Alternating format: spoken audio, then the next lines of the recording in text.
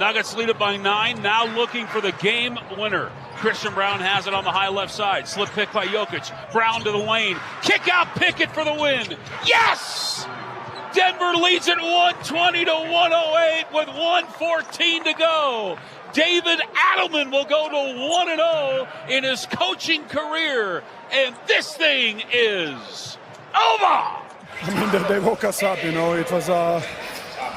We need to be woken a little before the playoffs, and I think when if we're in there, we can mess things up. We can fight and play with everybody. How do you think the team has handled what I'm sure has been a wild 48 hours? I think they got. Josh got the response that he wanted. People say that we are vulnerable, but I think the beast is always the strongest or the most dangerous when they're vulnerable. So maybe he woke up the beast.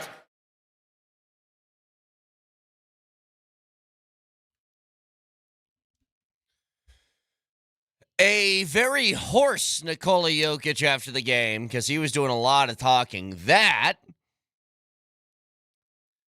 mentioned something yesterday that if the team comes out and they play with a little bit of fire, they play with a little bit of oomph that wasn't there before letting Michael Malone go. That he said it might make him mad. I was not mad in watching that last night. I wanted to see some sort of response. I think the worst thing you could have gotten was same old, same old.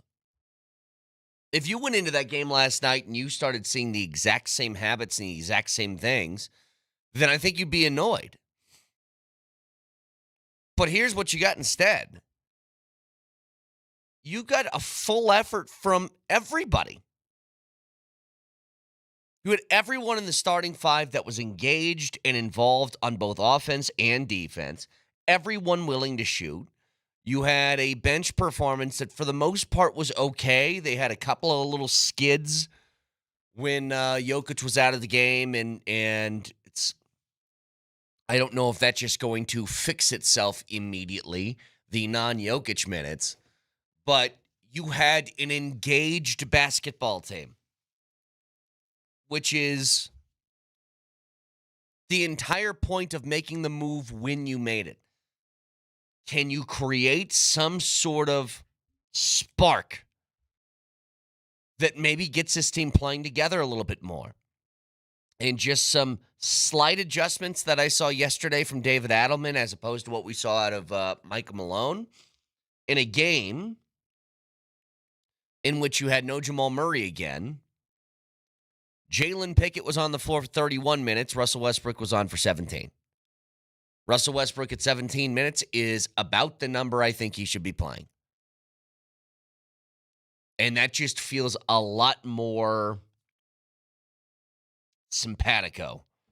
Did you see he had that one sequence where he basically did everything wrong you can do on a basketball court in the span of about 4 plays? And then, old habits die hard. And then Adelman immediately took him out. Yeah. And I wonder if Malone was watching on his couch and he did the Anakin from Star Wars. He went, is it possible to learn this power? Well, listen, Malone is, this is how it's always been for him. He was very, very stubborn when it came to veteran players, and he would trust them even through a whole bunch of mistakes. See Will Barton. But I think maybe a part of this is Jalen Pickett's playing good basketball, and maybe he's earned the right that if somebody is making mistakes, you put him back on the floor. Jalen Pickett, beginning of that game, he was kind of taking a back seat to everything, watching everything happen around him, wasn't super active and involved offensively. And then as the game progressed, he is, I'll tell you what, it's what I've always loved about Jalen Pickett. Dude is not scared. He is not scared to go into a game and play. He is not scared if he has just got a little bit of an open look to take the shot. And he finishes that game leading the Nuggets in three-pointers as he hit 5 of 7. But here's the big detail. Here's your starting lineup last night. Joker did not have 61 points. Did you know that? He didn't even have 40. He didn't even have 30. He had 20. 20 points. But here's the big detail. MPJ had 21. And Aaron Gordon had 21.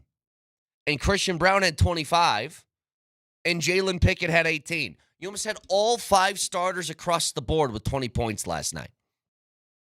That is a full, cohesive team effort. No, the bench, they brought you another 19. They did a fantastic job, I think, of playing defense against DeMar DeRozan and Zach LaVine, 2 guys who were really hot going into that game last night. The only one that I guess I was terrified of, at least immediately, good Lord, I thought Doug McDermott was not going to miss after just entering the game and burying 3 threes in like 2 minutes. But they kept that in check eventually. It was just an overall team effort. And I love that you got this kind of response. I mean, we're sitting here with 2 games left in the regular season. And hopefully, the effort that you got last night is continued throughout the last couple of games. You continue to keep pace in the standings. If the season were to end today, the Nuggets, currently the 4 seed, would be taking on the Clippers with a home game. So, if you want to keep it like that, I would love, by the way, if you had a Clippers-Nuggets first-round matchup. I'd love it. Continue to play with that sort of intensity from everybody across the board, and you're going to be just fine. But I figured this would happen. Like when I was talking about this yesterday, Michael Malone being let go, could this be a spark for the team? I thought it would be. Now, I don't know how far this can go. I thought it would be because this team is not one that just kind of rolls over and dies. They got too many good players who have too much pride within themselves to do that, and their star being the main sort of thrust of it. And if you guys heard him after the game, we had a couple of questions about how all this went down. Jokic told you. I don't know how much audio we have of this, at least right now, Nelly. But I know that Jokic said, Josh came to me and said, here's the decision. This was not Jokic being asked, what do you think we should do? This was not Jokic going to them and saying, here's how I think we should handle this. They went to Jokic and said, we made the decision. Just wanted to make you aware of it before the news breaks. And that's kind of what I figured went down. But there was not some sort of unhappiness with Jokic where he was starting to demand things. He, first of all, just never feels like he would ever do that. Secondly, he had a good relationship with Malone. It's the only coach he's ever had in the NBA. So he talked about it was the exact sort of things that we were assuming he would say, which is a lot of respect for Malone. It was a heavy day yesterday, all of that. But Jokic is also a professional, and he goes, this is my job. I need to go out and perform now. And he did. Despite what Sacramento was trying to do, which was throw double teams at him virtually every time down the floor, mix in a zone defense. They were trying everything they could to get the ball out of his hands, and for the first time in a long time, all 5, or I guess all 4 of the guys surrounding Jokic were able to make plays when they did that. And that's huge. So that's, to me, that's a game that made or should have made everybody happy last night watching the response. Because maybe it gives you a little glimmer of hope that they got something still in the tank for the postseason, and maybe they can just play spoiler to people. This team is capable of playing basketball at a high level. It's the reason why they're the 4 seed and have been in the top 4 virtually the entire year. I mean, it's kind of what you were talking about yesterday, Nelly. They aren't They aren't a bad basketball team. They're a good one. But by comparison of what we think their expectation should be, it feels like, which is championship or bust, the lofty goal that you set now feels like it's a little bit out of reach, or at least a long shot to get there. But they are not a bad basketball team. They play that way. They can beat virtually anybody. You play solid defense.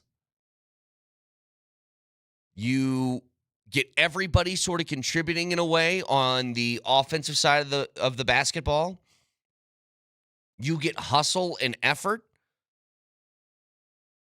They have a very, very big chance of not only winning a playoff series, but maybe winning a couple. So, we'll get to some audio from after the game. Jokic, David Adelman, whole bunch of people. Brett, promise this is relevant. Sure. This is like a Moser. You just got to hang on with me for a second. Okay. Do you have any tattoos? I do not. You are pure as the driven snow, just like me. No tattoos. No tattoos. Me neither. But I've been thinking I if have freckles. I was tattooed by God. right, and anytime the sun peeks out behind the clouds for more than 30 seconds, you get tattooed. Temporary A nice tattoos. beet red, It's like exactly. what are those things? Henna tattoos? Is that what they're called? Yes, exactly. Well, you heard the quote that I played in my show open where Jokic said, "People say that we're vulnerable, but the beast is always the most dangerous when they're vulnerable." I'd say that's tattoo worthy, man. If I was ever going to break the Pretty seal, good. I might get that quote with this logo on my hat right here. Maxie the Miner holding the Larry O'Brien trophy, and the beast is always strongest when it's vulnerable. It's a very, philosophical quote for having that in a second language. I would never be able to do that. I'm bad at philosophy in my native language. Like if a I second was, language? If I was just try and speak Serbian and then I pull out they say the day is darkest before the dawn. Oh God, what is that line again? Did I say that right? The day is always darkest before the the night dawn. is always the darkest before the dawn. Whatever. That I can't even say it in English. Now imagine me trying to do that in Serbian. I think the only equivalent of that we have in English is people from the South always have the best idioms. Like you'll be listening to PhD, and Scott Hastings will just say something like, Oh, he'll drop one. he'll just be like, people want to have their mashed potatoes, but they're too scared to do the mashing. I'm like, God, Southern wisdom, man. A couple texts I want to get to in just a second. Also, we have another keyword for that sauna that we're going to give away today. Avs and Canucks tonight. We talked to Jared Bednar about how to handle the rest of this season first. Secondly, the news that came down yesterday shortly after we talked to Jared Bednar of Gabe Landeskog's conditioning stint with the Colorado Eagles. There's a lot to get to today. Stick around.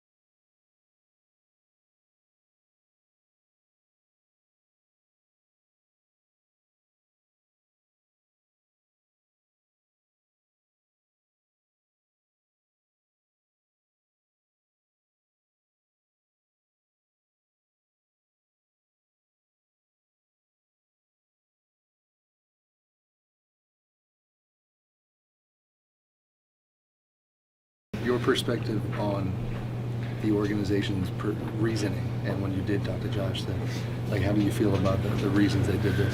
I mean, I'm not going to say what Josh told me. So, I mean, I knew a little bit before everybody, and he told me, like, we made a decision. So it was not discussion, it was decision, and you know, he told me why, and so I listened and I accepted. You know, it's I'm not going to tell what he told me. I'm going to keep that private. What does David Adelman bring?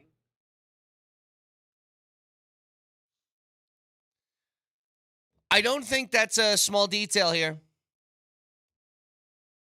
If you just heard what Jokic said, he goes, he told me about the decision.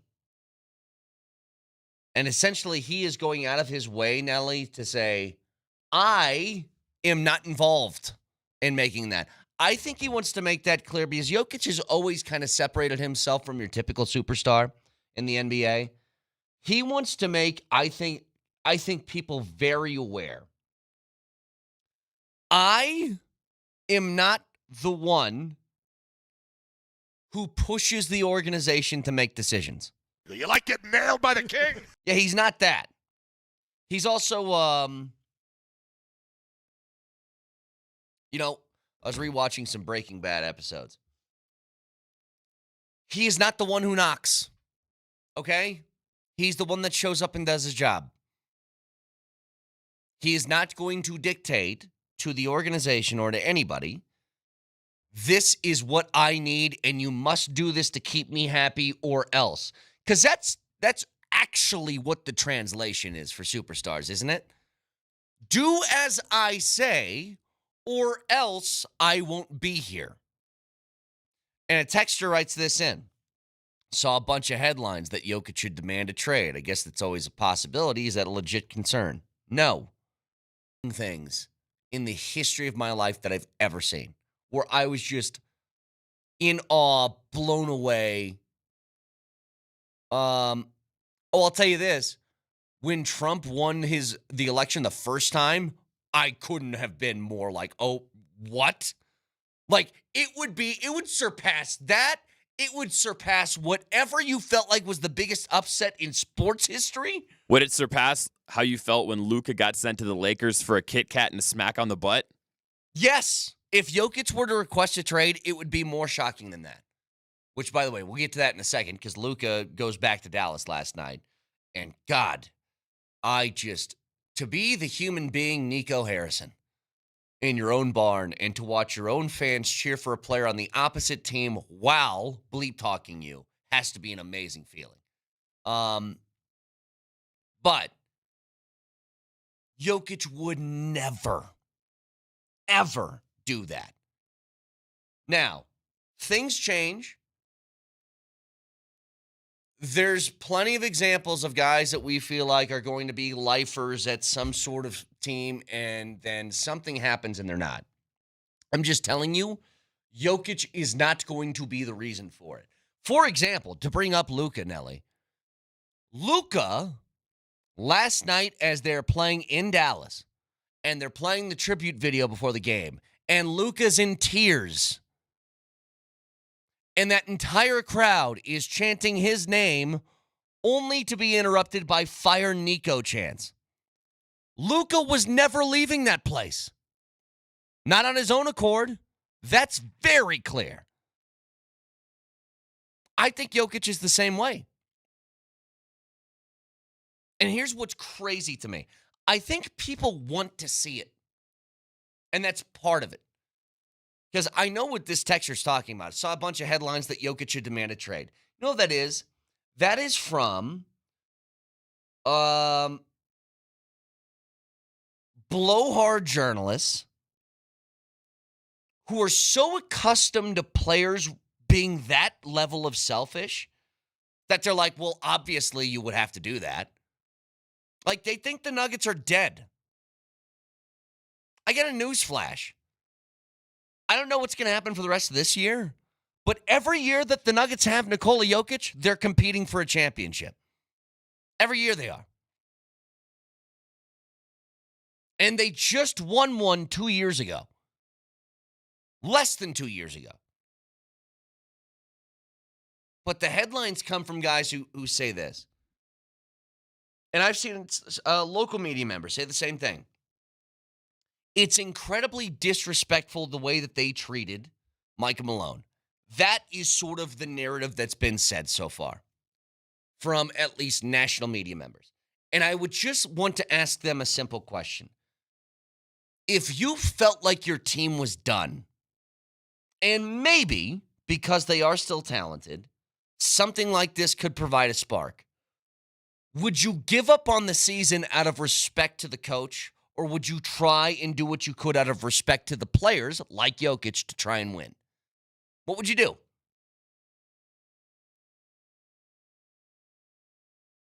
Because I get it.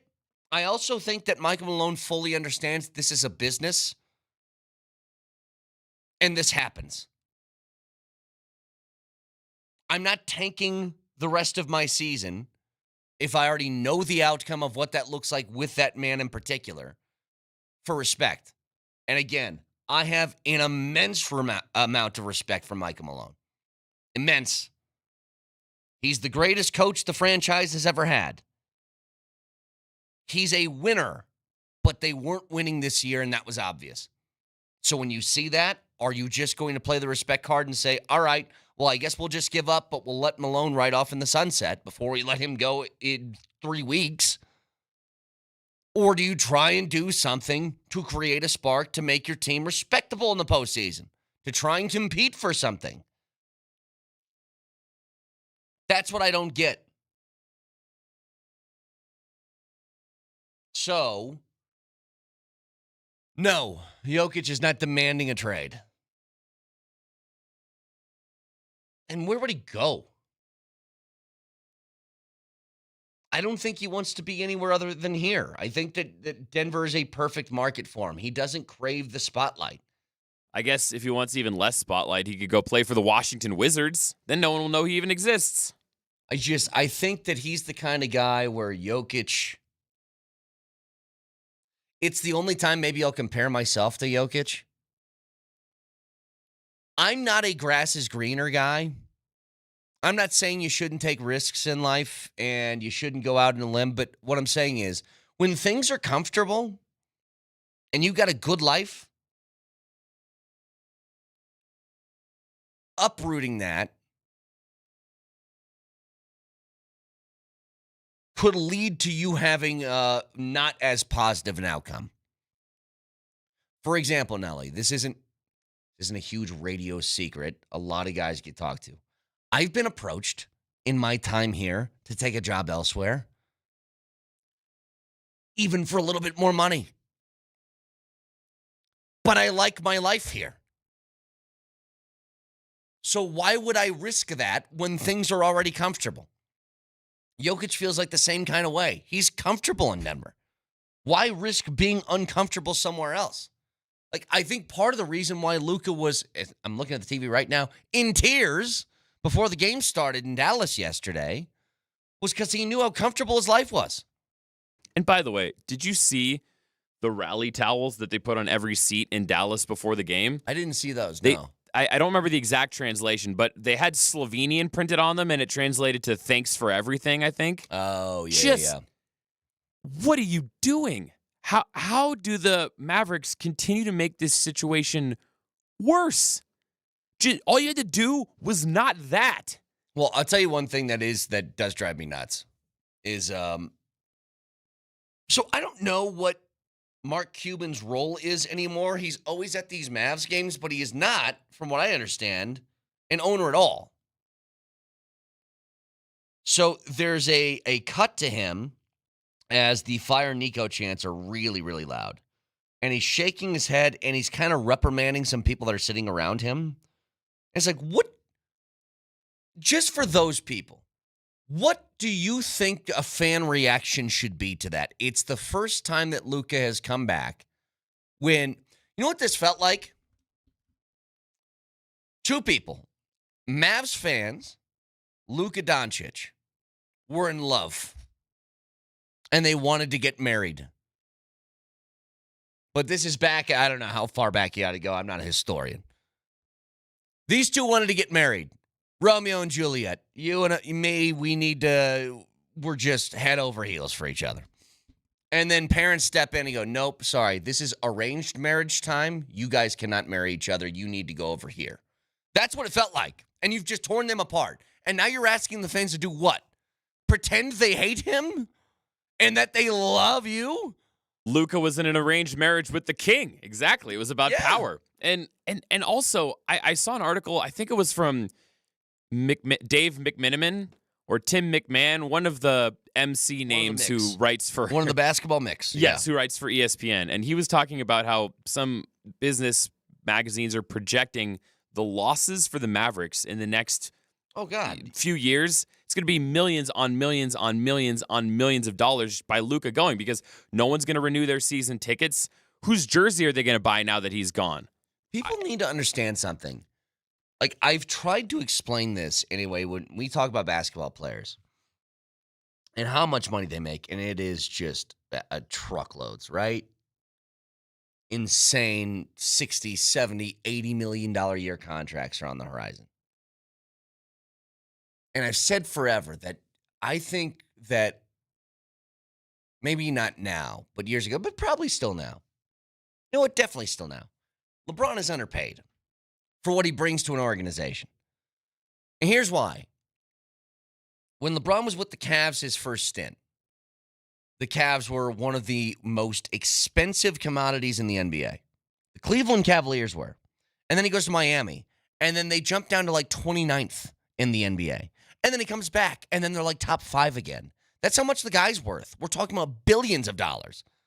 And you think that a $60 million contract is he's being overpaid? Ridiculous. It's the most like severe underpay ever. And that's the thing I don't understand about what you were saying with Cuban popping off on all these Mavs fans for going after Nico Harrison. Mark Cuban is a businessman. He has a TV show about business and investing. And yet he's getting mad at people for this move. I mean, basically, what the Mavericks just did is if McDonald's came out and said, we're trading the Big Mac to Burger King. Yeah. What do you think you're doing? And Cuban's a businessman, and he doesn't see the cracks in what's happening here? Here's the issues, though. I think there are some owners or guys in his position that they believe that fandom is non-negotiable. That no matter what happens, no matter what decisions you make, even if they're mistakes, you have a responsibility to stick with your team. And the reality, especially in the league, is this. A lot of NBA fans care more about their guy than they do your team. Now, it's different. You grow up in a town, all this different stuff. It's different. But there's a huge swath of people who watch the NBA, who watch it in a way of, I'm a Steph Curry fan, so I'm a Warriors fan. And if Steph gets traded to the Knicks, I'm now a Knicks fan. But here's the other thing. They feel betrayal by their own organization. They were betrayed. And that is a hell of an emotion to try and just get over. I said this from the beginning. You know what's easy?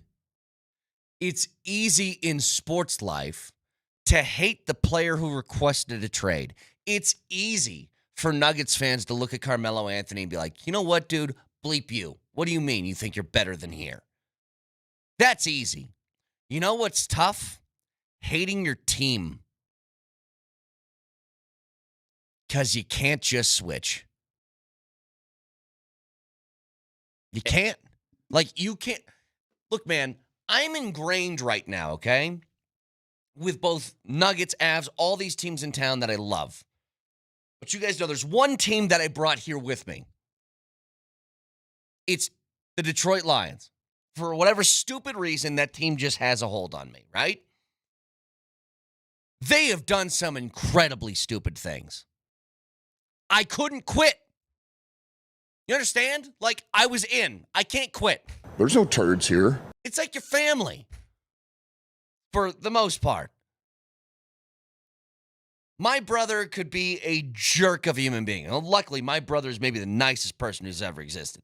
But let's say he is a jerk. He's still my brother. You know what I mean?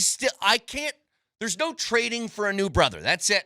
That's the one I got, and I'm going to love him until the day I die. It's the only I have no other option.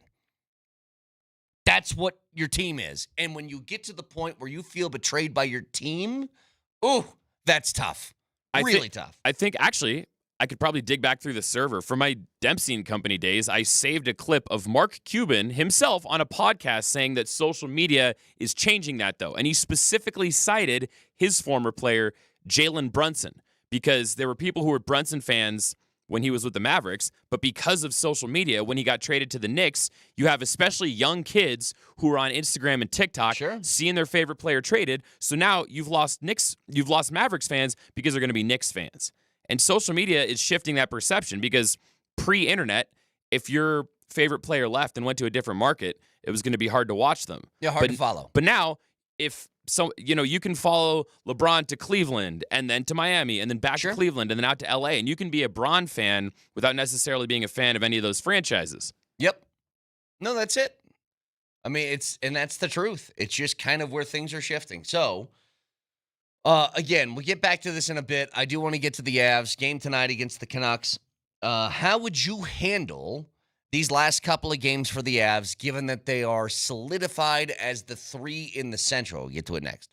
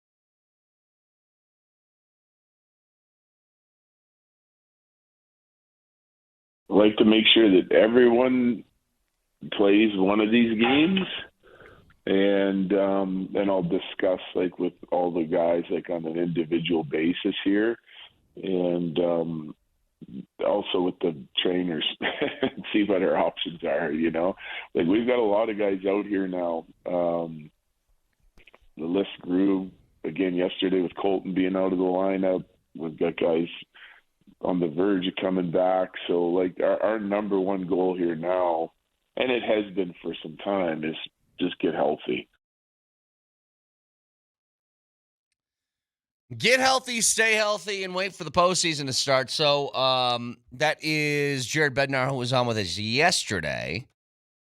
And the question was this. You're locked into the 3 in the Central. So how do you handle the last 3 games? And I think it would, they're still going to have about a week-long break between their last game against Anaheim and the start of the postseason. So it's not like they aren't going to have rest. But the question is, what are you willing to risk injury-wise in the last 3? And does that factor in to who plays and who doesn't? And I think that's the right answer. Give everybody at least one more game, and then you have a conversation. Do you guys want to play in this one? Do you want to keep working? Do you want to do this? Do you want to stay in shape? Do you want to blah, blah, blah? And you kind of handle that on an individual level afterwards. Me, I think you give Mac maybe one more game. You give McCarr one more game. Give like Taves one more game.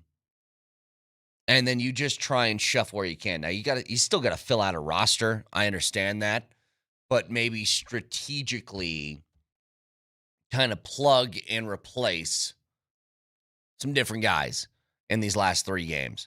The other thing, too, that is incredibly exciting is the idea that Gabe is going for a conditioning stint with the Eagles. Like, this is real life, okay? So after almost 3 years of the will he, won't he game with Gabe Landeskog, whether he's going to play, come back, whatever, this is real. And hopefully when he gets in these games with the Eagles, everything feels right, and he can come back and be a contributing member of the Avs team again. But nonetheless, Gabe is an incredibly key part to, I think, the mental makeup of this team. And if his ability is still, even 85% of what it was when we last saw him, which was the Stanley Cup final, then he's going to be able to contribute in a big way in a lot of different aspects of their game. But it's just exciting that this opportunity is finally here. That we're going to get some sort of pretty definitive answer. Is this going to work or not? If he goes out there and the knee is still bothering him and he just can't give it a true go, then I think that we're going to see the end of the story.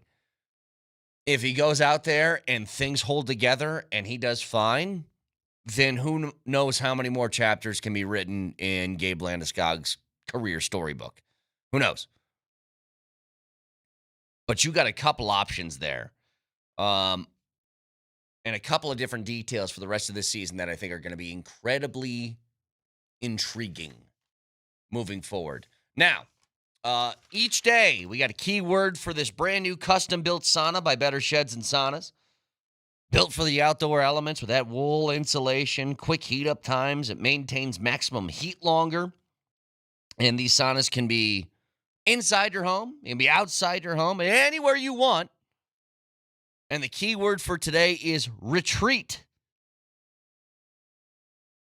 I'm assuming like go on a retreat, not retreat, like run away. Yeah, the idea is that these saunas are going to make you feel like you're at a mountain retreat in the comfort of your own home or your own backyard. Or, I guess, to your other definition, if you had a bad day, retreat to your sauna. Yes, exactly.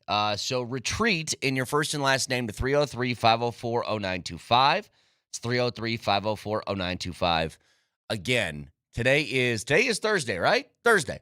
We have one more day, one more keyword, so one more opportunity for you to get as many of these entries in as possible if you want one of these beautiful, brand new custom-built saunas. And if you want to see more of these in pictures of what they have available, go to getabettershed.com. So, Masters is on this morning, already teed off. The featured groups aren't coming for another, I think, 20 minutes, 25, 30 minutes.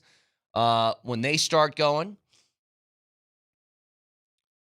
So we'll keep an eye on that, keep you updated on the scores throughout the day today. So just some of the groups coming up on the schedule.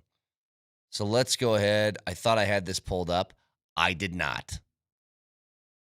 But even if I know that some people are just totally out on golf, and I fully understand why. I get it.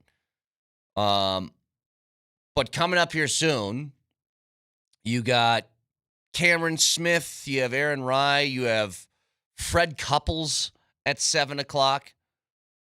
Your Brian Harmons, Patrick Reeds, Billy Horschel's, a whole bunch of Morikawa. That's all in the next hour here.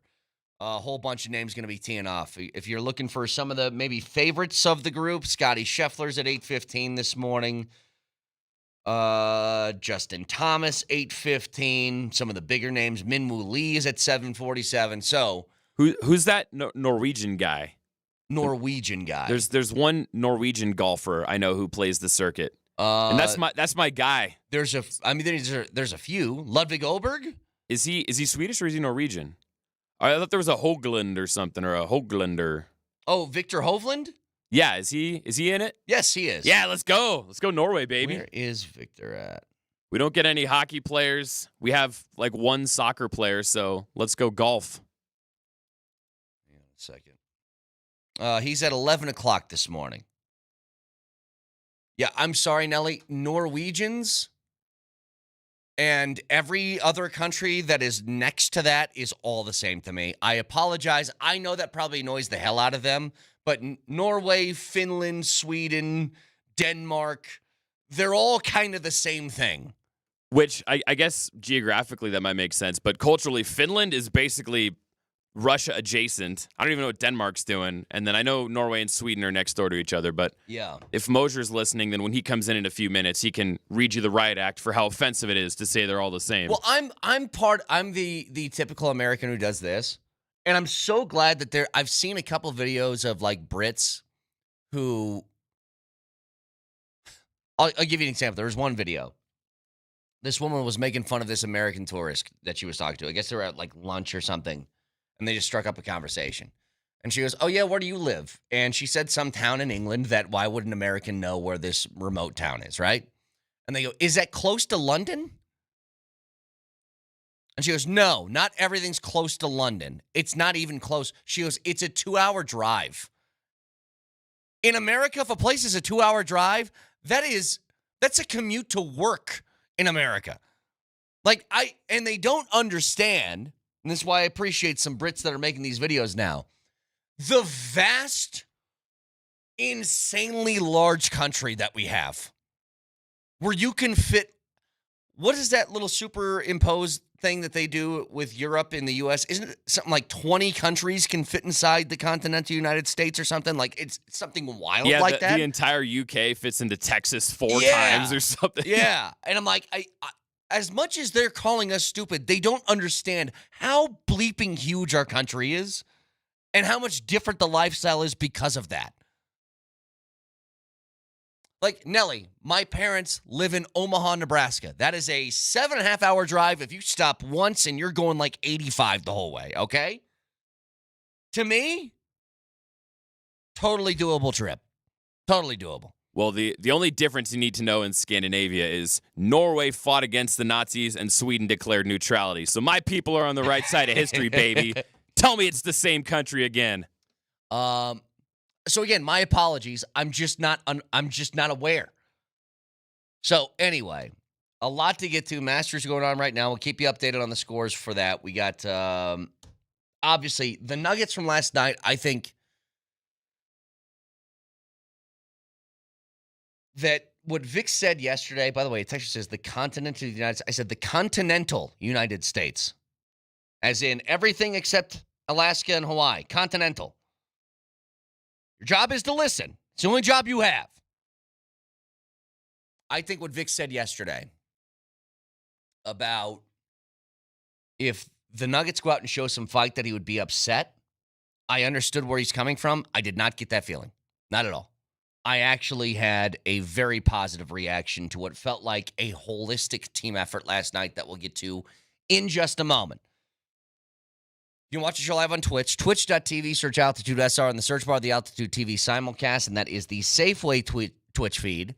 Download the Safeway Deals and Delivery app, get exclusive grocery offers, Safeway fresh foods, local flavors. Can also watch on that YouTube simulcast every weekday, 6 a.m. to 7 p.m. We are live on YouTube, including if you subscribe to the channel, that Altitude Sports Daily, the recap of everything that you missed from the number one sports station in Denver, Altitude Sports Radio 92.5.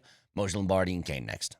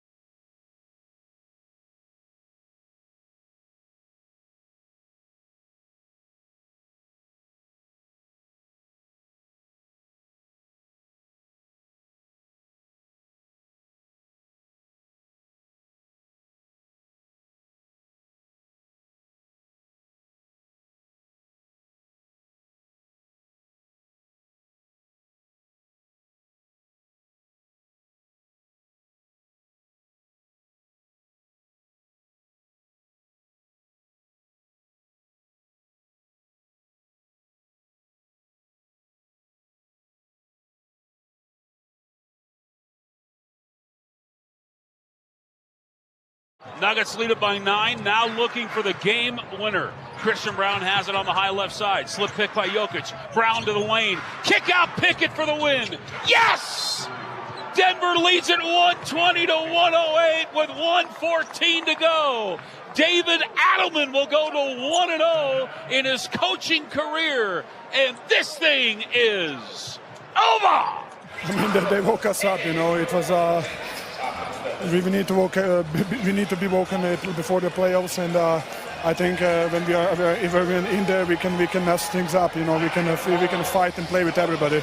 How do you think the team has handled what I'm sure has been a wild 48 hours? I think they got. Josh got the response that he wanted. You know, people say that we are vulnerable, but I think the beast is always the strongest or the most dangerous when they're vulnerable. So maybe he woke up the beast. Did he just drop like some Socrates on us right there? I don't know. Let's They ask say her. we're vulnerable, but the beast is always most dangerous when it's vulnerable. Let's It's like, ask whoa. our resident philosophical guru who apparently studied ancient Greek philosophy. Hello, Vic. That dude's a hooper and a poet. Imagine trying to drop a line like that in a second language. Dude, I was thinking, that's so funny you bring that up. This guy learned how to speak English just recently, okay? And he's dropping lines. He's using words like vulnerable. Yeah. Like I don't think I learned how to use that word until like 2 years ago. Well, me, who's spoken English my entire life, just said, what's the line? The day is always darkest before the dawn? No, it's the night. It doesn't matter. The fact that he can do that, first of all, great. Second of all, Vic, I want to start here. You said yesterday, and I totally understood where you were coming from. You said, if they come out and they show fight tonight, I'm almost going to be more mad about it. And I understood where that was going. And then I asked you, well, it sounds like you're going to be impossible to make happy. Because if you're going to be mad if they lose, and if they play well, you're also going to be mad. I'll tell you what, I wasn't mad watching that last night. I was actually really happy in what I saw. It wasn't as much fight. It wasn't physical. Like they didn't physically exert themselves to the point where I've never seen it before. The difference last night, in my humble opinion, communication. Yeah. It was communication. It was connectivity. How many times did Nikola take the team to the side? You know what this whole thing did? Fellas, it crystallized for me when I was watching this game last night. This franchise has been begging Nikola Jokic to be more vocal and a bigger leader. And the excuse was always, well, that's not who he is. It's not what he does. He plays, he's dominant, but he's not vocal. Who was the most vocal human being in that arena last night? His voice was hoarse in the postgame. This move, as he just used so appropriately, this move woke up the beast in more ways than one. He is a walking, talking head coach. He is Bill Russell out there. He's Bill Russell. He's player coach Bill Russell. I'm telling you, here's what you got last night, which I thought was super interesting. You had a starting five where almost every player had 20 points. Jokic did not have 61 yesterday. He didn't have 45. He didn't have 38. He didn't have 30. He didn't have 25. He had 20 points. And then Christian Brown had 25. And MPJ had 21. And Gordon had 21. And Pickett had 18. You had almost 5 starters with 20 points apiece. That is something I'm sure Jokic has been begging for months. Balance is all he's ever wanted. Balance. You know what Chuck told us yesterday, Mose? Remember when Chuck said they rely too heavily on Joker offensively? They rely too much. They overwork him early. They need to have more balance. They need him to be a closer. What he said was true. You saw it yesterday. He's at his happiest when he doesn't have to carry the load. Speak. What do we... I thought I sent a text to everybody yesterday explaining my situation today. Did everybody read the text? Vic, you responded to it. Okay. I'm just here so I don't get fined. So not off the top, Mose. Go ahead and read it, Brett. And Not leave, off the top. leave all the foul stuff in there, too. You leave do these Fs. bits. You find pockets to do these bits. You don't do these bits off the top of a show when we have hot news. How can you take me seriously if I don't stand up to my word on what I told you last night? I mean, time and place. Time and place is all I say to you. So, Moj, I would like to get your thoughts on the game. Oh, you would? Yes. Because it's part of what we do. I would be happy to give you my thoughts, and I'm actually very excited because some things you've already just said make a lot of sense. What Moser said is, I watched White Lotus episode 1, now on number 2. This is bleep. You are both bleeping idiots. I don't know what both means. I haven't watched the show. I'll be in tomorrow, but I will not talk, nor will I allow you to talk to me. So here's the problem, though, Moj. Your job requires it. I need an apology from Vic. You need to apologize for submarining the first 5 minutes of this program. That is also true. Okay, we'll call it even. Even. Now, game. When I watched that game last night, clearly they had a spark. And I think that anytime, especially in the National Hockey League, anytime a coach gets the ziggy and a new guy steps in, you get that new coach bump, do you not? You get a little oomph. The new coach smell? But golly, did you, when I listened to Nikola Jokic last night, when was the last time you heard Nikola Jokic say something along the lines of, you awake the sleeping wolf and he's going to eat your face, or whatever he said, you know what I mean? That was pretty cool. I also read all about how the team found out, how he found out. We'll get into all of that. Yeah. And a heavy day for everybody, I'm sure it was. But there was a response out of the Denver Nuggets last night. Not only was there a response, I couldn't help but think as I'm sitting there last night looking at that box score, saying to myself, you know what? In my humble opinion, and I hope Jamal's back sometime soon, but if the Nuggets are going to win, that is exactly what I want the box score to look like. Yeah. A triple-double from the big fella, but 20, 12, and 11. The key here is 11. Other guys were getting the ball. And not only that, Vic, guess what? Other guys were making. I'm not talking about the three-pointers because that's still dipping below 40. Fine. But other guys were making, and other guys had energy, and they shared. I liked what I saw. Do you know what David Adelman said after the game? He said he was most proud of one thing. He was most proud of the fact that Nikola Jokic shared the ball with his teammates, which is what he loves to do, and his teammates didn't back down. Yeah. They took the shots. Especially Pickett. I mean, Pickett has, I'll tell you what. Is Calvin Booth sitting at home going, I told you he could play? Well, maybe. I'll tell you this, though. He's not scared. If Pickett gets a little glimmer of an open shot, he takes it. And he was, 5 of 7 from 3 last night? Yeah. Here's the thing about him, though. And I think it's a small part of what happened in that game, but it's a bigger thing now with Adelman in charge. Westbrook comes in off the bench. He has a sequence where it's like 4 straight possessions where he did something awful. He turned the ball over. He was wild and out of control. He made a mistake on defense. And Adelman pulled him. He pulled him and said, Pickett, get back in there. That's something that I don't think with Malone happens. Yeah, Russell did not have a very good night at all. But here's the thing. Other than that, he played 17 minutes. That feels like what Russell Westbrook should be doing for you. About 20 minutes off the bench.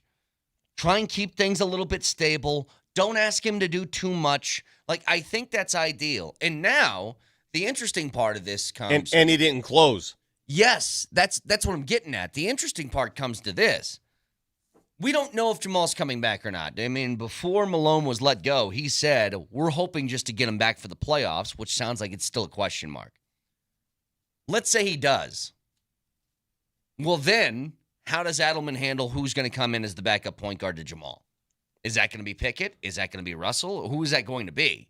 I don't care about egos. I would say I care about winning. Hang on. What I'm saying, Moj, is I think that this would not be a discussion had Malone still been in charge. I agree. Probably right. And that's one of the reasons they made the move. Feels that way. Things got stale. Yep. I think the answer to your question is who do you bring in? Where do you carve out those minutes? I think the answer is circumstantial. Sure. It's pretty clear that in close games where turnovers will cost you heavily, you have to pick and choose. I mean, it was obvious to me when David Adelman described Jalen Pickett after the game. He used words like efficient. He used words like, safe with the ball. Mm-hmm. You know, those are words that apply to him, but also the antithesis of what we see when Russ gets out. Russ does a lot of good, okay? We saw a one-man fast break last night where he pulled down a rebound and he went the distance and it was an and one. Right. I mean, that's the good. We see a lot of that. It's beautiful. The problem is he played 17 minutes and he led the Nuggets in turnovers. Right. Well, and not only that, he had almost half of them total. They only had 7 turnovers the entire game. They're 3-0 when they have 7 or fewer turnovers. And the Kings turned the ball over very little as well, which is good for them. But Russ had 3 of the 7, okay? It just shows you that they were attentive, they were upbeat, they were ready. I saw a lot of smiles yesterday. Smiles. I actually saw teeth, right? Yeah. I know these guys have teeth, Vic, right? I know they do. We finally saw some teeth on a smile. I saw the big fella on the bench gyrating and instructing, and I think he's trying to will this thing across the finish line too, and I appreciate that about him. I really do. It's been a long time since I saw this, Vic, and I saw this multiple times yesterday. Aaron Gordon at the dunker spot again. Going in for some lobs. Oh, back-to-back Consecutive how about back-to-back alley-oops, bro? Including one reverse dunk. That was missing for a while, and I don't know why. The other element that I witnessed, and I saw it early when he had 12 first-quarter points and he led the Nuggets in scoring with 25, Christian Brown has emerged as a team leader. Christian Brown asked David Adelman, can I handle the team huddle break? You know, what's that called? The guy that handles the 1, 2, 3, go, go. What is that? I don't know there's necessarily a term. Yeah, there's a name. There? There's a term for that. Yeah, the 1, 2, 3, go, go guy. Yeah, the guy. Yeah, the 1, 2, 3, go, go guy. He's the guy 1, 2, 3 Nuggets guy. He asked to be that guy. He is that guy. You know what? Christian Brown has all grown up in front of our very eyes. He basically said, I'm going to take on a bigger role, a leadership role. He did it on the court last night. He did it off the court. He made a three-pointer. Looked good. Mm-hmm. Came back down, and he throws up an air ball from 3. Pure air. Not even rim, nothing. Didn't let it bother him. Hold on. Comes back down, drains a 3, and then turns and says something to somebody in the crowd. I'm like, oh, yeah, you get those sack downers. Yeah. You get them, Christian. You go, probably my former neighbor or something. Screw that guy. Get him. I liked it. Nikola Jokic's line last night, and again, I'm not going to tell him not to take threes. He only attempted 1, and that was that heave. It wasn't a real 3, okay? He did not sit at the three-point line thinking, I've got to score big buckets to give my team a chance. From the onset, he knew the recipe. And the recipe for success for these Denver Nuggets is balance. You close with the man. He's the best player in the world. But if you have balance early and often, you will find ways to win. And that's exactly what happened last night. Hey, Vic. Balance. A couple of pieces of audio real quick. Actually, we'll save. I'm going to save that. Go ahead. A couple things, Vic, real quick. Masters is on already. Yeah, I see your hat. I like it. I did not wear mine today because I've got to go to skate, but I'm sure tomorrow on the program I'll be wearing it.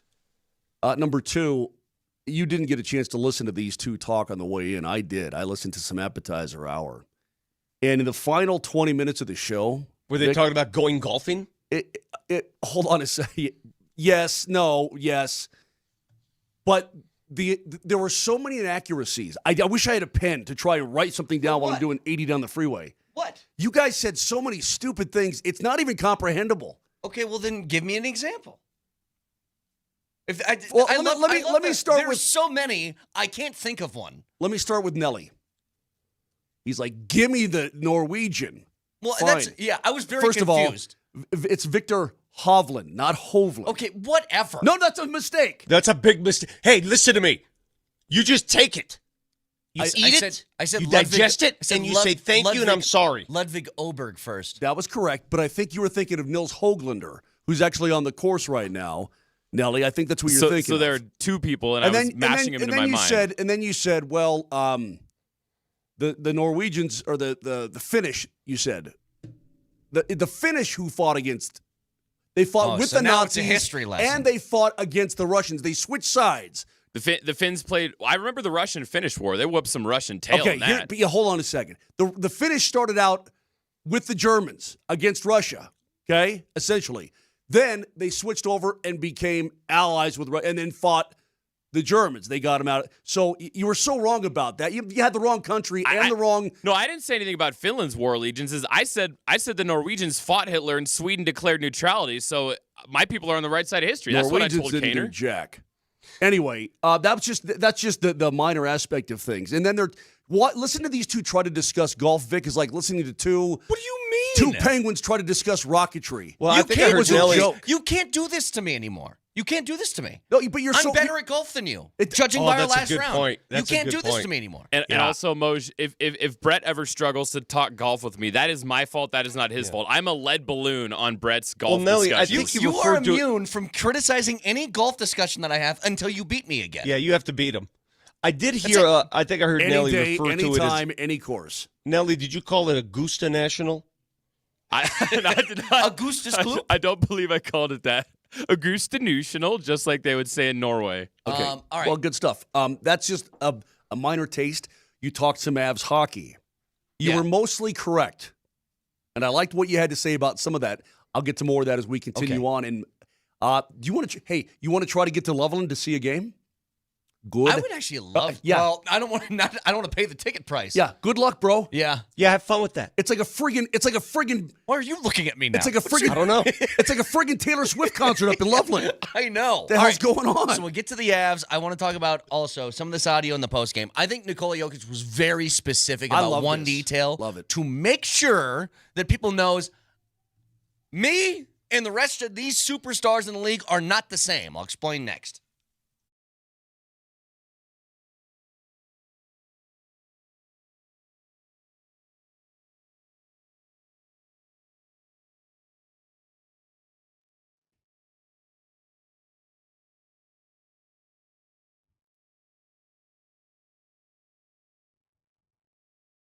Got to about age 43. I'm going, man, I don't feel like I did when I was younger. What's going on? Remember, go to the doctor. He says, hey, get some low T going on there, low testosterone. So that stinks. Can I take some? You're just getting older, man. It's just the way it is. No, I did something about it. I called the Rocky Mountain Men's Clinic, and you should too. If you're feeling sluggish, low energy, sleep patterns off, you're working out in the gym, you're not feeling the same kind of gains and seeing those, well, do yourself a favor and check it out. You might be suffering, from low testosterone. Early to mid-30, guys start to lose 2 to 3% of their testosterone production every single year. It happens gradually. Before you know it, you're like, dang, not the same. These people can take care of you. Go to RockyMountainMen'sClinic.com. Take the low T quiz on the website. It's super easy. Schedule a consult, $99. Medical consult, T, PSA test, and if you do sign up for testosterone treatment the day of your appointment, your visit's absolutely free. Maybe they can really help you. Maybe you don't need it, but maybe you do. So go to RockyMountainMen'sClinic.com or give them a call. 720-440-7900. No need to wait. 5 locations in Colorado. 720-440-7900 or RockyMountainMen'sClinic.com.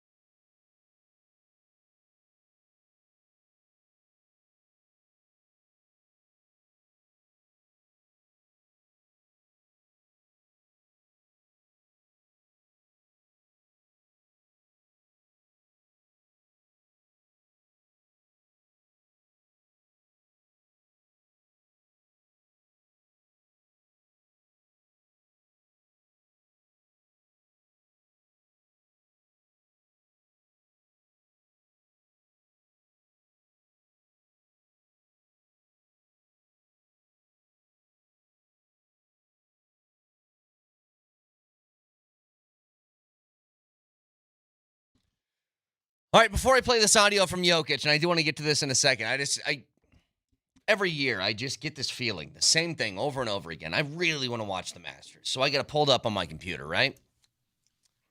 And I can't understand. It's the world's biggest golf tournament. It's the most interested that you're going to get the most massive group of people into. And every year this thing starts, and I got the option to watch holes 4, 5, and 6 or people on the range.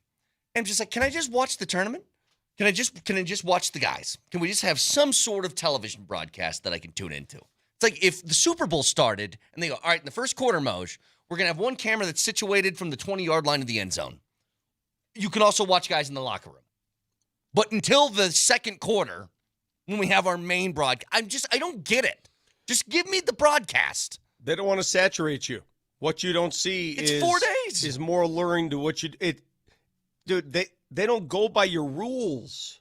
Your rules don't apply there. But it's silly. I want to watch. It's also the same tournament that they don't hit you with 8,000 commercials either. They don't do that. That's great. I mean, they do a lot of things that are so unlike the rest of golf. By the way, I'm watching right now. Number 5 at Augusta, boys. Number 5 is so hard. It is a monster. And they don't like using those terms, but number 5 is so difficult. Ooh, Bunkers on the left. The green is like there's 3 levels to the green. It is a great. If you get away with par on number 5, it's a win. They put that pin in ridiculous spots. The approach is never easy. They force you to hit your tee shot. You know what it feels right. like?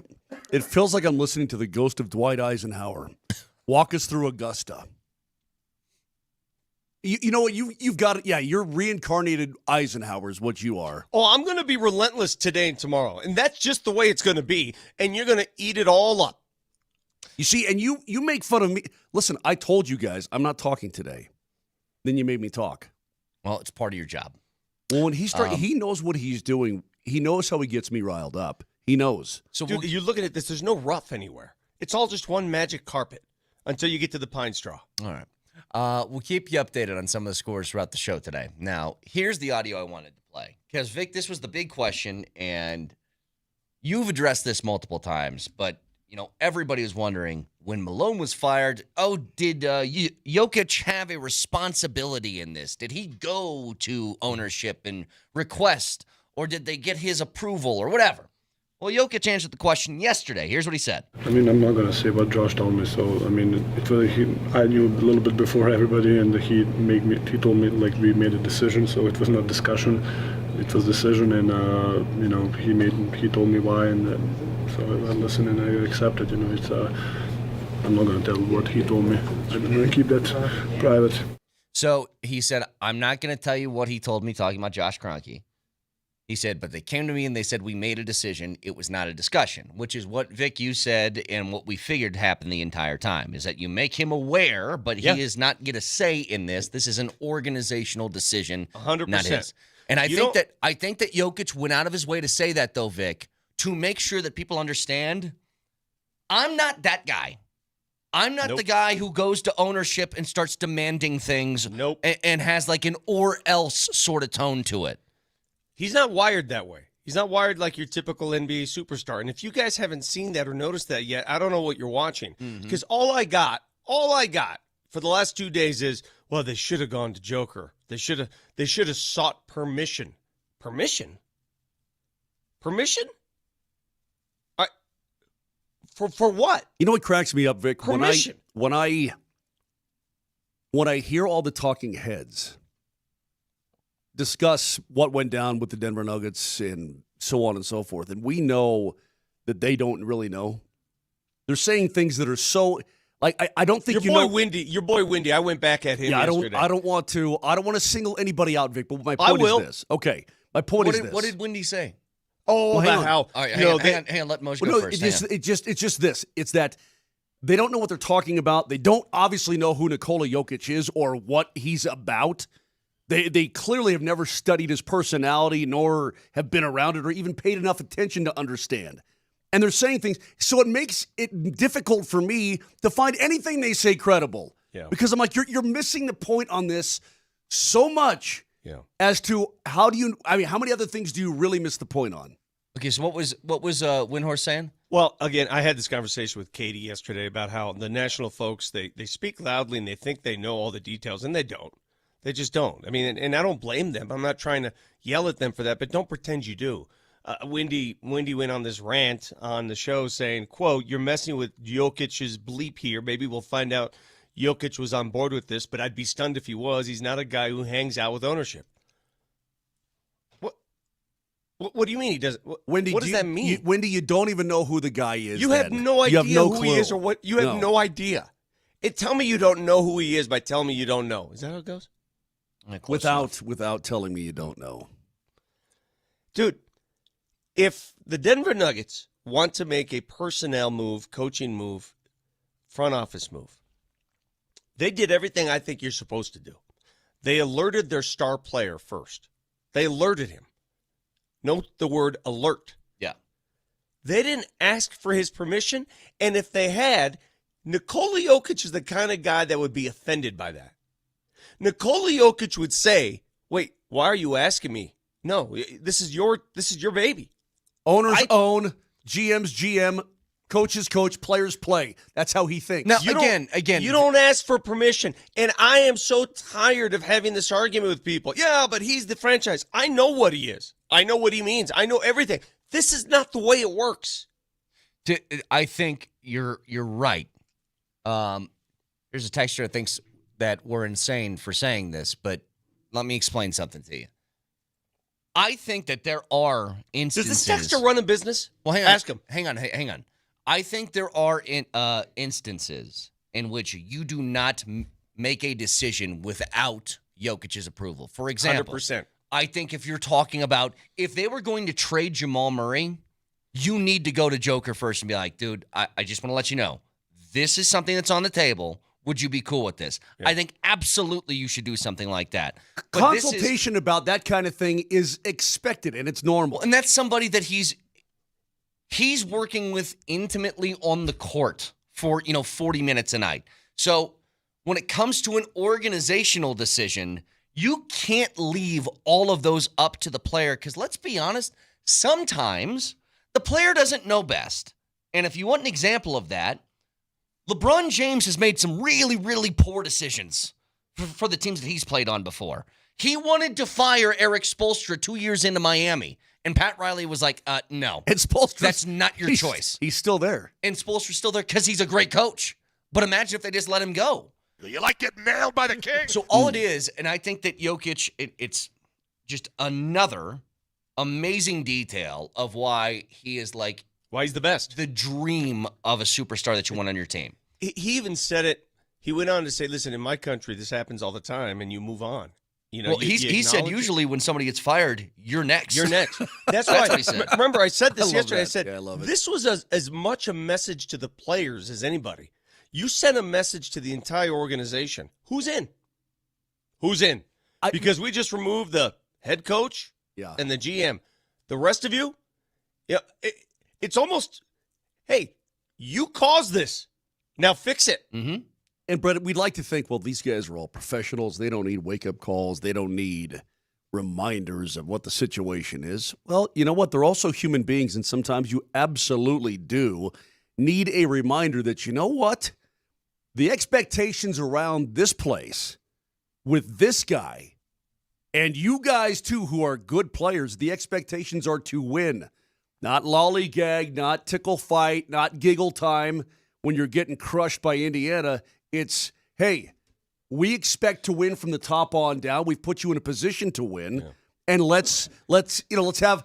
So listen, do they take it as a wake-up call? Yeah, they should take it, and I believe they did last night. Could I just say one thing, by the way, that I have found amazing in watching some of the national coverage, is that I think the national media people are so broken at the idea of how superstars react to things. Because they're used to seeing it a certain way. They're so used to the LeBron, James Harden, KD, like That Kawhi. style of if I don't get exactly what I request, I'll stomp my feet. And then if you still refuse to listen to me, I will force my way out. Because I've heard We call so that many the- people. Hang on, Moshe. We call it the Veruca Salt. Yes. The Veruca Salt approach. I've heard so many people nationally being like, "Gosh, I wonder if Joker's going to request a trade." And I'm like, "Request a trade? Oh, I'm Who so do glad you you brought think that you're up. talking to?" I'm so 'Cause glad you brought there's- that up. There's a combination, Vic, between that and then also the amount of disrespect that this is to Michael Malone. Yeah. And I've heard local people talk about this, and they go, "Hang on a second. It's weird. But if you know that currently constituted, the coach is just, for whatever reason, the team's not responding to the coach, and you know your season's going to end, but you feel like your team is still talented, and maybe this could make a difference. I'm not choosing the respect card over the ability to win if I think it's going to help. Absolutely. I'm going to be go perfectly ahead. clear.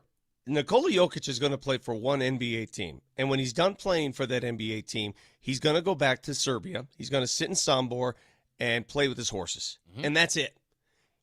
What else do I need to tell you about this man's personality that doesn't... The people who continue to stomp their feet and say he's going to demand a trade, to where? For what? You have no idea how he's wired. He's shown you who he is. He has shown you what he is, what he's about. What else do you need to see? This was an organizational decision. You know why they made the decision? Because they want to have a better platform for Nikola Jokic. Absolutely. Not only that, Vic, but listen, for anyone to suggest, well, this is all Malone's fault, no. Or all Calvin Booth's fault, no. It's everything. It's all encompassing, okay? So get off of that right away. But the duty and the responsibility of an ownership group to the fans, to themselves, to their players to try to win is significant. And I also like the idea of, listen, this is a pretty big shot across the bow for guys inside that room, is it not? Sure. Okay. I have absolutely no problem this postseason and this offseason determining who wants to be a Nugget and who doesn't want to be a Nugget. I have absolutely zero issue with that because you know what? You ain't got time to wait. There ain't no time to drag your feet and decide, do I really want to play? Yep. Or am I satisfied with what I already got? I tell you what, Christian Brown wants to be a Nugget. You're damn right he does. And so it's part of that as well, Brett. Let's truly find out who's who. Okay, listen. You ever see Jack Reacher fight a guy, Tom Cruise fight a guy, and those five guys in the street, right, Yes. in the bar? Sure. And he explains how it's going to go down. And so then he goes, all right, so now we know who's who, right? The leader and the two guys who will run and all. I love that scene. That's what we're going to find out here. You've got, essentially, Josh Kroenke as Jack Reacher. All right, who's who? Well, we know that 15 is who he is. We know, essentially, what number 0 is.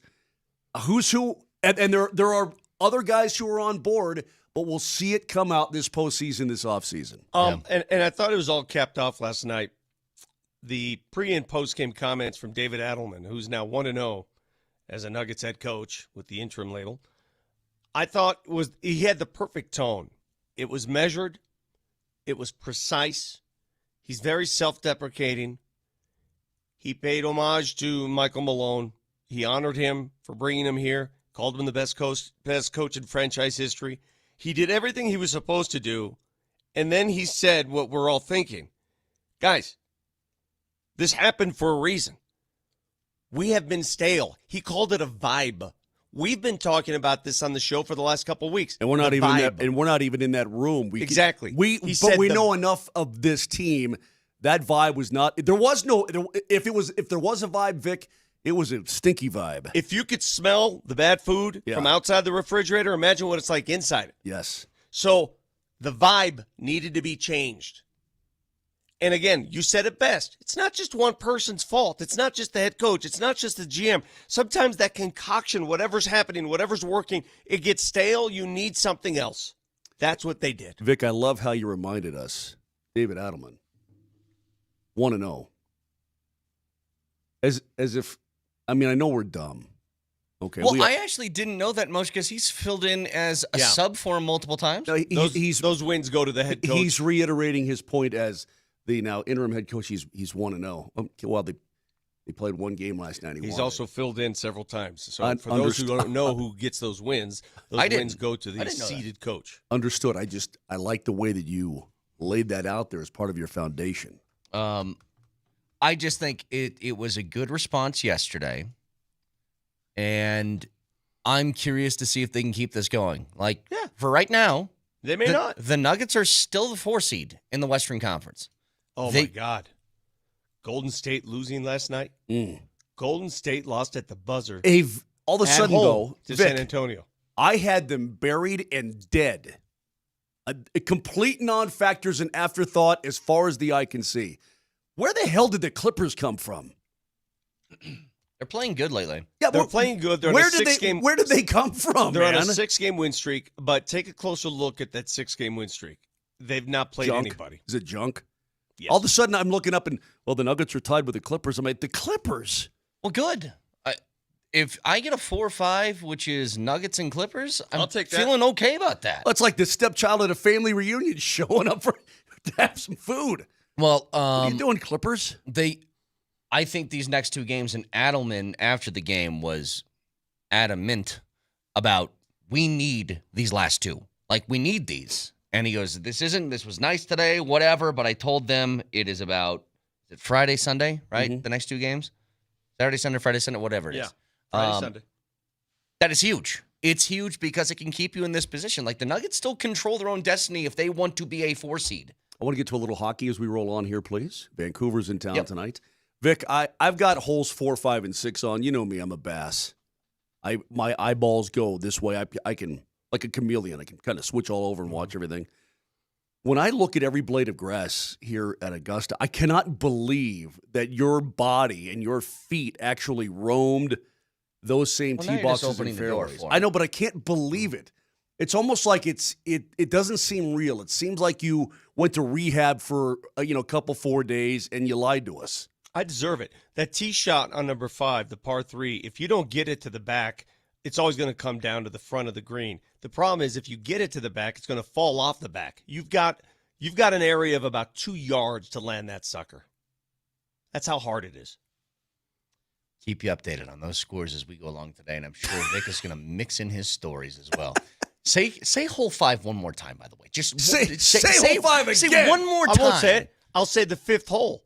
Mike Weir teeing off right now, aiming to the left. Good luck with that. If you pull that shot, bro, you're dead. Yeah, well, he's won there, so why don't you shut it? Yeah, you know what, Tiger, before you go out there, I just got a little advice for you. Listen, my boy Vic wants to just give you a little bit, okay? All right. Just a little bit. Get to the Avs here in just a second. And if you guys missed it yesterday, we talked to Jared Bednar. There's a strategy now. You're locked into the 3 in the Central. So what do you do in the final few games? We'll get to it next.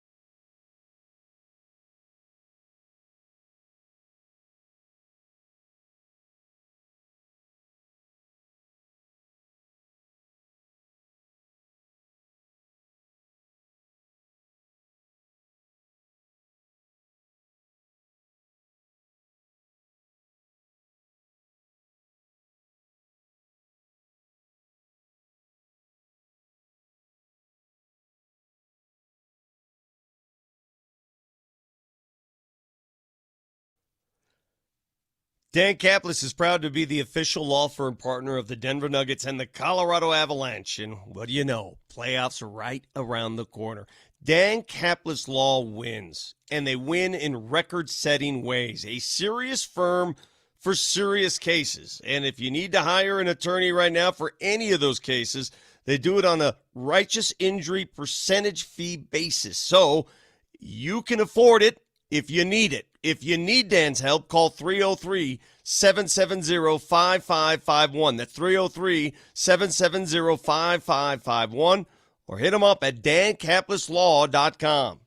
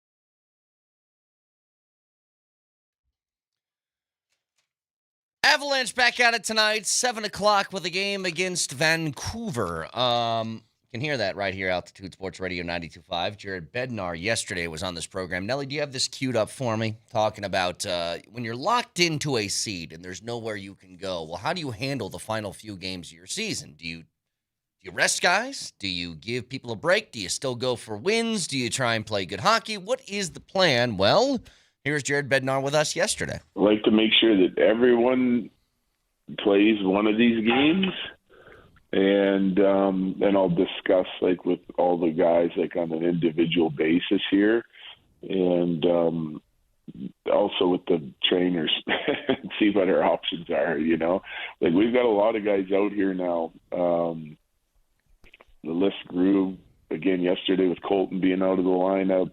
We've got guys on the verge of coming back. So, like, our number one goal here now, and it has been for some time, is just get healthy. Yeah. I mean, health is going to be your main concern now that you're in the postseason and locked into a spot. I think that they're probably going to go somewhere in the route of, all right, McKinnon, you get a game here and then take a little break. You mentioned it, Mose. They're already going to be off for like a week before the postseason starts anyway. Yeah, there'll be plenty of time, I think, to rest ailing bodies. But I did a thing the other night before the Vegas game with Darren Helm, Stanley Cup champion Darren Helm, for KeyBank, our friends over there. And we were talking about a postseason run, and he again reiterated that, are you really healthy ever in the postseason? I mean, I think the question is, can you play? Right. You're never really healthy. Everybody's got something. Now, some guys have bigger things. Like Andrew Cogliano had his neck broken. Happens. He had screws in his – Nazem Kadri, remember they had to cut the screw down and fix the glove so he could actually put his glove on? Remember that? Yeah. Yeah. Cogliano had screws in there. Obviously, Landy was in tremendous pain. throughout the Stanley Cup playoffs in the final. That's now evident. Yep. And everybody else is dealing with something. I mean, it's a foot, it's an elbow, it's a shoulder, it's a combination because the NHL season is long and it's difficult. So everybody's got something, but you want to just put yourself in as good a position as you possibly can. That's it. On top of that, he kind of said it without saying it that Landeskog was going to go to the Eagles for a conditioning assignment. And shortly after our interview got done, like a couple of minutes, it was officially announced. So it is something to keep. He could have just said, "Hey, boys." He could have just said it. Hey, Vic, just between us, okay? And he's going to Loveland. So he's going to go to the Eagles to play a couple of games. And I'll say this. You know what's crazy? 3 years in the making for this, right?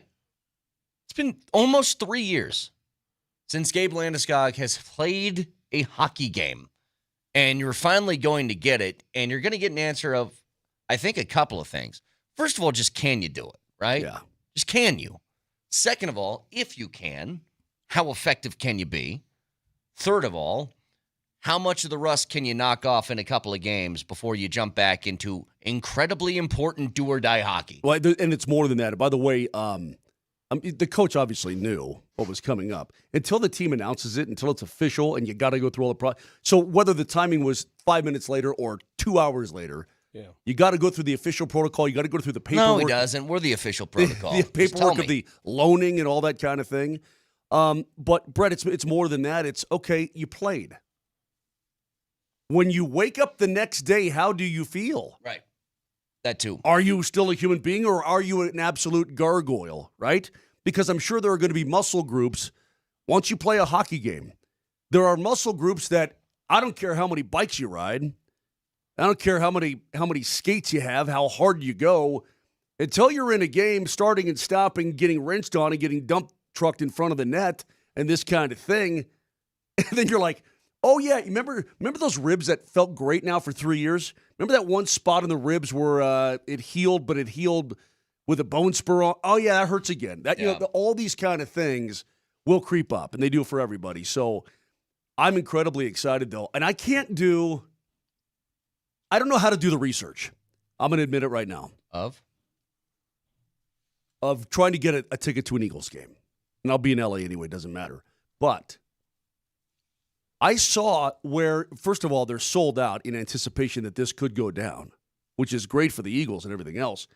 But, Brett, I saw prices to get into an Eagles game that, Vic, and I thought it was like a Led Zeppelin reunion tour. Yeah. I mean, it was just insane. Isn't it amazing how one person can sway the price point of a ticket? One player, just one. All it takes is one. What do you got? Somebody help us out. Hold on. I mean, keep talking amongst yourselves. Okay. I get it close to being pulled. I think it's really cool, Vic, that you've got diehard hockey fans who, if this does happen, if he does, and he was taking line rushes yesterday with Taylor McCarr. Lowest price is $244. That's just to get in. That's the get-in price, right? Well, this is the Voodoo Ranger Lounge. There's no tickets available. I feel bad for the consistent ticket holders that go to a lot of those Eagles games that are suddenly priced out. Well, they already have their tickets, Vic. Yeah, there's some that may not have season tickets that are there all the time. You know what I'm saying? Yeah, there's always somebody that pays the price for this. Well, either way, the diehard nature of people actually wanting to see the potential return of the captain for the first time in nearly 3 years is pretty damn cool. I think it's really F, cool. row 11 on Saturday. I see one ticket available for $239. Hey, are you a one-ticket guy? I got a buddy of mine who goes to a lot of sporting events as a one-ticket. Can you do that? I couldn't go to by yourself. No, I couldn't go to a game by myself. I wouldn't. My wife does it on occasion. Well, I know Moser. I know you guys could pull it off because you guys are social butterflies. You're at least there. You're at the game. Yeah. I got a buddy, Vince. He might be listening right now. I think if I told my wife, hey, I'm going to go to the Avs game tonight, she goes, oh, yeah, who are you going with? Oh, just me. I just got a ticket. I'm just going to go. I think she'd be like, wait, what? You're a moron. What do you mean? My buddy Vince is a big-time hockey fan. Big time. He has a season ticket. See, and but it's right even there. With season tickets, though, you get to know the people who are sitting Yeah, around yeah, you. it's family. Like, there's Exactly still right. a camaraderie That's thing. understandable. But he also Yeah. sits where he sits. He's the only seat. Like it goes the way it's configured down to it's one. Yeah, but you know everybody around you. If you go to those games, when I sit with the sideline area, everybody's like family. They know each other.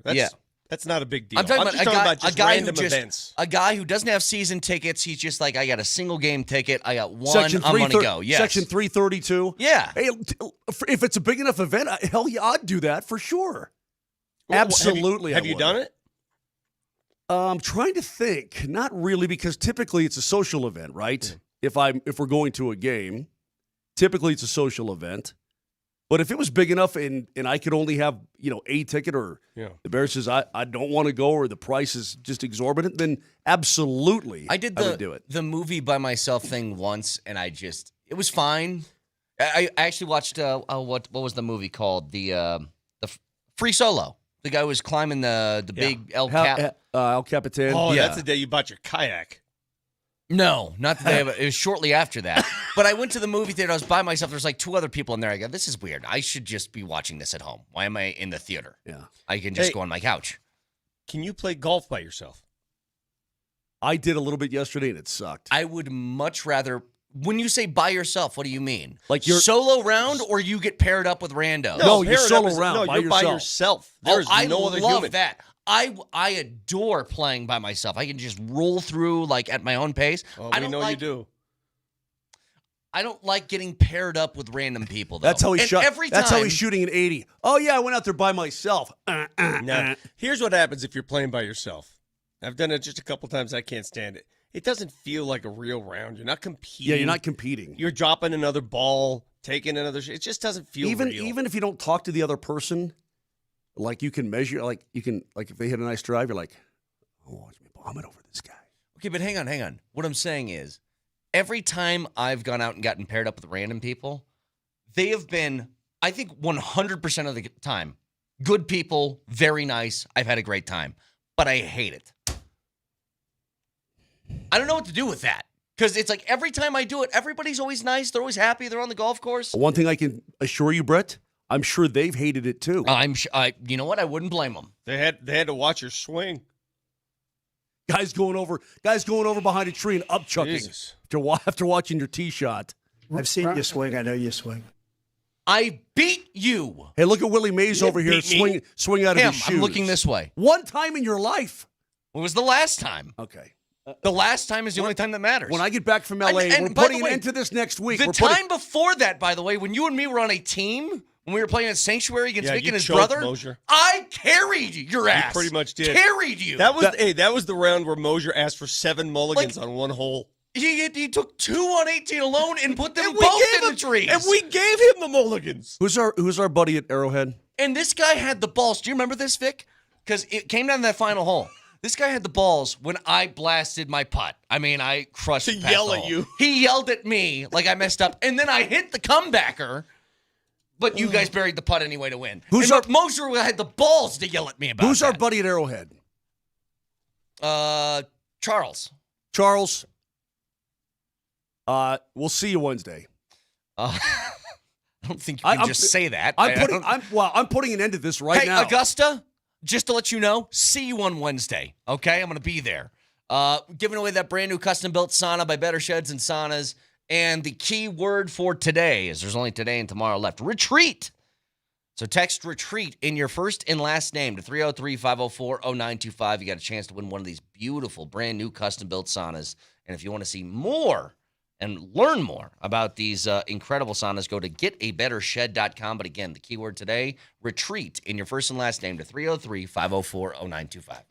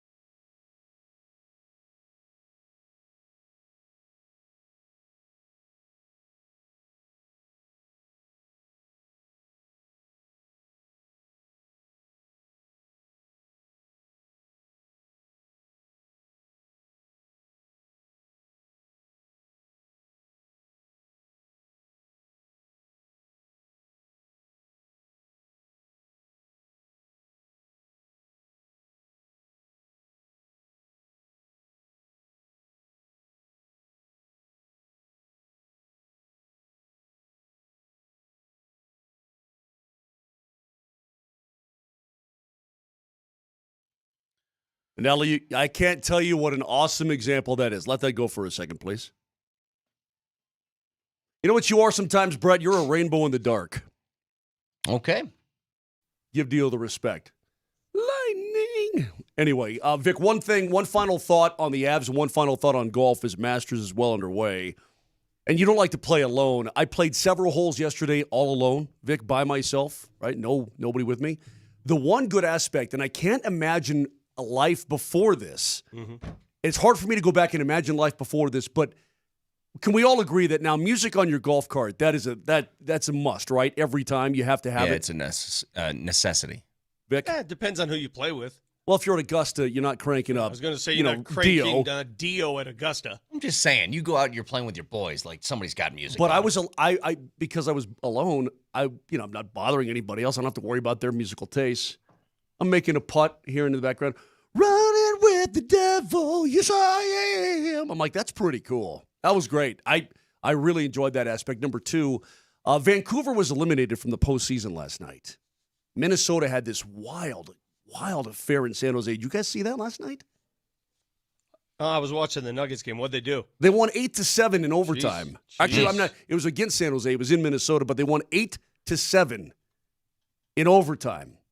But what that did is that eliminated Vancouver from the postseason. So while the Avs can't go up or down, Vancouver can't go anywhere.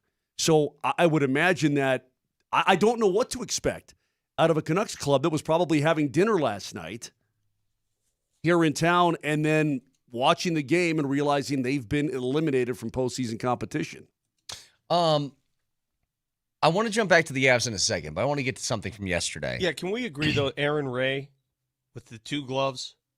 2 gloves is a little intense. Well, that's not. What's with him sticking his butt so far out as he's attempting? What is going on? That pose? What are you doing? His stance? Maybe got back? Something like that, yeah. Hey, hang on a second. There's something that happened yesterday. I want to get back to the Nuggets in just a minute. But Luka returned to Dallas last night. And if you guys saw it, it was a wild experience to view as an outsider. Luka Doncic is on a team right now that is a contender. Like, they are a championship contender. He returns back to the former place that I'm sure he thought he was going to retire a Mav. Yep. He did not want to leave. They play the tribute video for him before the game starts, and he's crying as he's sitting on the bench. He tears up in the post-game interview when they're asked about, the return to Dallas. He, in the middle of this, by the way, dropped, I think, 45 last night 45. In a win. But here's the most bizarre thing, is that it's just very clear. I don't know how many times I've seen this in sports. Fan base typically hates player who leaves because player was the one who wanted out. So there are a huge number of Nuggets fans that will never, ever forgive Carmelo. Ever. Oh, I know one who, if Carmelo saved his child from drowning, would not forgive Carmelo. But when the team betrays you, it's a different thing. And I'm watching last night, they have rally towels in Slovenian that say something, I think it's thanks for the memories, is what they said. The team really leaned in on this. Think about what this is all team-sanctioned stuff. I'm looking in the crowd, people who brought signs from home, all of them praising Luka Doncic, who is no longer playing for them. They're cheering when he scores against their own team and still screaming, fire Nico in the middle of the game. And I'm trying to figure out if there's any other scenario that's played out like this before, where your home crowd is almost rooting against your own team because of how they feel about the opposing player that the team messed up with. I'm trying to my memory bank find another situation where that happened. I know there's guys who leave late in their careers and maybe you give them the standing O when they return. This isn't what happened. They hate their own team right now. They're actively rooting against them. It's like doom watching. Yes. You're doom watching your own home team. It was weird. It was weird to see a team, a franchise, that fully embraced the trade itself. They said, yeah, this is good for us. And then when they saw what happened, when they noticed the rest of the world go, what are you guys doing? Then they fully embraced the comeback, the reunion, here he is. They could have, would you have been surprised if the Mavericks had ignored all of that, maybe done a short video, hey, welcome back, no towels, none of that, no special honor, no ceremony, none of it. Would you have expected that or what you saw last night, based on the reaction they got from the trade? I would have expected just to kind of downplay it. Yeah, but they because you don't want leaned to into embarrass. it. Yeah, you don't want to embarrass your franchise anymore. They leaned into it. I mean, they're basically taunting people, saying, "Yeah, yeah, we did this, and now we're going to honor him." Yeah, it's really bizarre, to be honest with you. Are you trying to say, well, we're trying to get goodwill back from the fan base, and so we're going to shower him with praise and love on his return? I'm trying to win our fans back by telling them, yeah, you were right. Yeah, you were right. We shouldn't have traded into the Lakers. But guys, everything they did was a tailor-made setup to start a Fire Nico chant in their home stadium, right? Yeah, everything they did was set up to be like, but I'm surprised they didn't have a spotlight that shined on him during the game so they could all actively boo. Yeah. Because here's this is the comparison I made earlier. That's funny. You know what it felt like? Luka was never leaving Dallas. Now, I think that much is obvious, judging by his reaction yesterday. If he had his own way in this, he would have retired in Dallas. He would have left as a career Mav, and the fan base obviously wanted him there as a lifelong Mav. So you had it's a young couple back in the olden days, and they loved each other, but you know what? We got an arranged marriage set up. This can't happen. Yeah. And it's like when you put that sort of dagger between your fan base and your organization, it's so tough. And I saw Mark Cuban on the bench yesterday. I don't know what his role is anymore, by the way. Is he even a part owner anymore? Yeah, I think he has. Because he's still sitting courtside. Yeah, but he said he was going to keep making all the decisions, but he makes none. He makes none. It's really weird. In the middle of the Fire Nico chant, he is like, he's squirming in his seat and kind of barking at people around him. And I'm just sitting there like, what do you expect to happen here? I have a sneaking suspicion that he was behind a lot of that stuff. Really? He said he had nothing to do with it. Yeah, he can say whatever he wants. Guys, well, Vic, I wonder if the kid who was going to jump in front of a train, I wonder if that guy was there yesterday, or if he in fact he's already. I have nothing.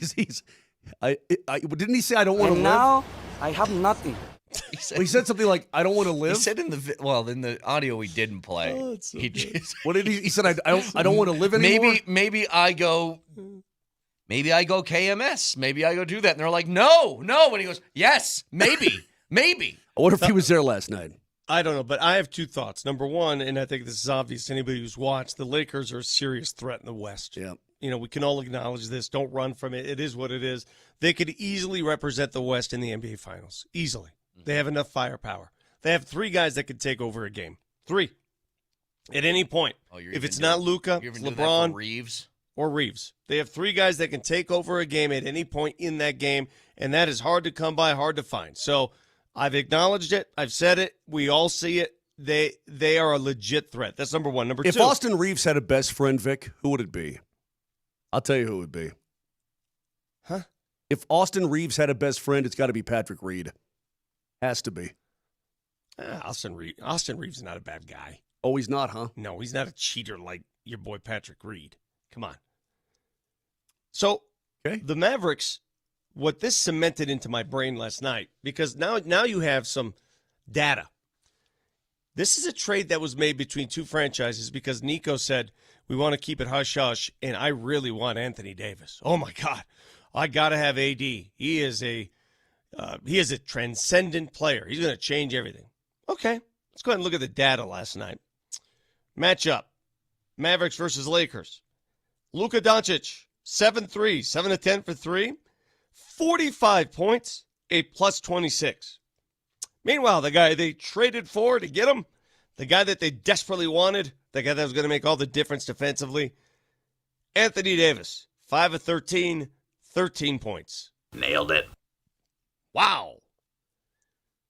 What a trade. The fact that you ignored the entire NBA trade market, the fact that you said, nope, this is the guy we want. We don't want to talk to any other team. And you had so many opportunities to add more talent, younger talent, better talent, more sustainable talent, and you ended up with this. It goes down not only as the worst trade in NBA history, where is it in sports history? Right to jail, right away.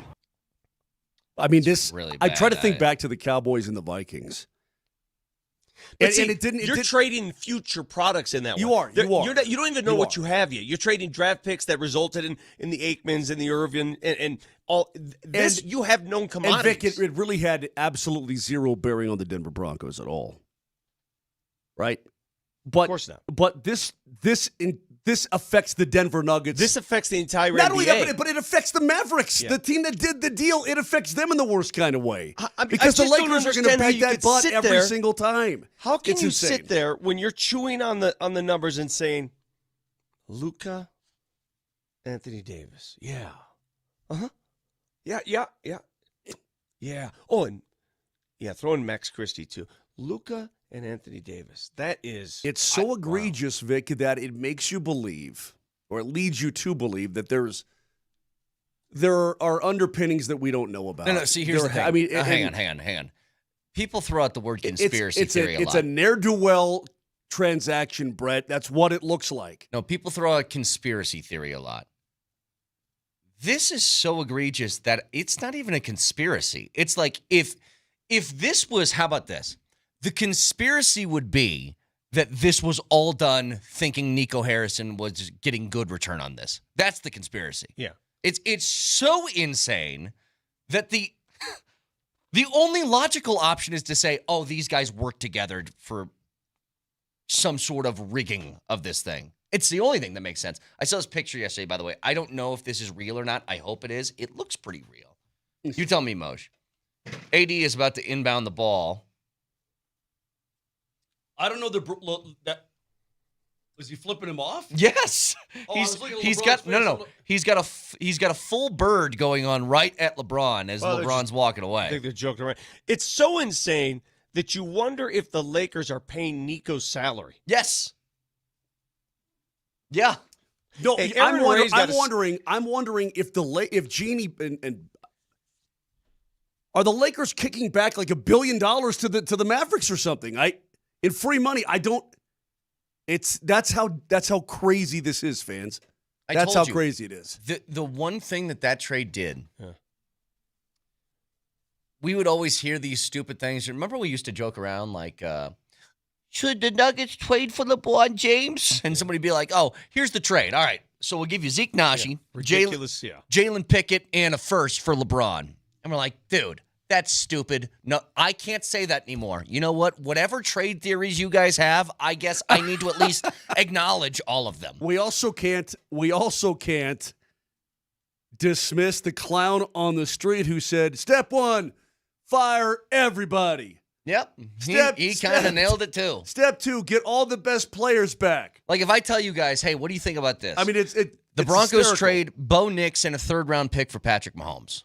Okay? You cannot tell me, Brett, this is stupid. We can't discuss this. Because I'd be like, oh, yeah? Well, look at the Luka trade and tell me it's not possible. You know, eventually the dirt comes out. Eventually the story's told. Eventually you know why, all right? Where are all these investigative reporters? What? I want you to drop everything you're doing. Forget politics for a second. Drop it all. I want all the world's investigative reporters stop working on like real stuff and get on this one. Why? This is the story I need to know. Vic, that's a great point. Why are the investigative reporters in the NBA and the talking heads, why do they just accept it? Oh, wow. Look at that. And then that was it? No.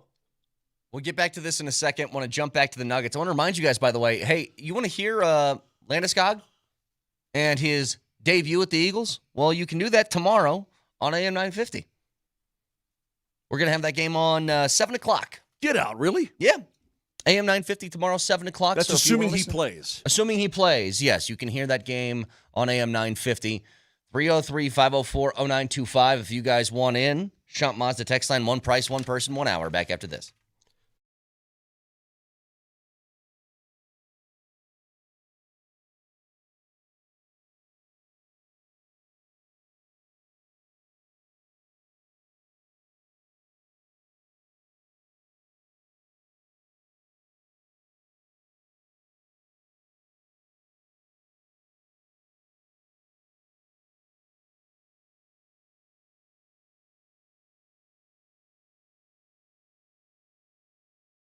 Got to about age 43. I'm going, man, I don't feel like I did when I was younger.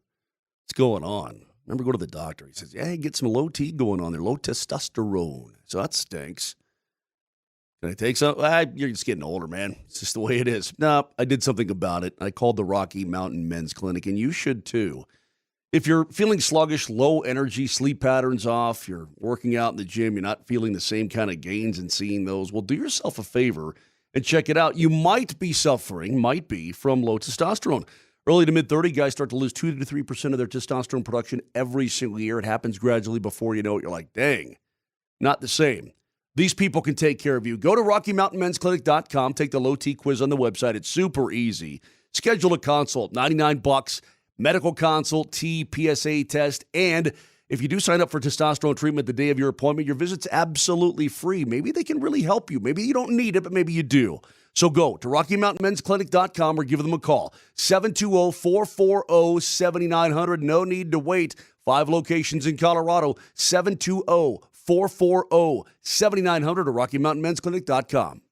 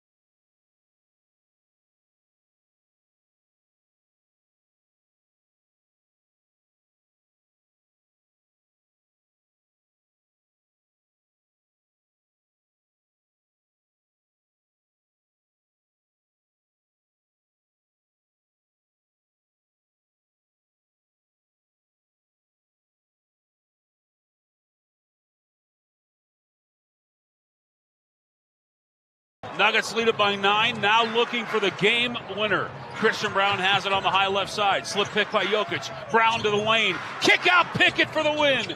Yes! Denver leads it 120 to 108 with 1:14 to go. David Adelman will go to 1-0 in his coaching career. And this thing is over! What I was talking to you about during the break, wasn't able to talk to Vic about it.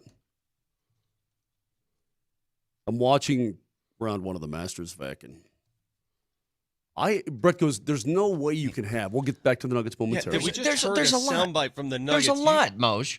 Usually when there's a soundbite from the Nuggets, you talk about what you just heard. Had a lot of Masters. We will get to it in a second.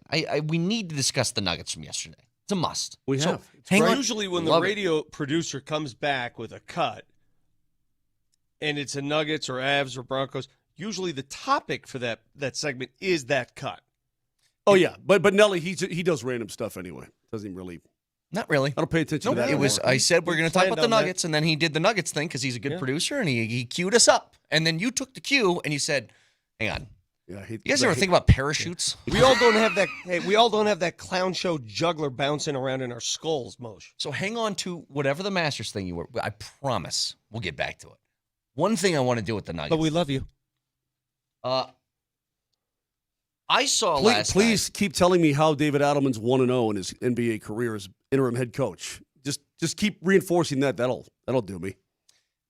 Hey, let's talk a little bit. You know what? Everybody Val stop. Kilmer. Let's go to Val Kilmer. I knew that was coming. Go ahead, Brett. This is why I beg of you to trust your teammate on this. I promise I will not steer us wrong most of the time. Excuse me. Sometimes I will, but most of the time I won't. That was me. The thing about the game yesterday, I don't know how else to describe it, and this is all of what this season's been. If I put it to you this way, the Nuggets have not been bad. They have been a top 4 seed virtually the entire season. They've not been a bad basketball team, but something hasn't felt right. Last night, it didn't look all that different. The final score was 124 to 116, little less than the average that you usually give up on defense, so they did a little bit better in that department. It was 33 points, Brett, in the fourth quarter that they gave up, and they had a comfortable lead when they did it. Well, and they gave up 3 still at a 44% clip, like all that different stuff. But there was something about last night and the feel and the look, which was different to me. And I think a big part of it was, I'll use the old Jared Bednar term. See if you agree with this or not, Vic. It didn't feel like there was a passenger last night.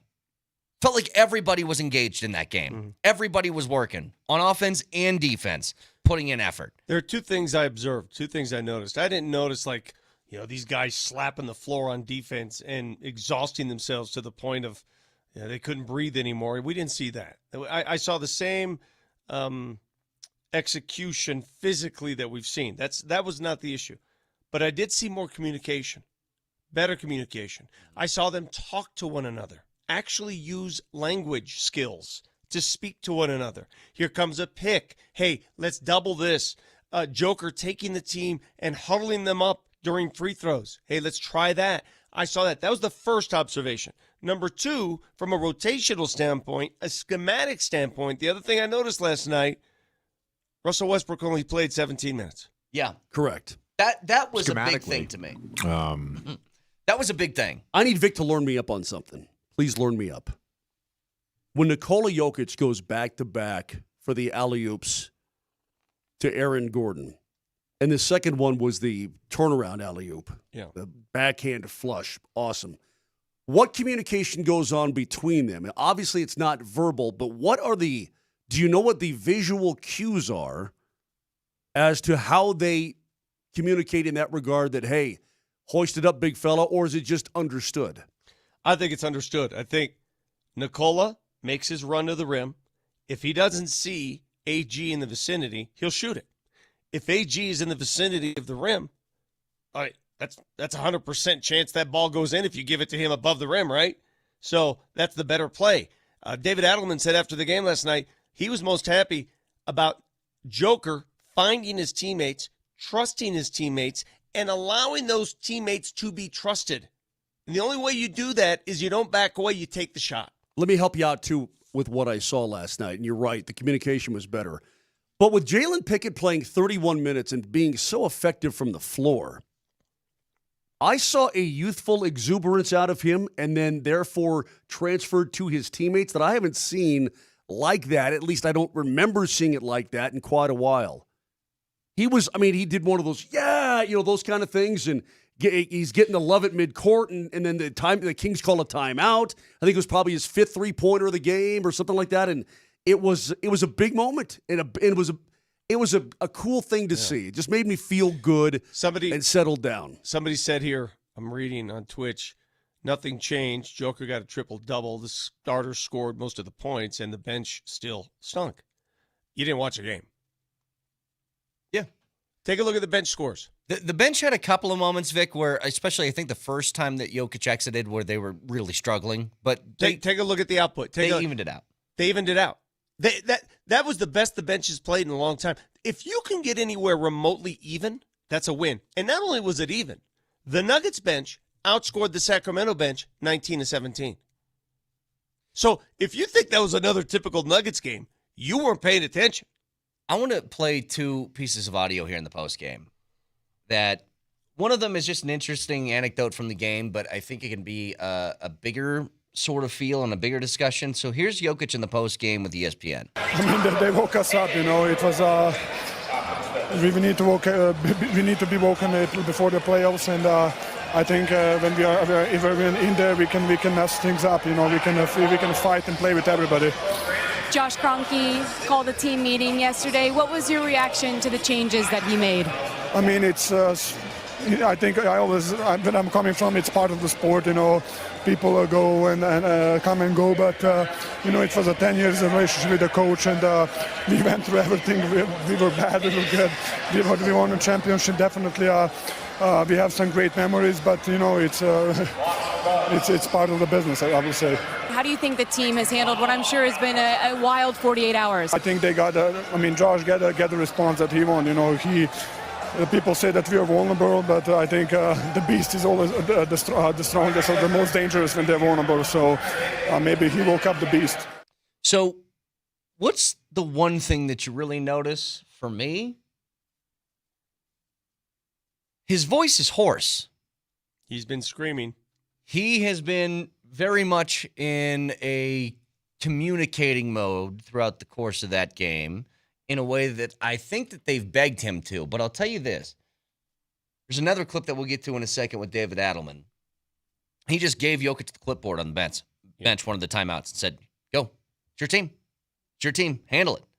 And I think maybe the change for Malone, because I think you can understand this, Vic, when you enter the league with a coach and you're a rookie, and it's not like Jokic was the number 1 overall pick, right? Mm-hmm. Malone's in charge. He's in charge. And he has been. You still defer to that guy. You deferred to the guy that was here already, that was in charge of the team. Yeah. And even as he grew into superstardom, Jokic is still looking at Michael Malone as, you are the number 1 on this team, and I'm the 2. I think that could change now. I see what you're cooking. And allow me to speculate just a little bit on something. Because I had a sneaking suspicion all along that the decision was made and Joker was told, he was not asked. And that's a big difference. He was told, not asked. And some people say, well, that's not the way. No, that's the way it should be done. That's the way the organization works. You could think whatever you want, but Joker would want it that way. He said as much after the game. He's not making that decision for anybody. Mm-hmm. That's number 1. Number 2, I would not be surprised if after the decision was made, or he was told about the decision, he had to sit down with ownership and perhaps the remaining coaching staff, and they told him, Joe, this whole thing revolves around you.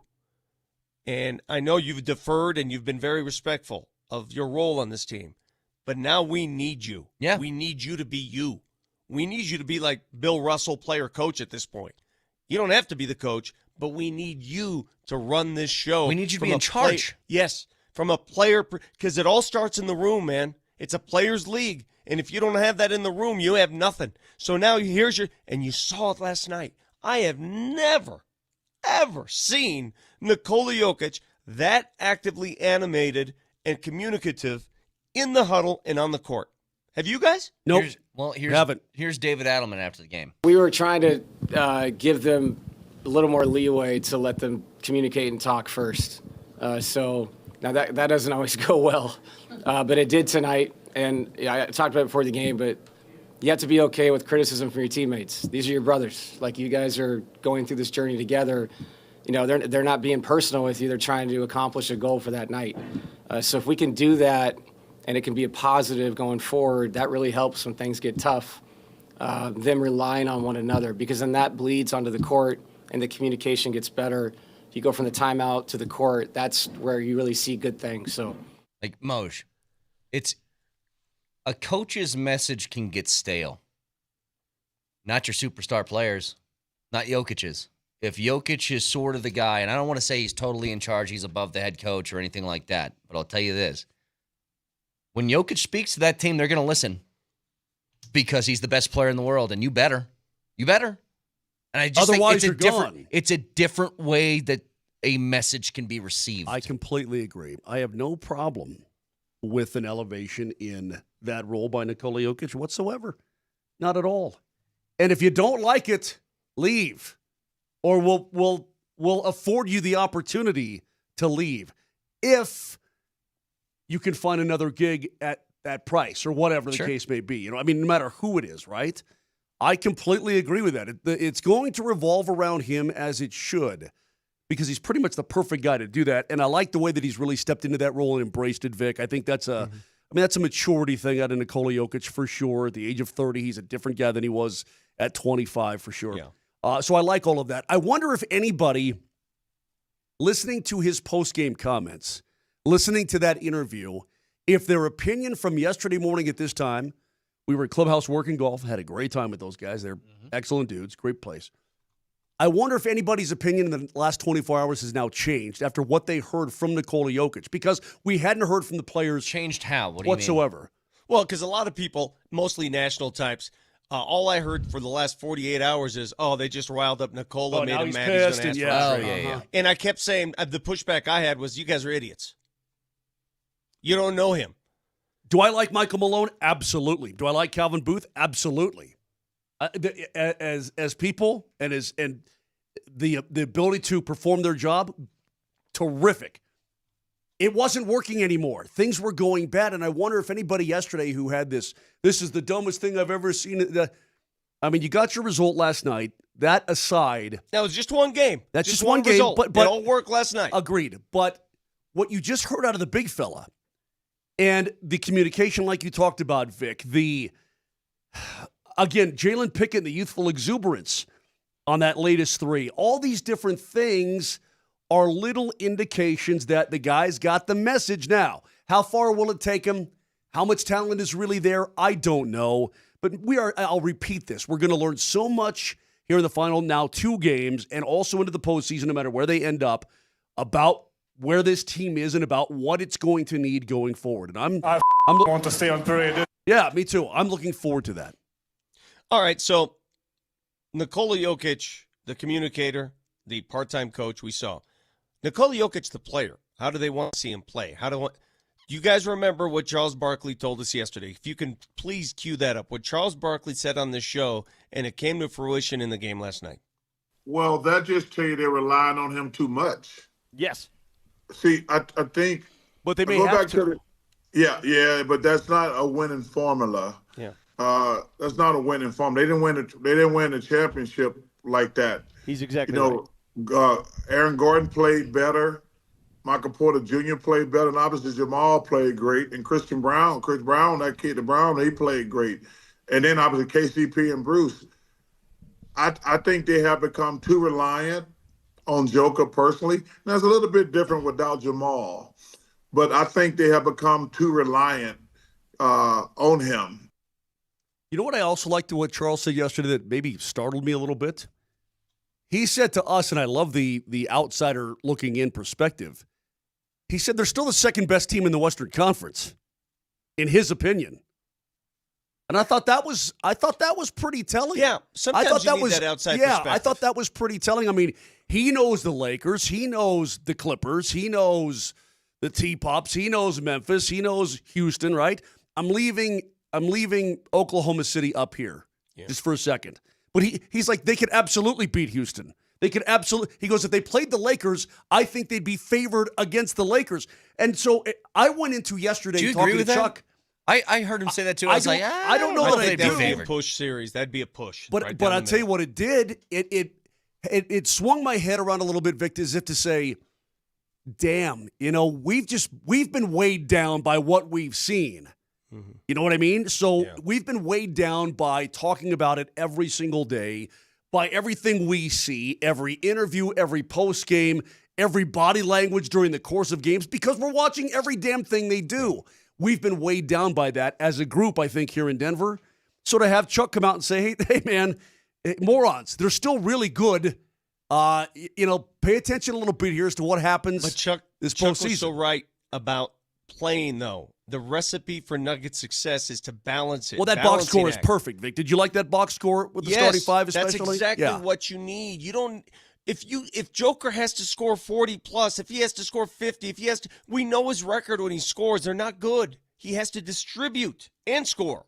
Hang on to that for a second, Vic. We'll get back to it in just a moment. 303-504-0925. We're broadcasting from the Backus and Shaker Studios. Their passion is justice. Back after this.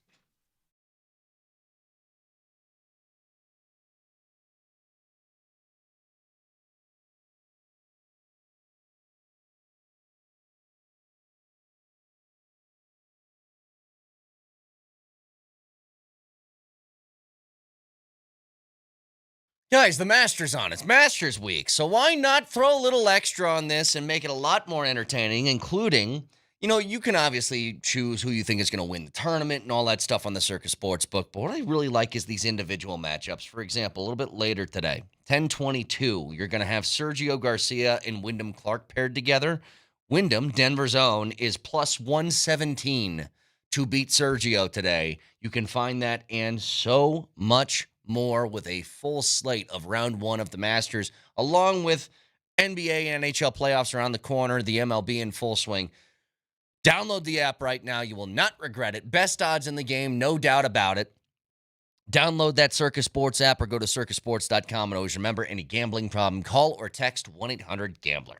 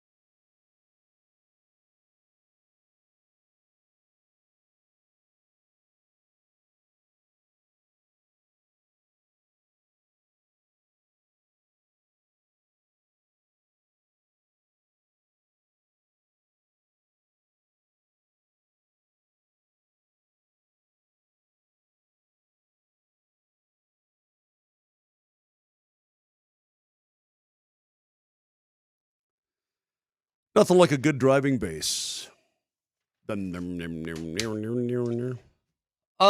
So obviously Masters going on right now. First day, round one. Got the Nuggets with, I thought it was a great game yesterday. Great game to watch for kind of what Vic was talking about. And just to, like, I guess, put a bow on this. You know, it's an odd dynamic that we've seen play out over and over again over, I would say, the last 4 or 5 years, especially when Jamal and MPJ were out of the lineup a lot and hurt and all that. The amount of times we saw Jokic put up 40, 50, 60-point games and have it result in a loss, that just doesn't compute just sports-wise in my head, because when somebody drops, a 50 or a 60 burger on somebody else, it's almost always translating to wins for that team. And for this one, for whatever reason, it doesn't. And so the best path forward for Nuggets success is even distribution of the overall offensive punch. And last night, you were 2 points away with Jalen Pickett for all 5 of your guys being in the 20-point range. Mm-hmm. All 5. Which has only happened 6 times in NBA history, where starting 5 had all 5 20-plus. Who told you that? None of your business. Where'd you learn that one? Augusta? Are you sure? But the point is, we all kind of know when Jokic is operating at his peak, he's operating with with distribution in mind, that I'm going to kick it out to others. They're going to find ways to make things happen, and I'll get mine because I always do, and I always can. That's what it should look like, though. Again, I said it the other day. Which is so amazing to me when you're talking about what, depending on the game, and I'm like, and they're still losing, right? I mean, he's got all these points, and the assists are still there. I think he would love to see his assist total be in the mid to upper teens every night. Yeah. That would be the ideal situation, Vic. Have you guys read the Athletic article by Sam Amick and Tony Jones yet? Did not read it yet, no. Yeah, you might want to. Might want to invest some time. And I'll quote some of the article for you, because there are some things that we've known about. There's some things that are written that are coming now to the surface, and we've known this stuff, and it's public. So I'll read some quotes. And the name of the article is Inside the Nuggets Cold War that led to the firing of both Michael Malone and Calvin Booth. One of the tidbits is that Booth grew very tired of Michael Malone, and they did not like one another. And it was very, according to this article, very obvious to see at times, to the point where down the stretch before the 2023 NBA championship run, according to this report, Booth, but before the championship run? This is before the championship. Okay. Before the championship. According to team sources, Booth was close to letting Malone go, firing him before the championship run. I had no idea that he had that kind of authority, first of all. Maybe that may have been an idea that he took to ownership, and ownership said, what the hell are you talking about? We're not doing that. Who knows? But that's the kind of authority he wanted. And then fast forward to this season, all right? Malone still has 2 years left on his deal. He got an extension. Calvin Booth is working on the last year of his deal. He could not renegotiate a contract. So basically, you're done. I mean, he had a month left. Clearly, his power lessened because he has no contract. You're only as powerful as your contract, as your security.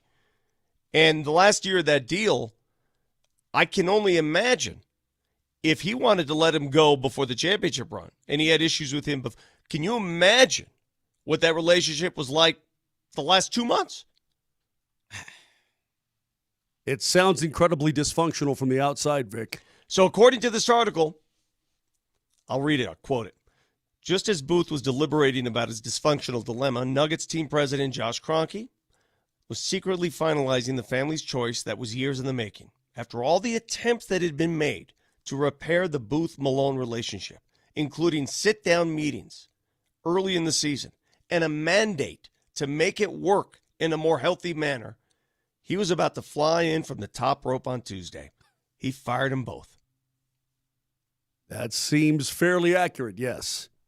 Seems exactly you know what? From a Nugget accurate. source, quote, the stuff off the court was even worse than the stuff on the court.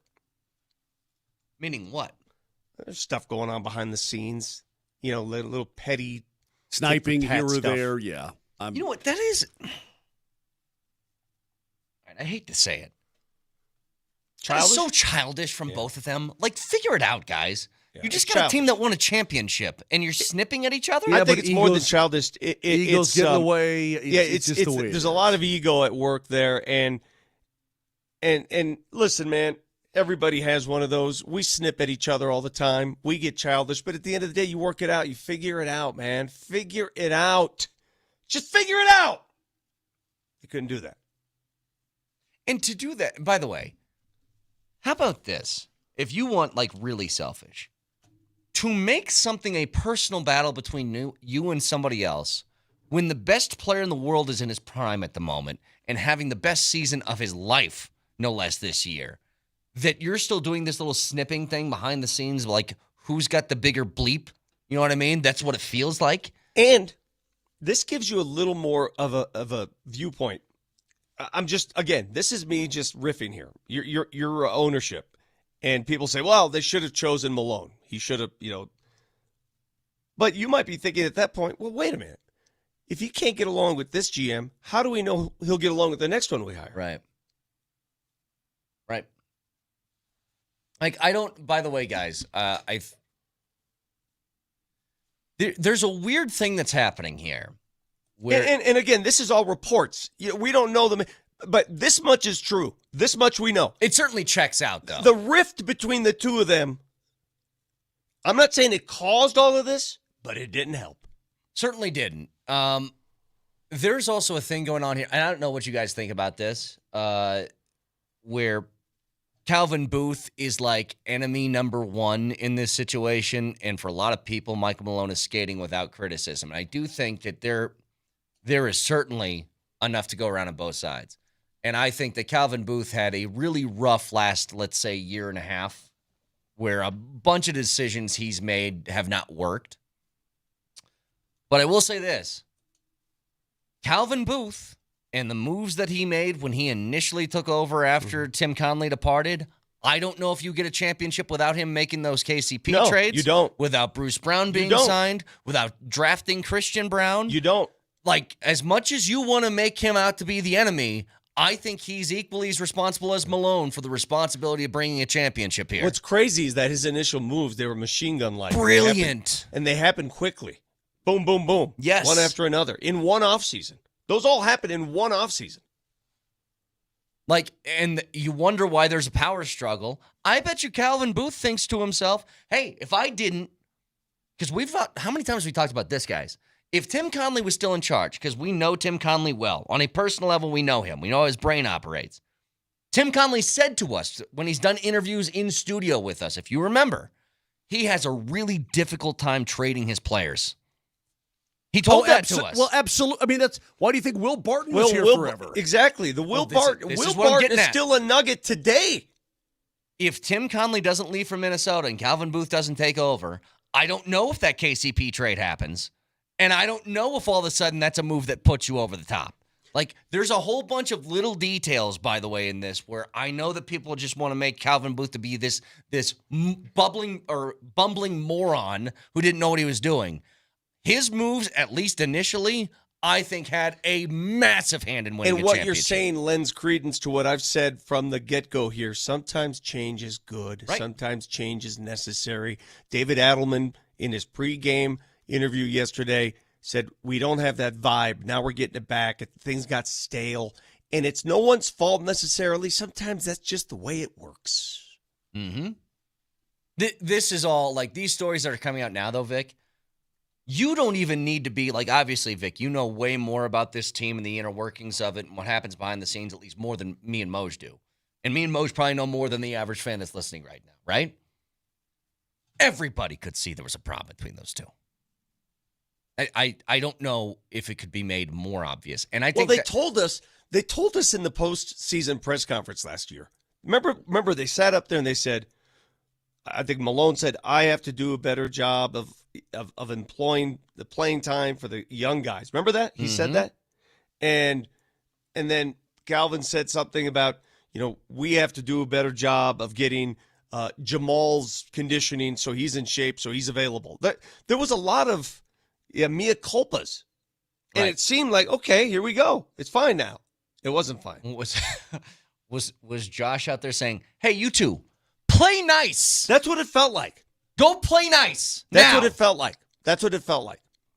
And then eventually it just got to, hey, nobody's coming out on this side smelling like roses. You're both responsible. Boom, boom. He couldn't do this today, but my buddy and his brother, when they used to fight, the old man used to take their heads and bang their heads together like, bam. I mean, kind of, though. Yeah. That's kind of funny.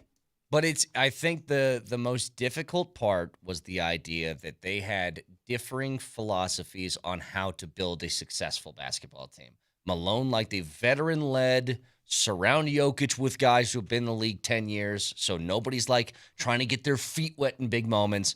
And Booth was like, the only way to sustain long-term success is by going the route of rookie contracts. And it just never felt like it was going to marry. The most difficult thing for me by far has been sitting here for approximately 9 minutes, Nelly, since Nelly got in my ear, for you to let me do the friggin' keys to the game.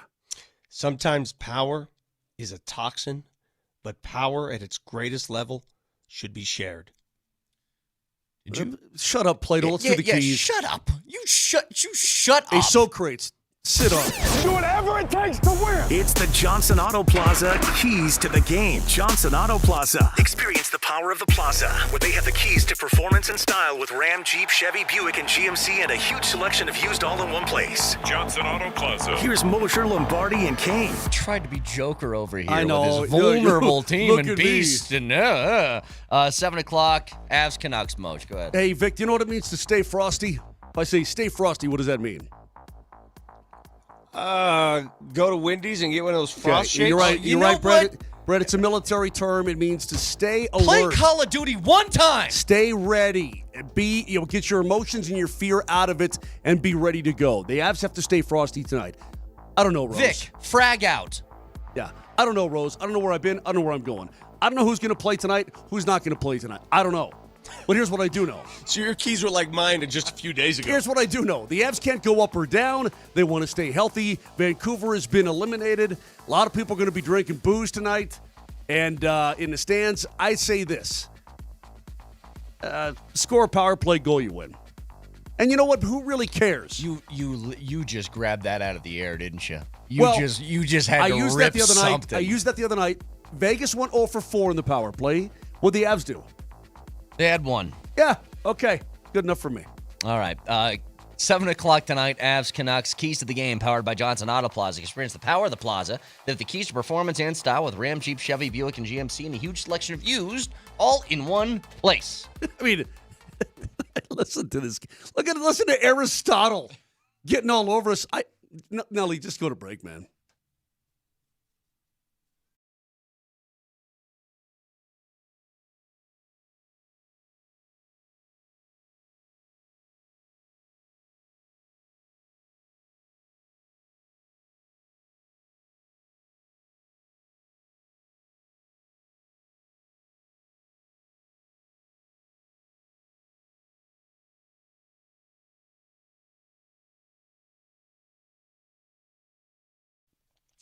Hey, Vic Lombardi here. Listen, there is no power struggle in my house when it comes to fixing things because I can't. I just called AAA Service Plumbing, Heating, and Electric. They got that 2-hour arrival window guarantee. You call them up, and they get here. And right now, as it's heating up, it's supposed to be in the 80s this weekend, for crying out loud. They got a deal for you. Schedule an appointment today for a $49 AC check. Make sure that AC is ready and working. Make an appointment at AAAtoday.com. That's AAAtoday.com.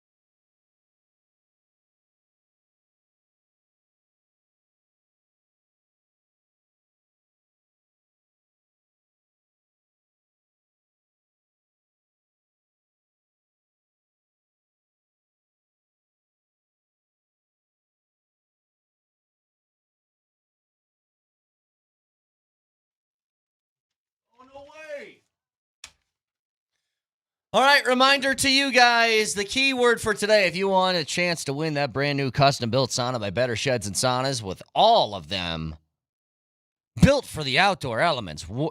Wool insulation, quick heat-up times, maintain maximum heat longer. They can be inside your home, outside your home. The key word today, retreat. So text retreat and your first and last name to 303-504-0925. Get one more day and one more keyword. So as many of these as you can get in, the better your odds are of winning after tomorrow. You can also check more of these out at getabettershed.com. Hey, can I nerd out real quick, please?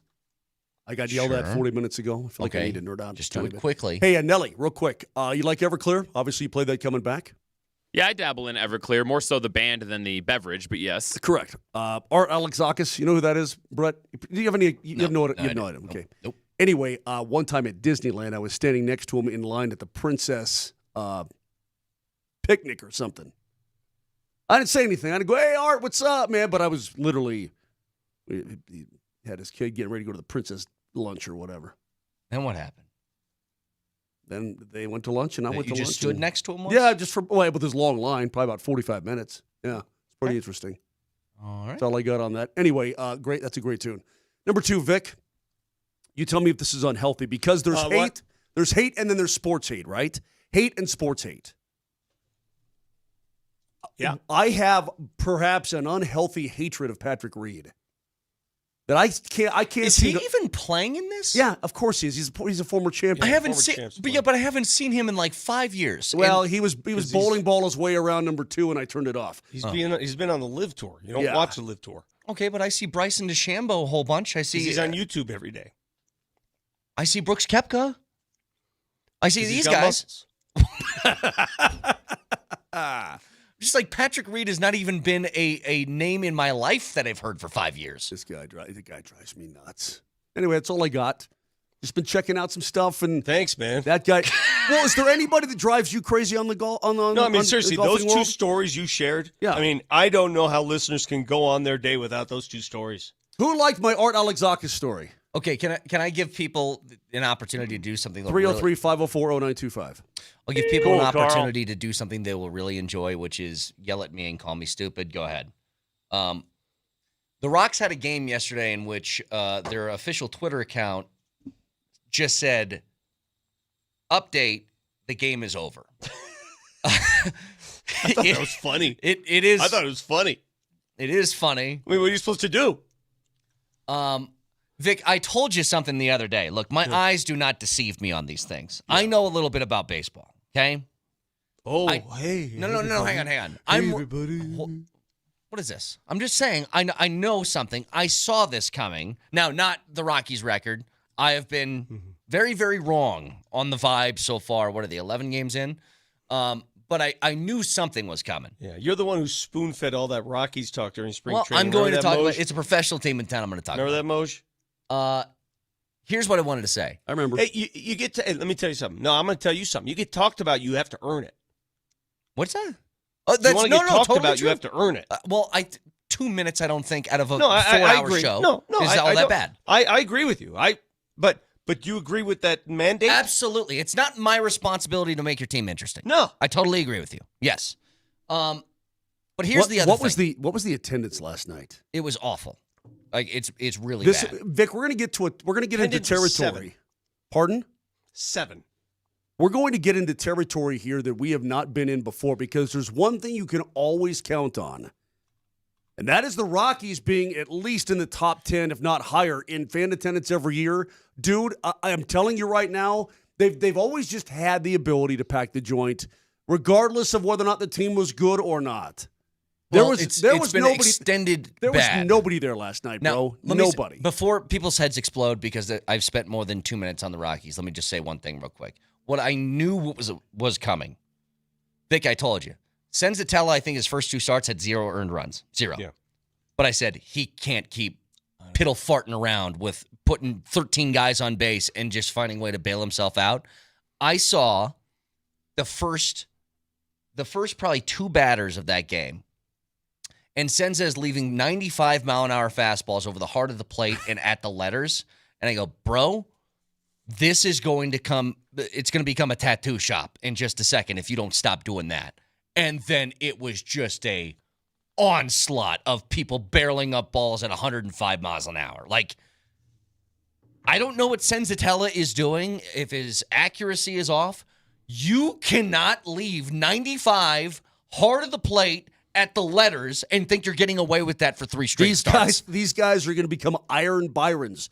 They're just going to swing and swing. Next thing you know, 17 runs are on the board. And Vic, all you need to do is put the barrel of the bat on the ball because it's a pretty hard pitch. It's going to fly far.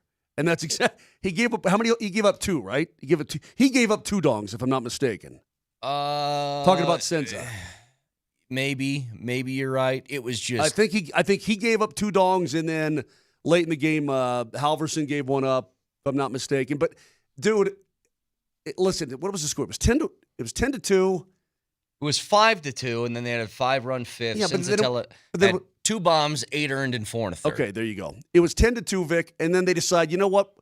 We're just going to put a 7 spot up in the top of the 9th. I mean, my God, man. So anyway, I was too busy with Nuggets. I didn't even know they were playing. I get it. Just your little 2-minute update on the Rocks, and yes, you can go ahead and laugh at me. We're hoping that the veteran sluggers, Brian. All the people that are listening, I was hilariously wrong as of now. As of now, I was really, really wrong because the one thing I was most wrong about, I was expecting them to put up some runs, and they haven't done that at all this year. At all, outside of one game. So, hey, Brian did go 2 for 4 last night. Great. Good for him. Fantastic. We need a full season of KB. We really don't, buddy. We really don't. All right, moving on. You know, something about the Avs that I wanted to get to, Moj, and this idea of kind of what do you do for the final 3 games? How do you handle things? What's that noise? It's like a jingling. Is that in your house, Vic? Yeah. Stop with your fidget spinner. Are you 5? Jesus. I was sitting there like, what is that? Vic is actually using a fidget spinner. All right, in the meantime, while Vic keeps himself preoccupied during the conversation. I had to listen to another Moser story about nothing. Well, we're moving on. It was literally 18 seconds, bro. How you handle these games moving forward, I think, is really interesting because you have one aspect of this that it depends on what you care about. I wanted to ask this to Bednar yesterday. We just ran out of time. So you want to keep guys healthy. My guess is, Moj, in an ideal world and situation, you would probably want to give McKinnon a couple of games of rest maybe down the stretch here. I'm sure you absolutely do. But McKinnon is very much in the running for the Art Ross. So how much of the individual accolade do you factor in on top of getting him rest? Let me reiterate what the coach had to say on the program about that. He said, I'm going to talk to each player individually, and we are going to work out their time frame. We're going to work out their minutes. We're going to work out what works best for them, when they want to play, when they don't want to play. Everybody's going to try to play. I think that would include Manson and Gerard, perhaps. Sure. Maybe not Jonathan Drouin at this point, but I think those guys for sure on the back end. But this isn't like Jokic here, where it feels like it's a foregone conclusion that the MVP is going to Shea. No. Mac is very much in this, and being able to say I was the point leader this year. He's never won the Art Ross. It's a huge sort of feather in your cap if you want to have that conversation. So how do you balance that with the we have bigger things in mind discussion? That is an excellent question because it would be, look, Nate is the same kind of, I don't care about, the individual honors and all. I mean, he obviously cares, but it's not his main focus. Because he's tied right now with Kucherov at 116. 116 points. The Tampa Bay Lightning are not locked into the number 2 spot in the Atlantic. In fact, they could catch Toronto, but they need some things to happen. And the Panthers could catch them, but the Panthers need some things to happen. So they're not locked into anything. So Kucherov is going to play. Fine. The Avs have the luxury, and I love that Bednar line from yesterday. As a coach, you always want to coach, and you always want your guys to, quote, stay frosty, right? You stay focused, all this kind of thing. He says, but he says they've earned the right, and I'm paraphrasing here, to daydream a little bit during the course of these games. Yeah. Because they put themselves in a position where they can't go backwards, right? I mean, and now they're playing out the regular string until the postseason arrives. So they've earned that opportunity. They've earned that right. He goes, and I trust my guys enough. He goes, I see enough on a nightly basis that I know we're going to be ready. Sure. We're not goofing off. There aren't glaring things. They just daydream. But you also understand the malaise of just get me off of the regular season and go. The motivator cuff, it takes a little hit from time to time. And it rightfully so, because they're human beings and they're just going to be kicking rocks down the road until the postseason rolls around. That's a fact. That being said, I don't know. We'll wait and see. I would guess that Nate will rest at some point. At some point, he's going to rest. And, they got back-to-backs this weekend, so I don't know when it's going to be, but I would imagine that I'd imagine that everybody takes a turn off. The problem is... Yeah, how many guys can you actually rest? Well, you really don't have a whole lot of extra bodies right now.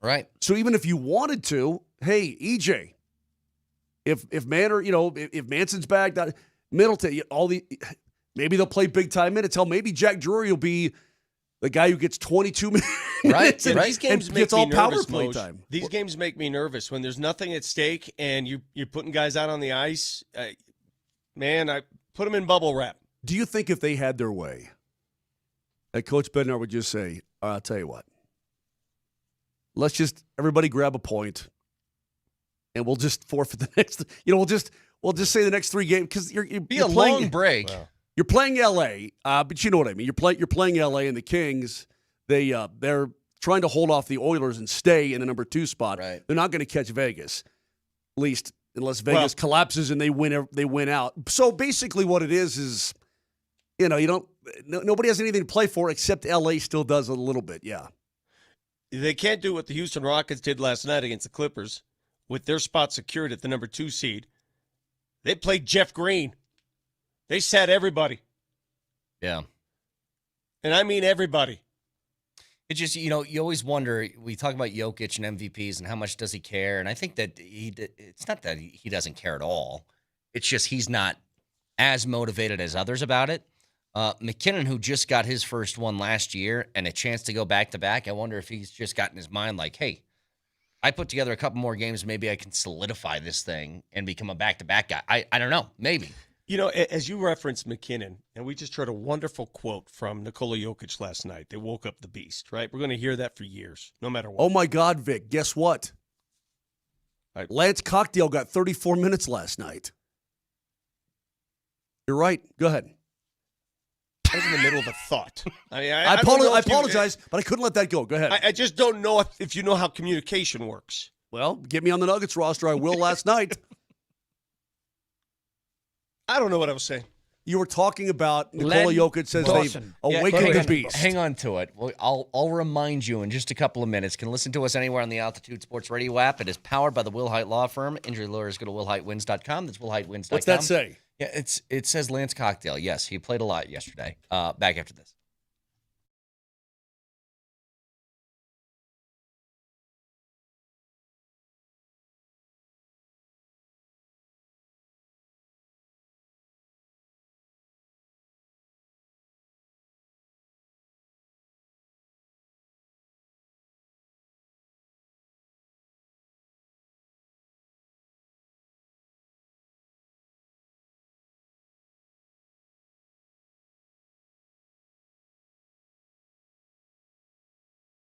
Got to about age 43. I'm going, man, I don't feel like I did when I was younger.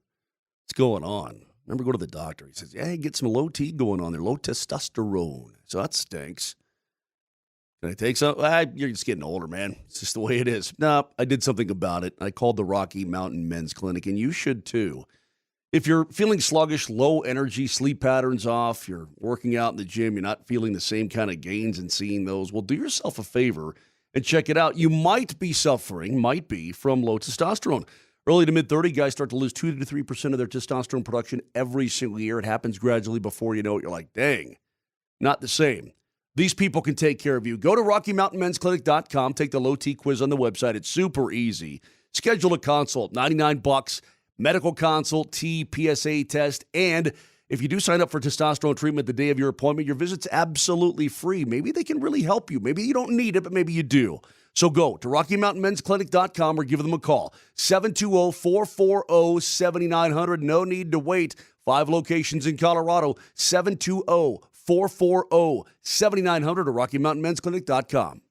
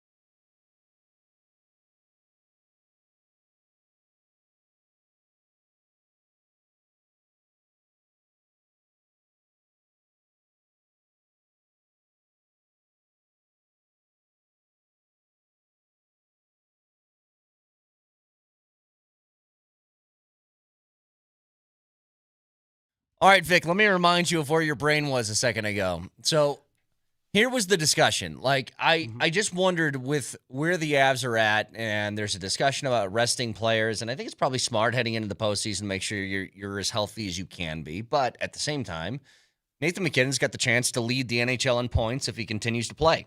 And he is tied up with Kucherov right now at 116. And he's going for a back-to-back MVP, which we've seen Jokic do.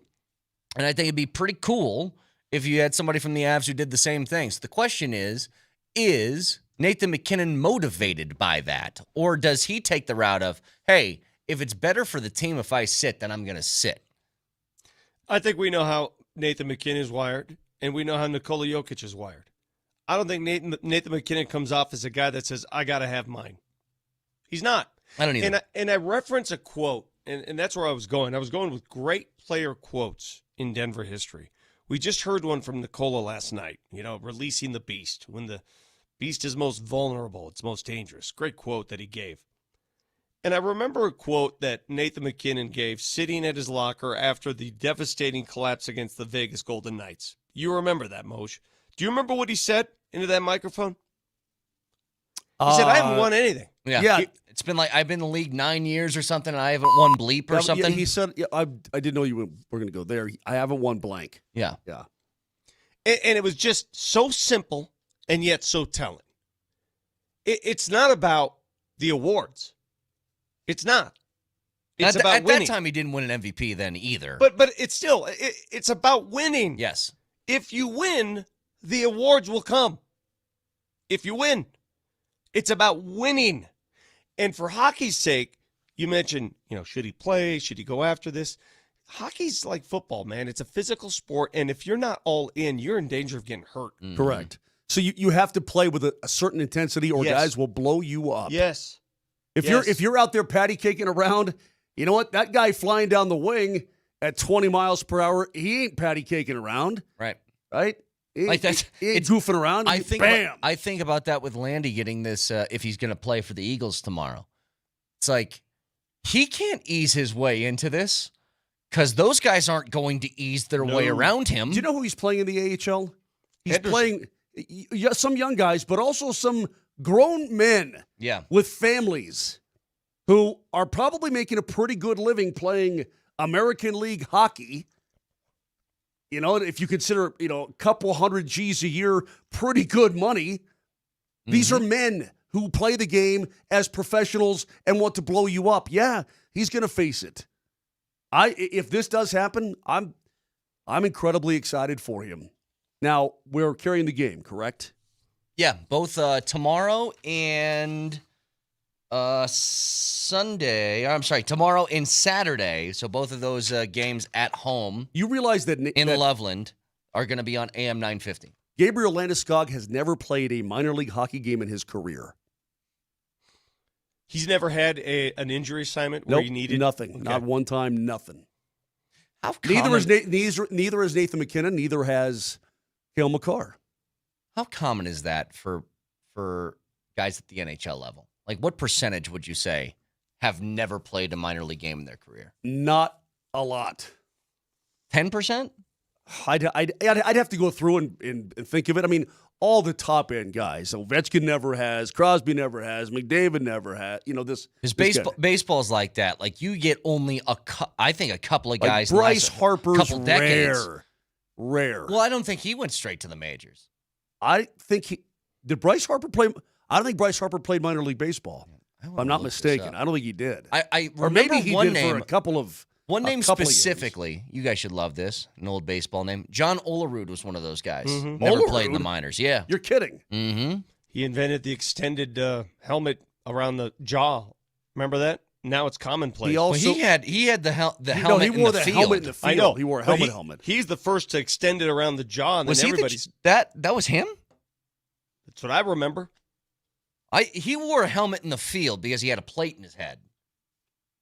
We had this debate last night on the show. You got some steel in your brain. 5 booms. We had this debate, like things that happened in sports that revolutionized the game and who invented them, and we were talking about the Euro step because it's so common and it's a powerful move. And I said last night, I think Ginobili invented that. Wasn't it Ginobili who invented? Isn't he the first guy who extensively pulled the Euro? And everybody's like, "What is he doing?" Might be. Yeah, I think you're right. Well, I'm asking you to partake. Anybody else remember anybody before Ginobili that did it that much? No, and you know what it also seems like? It seems like something that would be so Manu. That's just so. That would be so Ginobili to invent a Euro step. How many guys flopped in this league like Ginobili did before Ginobili did it? Yeah, he did a lot. And, did he make it? Or did he make it in vogue? Ginobili made it in vogue. Yeah, guys might have been doing it, but he made it in vogue. I found an article here that said it was first used as early as the late 80s, but that in terms of North America, Manu Ginobili was the one who popularized it in the early 2000s. And when I think of the crossover, another great move in basketball, I think of Tim Hardaway. Like in hockey, what is a move, a hockey move? You think of the Michigan, obviously, but what is a hocky move that's standard in the game? With a Forsberg, across your body, then back when you win the gold medal for Team Sweden. When I think of the hip check, I think of Blake. I think of Rob Blake. Well, the way that he would do it, he would circle back for a guy coming down the wing and just obliterate him. Ugh. Yeah, and you know why he did that, Vic? He really sort of employed that because he had hurt his shoulders. And trying to blow guys up his upper body, he didn't want to blow his shoulders out anymore. So he had this big old caboose, and he would do this, Brett. He would, boom. It was incredible. I mean, I don't know that anybody's had better timing in that big hip check like that. Incredible. 4 names, by the way, since 2000. That's it for guys who never played in the minors. Who? Went straight to the league. Well, one came in last year. His name was, or this year, Ryan Johnson, a pitcher from Dallas Baptist who was just drafted. Right. By the way, in 2000, Xavier Nady. You guys remember that name? Yeah, I do remember that. Xavier Nady. Played for the Red Sox, didn't he? So I think for a second, he was with the Padres at the time. Oh. So before that, Darren Dreifert. Wait, Darren Dreifert? Yeah. Phillies? Wow. Is he Philly? Am I thinking Phillies? You're thinking of Darren. I'm thinking of somebody else. Yeah. Darren Dalton. Yes. Dreifert was a Dodger. Yeah. John Olerud, who I mentioned. Jim Abbott. Jim Abbott never did. Abbott. He was a college pitcher and went straight to the Yankees? No. Went straight to Angels. No, the Angels, yeah. Yeah, okay. How about a Bob Horner on you in 1978? Wait, Bob Horner? Are you throwing a Bob Horner at me? Yeah. Holy crap. Dave Winfield. Maybe the best player of the group of guys who have never done it. Yes. Never played in the minors. So, yeah, there's only a few names. When I think of Bob Horner, I just think of a cherubic fella. I think of the big, bushy, blonde hair, the blonde afro that stuck out of his baseball cap. I think of Moser. No, you know who's got those cherub cheeks, and I don't like his face? McMiniman. Jeez, Every time I mean. see him, he's got these big Santa cheeks going on. That's mean. It's very mean. How dare you? Guys, go ahead, Vic. Have to read this Nuggets story in The Athletic. First of all, it's long. I think it's taken me all 3 hours to read it. Yeah.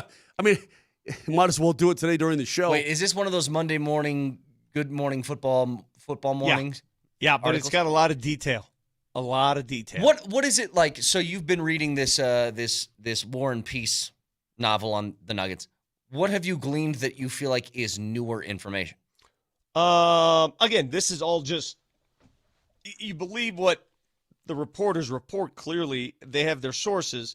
A lot of this I was suspicious of as it was happening. The rift between Michael Malone and Calvin Booth, and that's at the heart of the story. But from the heart of that, they branch off into different things. For example, one of the things I'm reading here is that according to this piece, other veterans on the team were upset that Michael Malone afforded Russell Westbrook the same liberties that guys like Joker and Jamal had gotten, and not disciplining him for mistakes made during the game with playing time. He got too much of a leash. That I get. I can understand. But he's a pretty damn big veteran.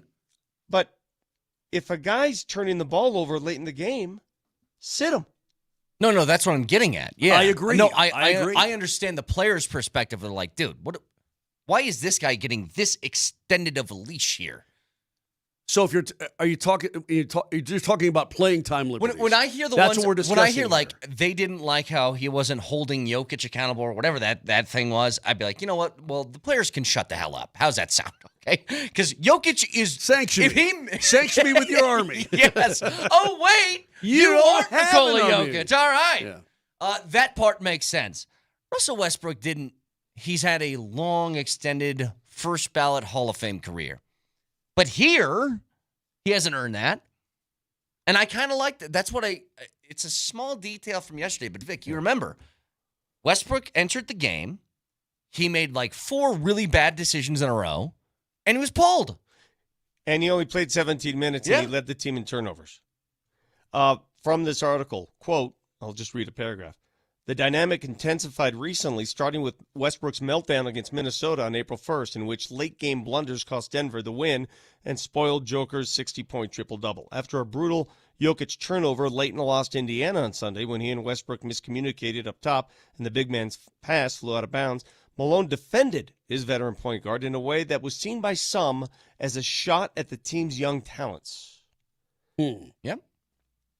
Well, I'll Also tell you what I makes do. sense. I tell you what I do know. Jalen Pickett can play the game. Now, how much will he be employed once Jamal Murray comes back? I don't know. Or if Jamal comes back, no clue. But the guy can play the game at a high enough level that he's not going to be bothersome on the But floor. what's crazy about that, we would never know that unless he was put in the game. Because if I told you, guys, sit back and erase your brain real quick. Just erase it. Erase what happened in the last 5 months. If I told you back in December or January, hey, guys, Jalen Pickett's going to play 30-plus minutes and make some critical threes to win a game in the third to last game of the season. I would say who's out? Who's okay? How many guards are out of the lineup? I would ask, is Malone still there? Yeah, I think I probably would too. You know what I mean? Yeah. So we use this hindsight. Yeah, Pickett has proven he can make big shots and he can play in critical situations. No one would have assumed that back in December and January, because even when he did play, he looked out of sorts. He looked lost. He lacked confidence. And you know why? Because he didn't get a chance to play. Yeah. I sure did like him last night. His excitement level, I really like that. And that's one of those things, like, as there's been a dog piling on Calvin Booth after all of this, it's where I kind of get where Booth's coming from, though. It's like, I'm giving you guys, and we need to see if they can produce or not. And we aren't even getting a chance to see it. But the thing is, and I know what a coach thinks. Coach thinks these opportunities need to happen in October, November, and December. Well, the coach is responsible for that. Exactly. I mean, but at the same Yeah. time, the coach is responsible for winning. And the veterans probably, in his eyes, give him the best option to win. So, I mean, it's 6 one way, half dozen the other, I suppose. Maybe there's a happy medium in there that David Adelman's going to find here this weekend and then into the postseason. Can I ask you something just real quick, Vic? We only got a couple of minutes. What do you think made Christian Braun different? What made him a different sort of animal to Malone, which he was given an opportunity? It took him a while to be like a stalwart within the rotation, but to trust him enough in his rookie season to play championship minutes. Winning ways that were cultivated all the way back. Goes 100 miles an hour, is committed on defense, and offensively, early in his career, he didn't have it all offensively. No. He a lot of times he just wanted the ball out of his hands. But did you notice a much different Christian Braun the last couple of games? Sure. Not only more aggressive offensively, he has taken on a leadership role on this team. He goes hard to the bucket, too. I mean, I was watching his threes last night, the 3-ball, the air ball, then the 3-ball, then he looked at somebody or he snapped at somebody in the stands running back up the court, so somebody must have said something to him. I like that. He also goes hard to the bucket, Vic. I mean, he loves himself a good tomahawk power jam when he gets the opportunity. I like that, too. Yep. Tell me if you guys know. That aggressive nature. What do you think Christian Braun, he's a 2-guard in this league. What do you think he's shooting this season, his shooting percentage? What do you think it is? Insanely high. From he's 3 at the or rim all the time. from 3 or all where? over the place. 50, What do you think his shooting 56. 58%. Wow. For That's a good. 2-guard. That's pretty damn good. Well, I mean, I don't know. Let's say he averages 12 shots a game. I'm sure it's somewhere around there, 12. I bet you 8 of them are in transition at the rim. All right, that's fair. What do you think his 3-point shooting percentage But Vic, I'm not taking that away from him. He's No, a I know. really good finisher. I know everybody's. Yeah, I just be careful what you. What do you think his 3-point shooting percentage is? Don't look. 40. I think he's. I think he's. I'll say 40. 41. Yeah. No, he's shot the ball. He's been great this year. He's been great. Like way better than I expected, actually. I've got a really cool story when we come back that relates to your Avalanche, too. I also got a beef that I need to know if people are with me on. I got a cool story, and you got a beef. All right. I got a pimple. Nellie's got a fact checker. You all got something next. Pop it.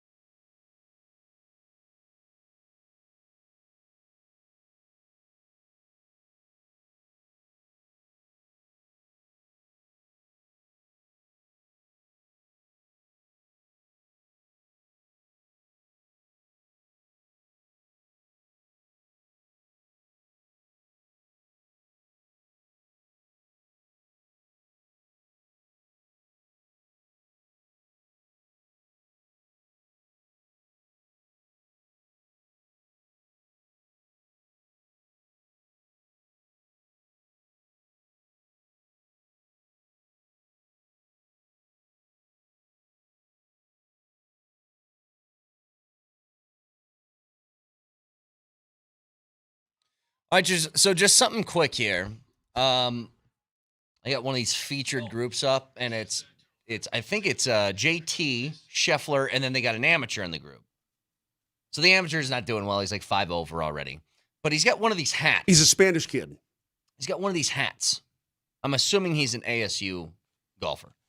That it says Sun Devils in that like the curved lettering like this, right? But it's upside down. And I need somebody to explain the fascination with the hats with letters that are upside down and what this means. What's going on here? It started with Nike when they started turning their logo upside down, and I don't know. What's the purpose of this? What are we makes doing? you look. It makes you look. What am I reading? What is that? It makes you look. I don't know.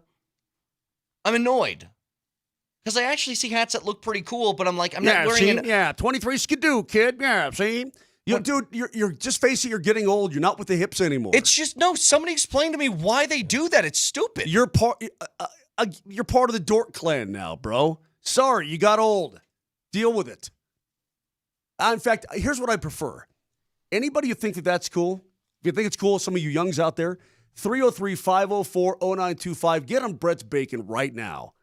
Why did he turn that over? I think most would agree with me. Brett, if you think that's I think it's stupid too, but I'm telling you that they aren't marketing to guys like me and Vic and you now, bro. They're not. Did you know that one of the great, I don't even know what you call this, skills of Leonardo da Vinci is that he wrote things upside down and the opposite side. He would, like when you write left to right, he would write right to left and upside down. Sounds like an idiot. Why? So Italians are so great. So Da Vinci was overrated and stupid is what you're telling me. Cool. Very good. He wrote backwards like a moron. Thanks for that. Appreciate it. Try that right now. Write your name upside down. Do it. Why? Why would I? Why would I exercise your brain can't bend that way because your brain is simple. I know it's that a Nebraska brain. Da Vinci's incredible, dude, because he could do everything, including except paint, write properly. I guess. Yeah, but hold on a second. Do it, dude. When you see the Mona, when you see Da Vinci in person, you're like, damn, that's good. You know what? The Mona Lisa. Dude, I can't even get past the first 2 letters. You know what's really amazing? She's got like a little smirk. It's like every time you look at her, she has a different expression. Shut up. Try it. I want it's you to a try portrait of a lady. Write your name upside down so that if I turn it around, it's exactly the way it should be written. Write it. See how long it takes you. I'm on 3 letters and my mind's bursting. I'm going to write your name upside down, okay? All right, do it. All right, here you go. K-C-I... Moser, you're looking. I'm doing this the proper way. Wow. I just misspelled my name. How difficult is this? There, upside down. Here, see it? There, that's your name. Yeah, I got it. Hang on. There. Yeah, I got it. You got these little games. Fully upside down, by the way. I got it. Fully upside down.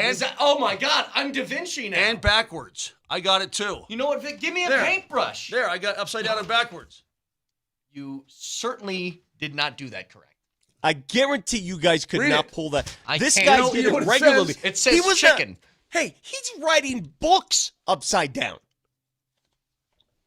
Buenos dias. Sounds like a giant waste of time. The Italians always got to be a little bit more fancy, right?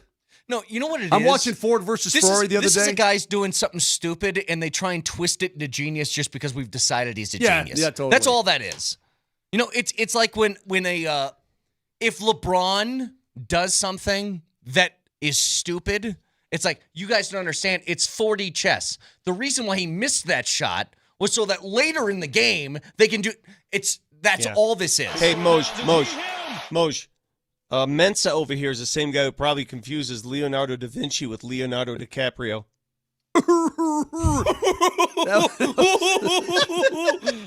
I knew what you were getting at, but that was kind of dumb. But Da Vinci was great in Titanic, Jack. Oh, he was great. Hey, last thing. This is the feel-good story I wanted to get to you. By the way, DiCaprio better at his job than Da Vinci. How's that sound? Oh, really? Yes. Really. No, he did get to make out with what's her name in Wall Street, or what was that show? Margot Wolf of Robbie, Wall Street. Yeah. Last thing. Lonzo Ball had the same surgery as. Also better at his job than Da Vinci. For God's sake. So everybody chill. You know what? It's funny on this show. Every once in a while, you or Vic will say something that just makes me hate somebody for no reason forever. And now Da Vinci is now on my hate list. So there you go. So he. Off the damn sports radio. Van Gogh cut his ear off. That's commitment to the craft. It's Okay. a loser situation. So, Lonzo Ball, Chicago's hosting Miami last Da Vinci. night. Both ears Da Vinci is what I'm going to call it. You're so jealous that you can't write your name upside down. Now you hate a man. You cannot execute your name upside down. Two-ear Da Vinci over here. I'm supposed to be so impressed. Yeah. Dude, I guarantee if you gave Da Vinci golf clubs and didn't tell him how to hit them, I bet you 2 hours in, he'd be scratch. I bet you Da Vinci couldn't throw a rock 5 feet. I guarantee he'd be carving up a course. What do you need, left to right? Oh, you want me to cut one a little bit? You need a stinger? I got you. You, meanwhile, you've been playing for years. You look like you're like a sledgehammer's in your hand. It's because the ball goes 330 yards, baby. Yeah, where? Places. Go ahead, Mosh. So last night, Lonzo Ball and the Bulls were hosting Miami, but he hosted the family of the donor of his new knee cartilage. The mom, the dad, the older and younger brother, and soon-to-be sister-in-law were all there to meet Lonzo Ball, and he had them all there. And the mom said it's extremely emotional and that sort of thing. It was Wait, this guy's still alive? No, Vic. When I say they take a dead guy and they put it in you, that's what they do. He died. I see what you're saying. He died at the age of 20 I got you. late February 2023. The mom says that the kid's name was Alex Reinhart. He was from Dakota Dune, South Dakota. But the mom said he did everything fast. He was a skier, tubing. Quick twitch. He was a football player. He was a wrestler in high school. All that Good kind to of know. thing. See, that's what I was talking about the other He day. did his homework. Yes. Right. Yeah. So anyway, he didn't go get Moser stuff. So the family received a call from the donor network saying an athlete who received the donation from your Alex's tissue would like to meet you. And they found out a couple weeks later that it was Lonzo Ball, and the meeting came together after that, and they were there last night. Cool. I like that. So, yeah, it was very cool. But again, this guy passed away in late February. The surgery was apparently in March of 2023. So, the modern medicine is pretty amazing, and that's a really cool thing, man. And I'm anticipating there's going to be more of that kind of thing down the road. Can I ask you just an honest question, Moj? And I'm putting a guarantee on this. Gabe Landeskog knee, it explodes, right? Or whatever we're talking about, the cartilage is gone, okay? And I can guarantee you something. That if they you stay alive. You're still alive. But they can take that out of your knee. Out of me. And you obviously live through it. Like giving a kidney to somebody. Correct. They take the cartilage out of your knee. They give it to Landy, and I guarantee you that in 2 years afterwards, the Avs win a championship. Do you do it? But you have now the pain that Landy has. No. I want to try to have it. Hey man, money for my that. leg blew up. It was debilitating. I hated it. So, not committed to the cause. Well, no, not that kind of committed. All right, Brett. They got to cut off your member, and then and the guys Who needs that? Well, I mean, come on. I mean, Literally nobody everybody's anymore. got limits, bro. Yeah. Now, if he wants a kidney, I can handle that. Although he probably doesn't want mine. What are you laughing about? I had a lot of.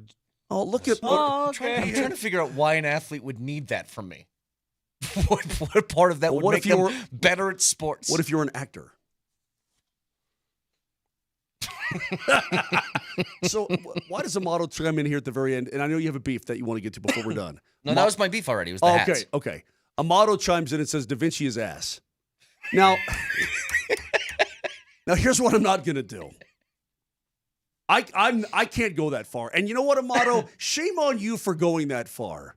Just because you think Vic is weird and you don't like him doesn't mean you got to blast Leonardo da Vinci, who's one of the most brilliant artists and he's more than an artist. And just worldly he might human be the being most well-rounded human being ever history. graced the earth. That's true. Let's relax. What? Dude, his medical and science side of things, in addition to the sculpting and the painting. I mean, this guy. That's great. This guy was like 10 men in one, 10 geniuses in one. Hey, Nebraska boy, he's done a little more than Scott Frost in his life. Why are you saying that? I don't care about Scott Frost. By the way, this tee shot on number 5 on the par 3, it's way more downhill than you think. Television doesn't do it justice. Television makes it look like, measly little par 3. This thing just goes down. Downtown. Downtown. Who's more important? The history of the world, Leonardo da Vinci or Nikola Jokic? Da Vinci. I didn't realize Ridiculous. Da Vinci died Ridiculous. in France, man. And he died almost in Normandy. Like, he was way Figures. up there. Wow. That's where people go to die. Fact checker. Yeah, we can do that. Fact checker, please, Nelly.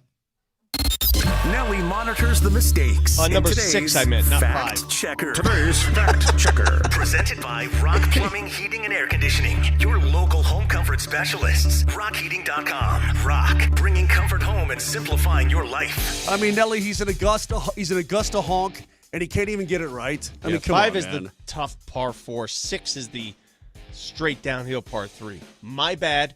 I was too triggered about the Da Vinci posts. Da Vinci was 5'9", which had to be like 6'5" back into the 1500s. Had to be. The smartest people in the world are 5'9" and under in the history of the world. Yeah, in the history of Earth. Einstein was 6'3" and could dunk, so no, he couldn't. That goes and right you out know the better window. than that. He was tiny. The smartest human beings ever to grace the planet have been small. Nikola Jokic, basketball IQ off the charts, 7 feet tall. Next. Go ahead, Nelly. Yeah, we've been talking about what? Geopolitics and Italy and France and Da Vinci, and we haven't even mentioned that the DU Pioneers are playing a game. They're in the Frozen Four today. I figured that'd be something that would be worth mentioning on the show. Against their division rival, Western Michigan. It's going to be a rematch of the NCHC championship game. Let's go.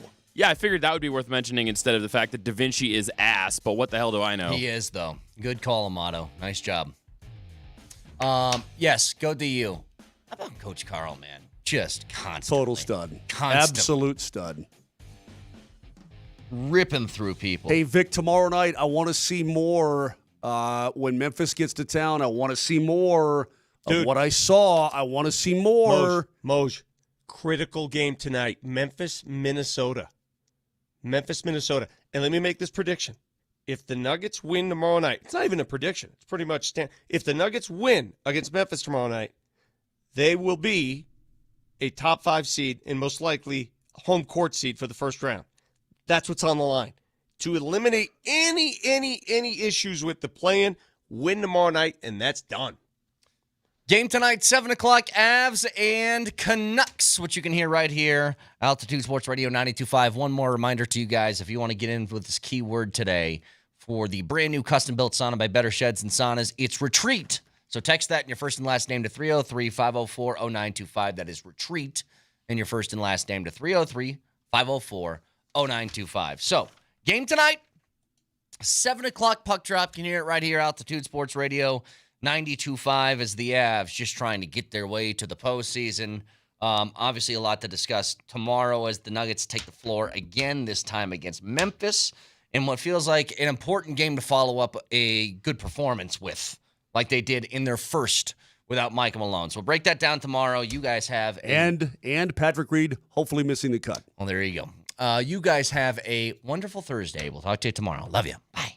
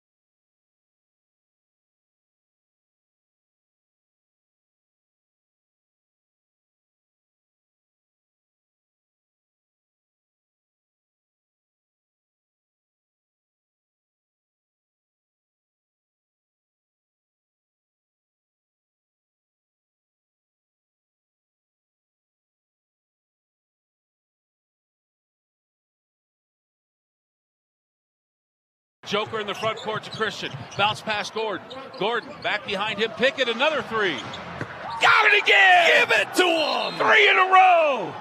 Jalen Pickett! Rebound down to Jokic. Outlet pass Watson. Down the lane he goes. Layup's good and a foul. By the way, Joker's got a triple-double. Yeah, 12, 11, and 10 for Joker. Christian Brown has it on the high left side. Slip pick by Jokic. Brown to the lane. Kick out Pickett for the win. Yes! Denver leads it 120 to 108 with 1:14 to go. David Adelman will go to 1-0 in his coaching career. And this thing is over! My favorite part about the whole game was Nikola continued to pass the ball to the open man. And if we want to win big games down the stretch, and if we're lucky enough to be in big games at the end of April and May and whatever, you have to trust your teammates. Those guys have to take those shots, trust they can make them. And you saw a lot of guys tonight make really big shots at key times. Michael's shot was enormous. Aaron's shot, and obviously Jalen in the third quarter. So it was just good to see the confidence to shoot the open shot and not bleed the shot clock and make Nikola take a 18-foot fadeaway all the time. So it was good to see. The first game in the post-Malone era, the David Adelman era, as he takes over as interim head coach just 2 days after Michael Malone fired after 10 years and an NBA championship in Denver. 124-116 is the final. The Nuggets over the Sacramento Kings. They improved to 48-32. Big-time win when it comes to seeding in the Western Conference as the morning sprint with Coach Sanford and Alex Ryanemi comes to you live from Las Vegas here at Stadium Swim at Circa Las Vegas. We're here for the Masters tournament viewing party at Stadium Swim. It's all weekend long, over-the-top tournament viewing party. The weekend's featuring authentic tournament fare at authentic tournament pricing. So, Coach, we're getting pimento cheese sandwiches at $1.50 for Thursday and Friday, and I can't wait. Oh, and ham and cheese on rye for just $3 for the win is the great Stadium Swim promotion here. Recreating Augusta, Georgia here in Las Vegas in a pool top. I've been talking to you for a long time about Circa. This is your first time here. What an incredible place. Guys, we'll get into the Nuggets. I promise. Very, very quickly. We'll get into what's happening with Gabe Landeskog coming back in the Avs, and they'll play their final home game of the regular season this evening against Vancouver. We thought that the Avs game tonight was going to have a lot of juice to it, but the Vancouver Canucks, because Minnesota wins a hockey game last night 8-7 over the San Jose Sharks. Alexander Georgiev gives up 8 goals in that hockey game for San Jose. Right on brand. Right on brand. We know that guy.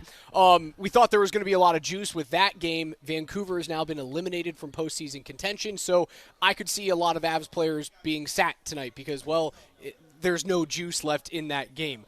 We'll get Masters updates to you guys all week long, or rather all Thursday long and all Friday long. I didn't think you guys could undersell this place. I've never been to Circa until last night, and I've been to Vegas a bunch of times, and this Stadium Swim it's expansive. It's the coolest thing I've ever seen. Raj, just to give you a heads up, I know you came out yesterday and you got a good lay of the land. I flew out this morning from Denver, Colorado. Left at 7 a.m. On a $140 Frontier flight, baby. A lot less than that. It was about $70. $70 flight, and I am here doing live radio, Vegas time, at 9 a.m. here with an unbelievable view, 75-degree temperature, which will be 94 degrees by the end of the day, and you and I get to talk about the new-look Denver Nuggets. And in the post-Malone era, we learned that Post Malone's real name, it's David Adelman. We were talking about that yesterday. Who is Post Malone? It is David Adelman. They did look refreshed. They looked like there was a little bit of juice. Jokic in his post-game interview says he may have awakened the beast, right? Adelman giving Joker a little bit more of a voice in the role or in the locker room, I suppose, a little bit more of a voice when timeouts are called. And you saw Joker grabbing clipboards, drawing up plays during the game against the Kings last night. It did feel like there was some sort of energy. So we go back to the conversation that we've had over the last couple of days is, yes, this decision to move on from Calvin Booth and Michael Malone is not just about this year. It is about the future. It is about Nikola Jokic 2.0. It has to be. But when Josh Kroenke came out and said to Vic, this is about finding a spark and squeezing some juice out of this season, That's exactly what you need to see last night. Raj, when you heard Josh Kroenke on that interview with our very own Vic Lombardi, what did it remind you of in recent Denver professional sports? When you hear somebody that made a decision to move on from somebody and use the word looking for a spark, or the phrase looking for a spark. Think moving on from Russell Wilson, Sean Payton said, Jarrett Stidham is the spark we need. Oh, hold on. I think David Adelman is a far better spark than Jarrett Stidham ever could have been. And I had the same sentiments when I first heard it. I said, this is going to be a very different spark than what is going to end up being a lifetime backup quarterback who's going to be a spark for a Super Bowl winning quarterback in Russell Wilson. What I saw last night was a spark, not necessarily in the form of insane levels of energy from David Adelman. There was oxygen. There was oxygen. There was life to the team. There was life to the team, but there was also room to breathe. There was room to communicate. There was room to operate without maybe a suffocating, domineering leader in Michael Malone. And it allowed for the most important thing that championships always are comprised of, and that's a player-led team. And you saw it in the form of Nikola Jokic. You just talked about it. You also saw it with Christian Brown. He was like, you know what? Why wait? This is my opportunity to lead right now. And I think it was just I loved what David Adelman did. I think he struck the right chord of being very calm, cool, calm, and collected. And I think he was himself. I think he was genuine, and he allowed the players to breathe. All 5 starters in double digits. You get a 25-point effort from Christian Brown. Joker, 20 points, 12 rebounds, 11 assists for yet another triple-double, his 33rd of the season. 21 from MPJ, who goes 50% from 3. If he goes 4 of 8 from 3 in a playoff game, and you get that type of effort from the surrounding cast, this team can make a dent. This team can make noise come playoff time. He has to shoot like that. You have to be able to rely upon Michael Porter Jr. I suppose this is recency bias coming into me last night, but every time that I saw Sacramento either make a run, particularly in that second quarter, and then when they made it closer in the fourth, I was waiting for a rage timeout, and we never saw it. Right, because that's not who David Adelman is, and I suppose maybe he doesn't have that type of cachet to his coaching ability yet as an interim head coach. Or maybe he just looked at every rage timeout over the course of the last several months and said, "Why? What's it doing for us? What is this? Is there a purpose for it? Like me banging a timeout and walking halfway out into the court by myself and stopping or talking to myself, is that really fixing any problem?" And the answer was it wasn't. Maybe it did in the 22-23 run. Without question it did. But at this point in time, we talked about it, 10 years is a very long time to be a head coach. And was the message stale? Yeah, I think it was. I think it's impossible for the message not to get stale. It at every level. I think even Nick Saban at Alabama towards the tail end, as good as he was, you just felt like it was always teetering on, is this thing going to expire? And guys like Nick Saban, they realize it, they're self-aware, and they walk right in time before it does get stale and it ends up kind of becoming an ugly finish to what is otherwise a great career.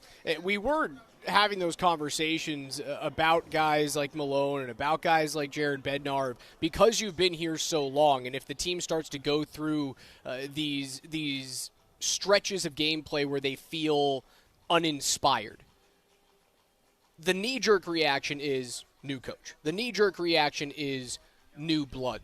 And I think in the NBA it's way easier to do that because of how restrictive the collective bargaining agreement is. In the National Hockey League, I think it's different because you can trade draft picks, and you don't have any of these things where you have protections on first-round picks because you have so much money against your salary cap. I do like how ownership allowed each team this year to go about their business in different ways. And obviously, the Avs and the Nuggets are in different spaces.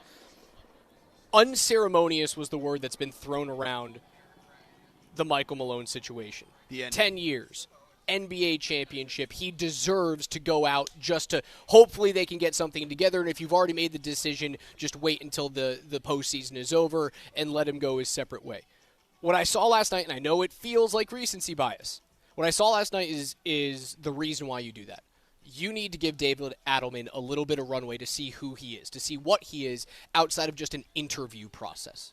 You also need to give Nikola Jokic, Jamal Murray, Aaron Gordon, Michael Porter Jr., your veterans that have been in the NBA for longer than 5 years, the best possible opportunity to be successful because playoff opportunities only come around so often. This is not something that you just say, yeah, it's just another year of playoff basketball. You can kind of waste this one in order to set up the next one. And that's why Josh Kroenke made the decision. And, yes, I think we learned last night that it was more about the utilization of personnel. And also there are some personnel deficiencies. We can't hide from that. That's why Calvin Booth's no longer the head coach. There were some potential scheme issues. Oh, yeah, the general manager. There also potentially were some scheme issues. It almost looked like defensively, was everything completely fixed? Not necessarily. Did it look greatly different, vastly different? No. But it seemed like there was just generally a simplification of the defensive structure. Therefore, the Nuggets were in better position to close out for what has been something that has ailed them throughout the year. And it's not like you're playing against world beaters, right? Sacramento's a still a playoff team.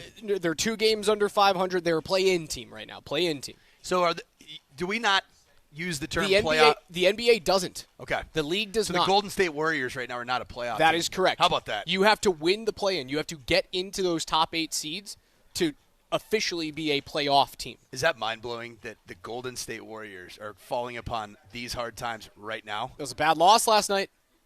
They are a play-in team, not a playoff team. You can't lose to San Antonio. So, even though the Nuggets had been mired in a 4-game slide, and there's 2 games that separate the 3 seed from the play-in right now. That is the fact of the NBA standings. 2 games separate 3 from 7. They've gotten help along the way, man. That's a big-time win from the Spurs to help you out. The Memphis game on Friday is everything. Talk about a game with juice now. As in tonight? Oh, no, tomorrow night. Friday. Yeah, so we're not coming off a back-to-back, which is good. For some reason in my mind, I was thinking today was Friday already because I'm near a pool watching in 4K the Masters here. It's so amazing. I got here. I was like, there's no way today's a Thursday. I'm walking through the casino to get here. I'm like, it's a work day. You have to go prep your show. Don't sit down at the blackjack table. You can't do it. Wait. No morning sodas. But Denver's – hey, we will have an Azalea cocktail at the end of the show. I guarantee you that. Denver currently sits in the 4 seed. You do not control your destiny to the 3 because LA whips up on Dallas last night. By the way, Luka walks back into Dallas and drops, 45 last night? What an emotional return for him. Whoa. And what a bad scene if your name's Nico Harris or Mark Cuban. Did you see the two of them? Did you see the shots of Cuban? But Cuban, after the game, goes up to him and gives him a big old hug. Cuban is absolved of sins in this situation. He doesn't call any shots anymore. I think being Mark Cuban in this situation is way better than being Nico.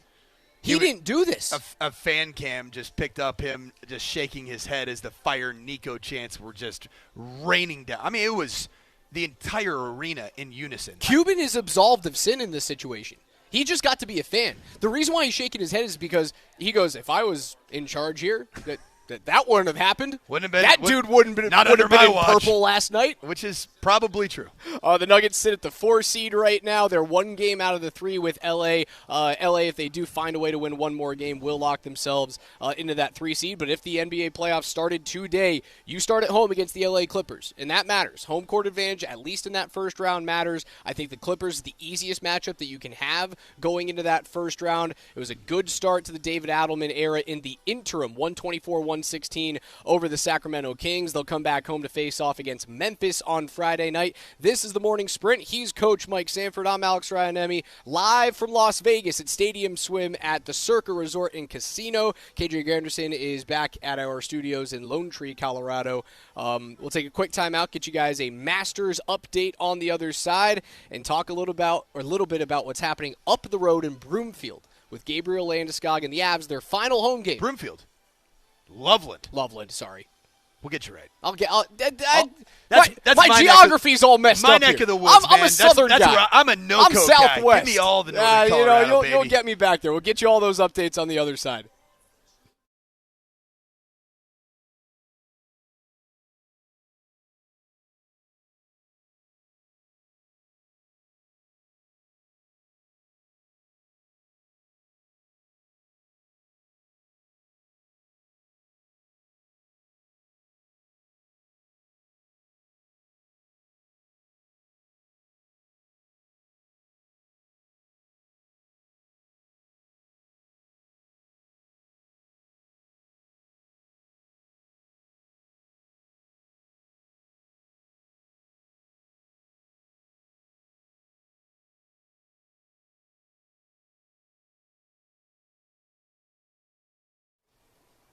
What is good, Colorado? I want to say I miss you, but I really don't miss you because right now I am looking out over Stadium Swim, and I'm watching the Masters on 12 different angles on a massive Jumbotron, a stadium-sized Jumbotron. Thinking Power Field, but right in front of your pool, and that's where Raj and I find ourselves right now. It is not too late. Get out here this weekend. For the Win is a poolside promotion where you get food and drink menu directly from the Masters and Masters prices. Pimento cheese sandwich, $1.50. Ham and cheese on rye, $3. Get on that early morning flight, make it out here tomorrow, and get on circalasvegas.com and book your hotel for this weekend. It is the place to be.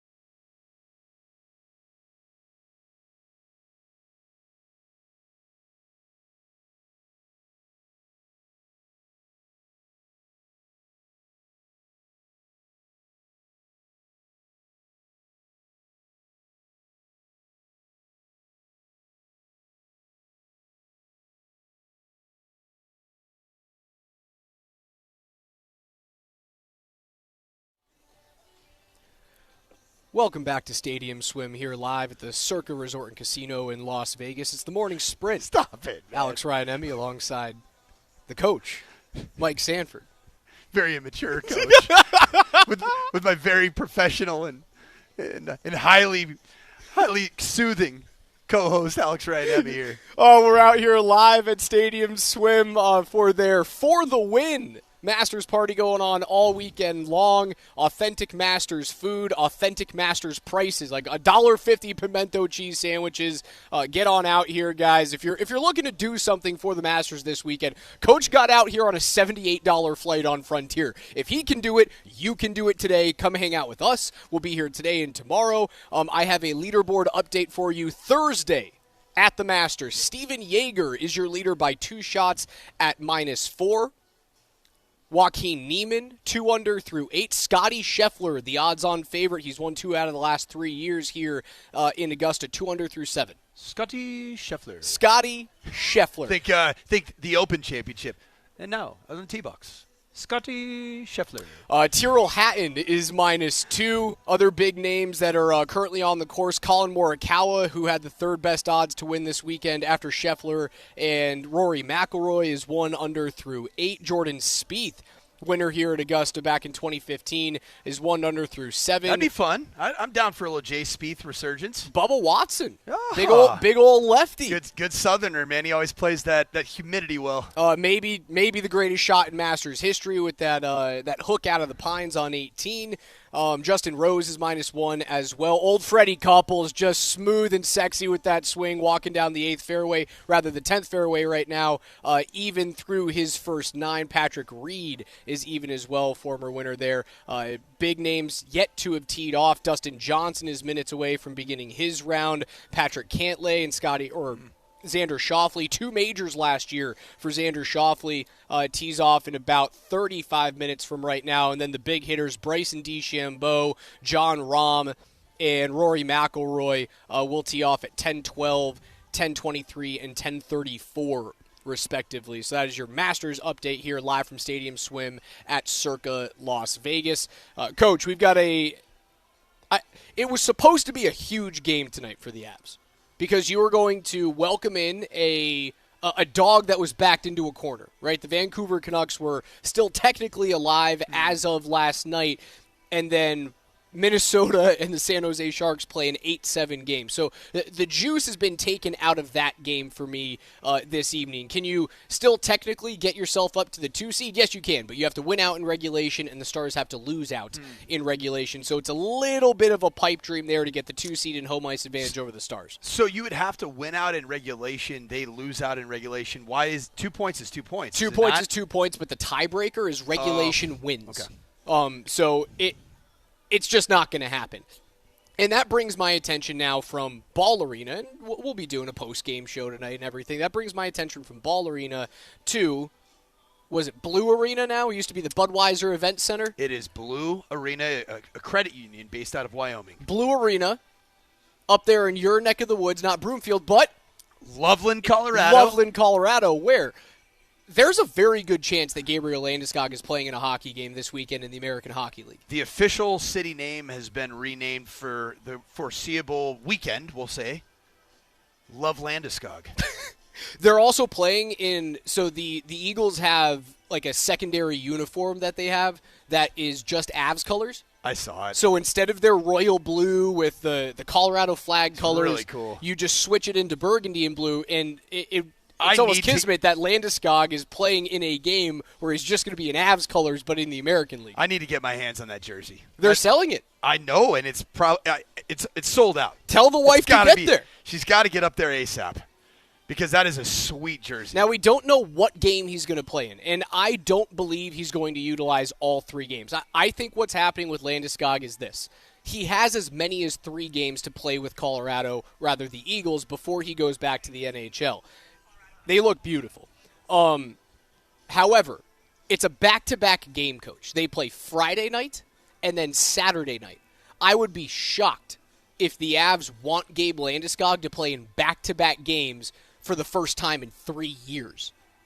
So I don't see him playing in both of these. And then what happens after that? The Eagles go on the road. So it screams to me right now, this is a one and done for Gabe. Which one is he playing? I would play him on Friday. I play him on Friday because I do believe that gives the organization the ability to be there. Oh, okay. Yeah. And I think that matters. If I'm a teammate, man, Friday, right, so the Avs play tonight and they don't play until Sunday where they go back-to-back. I believe it's Sunday where they go back-to-back games. Sorry, Saturday, Sunday. They play at 1 p.m. Pacific, 2 p.m. Mountain against L.A. on Saturday. Anaheim. Was it Anaheim? Anaheim on Sunday. So they play the Kings on Saturday, the Ducks on Sunday. The SoCal Swoon. If you play Friday, you do have the ability as staff to go and watch him. Now, the team will have flown out prior to that, but if you're also scratching players in that first game, or if you're scratching players in both games, I want my teammates there. If I'm Nathan McKinnon, and I played tonight in front of the home crowd and we win, and I have a 3-point night, and I open up a little bit of breathing space in the Art Ross, and I feel good about my MVP chances. I'm going to the organization, I'm not coming on this trip. I'm going to see Gabe play on Friday. I'm chilling at home. We'll see you guys back on Monday for practice. Yeah, I think it's a no-brainer, and I think that most of the Avs, a lot of them have spent some time up in Loveland, but those that haven't, I'm not sure if McCarr spent much time up in Loveland? I don't know. I haven't. You got to come. I've lived in Colorado my whole life, and I have not spent much time up there. You got to come. You got to get further north than Broomfield, man. That's where your Colorado brain just shuts off right there in Broomfield. You got to keep coming up north to God's country up there. And my car starts to shut down when I get past, like Spear. Oh, Spear. Yeah, I was like, it's the city of Spear? I don't know about this northern Colorado city you speak of. Yeah, it's just good. It's a good spot up there. And you know what? For the fans that are going to be up in northern Colorado, the Avs fans and the Eagles fans, because they do have a great following and it's a great venue, what a cool opportunity for that franchise to welcome in arguably the biggest storyline of the month in the National Hockey League. Nah, Ovi. But certainly I'd like to say yes, but I go 895 is a bigger story. That's a pretty large storyline. You know what? I think it's the second biggest storyline of the year. Wow. I think Ovechkin at 895 and breaking what we thought was an unbreakable record, without a doubt. It doesn't matter what happens in the postseason. Whoever wins, wins. The number one story in the National Hockey League this year is Alexander Ovechkin becoming officially the greatest goal scorer of all time. I'm trying to find another storyline through the league, other than the massive success of the Four Nations tournament. And that was big. It was. People watched that. People flocked to it. They fixed the sports-wide miss of the mid-season All-Star tournament. Nobody does it right. Baseball is kind of baseball. There. Baseball is but good it wasn't the Four Nations. Baseball's not the Four Nations. There's never been anything like it, and I wonder if they're actually going to be able to replicate that type of buzz moving forward. That's the big hurdle that the NHL has to get over next year is, well, what do we do now? How do we catch lightning in a bottle twice? That's close. If Landeskog comes back and plays and the Avs go on a run, that is headline number 2. It most certainly is. And the wildest thing is that think about all the storylines that we've been able to talk about this season with just the Avs. Moving on from both your netminders and replacing them with the woodshed. Moving on from a massively central piece of a championship run and arguably one thing that you've said over and over, He's a Hall of Fame player. He's a Hall of Fame hockey player. And Mikko Rantanen, who ends up by way of Carolina in a division rival in going to Dallas. And even then, you're still talking about Gabe Landeskog as the second biggest story in hockey. And that's a tremendous storyline. And it's a great feel-good story. It's one of those stories that it encourages people from all different backgrounds, from all different walks of life. It's easy to be hyperbolic in the moment, right? It's easier to think that when something's happening right in front of you, that it is the craziest, the worst, the most interesting thing that has ever happened. I don't think this is the case where it's just recency bias and things happening right in front of our eyes. This is the most wild Avalanche season I think I'll ever see in my lifetime. How old were you with year one? Year one, I was young. I was a kid. I was 4 years old. That's wild. You're one winning your first championship after relocating. And just even watching the documentaries about that time, seeing everything, with the Red Wings. Trading for Patrick Waugh midseason. And Patrick Waugh was, talk about trading a Hall of Famer in the middle of the season with Mikko Rantanen. Patrick Waugh, you traded at that point in 95-96. Waugh was already looked at as, is that the greatest goaltender of all time? And he gets traded because he gives up a bunch of goals in Montreal, and their GM and head coach won't take him out of the game. Purpose? I think the last couple ones he was like, all right, screw you, I'm throwing my underneath his gloves. He was bundling his fingers, all but the middle one. try to catch a puck with one digit. No doubt. So I do think 96 probably comes very close, and the Avs have had unbelievable storylines every single year that they've won a cup. All right, think back to 1996, right? First year in Colorado, Patrick Waugh gets traded there. You have this heated rivalry that just ignites out of nothing with the Detroit Red Wings. You go on a run, you win a cup, you score a multiple overtime goal from Uwe Krupp to basically walk off the cup final. In 2001, you have the unbelievable storyline of Ray Bourque coming the year previous and saying, hey, I'm coming back for one more year, but that's it. We're done after this. This storied career of who might be the greatest defenseman of all time. It's either him or Bobby Orr. You can throw Nicholas Lidstrom in there and then talk to me in 12 years when Cale Makar decides to hang him up. That storyline ends up in a Stanley Cup championship as well. 2022 feels a little more normal. Standard. Solid. But it was dominant standard. 16-4 doesn't happen all that often. In that 21-22 Cup run, what was the major storyline other than hoisting Lord Stanley? Was there anything that happened throughout the course of that particular year, whether it's an acquisition that really stood out, like you could say that a McKinnon storyline or moving on? In 22? Yeah, in the 22 Cup run. What was the biggest acquisition at the deadline? Lehkonen, Manson, those are two big acquisitions. They've proven to be really good acquisitions. It's not as big of a trade as bringing Bourque in the year before. It's not as big of a trade as moving Mikko Rantanen out. But look at what Arturi Lehkonen has meant to this team. Mm-hmm. And you moved on from a big-time prospect and some picks to get those players in. Now, those prospects haven't really turned into anything, and Lehkonen is you ask any Montreal Canadiens fan, and they know their hockey. Letting Lehkonen walk and saying that Arturi wasn't good enough to play in Montreal and then he turns into this type of player in Colorado, they're pissed off about that thing. I don't see as big of a move though at that time. EJ was a part of 2022. But was he was not an acquisition. He had been EJ was part of the team for many years. Yeah, he was many years. Not draft, not homegrown. No, he was a number 1 overall draft pick back in 2007 by the St. Louis Blues. Okay. It's a deep cut right there. Deep cut. It's pretty good. Got traded for this guy knows his stick and puck. If I'm correct, he was traded for Kevin Shattenkirk and other pieces back then. Now you're just showing off. Kevin Shattenkirk was a good D-man, dude. Kevin Shattenkirk was a fun offensive defenseman to watch. You're showing off your deep cuts of NHL knowledge, kind of like you're showing off your chest. Ground beef right now. Oh, I flipped the camera around because I was trying to show the people, and if you're just joining us, Mike and I are live out here on Thursday and Friday from Stadium Swim at Circa Las Vegas for their big Masters party. It's called For the Win. They have authentic Masters fare, authentic Masters prices, $1.50 pimento cheese sandwiches, $1.50 egg salad sandwiches, $3 for the ham and cheese on rye. There's an azalea cocktail in there that, I'll wait a little bit because it's 9:37, but by the time the show ends, I may have one of those in my hand from our lovely hostess, Lindsay, here. Did you say azalea cocktail? An azalea cocktail. What does the modern pop artist Iggy Azalea have to do with Augusta? I would love if Iggy Azalea showed up.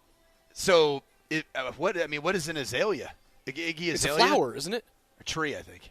The azaleas? The azaleas are in bloom. Oh, it's Is it a tree or a bush? I should know. Being like a Masters freak, is the azalea a tree or a bush? Let me know. 303-504-0925. It's so fun to see KJ back. KJ, you don't shake your head. What's going on back there? What's going on? All right, so we have the azalea flower, funnel-shaped, fragrant. It's a flower. And it comes in a variety of colors. They bloom in the spring and are part of a big word.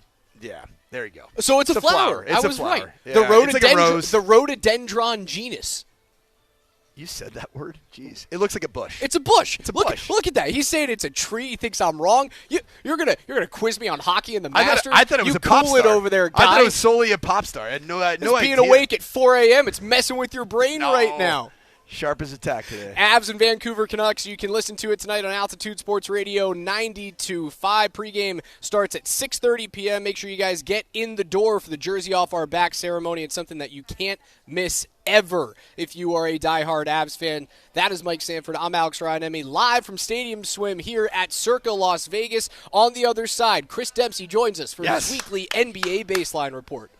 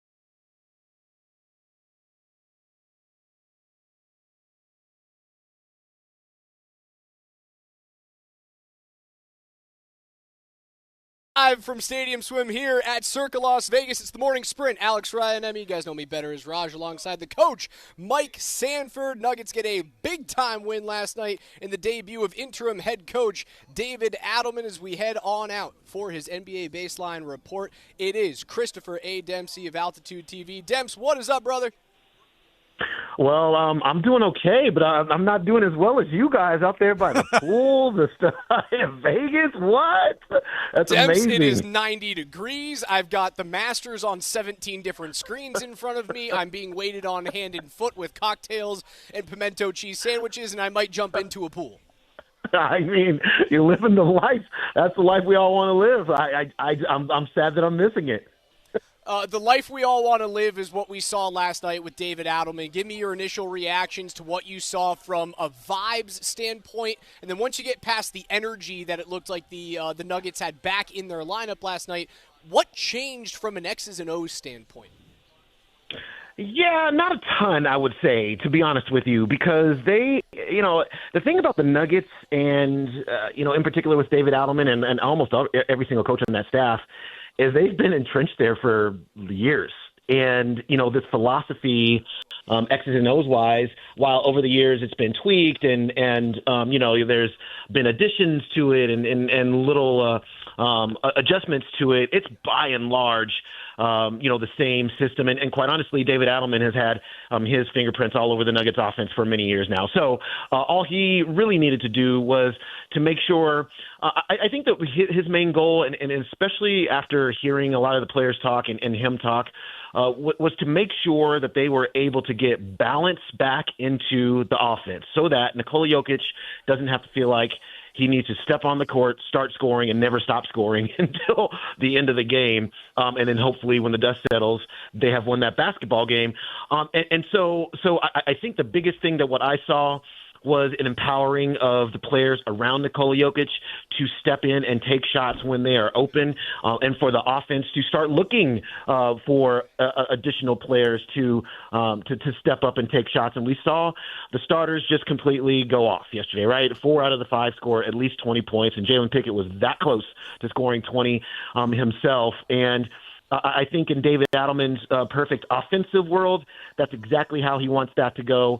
Everybody in rhythm the entirety of a game. And then when you need Nikola Jokic to close out games with big shots and big plays and big decisions made, then he's quite honestly more fresh to be able to do that. Demps, watching Christian Braun, who's had a tremendous season. He stepped into that role that was vacated by Kentavious Caldwell-Pope. Last night just felt different. It felt different from a leadership perspective, an ownership standpoint in his game and of the team. What have you seen from Christian Braun as it relates to his role as a leader from this basketball team? Well, it's interesting because, I think he's kind of vocal, but not the most vocal person ever. But I think he's stepping into that as he continues to grow into his NBA career and as he continues to be, as the years go by and he is one of the actual veterans on the team, his voice will be bigger. But look, your voice can be enormous if you do what he has done the entirety of the season. And in the last 2 games, on top of the great defense, he scored 55 points in the last 2 games.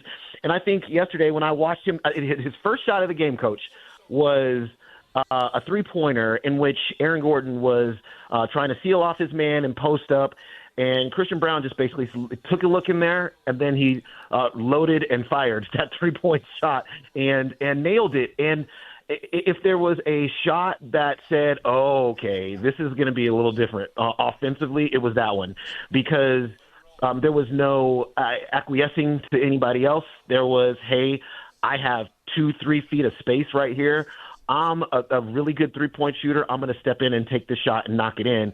And when he plays with that confidence, I just think that is very infectious to the younger players. And they could all look at that and go, oh, okay, wait, this is something a little bit different here. Okay, so let's all play with that type of confidence. You saw that in Jalen Pickett as well.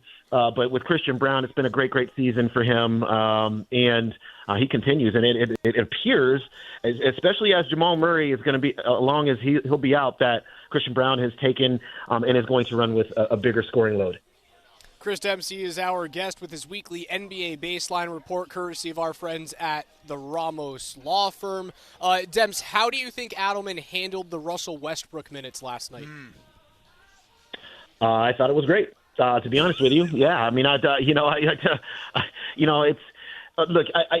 That's one thing I thought. There were two things that I thought from a personnel standpoint that might happen. One, Jalen Pickett would start as long as Jamal Murray was out, and that's definitely going to be the case, especially after his performance yesterday. And then part two, I think that DeAndre Jordan will just be the backup center under Adelman, because I think he likes big centers. He likes the ability to roll to the rim, put pressure on the rim, bend the defense that way, and then create opportunities on the perimeter from there. So getting back to Pickett, he has played really, really well in these last few weeks. And quite honestly, the season has been a good one for him. It's night and day from his confidence standpoint. To me, the way he reads off of pick and rolls, the way he has able to mesh how he plays basketball with how you need to do that in the NBA, with how that goes down night to night on the NBA court. And then quite honestly, quite frankly, the three-point shooting has been great. And he's a low turnover player, and coach, we've talked about this on this program, on you guys' program a lot this season, which is how do you cut the turnovers? And obviously Russell Westbrook has been turnover prone. Jalen Pickett is not turnover prone, and if he's going to be able to approximate, I'm not going to say 18 points per game is something that we're going to see every single night from him, but if he's able to approximate double digits, let's put it that way, from him, double digits every single night, good assists, low turnovers, helping get the offense going, on staying on schedule. I don't see why he doesn't start every single game while Jamal Murray is out. Demps, when you look at these final two games, it's interesting where everything's a bit jumbled up from a race perspective in the playoffs and play-in. What is success for the Denver Nuggets in these final two games, Memphis and Houston? Look, it was at least win one out of the two, so you finish the season 2-1. But look, I think that one actually has to be tomorrow, because the Memphis Grizzlies are in sixth place. If they beat you, now they can assume they're moving up in the standings. You're putting yourself at great jeopardy for finishing sixth or maybe lower than that in the standings. And so I think that game tomorrow night can be an eliminator and can really solidify the Nuggets in that 4 seed. The Memphis Grizzlies play tonight as well. And so they play the Minnesota Timberwolves, and that is a very important game for both teams. Memphis can basically keep Minnesota in the play-in by just winning that game here today, and then try to keep and move themselves up with a win against the Nuggets tomorrow. So these games are very important. I think Houston's not going to play anybody on Sunday. They didn't play anybody yesterday. I think they're going to largely do that to the end of the season, maybe light minutes for the starters on Sunday afternoon. So that would be a game that would be there for the taking, which is why I'm pointing the direct finger at the Memphis game tomorrow as being very important. 2-1 would be great for the Nuggets. 3-0 is definitely a possibility if you can win tomorrow night. Dems, big-time return to Dallas for Luka Doncic last night. Obviously, your eyes were fixated on that Sacramento game between the Kings and the Nuggets, but did you get any chance to see Luka walk in and drop 40 on his old team? Yeah, and the one thing I expected actually absolutely happened, which was, I said to somebody yesterday, I said, Luka might get the biggest, longest lasting ovation of any returning player to their former team of all time. And that is exactly what happened. And they were cheering his name, when he was making buckets for the Lakers during that game, because nobody wanted that to happen. And those fans love him. They're heartbroken, and you could see it in their faces. And you could see it in the, I saw the video of Luka while they played the video tribute for him, and he's basically in tears. And it is, you look back at that situation, and it continues to be stunning that was made, and it really boils down to just a couple of individuals in the Mavericks organization because nobody else wanted that to happen. But, of course, he would walk right in. And I know here's the thing about J.J. Redick as his coach is like he's the perfect coach for a situation like this because J.J. Redick has a little like, don't worry, Luka, I will help you score 50 points tonight against your team. And let's just stick it to him. And he did, man. And it was just great. And just seeing some of the highlights go by, and I actually watched Luka's shot attempts yesterday. And, some of the, they kept him out of double team situations. They were able just to keep him in space, and then he did the rest. And that was just, it was great for Luka, man. I think that, I'm very unfortunate for him because he wanted to spend his career being a Dallas Maverick. He will not be that. But he was able to stick it to him, or Nico Harrison in specific, and the owner there for one night. One last quick one, Demps, before we let you get out, and you're on the topic there of J.J. Redick and personality traits of a head coach. Getting to know David Adelman, what would you say is the one personality trait that you've learned about Adelman that you think is going to be on display here at the end of this season and in the postseason? Yeah, I'm glad you asked that because David Adelman is a guy that I've been fortunate to be in many, many practices that and watched him work. And I thought many years ago that this guy was going to be a really good head coach in this league. He is a great communicator, very clear. There's a lot of practices where coaches will go over some sort of schemes or coverages or, whatever. And the players have a lot of questions, am I doing this? Am I doing that? And that was almost never present with David Adelman. Like he's super smart. His dad was one of the greatest coaches this league has ever seen. And Rick Adelman, it was interesting that, he got his coaching debut. And I'm talking about David last night in a city that his dad coached, for many years in Sacramento and had some great Sacramento Kings teams there. But I think he's got those traits that his dad had. But I think communication, I think level-headedness. He's kind of a no-nonsense guy. He immediately got rid of the defensive player of the game chain. He immediately got rid of. There's a lot of things that he just is not there for. He's just like, look, a lot of players played great tonight, but we got to do it again. 2 days from now, and then we got to do it again on Sunday. And I love that about him. I hope this is a big enough sample size for him to be able to really put his best foot forward and do well, because I think he is a total asset to whatever franchise he ultimately ends up being the head coach for. A wild week means we get Chris Dempsey twice on the program. Demps, thanks for coming in an emergency situation on Tuesday, and then for Baseline today, man. We appreciate it. Big win for the Nuggets. Can't wait to see what they can do in the final two games of the regular season under David Adelman. Demps, we'll talk to you next week, all right? All right, guys, have a couple for me. Live from Circa, Las Vegas here at Stadium Swim. This is the morning sprint. We'll take a quick timeout, come back on the other side, get you guys caught up on a Masters leaderboard, and get back into the Nuggets and a little bit of Broncos. Let's get ready for the NBA or NFL draft, rather. That thing is coming up in just a couple of weeks.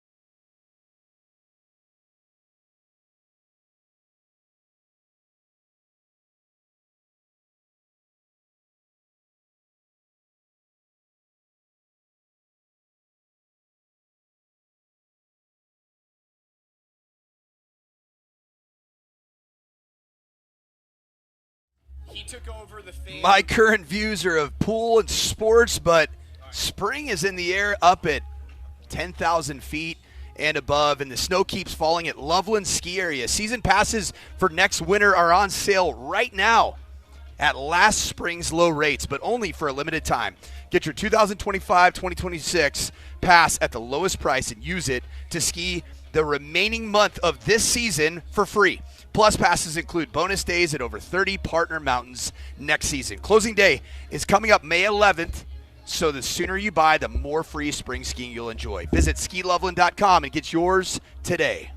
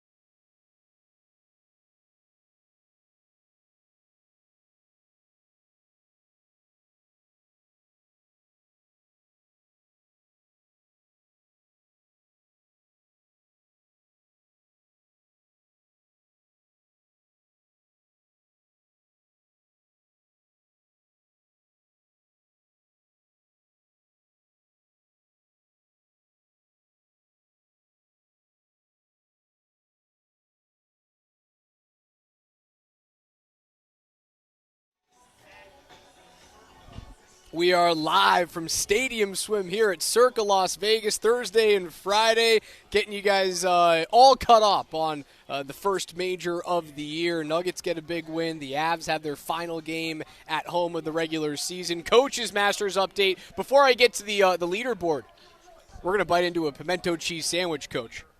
Oh, that is so good. $1.50 pimento cheese sandwiches? Are you kidding? Oh, wow, that is sensational. KJ, are you a little bit emotional? You missing home?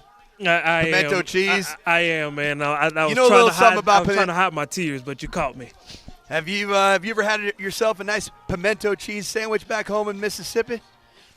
Oh, yeah. I mean, they used to douse that thing up. I mean, they used to put, like, pimento, like, tomatoes, lettuce. They used to make it like a full sandwich. And I'm like, okay, it's different, but obviously on this side of the country, that got isn't the a whole thing. thing here. $1.50 pimento cheese sandwiches, $3 ham and cheese on rye, $1.50 egg salads, azalea cocktails, which we'll have some in just a little bit here. Get you guys caught up on a Masters leaderboard update. Steven Yeager paces the tournament -4 through 12 holes. The tournament favorite, two-time winner at Augusta, Scotty Scheffler, -3 through his first 9. Justin Rose is -3 through 4 holes. He's got the hottest start on the course so far. Other big names on the leaderboard, Jordan Spieth, 2 under on his front 9. Max Homa, who's been struggling this year, is 2 under through 3 holes. Freddie Couples, 1 under through 14. Are you kidding me? Unbelievable. Freddie Couples. That's the best thing about this tournament, is that you can see a former winner and a guy like Freddie Couples who's got to be 65. You nailed it. AARP. 65 years old. He's eligible to get his card. So I remember the men's senior open came to Colorado Golf Club. This had to be a decade ago, something like that. Maybe even more. I think I was like in high school, so probably even a little bit more than that. Colorado Golf Club hosted the men's senior U.S. Open, or the senior PGA, one of the two majors. Freddie Couples was playing in that, and I remember following Couples the entire time, and his feet were hurting him. He took off his golf spikes and put on a pair of like racing slick Sperry's, boat shoes, and waddled his way to the lead by the end of the day. Just like, I'm good. I'm going to swing smooth and sexy, put it down the middle of the fairway, middle of the green, 2-putt, and make my way. It was like the chillest thing I've ever seen. Yeah, Freddie Couples, who turned pro when I was -2 years old. It's unbelievable. 1980. That's a long tenured golfer. That's the best part about this It tournament. really You is could have a 65-year-old up in the top 10 of the leaderboard on day one. Now, is he going to be there at the end of the tournament? No, it's not going to happen. Like, the closest thing that we saw to that happening was Tom Watson almost did it in the Open Championship a handful of years ago and ended up losing to Clark in a playoff, and he ended up bogeying or double bogeying the final hole.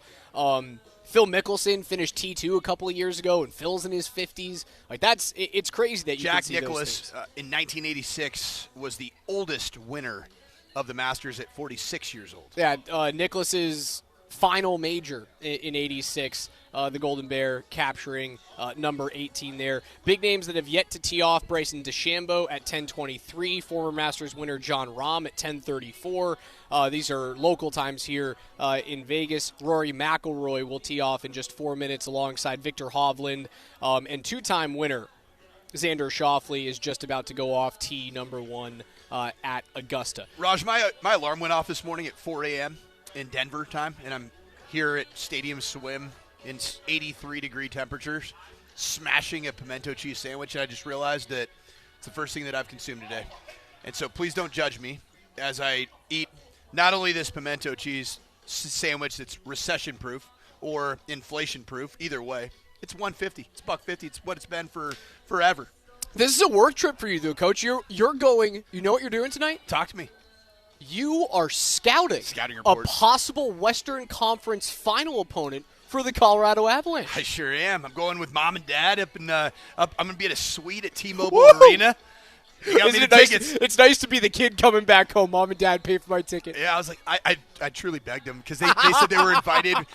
Where my dad coached high school football here in Vegas at Faith Lutheran. So I'm doing a double work trip where we're actually coming out to play Faith Lutheran, Valor Christian this coming All fall. right. So I'm checking out the surroundings and meeting with the new head coach, but also getting a little scouting report on tonight's game with the Seattle Kraken coming to town, and there seems like kind of a waste of a year for the Kraken and the Golden Knights. All right, Dane Brugler came out with his annual Beast draft guide, ends up ranking every single one of the position players, comes out. It's an exhaustive list of players that obviously we're keying in on number 20 to see whether or not the Broncos are going to take those guys. I'll skip over the quarterbacks. We know it's going to be Cam Ward, the first guy taken off the board. Is it going to be Shedeur Sanders, the next QB? Is Jackson Dart going to continue his crazy rise up the board? Jalen Milroe, is he going to find a way into the back or end of the first round if someone falls in love with that? Will Howard came out and said yesterday he thinks he's the best quarterback in the class. Is this a deeper quarterback class? Very quickly before we move on to the running backs and the tight ends, is it a deeper quarterback class than we give it credit for? No, and no. I don't think that either one of the top two quarterbacks that will be drafted would have been drafted in the top 5 quarterbacks of last year. And I think that Jackson Dart and Jalen Milroe, I'm not a fan. I'm just not a fan. Will Howard, Kyle McCord, Dylan Gabriel, Riley Leonard. No. None of those are going to end up being starters. The guy that I could see surging up, and he had a really fun chalkboard session with John Gruden and the reboot of John Gruden's QB camp, is Will Howard. I love drafting winners, guys that won football games and did things for their program that haven't been done at least in a couple years, and Will Howard did that with Ohio State in his final year after transferring from Kansas State. But yeah, it's a bad year, and the Denver Broncos are so fortunate that this isn't the year that they are desperately needing a quarterback, unless you're in position in the top 5, top 10. I do like Shedeur Sanders a lot, but I think a lot of what Shedeur Sanders is going to be is where he fits best. How's this? This is the better question when you're talking about timing of drafting quarterbacks. And last year, if you were to have asked me at 12, knowing 5 quarterbacks had already gone off the board at that time, and I said this on the air, I'd rather you just move on and get the quarterback next year knowing that you are going to suck. And obviously the Broncos didn't suck last year, but the quarterback pick is a big part of the reason why they did not. Shedeur or Cam? Would you have taken those guys over Bo? What do Knowing I, what you yeah, know I was going to say, now. what do I know? Knowing what you know now. No way. Bo Nix every single day and twice on Sunday. Statistically, what I know though, now. a 20-ish ranked quarterback in the league right now. It's all about personality fit, makeup fit, and skill set fit with Sean Payton. And all 3 of those things are massive pluses for Bo Nix. And the more people I talk to league-wide about why Bo Nix worked with Sean Payton is they say it's more about who else would have worked as well as Bo Nix does. He's almost a throwback to a day of yesteryear with the quarterback position that's highly malleable, not stuck in their own ways, doesn't have their own little quarterback guru that they're going to listen to over maybe the head coach or the play caller. I think it's just a tremendous fit, and the Broncos got their guy. DMac, you win. You can't choose when you suck. I'll take his words there. And I thought that was a lie. You get to scream from the top of your lungs, man. They hit a home run with that draft pick, and you can't choose when you suck, because if you try to choose the next year, then you become me, right? And I'm eating crow right now. You become me, going, well, if the Broncos weren't selecting the top 3 of this year's draft, you're staring down the barrel of is Jalen Milroe? Is Quinn Ewers my guy? Am I hoping that a guy who didn't make it stick at Ohio State and Kyle McCord and had a good year at Syracuse is the quarterback of the future?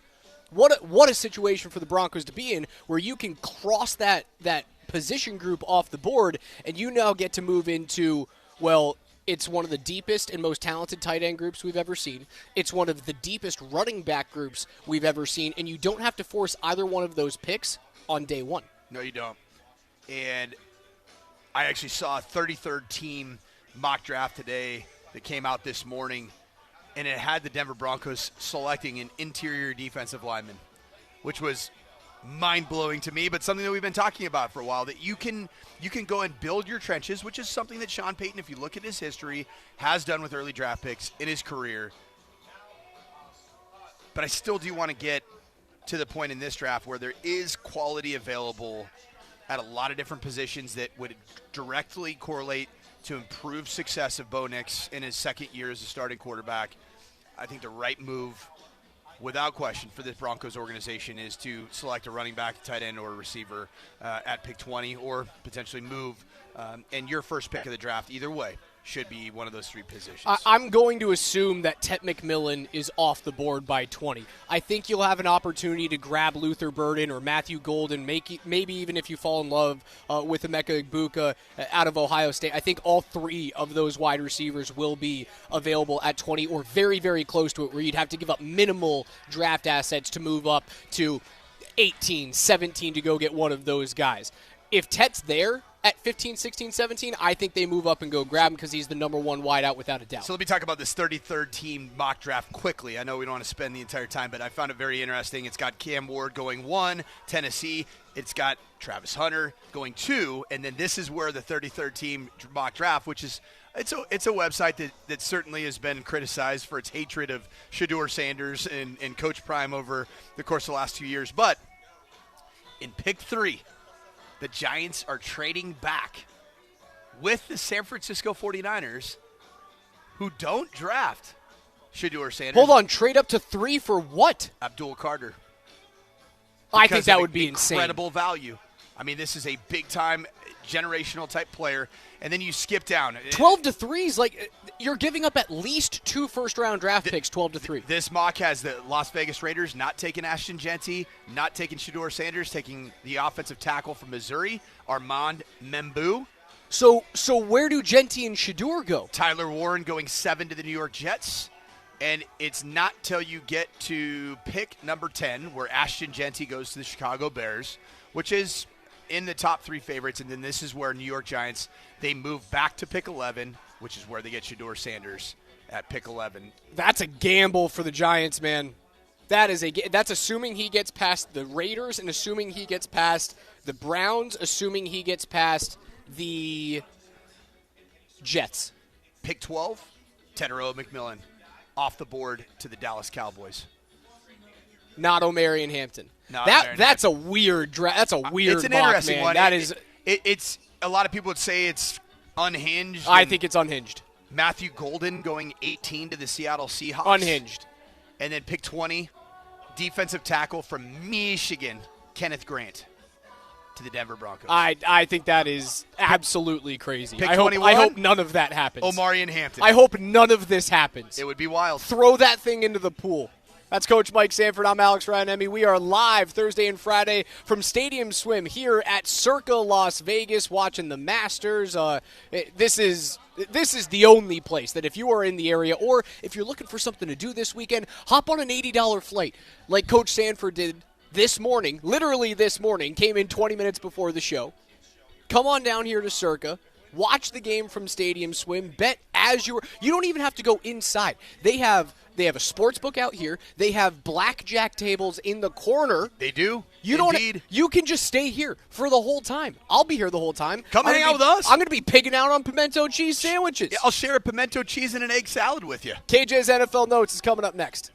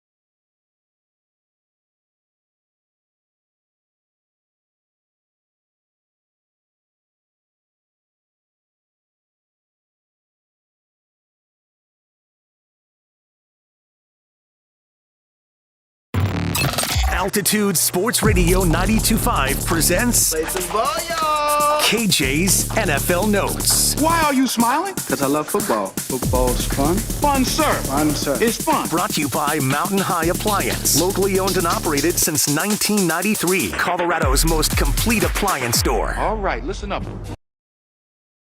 Here on the morning sprint, we go through the biggest stories in the National Football League with KJ's NFL Notes, live from Circa Sports here in Las Vegas at Stadium Swim for the Masters Thursday and Friday. For the Win, golf's biggest tournament viewing party. They've got authentic Masters fare, authentic Masters prices. That means $1.50 pimento cheese sandwich, $1.50 egg salad sandwich, $3 ham and cheese on rye, and the Azalea cocktail, the official drink of the Masters tournament, first major of the year. KJ, before we get you guys caught up on a leaderboard update, let's start with your number one story.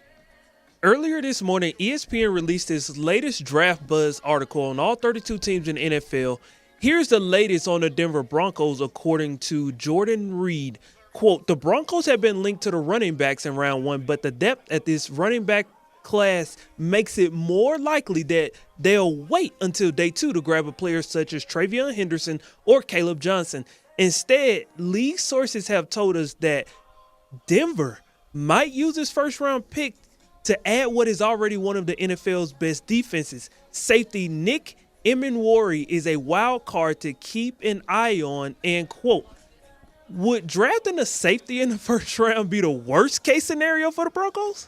I would break more glasses if they draft a safety than if they draft a defensive tackle, because they need an interior defensive lineman. Don't get me wrong. I think it would be a mistake at 20, but they do need to draft an interior defensive lineman. They also probably need to eventually draft an offensive lineman because, well, those guys aren't getting younger. If they draft a safety, I will lose my mind. Yeah, you just spent a good, pretty penny on Talanoa Hufanga in this offseason, and you already have proven depth at the position and a young, malleable safety in J.L. Skinner in his third year. My mind would be blown if you drafted a safety. There's no way. Is there? No. Is there? No. What I think the linebacker either. The biggest inside linebacker. The biggest tidbit out of that when ESPN releases that draft buzz is this. It's not that there's buzz around the NFL that the Broncos could take a safety at 20. It's that they want to wait until day two to select a player or two to put around Bo Nix. What that tells me is the thing that we've been saying for the better part of a month and a half. I think the Broncos are trading out of the first round. I don't believe that there is going to be a player that drops far enough outside the top 10 that you can move up to get in terms of skill position players, whether it's a tight end or running back or the number one wide receiver in the group. I think they're all going to be off the board. I think they move out of 20 and you get multiple picks in round two and you fix either tight end, which, again, Evan Ingram, still a 2-year deal, but that could be fixed as of right now. You get both a running back and a wide receiver in round two if you trade out of the first. Remember when this offseason draft journey for the Broncos started and we were just drooling over Ashton Genty and Tyler Warren, and at the time the two positions typically aren't drafted anywhere near the top 10. So it's a realistic conversation to have, Raj. At the time, you're not even going to be close to touching either one of those two prospects. No, they're both gone by 10. Which is just wild because it does show that both those prospects, after you evaluated the entirety of this draft class, are truly two franchise-altering players at their particular positions. I really believe that. Now, there is a world that exists that you can get a skill position player, and I think it's going to be the receiver position that falls into your lap at pick 20. I still think there's a very... But not Tet. It's going to be a Matthew Golden. I still think it could be Tet McMillan. I do. I think you could slide. Is it because the running backs and the tight ends are so good this year that you could see them getting pushed down the board? It's not like you're not going to have a run on quarterbacks. Like is Jackson Dart really going to move into the top 15? My mind will be blown if he's a first-rounder, period. I think there's 2 first-round quarterbacks this year. And if someone falls in love with another quarterback that's on this board, it's going to be selected between 30 and 32. Someone would have to trade back in to get that. My belief is there's going to be a lot of starters drafted, not superstars, starters drafted in the first round at positions that aren't typically drafted in the first round. We were talking about Brugler's Big Beast draft or the Beast draft guide. He says there are no fewer than 4 and perhaps many as 5 or 6 tight ends that deserve legit round 1 consideration. Warren, Loveland, Mason Taylor, again, NFL genes out of Mason Taylor with his father Jason, Elijah Arroyo out of Miami, Colorado's very own Terrence Ferguson, which, by the way, we're trying to get him on at some point on tomorrow's show. Terrence, just tell him to come and join us for a $1.50 Pitman. Fly him out. Let's go, Fly him man. out. You know, all I have to do is I have to win a couple hands of blackjack, and I can pay for that flight. You could, no doubt. Harold Fannin out of Bowling Green, who you may have been the first one in Colorado to fall in love with Harold Fannin Jr. You talked about him 3 months ago. Yeah, and it was the run after catch ability and the Sean Payton patented short passing game. So you want to get the ball in the hands of your running back, your tight end, guys that can go get you yards where you throw it short and they get you 5 to 12 yards on a typical basis. He's the best run after catch tight end in this draft class, and I would comp him in that particular area to Brock.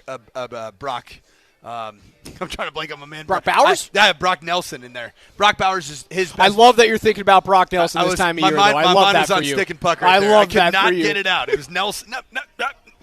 Bowers. There It's we KJ's NFL notes, not his NHL notes. Mr. Granderson, what's next? Oh. Maybe one day I'll do NHL notes. We should do that once upon a time. Every blue moon, I think we should. Shedeur Sanders' potential slide out of the top 5 has been the talk of the draft in college and NFL circles. Teams drafting in the 20s are starting to lick their chops, and ESPN's Damian Woody explains why Shedeur should be happy if he slides, because the best situations usually aren't at the top. Would it be a good thing if he actually slid first grade? Absolutely, because where are the stable franchises tend to be on the bottom half of the first round. I mean, we can look at a couple examples in recent history. Patrick Mahomes, you saw the Kansas City Chiefs trade up to go get Patrick Mahomes. Lamar Jackson, you saw the Baltimore Ravens trade up into the first round to get a Lamar Jackson. So listen, if I'm Shedeur Sanders, man, it's you've been groomed and bred for this your whole life, okay? So you don't have to have, I need to be, the #1 overall pick, top 3 or anything like that. Just by following your dad and seeing how his career played and just being around the game, it's more important to get to the right situation. Yeah. That'll help your career long term than being, having this high draft pick attached to you. L.A., talk about Rams, San Francisco, Miami, Pittsburgh. Those are 4 candidates. Rank the situations? Those are the 4 candidates that I see in that conversation. Best situation from front to back. L.A., San Francisco, Pittsburgh, Miami, in that order. Ooh, I see Miami. I think that the combination of McDaniel. I don't know how long McDaniel's going to be there. I think McDaniel's on an incredibly hot seat right now. What'd they finish this season? 9-8? The Miami Dolphins finished 8-9 this year. They're selecting 13. I think that seat is smoking hot. With the concussion history of Tua Tagovailoa, if he's available there at 13, does Miami say Shedeur Sanders? You have to have if he's available at 13, there has to be a contingency in place for Miami that if they know that there's a situation that Shedeur could be drafted, they have another team in the league that's willing to trade for Tua. That's the only way you can do it, because you can't. They need help right now, right? Like, that roster needs help to get over the hump. And particularly on the defensive side of the ball. So you can't waste it on a position that isn't of need. Like, when Tua's healthy, you don't need a quarterback in Miami. He's good enough. Did you see all the headlines coming out of Miami this morning with Tyreek Hill? All more bad news surrounding Tyreek Hill and his off-the-field life with his wife. A lot of speculation at this point in time, but Tyreek Hill just feels like this situation is not going to end well. I don't think the situation for Shedeur is great in Miami, because I think there's so many unknowns. In L.A., in San Francisco, granted, another hot seat in San Francisco, because if you don't turn it around this year, what happens to Kyle Shanahan? Yeah, you have no one else to blame. You don't. You don't have Trey Lance to say, yeah, not my guy. But Jimmy G, nah, not my guy. Do I feel better about Shedeur Sanders going to a spot that is helmed by John Lynch? Yes, I do. And then the absolute most secure spot is Pittsburgh, because you know Tomlin's not going anywhere. However, I don't think that the marriage of Tomlin and Shedeur, I'm not convinced that can work, even though he's an off-schedule quarterback and Roethlisberger did play well. I think it could work. I think it could work very well. And I think that L.A. and McVay is the perfect spot. It really is. Let's be honest. How many years does Matt Stafford have? 2. It's a perfect situation, Raj. 2. Is Shedeur willing to sit for 2? Is Shedeur Sanders going to be a coworker at Kroenke Sports Enterprises of ours? Could be interesting. You are very close to a quarterback that sat for a couple of years. Jordan Love. It takes a certain athlete and a certain mindset to be able to do that. Is Shedeur Sanders that athlete? I think he would do it well, especially if it's a player that he has looked up to, where he knows that there's a level of respect. And Matthew Stafford is a quarterback that I would say both connoisseurs of the position that coach the position and guys that play the position and study other quarterbacks. Stafford's one of those guys that everybody loves. It's a first ballot Hall of Famer. He's fantastic. And what he does arm strength-wise, some of the throws that he's made in his career are otherworldly. And I do believe that Shedeur Sanders would respect him enough to bide his time and appropriately move into that seat. Also, Los Angeles, pretty good spot to be. You want the limelight, you want the prime light, LA is the place to be. KJ, what's next? Oh, Deshaun Watson is currently rehabbing back from his double Achilles tear that he sustained a few months ago. This injury is expected to keep him out for the entire 2025 season, and it finally led Browns owner Jimmy Haslam to admit the club took a big swing and they missed with Watson. Watson now finally responds to Jimmy Haslam and everybody else who is constantly doubting him.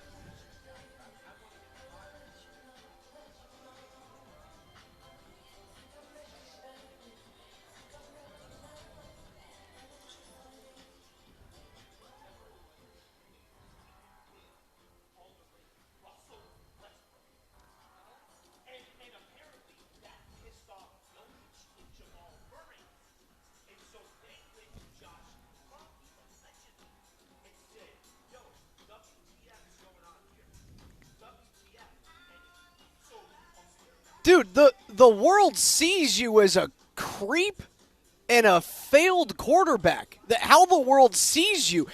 It's one thing if you're a creep and you're an all-pro. You're a creep and a bum.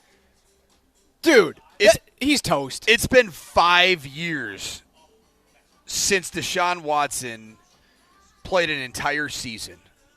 2020, where his QBR, or his passer rating was 112.4. Since then, 6 games played in 2022, 6 games played in 2023, 7 games played in 2024. All that adds up to is a whole heck of a lot of injuries, which, as we heard in that clip, has led to a whole heck of a lot of rehab. And you know what's a part of rehab? Massage therapy. Jesus Christ. Right to jail, right away. You couldn't help yourself, could you? The guy knows the game. He's playing the game to perfection. I mean, if you have a problem with massages, or frankly you like massages a lot, maybe more than the average human being, best way to have a need for a bunch of massages is to have joints and tendons and muscles that are injured. I wouldn't hate a massage. Do you think I could get it? You know how in Vegas when you're playing poker? Poolside, there's some poolside massages out here. Poolside massage. I wonder if we could get one of those pitched up massage tables. I can put on my headset, put my head through the hole, look at you guys on Zoom and on YouTube and on Twitch, I think the masseuse that you would have poolside would look a little bit different maybe than Deshaun Watson. Probably be a guy named Steve because your wife is here. And she would not permit you getting poolside massages from maybe some of D-Dub's, Deshaun Watson's masseuses. I thought you used the word D-Dubs for a different word or a different acronym than Deshaun Watson there. I'll have to think about that one. KJ's NFL notes are brought to you by Mountain High Appliance, Colorado's most complete local appliance store locations Can I Denver, phone a friend on D-Dub? Louisville, Littleton, Colorado Springs, and Glenwood Springs, offering every major appliance line and brand. You can find them at mountainhighappliance.com. I'll fill you in on the joke when we go to break, Coach. A Masters scoreboard update next.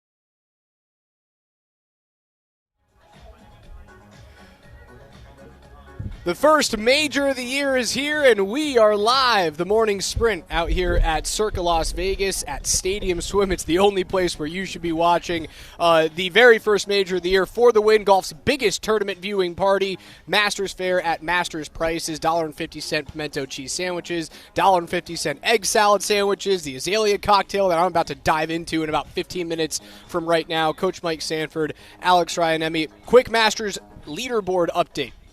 Colin Morikawa, Scotty Scheffler, Tyrrell Hatton, and Justin Rose are all tied at the top at 3 under. Corey Connors at 2 under. Freddie Couples at 65 years old through 16 is 1 under and tied for 7th. Unbelievable that he continues to pace there at 65. Former winners Jordan Spieth and Bubba Watson are 1 under through 11 and 7 holes, respectively. And finally on the course is Rory McIlroy, who is, I believe, even through his first as of right now. Yes, McIlroy even through 1, as is Victor Hovland and 2-time major winner Xander Schauffele. As we welcome in Aaron Oster of Circa Sports marketing manager. Thank you so much for having us out here, man. We appreciate it. This is way better than being in snowy Colorado. It's beautiful in Colorado now, but it was snowing like 6 days ago. I mean, that makes sense. Definitely one of the best times you can come out. The difference between, you have our neighbors here from Seattle, and I was telling them, yes, yeah, not a bad time for Denver and Seattle to come out here. Talk to us a little bit about what the book is seeing for the Masters this year. Obviously, Scotty Scheffler, 2 wins in his last 3 tries at Augusta, coming off a little bit of an injury scare, but Rory, Colin Morikawa are your big favorites going into the tournament this year. Yeah, we're not worried too much about Scotty Scheffler. Obviously, he was the big favorite going in, and anytime you have a big favorite like that, it's going to be hard for them to be a real liability unless, it's something like Tiger, where everybody is just betting on them over the years. Yeah. Colin Morikawa is someone we're kind of staring at, and obviously depends on how live betting goes and stuff, but as of this morning, we were looking at it. Brooks Koepka and Jordan Spieth. Jordan Spieth and Cam Smith were both guys who took a lot of action over the last few weeks, so those are 2 that we're watching closely, and I'm watching Cam Smith closely because I got a bet at a different book on Cam Smith. Do you guys get a lot of bets on live players when it comes to the majors? We get some. Obviously, it just kind of depends on the major, on the player. I don't think there's necessarily people looking at live golf in particular as much as it is, there's some of these players who are just, people are interested in betting overall. Aaron, you look at the Denver sports scene, and particularly the 2 Ball Arena residents in the Denver Nuggets and the Colorado Avalanche. It's been a very dynamic year from a perspective of bettors and futures and championship odds. Starting with the Colorado Avalanche, when you look at them, in all the moves that have been made, Mikko Rantanen moving on in a trade that acquired a whole bunch of talent, and what even changed between the pipes. What have you seen, just generally speaking, Aaron, with regards to the Avs, as it relates to the season and all the storylines that have surrounded them? Yeah, I mean, the Avs have kind of gone up and down in the odds as the season goes on. Right now we have them at plus 750 to win the Stanley Cup, minus 1150 the other way if you want to fade the Avalanche, which, they've always been among the favorites. Right now they have become the second favorite behind the Panthers. Panthers are at plus 575 right now. It's interesting, especially having a book in Denver. You see some of that money come in a little bit differently than you would anywhere else. But, they've been one when they're good. Here's how actually I describe the Avalanche as a whole. When they're good, you see a lot. But when they start getting bad, when they go through those stretches that are a little weird, you start seeing money coming in against them very, very quickly. Wow. Them and Chicago are 2 of the cities in general. You see kind of that loyalty going on where if fans are in, they're in. They ride the roller coaster? Yeah, but if fans are out, they're out. Well, let's talk about the other bombshell in Denver sports, especially over the last 48 hours. The news that dropped while we were on the air on Altitude Sports Radio. Michael Malone, Calvin Booth, contracts both terminated, and really with Calvin Booth, his contract non-renewed. What happened to the futures of the Denver Nuggets? And even yesterday, more information came in for the book that this might be a rejuvenation. They're fixed, Coach. What do you mean, might be? They're fixed. They're 100% fixed. With all of that important news, We didn't touch it. It didn't move. They were 20-1 to win the title. Going into all of that news, they're 20-1 to win the title. It's one of those things where the money's already kind of come in a little bit. It's hard. You won't see a lot of money coming in on other teams right in this moment. Now at the beginning of playoffs, that might change a little bit, and people are waiting to see exactly how things change, if at all, for the better or for the worse. But 20-1 is where they're at. It's where they're at now. We'll see what happens as the playoffs start. I think these next few games will be interesting because I think you're going to see, again, not necessarily in Denver, but overall people taking a position on Denver one way or the other. Either they're in, they're fixed, it's great, whatever's happened is gone. They're going into the playoffs, they're going to win the whole thing now, and you'll see that money come in. Or people will be like, oh, this is a mess, this is a disaster, we're fading them in the first round, and that's how you're going to see. Aaron, I like really those numbers, man. Sounds like a good deal to me. 20-1 after what I watched last night. There we go. Aaron, before we let you get out of here, talk to me a little bit about what is happening here in Vegas around the Masters, this big party that you guys put on all week. Yeah, I mean, first of all, obviously it starts here at Stadium Swim. You are seeing every single angle from Augusta that you can find up here on our giant screen, whether it's, we'll get the Amen's Corner cast a little bit later. You got the featured pairings, you got the whole pairings, you got every view you could possibly want up at Stadium Swim and down at the Sportsbook, of course.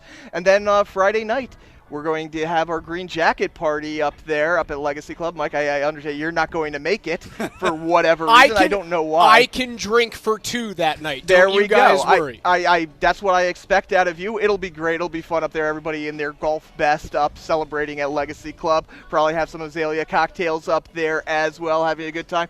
And then over the weekend, I mean, Masters Sunday here out at Stadium Swim is going to be a blast, and hopefully it ends up being a good tournament down the stretch. There's nothing like it. Aaron Oster, Sports Marketing Manager at Circa Las Vegas. We appreciate your time, man. Thank you so much for having us out.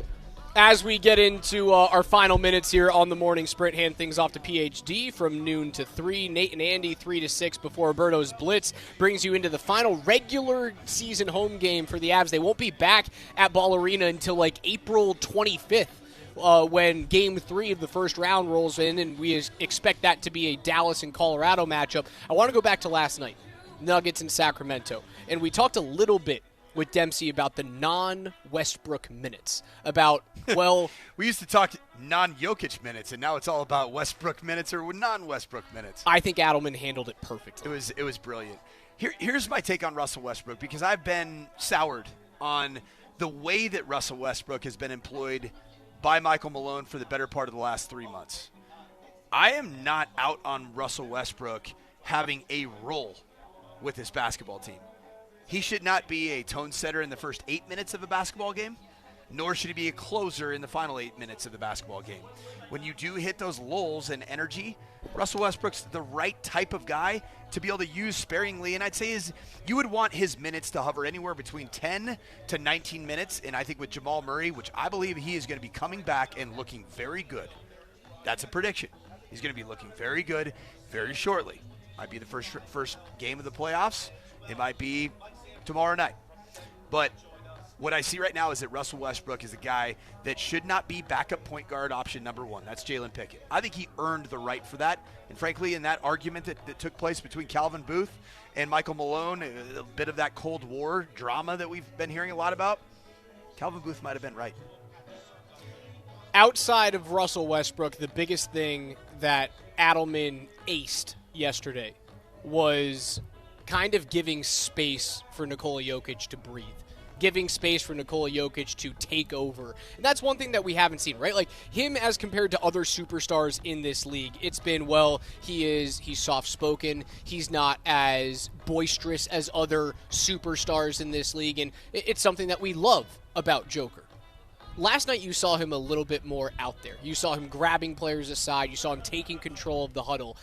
I think that removing, and again, Michael Malone, the greatest head coach in the history of that franchise. Without question. And I think that if you believe it's George Karl or Doug Moe, I think you are terribly mistaken. Find me the ring on either one of those 2 fingers. The ability for Joker to grow, you had to remove a big personality from that room. And the easiest one to remove, unfortunately, for Michael Malone is the head coach. I think that's the biggest thing that we get to look at. How does Joker grow without that type of stifling presence in the room? You remember Nikola Jokic wearing his Serbija Serbija, national team jersey. That was the type of Nikola Jokic that we saw last night. Personal pride, leadership. This is my team. This is the team I love and I care about, and he always has, but there was more oxygen and room to breathe. That'll do it for us today, live from Stadium Swim here at Circa, Las Vegas. The coach, Mike Sanford. I'm Alex Ryanema. You guys have been listening to the Morning Sprint. For Coach, for KJ, again, I'm Raj. PhD is coming up next. You won't want to miss it. Scotty Hastings' original reaction to what happened on day one of the David Adelman experience. Nuggets win. Avs tonight on 92.5. Pregame starts at 6:30. We'll talk to you tomorrow at 10 a.m.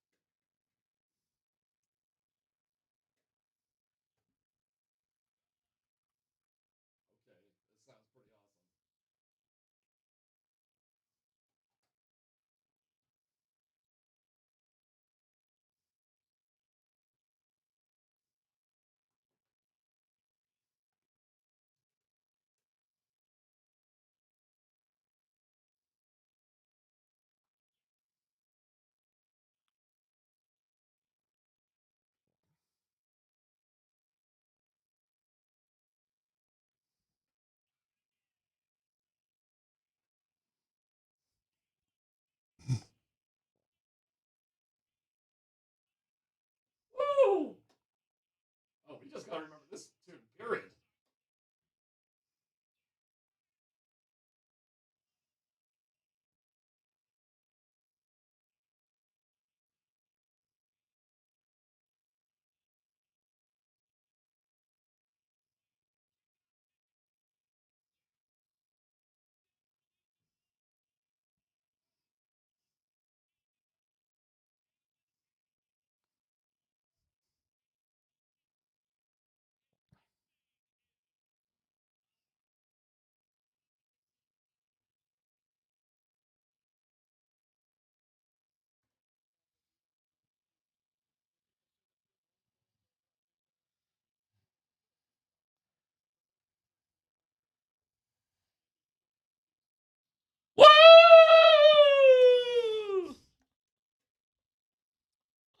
Wow! That's a good line right there. Wow! What did he say? The beast Said people think we're vulnerable, but the beast is awakened when he gets vulnerable. Something like that. Yeah, we got to get that exactly. That yeah. awesome. Play it again. Number of the beast. Do you have that by itself, Dan? That was great, Dan Tanner. Holy cow! I'm ready to run through a freaking wall right now. People say that we're vulnerable, but the beast is always the most dangerous when they're vulnerable. Woo! That's a T-shirt. A little bit of a long one. There you go. Can throw away the "I'm the danger" on the one that knocks T-shirt. Scram. Get rid of those. Let's turn it around. What's that quote? You can say it one more time. People say that we're vulnerable, but the beast is always the most dangerous when they're vulnerable. The beast, just shorten it up. The beast is always the most dangerous when is it it's or he's? Well, he said there. When they're, I like that because beast is like a collective. Yeah. Okay. First of all, happy birthday, brother. I appreciate that. Thank you. Number 40. 40. Old man, man. Cow. Yeah, how'd that one tear up on me? 40 years My old. God.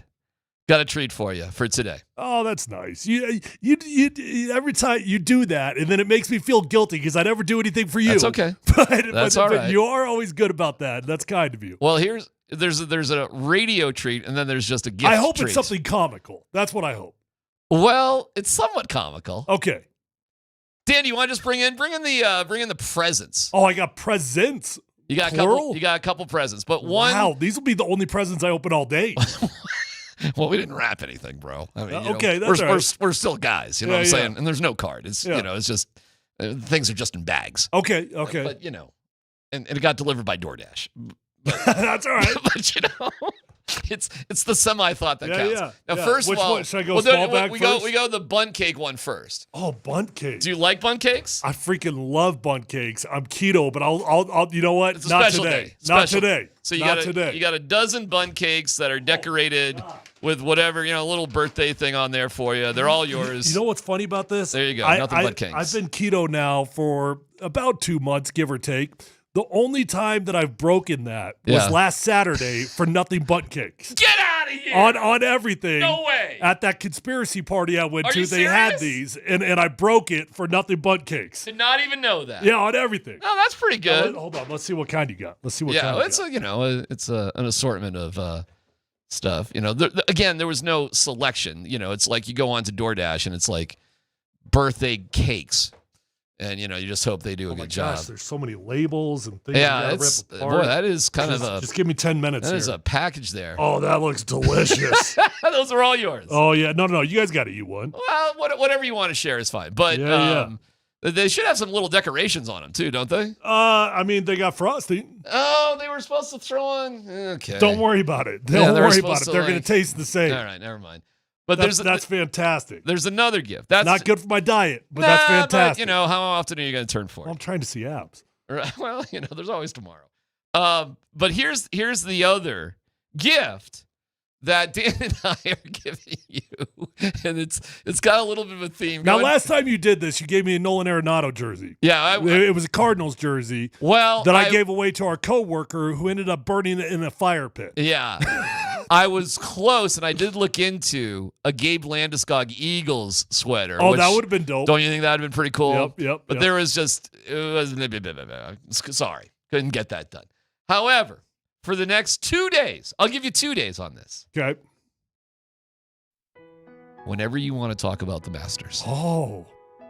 We get to talk about the Masters? You get to talk about the Masters. Oh, that's beautiful. Can we get it on this big screen behind us here? Absolutely. Dan, throw the Masters for Tyler on the big screen. All day. And whatever we're talking about, maybe just today, whatever we're talking about, if you just want to break in and give us some meaningless, who gives a crap? Scotty Scheffler teed off. He was about to.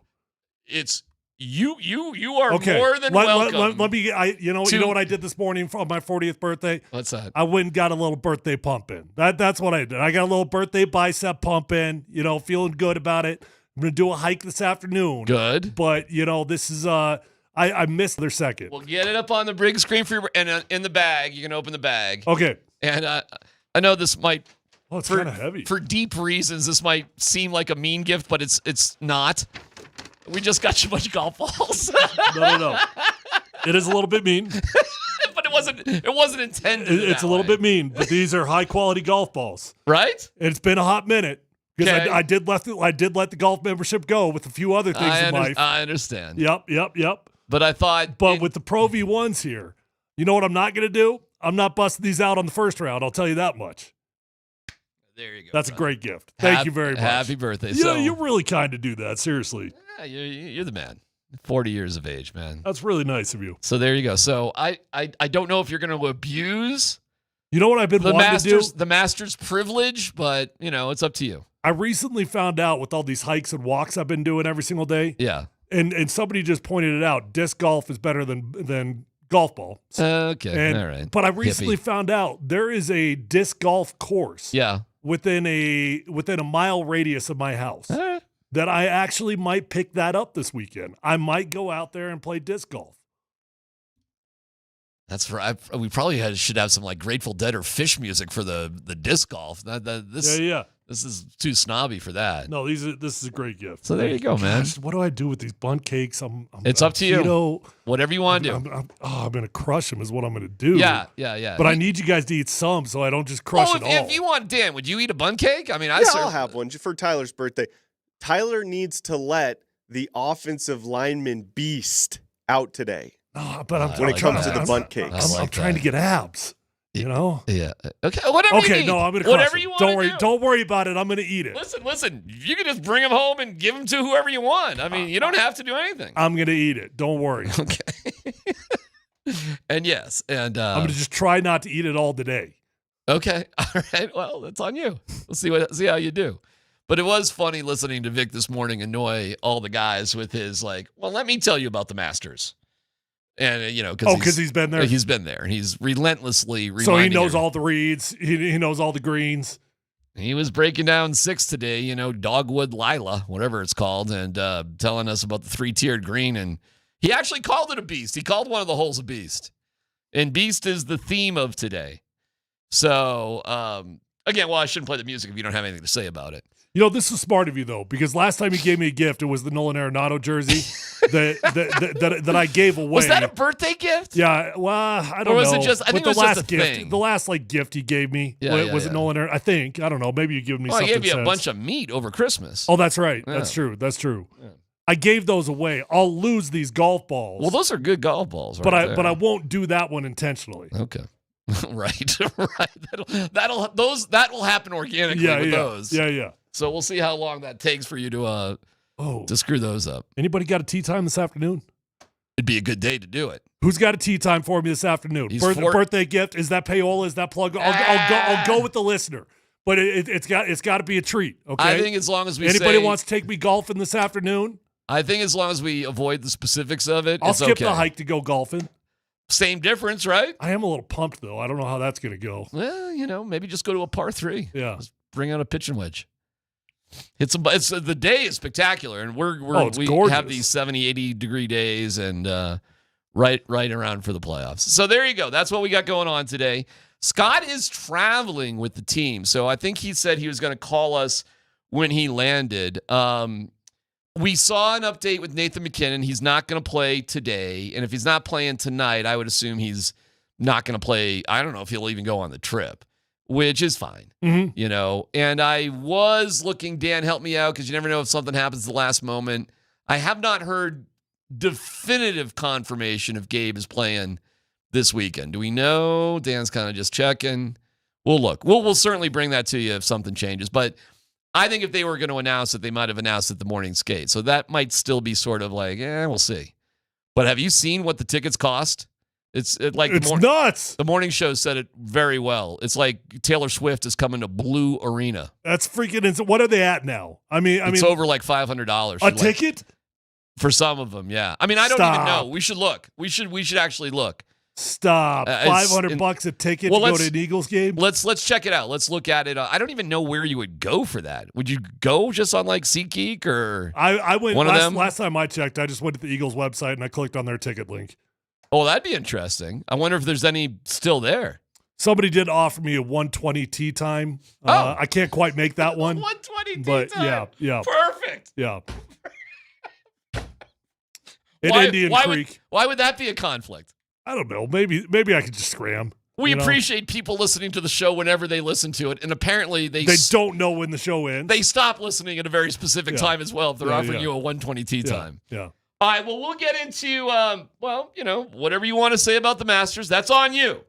So if you want to give scoreboards and leaderboards and whatever, if you want to review the endless videos of cute little kids on the par 3 tournament, I mean, we couldn't stop the adorable photos and videos.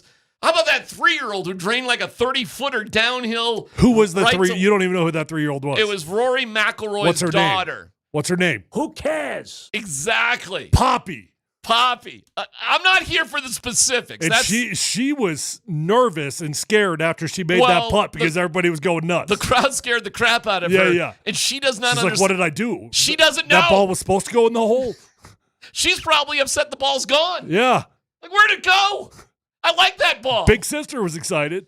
All right.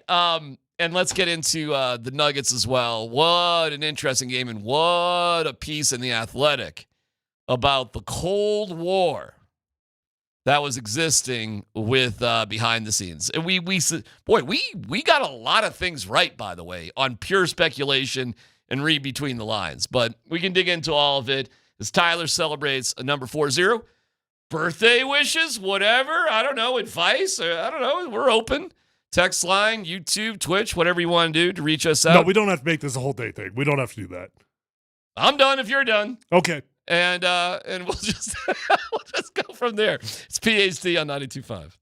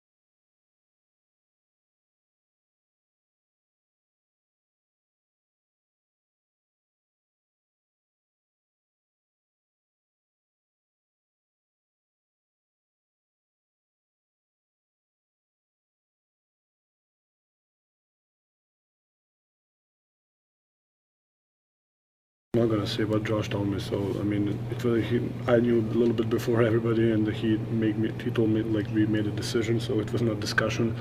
It was decision, and, he told me why. And so I listened and I accepted. I'm not going to tell what he told me.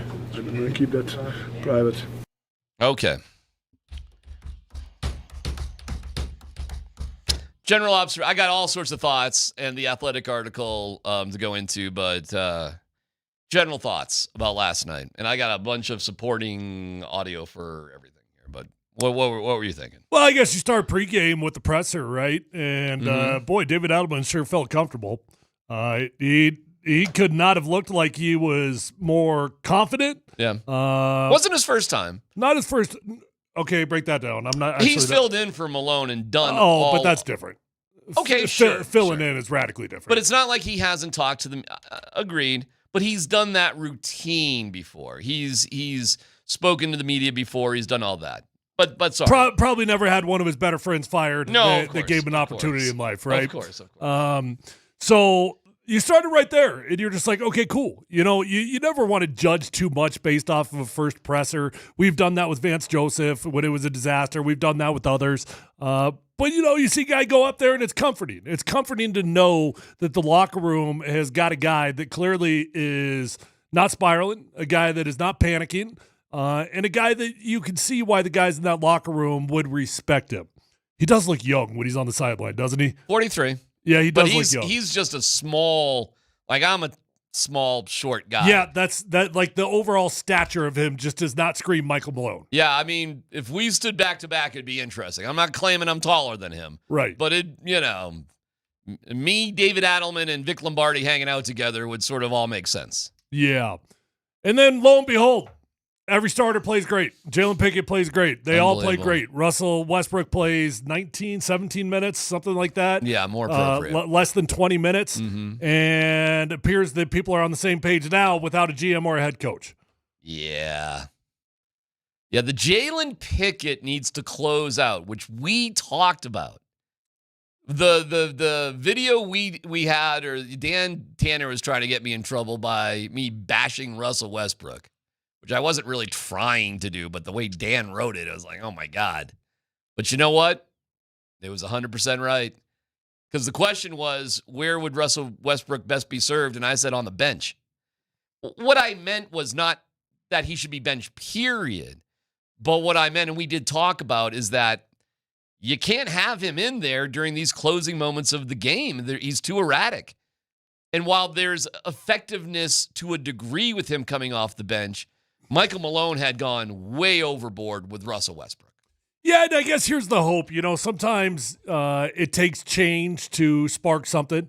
I'm not entirely out on Russell Westbrook, and I still do wonder, when it comes down to it, at the end of a playoff game, who do you want? You want Russell Westbrook or you want Jalen Pickett? I want Jalen Pickett, and I can tell you why. I think what's going to happen at the beginning, you're probably going to play Jalen Pickett. At the end of the series, you're probably going to Russell Westbrook. But let me tell you why. And this kind of goes back, and I'm friends with Earl Boykins. I love Earl. We are good buddies. If you put Earl Boykins in at the end of a game, there was just as much of a chance that Earl Boykins was going to take the last shot or make a decision with the ball as Carmelo Anthony. The confidence level is just that much with those type of guys. And the reason why you want Pickett, not Westbrook, is because you want the decisions to be made by Jokic. You don't want somebody else in there that is going to go rogue and operate on their own that Westbrook would be likely to do. What you really want is Jamal Murray and Jokic. You want either one of those guys to be making the decision at the end of the game. That's how they won a championship. And too often, Russell Westbrook was in the middle of it. And if you have Jalen Pickett in there, it's not that Pickett would be so much better, although he is a sneaky good rebounder for a guy his size. But so is Russ. Russ is he's a Hall of Famer, triple-double, all of that. But I mean, specifically, if we're talking about rebounds, that's not one thing that Russ struggles with. It's not the physical thing. It's the decision-making chicken going on with his head cut off. He had a little series there in the fourth that he did look like a chicken with his head cut off again. Gosh, I can't remember who the first pass was. I don't think the first pass was not to Jokic. Then they inbounded it right back, and it was a turnover. Inbounded it right back to Russ. He tried to feed it to Jokic. It was back-to-back turnovers. Yeah, Tyler, they only had 7 turnovers on the game, which is incredible. He had 3 of them. He played 17 minutes. Perfect. 17 minutes off the bench, not starting, a little ignition switch, and then you close with 5 guys that are more reliable in terms of the decision-making process. And we'll see how that goes. But clearly, Tyler, based on how they used the rotation last night, they did something last night that Michael Malone would not have done. Clearly. He was tempted the other night. I don't know. He kind of did the other night. He started Jalen Pickett. He did, and he put Pickett in with 6. I know exactly what you're talking about. But with 45 seconds left in the game, he put Russell back in. He couldn't help himself. See, and my gut tells me when you get down to crunch time, you get to the end of the series, you're in Game 6, you're in Game 7, whatever. I think David Adelman will do the exact same thing. I really do. Tyler? There's something about having Russ on the court in the final minutes that is going to be very hard to say no to if you're a head coach. If the Denver Nuggets are in a Game 6 or a Game 7, that a win already. That is a situation that I believe Nuggets management didn't think that Malone could even get them to this year. Like being in a Game 6 or Game 7 means you're actually, first of all, you're in a 4-game series, which looks much more likely because the Nuggets got some help with Golden State losing. Second of all, you're winning games. You are winning games if you're in a Game 6 or 7, which I think management had serious doubts were possible under the current situation that was going. So we'll see what happens. But I think management, and reading that Athletic piece, wow, man, the Cold War. Yeah, that was too long for me to read. I can't read that long. Well, there was a lot in there that we already know, or we suspected that was kind of confirmed. The broad strokes were the horrible relationship between Booth and Malone. Right. That Booth. What was new in it? What was new in it? Kind of the way things were going, I suppose. I mean, we had got to a lot of this over the past couple days, I suppose, that Booth was trying to edge Malone out. Oh, yeah, there was a report in there that he tried to fire. Was it in that article? Yes. Okay, that he tried to fire Malone early in the championship year. In the championship year. And my thought on that was, it seems like a stupid report to me because I call absolute 100% BS that Calvin Booth would have had the authority to fire Michael Malone in the championship season. You just got on the scene. I highly doubt he had that authority. Well, he didn't, as it turns out. Doesn't mean he didn't want to do it. Just means he didn't have that authority, as it turns out. The contract situation with Booth was interesting, where in that article it says that it was pulled off the table. Like it was out there, then it was pulled off for him. Which is different than the original report that came out. The original report was that they were at the 1-yard line on a contract extension, and Booth didn't like the language, so he walked away. Also, the article said Booth was trying to get Malone fired, over the past couple of weeks. You want to know the craziest report that I heard? And we haven't talked about this. From Adam Mares of DNVR. What's that? He put out a report yesterday, the day before, I forget, that Calvin Booth tried to hire a new shooting coach at the beginning of the season. Michael Malone said, whoa. No, you don't get to hire my coaches. I hire my coaches. Mm-hmm. Okay?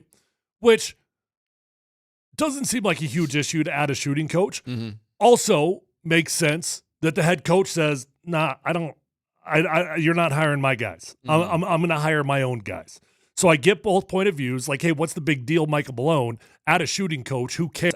You've already got 17 guys on the staff. Have another one. Mm-hmm. I get Michael Malone's point of view. No, you don't do that because you know what happens when you've got a GM that doesn't like you. When you're a head coach, you don't like the GM. GM comes to you, says, hey, I'm putting a shooting coach on your staff.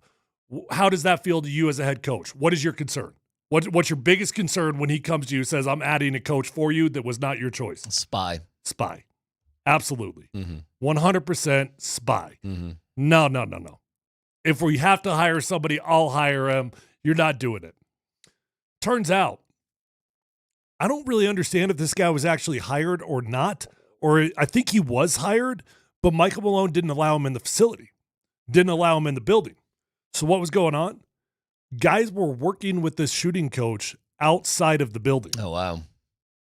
Freaking nuts. That's crazy. This is like the equivalent of Russell Wilson bringing in his own little gurus and pulling guys out to work with his guru. Well, it's right? a little like Tom Brady and what's his face, the trainer, when guys are going down there too. Exactly. Yeah. So Calvin Booth brings in his little spy coach. Michael Malone justifiably is like, F off, no.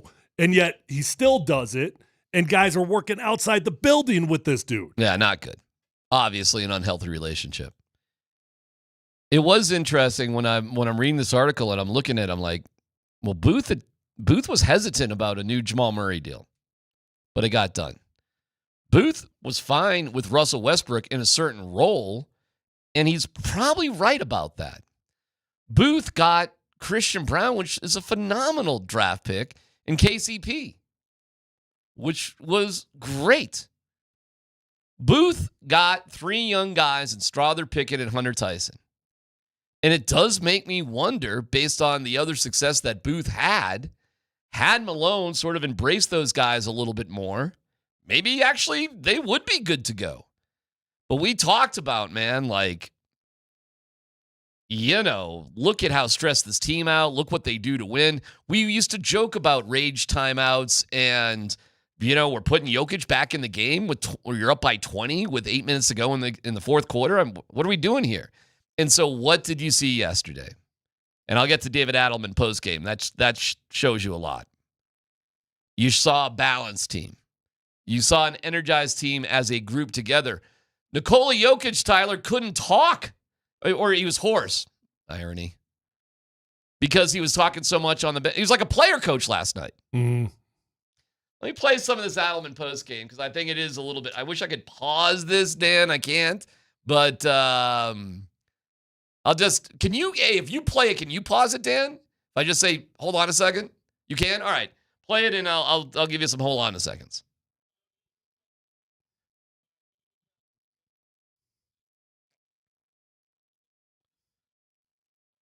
A lot of guys say good things in here, but we know what's ahead here. Okay, we got a playoff team Friday, a playoff team Sunday. All right, hold on a second. Right off the bat, you know what he's not doing? He's not holding a score sheet. You got to notice the differences, like how Malone was after a game and the way Adelman was. We're not looking at a score sheet. We're not going over the numbers. We're not judging you just based on the numbers. We're not doing that. We're just talking about what's ahead. Go ahead there, Dan. So we have a big journey ahead of us. The great thing about tonight is you all stayed with it. Everybody stayed with it. Hold on. Yeah. Yeah, David. Yeah, fellas.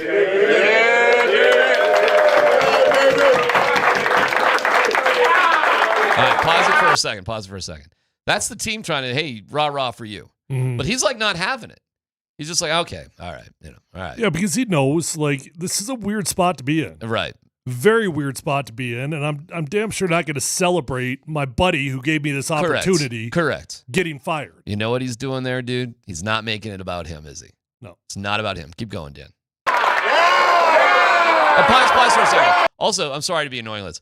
Look how happy they are for him, though. That tells you something, right? I think that's genuine. Like he's been there for years. They've heard his voice 10 million times. All right. I'll tell you this, though, being in situations similar to that, and I'm certainly not implying that they don't love David Adelman, but being in situations like that, it is really hard, unless you've got the most dysfunctional room in the history of mankind, to not rally the troops. Yeah. It doesn't matter who the man is. Yeah. It doesn't matter if it was Jalen Pickett up there and they were celebrating Jalen Pickett, right?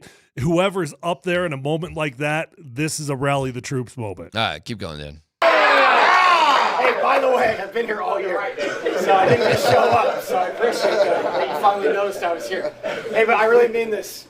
No DPOG, none of that. DeMar, Zach. Stop for a second. This is a big deal. No DPOG, none of that chain stuff. The DPOG was kind of a hokey, funny little college deal, little plastic sort of thing, and then they kind of upgraded it to like really fancy and whatever. The whole presentation of the DPOG, in all honesty, Tyler, got a little cringy. What's the difference between that and the big hat for the Avs? Oh, well, I'll tell you this. I think the big hat for the Avs is pushing it at this point. I'm not going to lie. It's, there's a little, it's cool. It's fine. I think it can go away after this year. It's all good. And I'm telling you, players in general have to be pushed specifically by Cale Makar. Cale Makar is the big hat police in that locker room. But it's even that, Tyler, is getting a little like, yeah, okay. Yep. All right. Sometimes these things just they don't play all the small things at Avs games anymore. Yeah, everything has its sort of time, right? So they got rid of that. Keep going, Dan. Unbelievable job. Zach got hot. I think they only had 49 points combined. They have been terrorizing people across the league. And that was great effort. Great effort. And the number one thing I'm proud of tonight is you guys communicating with one another in the timeouts throughout the game. You don't always need us, okay? You take responsibility for what you feel out there, what you see, okay? We talk to each other the right way. We move on. Stop. All right? This is the biggest part. You're a mature team. You're a championship team. I don't need to be the loudest voice out there. We collectively as coaches don't need to be the loudest voice. You guys can do this, and you need to circle the wagons around yourself more than anything. That doesn't work with younger teams, I don't think, Tyler, but it does work with a more veteran team. Well, it's easy when you got Nikola Jokic in there taking over the timeouts. I mean, there were a couple timeouts I was watching. I'm like, what's David Adelman going to do? What's the point of even being there? Sometimes Nikola Jokic has got the whiteboard. Nikola Jokic is talking. Nikola Jokic is leading the charge. David Adelman's got his head literally facing the ground, like just waiting for Jokic to be done. Do you know Bill Russell won championships as a player coach? That happened. Player coach Bill Russell won championships like that. Crazy. Sometimes teams just need to. You can overcoach. It can be too much. And we've talked about it a million times. If you're always yelling, if everything is the same, way up here all the time, then what's the difference? It's like the boy who cried wolf. I mean, you can't tell the difference after a while. Last part. Go ahead, Dan. Bring it in. Need something new. CB, go ahead. Come on, fellas. Nuggets on 3, 1, 2, 3. Okay. Malone would always bring him in and have them say family. He would bring him in. Family on 3, 1, 2, 3, family. What did Adelman do there? Something new. CB, what do you got? You know what I'm saying? You can see what his approach is going to be. Hey, you guys, it's your team. It's pretty clear that at least from that perspective and those differences, it shows you maybe what wasn't going on, what Adelman at least, or there's a prevailing thought like, hey, man, we got to just let these guys be their own guys, and we'll see what happens. Instead of just, and that was in the article, too, that the players were just over Malone being on top of him every 5 seconds. Well, to me, it's not so much about taking shots at Malone. To me, it's not so much about Malone was doing things wrong. Defensive player of the game was stupid, this, that, family on 3. There's nothing wrong with any of that. Absolutely nothing wrong with any of it. They were motivational tactics that you used. But what David Adelman is doing that is smart, and I don't think it has anything to do with Malone. I think what he's doing is smart. I'm not coming in trying to be the big dog. Right. And I've been in those environments, where the guy comes in, they got something to prove, they're trying to be the big dog. Right. Just come in and be a part of it, right? Because if you do anything else, you're disrespecting the heritage of what brought you here. But you can start something new without disrespecting the past. And I think he's got to be very careful with that because there's going to be players that are very loyal to Michael Malone. I think Michael Malone's style is who he is, and there's no other way for him to be. I think if Michael Malone goes and gets the job with the San Antonio Spurs that I think he has a very good shot at, with a young team that needs a little bit maybe more discipline and a tougher hand, I think the San Antonio Spurs could turn around very quickly. Watching Celtic City, again, I know I'm going back here, but they tuned out this guy, Bill Fitch, who you might not have heard of. They replaced him with a more friendly, relaxed guy, Casey Jones, like Adelman. They won 2 more championships in the prime of Bird's years. They made tough decisions with a coach who had already won a championship, and the comparisons between Bird and Jokic, I think, are you're crazy if you don't see their similarities. Whatever they do at coach, if it's not Adelman, I think it's got to be somebody along those same lines, at least, that would handle things like he's handling it. I'm not saying it has to be him, but I think it has to go in that direction. And I don't think Malone was capable of backing off who he is, nor do I think it's bad coaching. I think in the right circumstances, like I just said, I think you go down to San Antonio or say Cooper Flagg gets on Utah or whatever, and I think Michael Malone would be a huge success. And you know what? It's probably exactly what the Nuggets needed when he came into play. It's exactly what they needed. They just need something different now. That's all. And 10 years is a long damn time. How this works, Tyler? I don't know, man. Who knows? Do you think you have a grip as to how this is going to go? No, it's easy to get caught up in the moment and be like, oh, that was fantastic. Here we go. We got a chance of winning the championship again. I have no idea. I don't either. You still got the same injury concerns. You still got the same rotation concerns.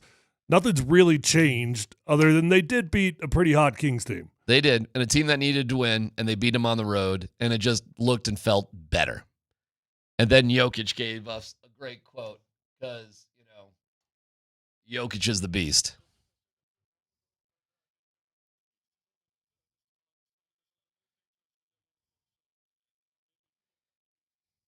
The beast is most dangerous when he's vulnerable.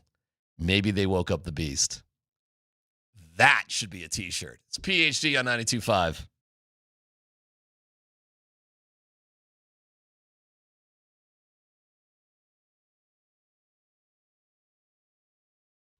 Hey, it's DMac for the Rocky Mountain Men's Clinic.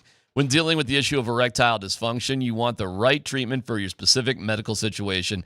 Every case is different, and finding the right treatment can mean the difference between just an okay experience and an amazing one. ED stinks. Who needs that? Causes stress in relationships, anxiety, and undue hardships on your relationship. Who needs it? You don't need it. You can get rid of it and find a bond that makes sense. The Rocky Mountain Men's Clinic treatments work when pills or herbals fail. They've got success rates well over 90%, and some can have you last an hour or more. They've served the Front Range of Colorado for nearly a decade, successfully treating tens of thousands of men. Your initial visit is only $99. It includes a medical consult with a Colorado licensed medical provider, a T and PSA test, and if advised, a test dose. Hey, if it doesn't work in the office, it's free. It's going to work, though. You're going to be all right. They've got an expert staff like a lot of men. You could be having sex the day after your appointment. So find out for yourself. Call the Rocky Mountain Men's Clinic at 720-440-7900. Visit RockyMountainMen'sClinic.com.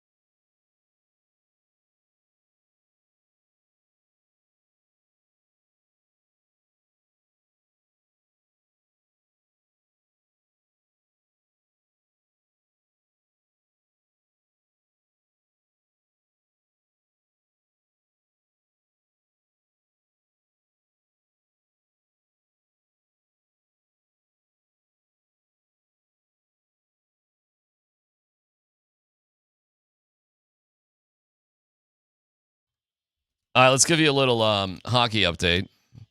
Game tonight, 7 o'clock. It's all about Gabe now. So Nate's not going.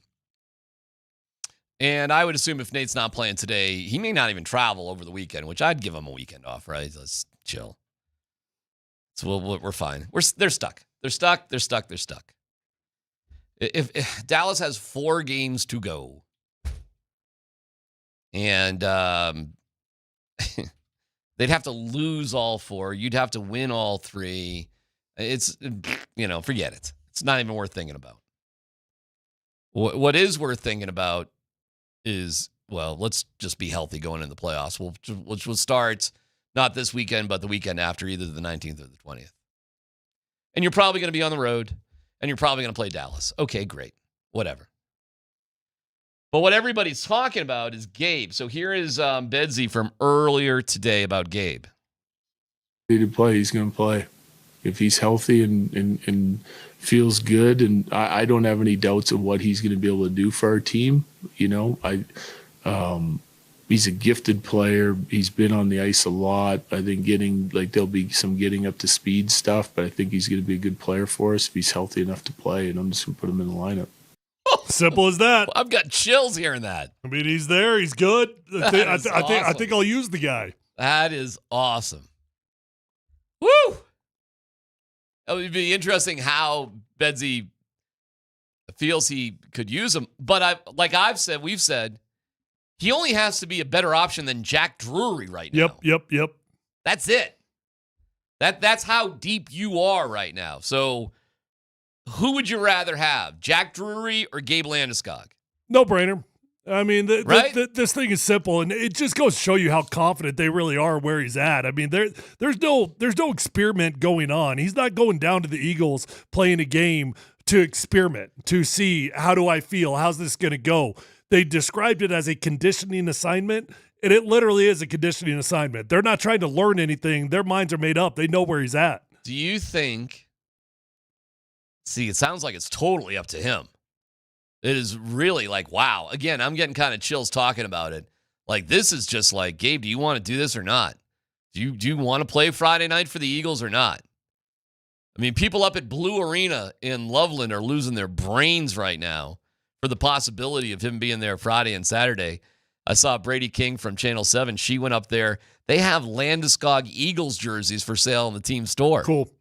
Right next to the Taylor McCarr number 6 jerseys. I bet you it'll be like the single hottest jersey ever sold in one day. Say it the right way. How did I? Sweater. See, I was thinking I messed up something else with English. No. Hockey guy. I messed up hockey. Just trying to figure out hockey guy. That's hockey all. Purist. Yeah. Well, I screwed it up already too. So, what do you think he'll do, man? This is so fascinating, man. I mean, when you say what do you think he'll do, are you asking me if he's going to play? Yeah. Yeah, he'll play with the Eagles. When? I would think it's going to be Friday night. Tomorrow night. Yeah. I don't think he wants that stay to be any longer than it has to be. I definitely don't think he's going to play in back-to-back games in his first appearance back. It would seem ridiculous. So it would be an either Friday night or Saturday night. But it just feels like logic is telling you Friday night is adding up here. And he's not going down there to skate with he could skate with the Colorado Avalanche. He doesn't need that. He's going down there to play a game. I was just about to bring that up. The way Bedsy said that, whether he skates with the Eagles or not doesn't matter. Bedsy is saying, if he's ready to go, I'm putting him in the lineup, meaning he doesn't have to do this. But if he's feeling good in game 3, like say they start on the road against Dallas, so game 3, let's just spitball in here. Say game 1 is on Saturday the 19th, okay? Game 2 is on, for the sake of argument, this is not an official schedule, just spitballing. Game 2 is on Monday the 21st. I'll give him 1 day off. 22nd, 23rd. I mean, that's 13 days from now, Tyler. That's another 2 full weeks for him to be up and at him. I mean, like, you know what I'm saying here? There's time here for Gabe to make his mind up. So I wouldn't even say, I don't think it's even mandatory that he skates with the Eagles. I think it would be fun. But he's not going down there to skate and practice. Like he's not doing that. He's going down there to play in a game. I understand, but Bedsy's making, as far as I'm interpreting it, he's just saying if he feels like playing, we're playing him. Sure. Whenever that is. It's exciting. So I'm not going, listen, I think he is going to play. I do think he's going to play. But if he doesn't, I'm not going to say, oh, well, that's it. Hopefully the Avalanche are on a Don Quixote 2-month run to give Gabe. I don't care if he didn't play a second and all of a sudden it's game 1 of the Stanley Cup final and there's Gabe Landeskog. Great. Who's not going to want Gabe at any point? I think it's unbelievably exciting. And it seems like impossible that he wouldn't give it a shot one way or the other here somewhere, sometime. Can I get a little Masters music? Oh, yeah. Hey, that happened. Also, birthday, where did it go on the TV? This is my birthday after all. I don't know, Dan. Your Fubo's not letting me play it, D. It's not? Why? Too many devices? How could it be too many devices in the middle of the day? I don't know. What the hell's going on? We got to get to the bottom of that. I know that much. Well, I did. That's the first time I'm hearing of it. So yes, we'll get right on it. Well, we are live from the Masters, and Freddie Couples, who has been working very hard to improve his club head speed at the age of 65, knowing that he can't quite poke it like he once did. I'm sorry, what? Can't quite poke it like he once did. Well, Rocky Mountain Men's Clinic. It still goes straight. Whoa. Hey. Just doesn't go as far as it once did. I got you. Working hard at the range. That hard work paid off today with a very impressive 100 performance. Freddie Couples went 1 under. Went 1 under. How old is he? 65 years old. Wow, that's amazing. That at age 65, age is just a number. That's awesome. Just like at 40.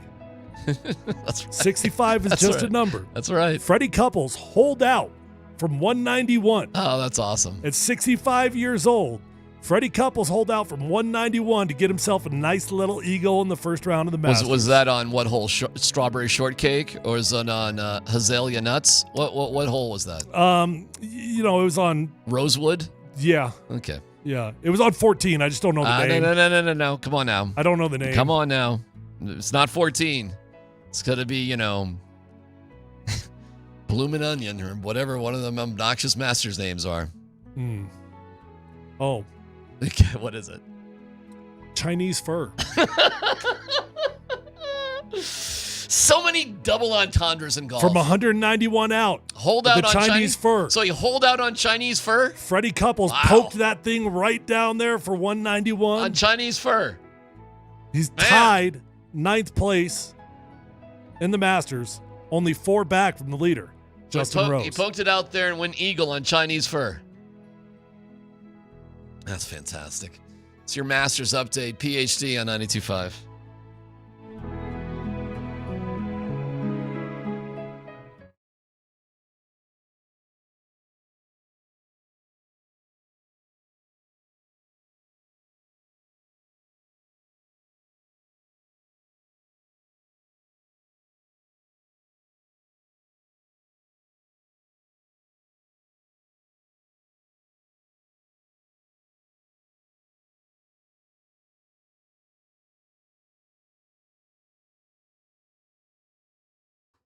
All right, guys, if you've been car shopping, I know you've realized that things are getting expensive. That's why you want to go to my friends over at Phil Long Ford right now. They locked in over 1,000 vehicles before rates started to rise up. That means you, the customer, you get to save the money directly in your pocket. Guys, with over 1,000 vehicles, we're talking about one-stop shopping. They've got cars, trucks, vans, SUVs, electric vehicles, even commercial fleet vehicles on their lot right this minute. So whether you're looking for new, whether you're looking for pre-owned, you're going to find the vehicle of your dreams. Don't drive all over the state of Colorado this weekend. Just go to Phil Long Ford. You're going to get the best price. You're going to find the vehicle of your dreams. I've been a customer for life since my rookie year in the NFL. I keep going back because they treat me with respect. They get me in, they get me out, they give me the best price. You're going to have the exact same experience. Guys, remember that once you buy that new vehicle, keep it serviced at Phil Long Ford because they've got an award-winning service department, and you're going to love your ride for a very, very long time. Let them know that your friend Tyler sent you on over, and feel free to shop from the comfort of your own home at phillongford.com.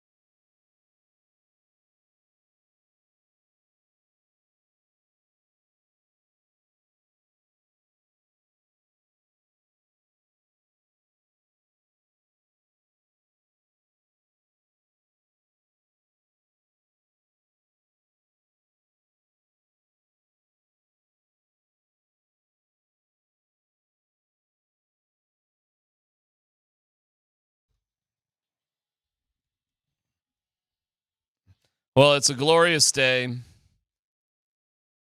High of right around upper 60s, right? But tomorrow could be 80.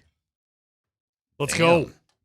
85 on Saturday. Holy cow, man. That's awesome. Those Love dum-dums before us went to Vegas.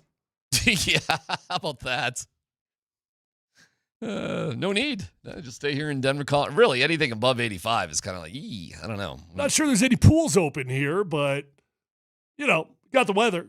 Well, you could go to an inside pool.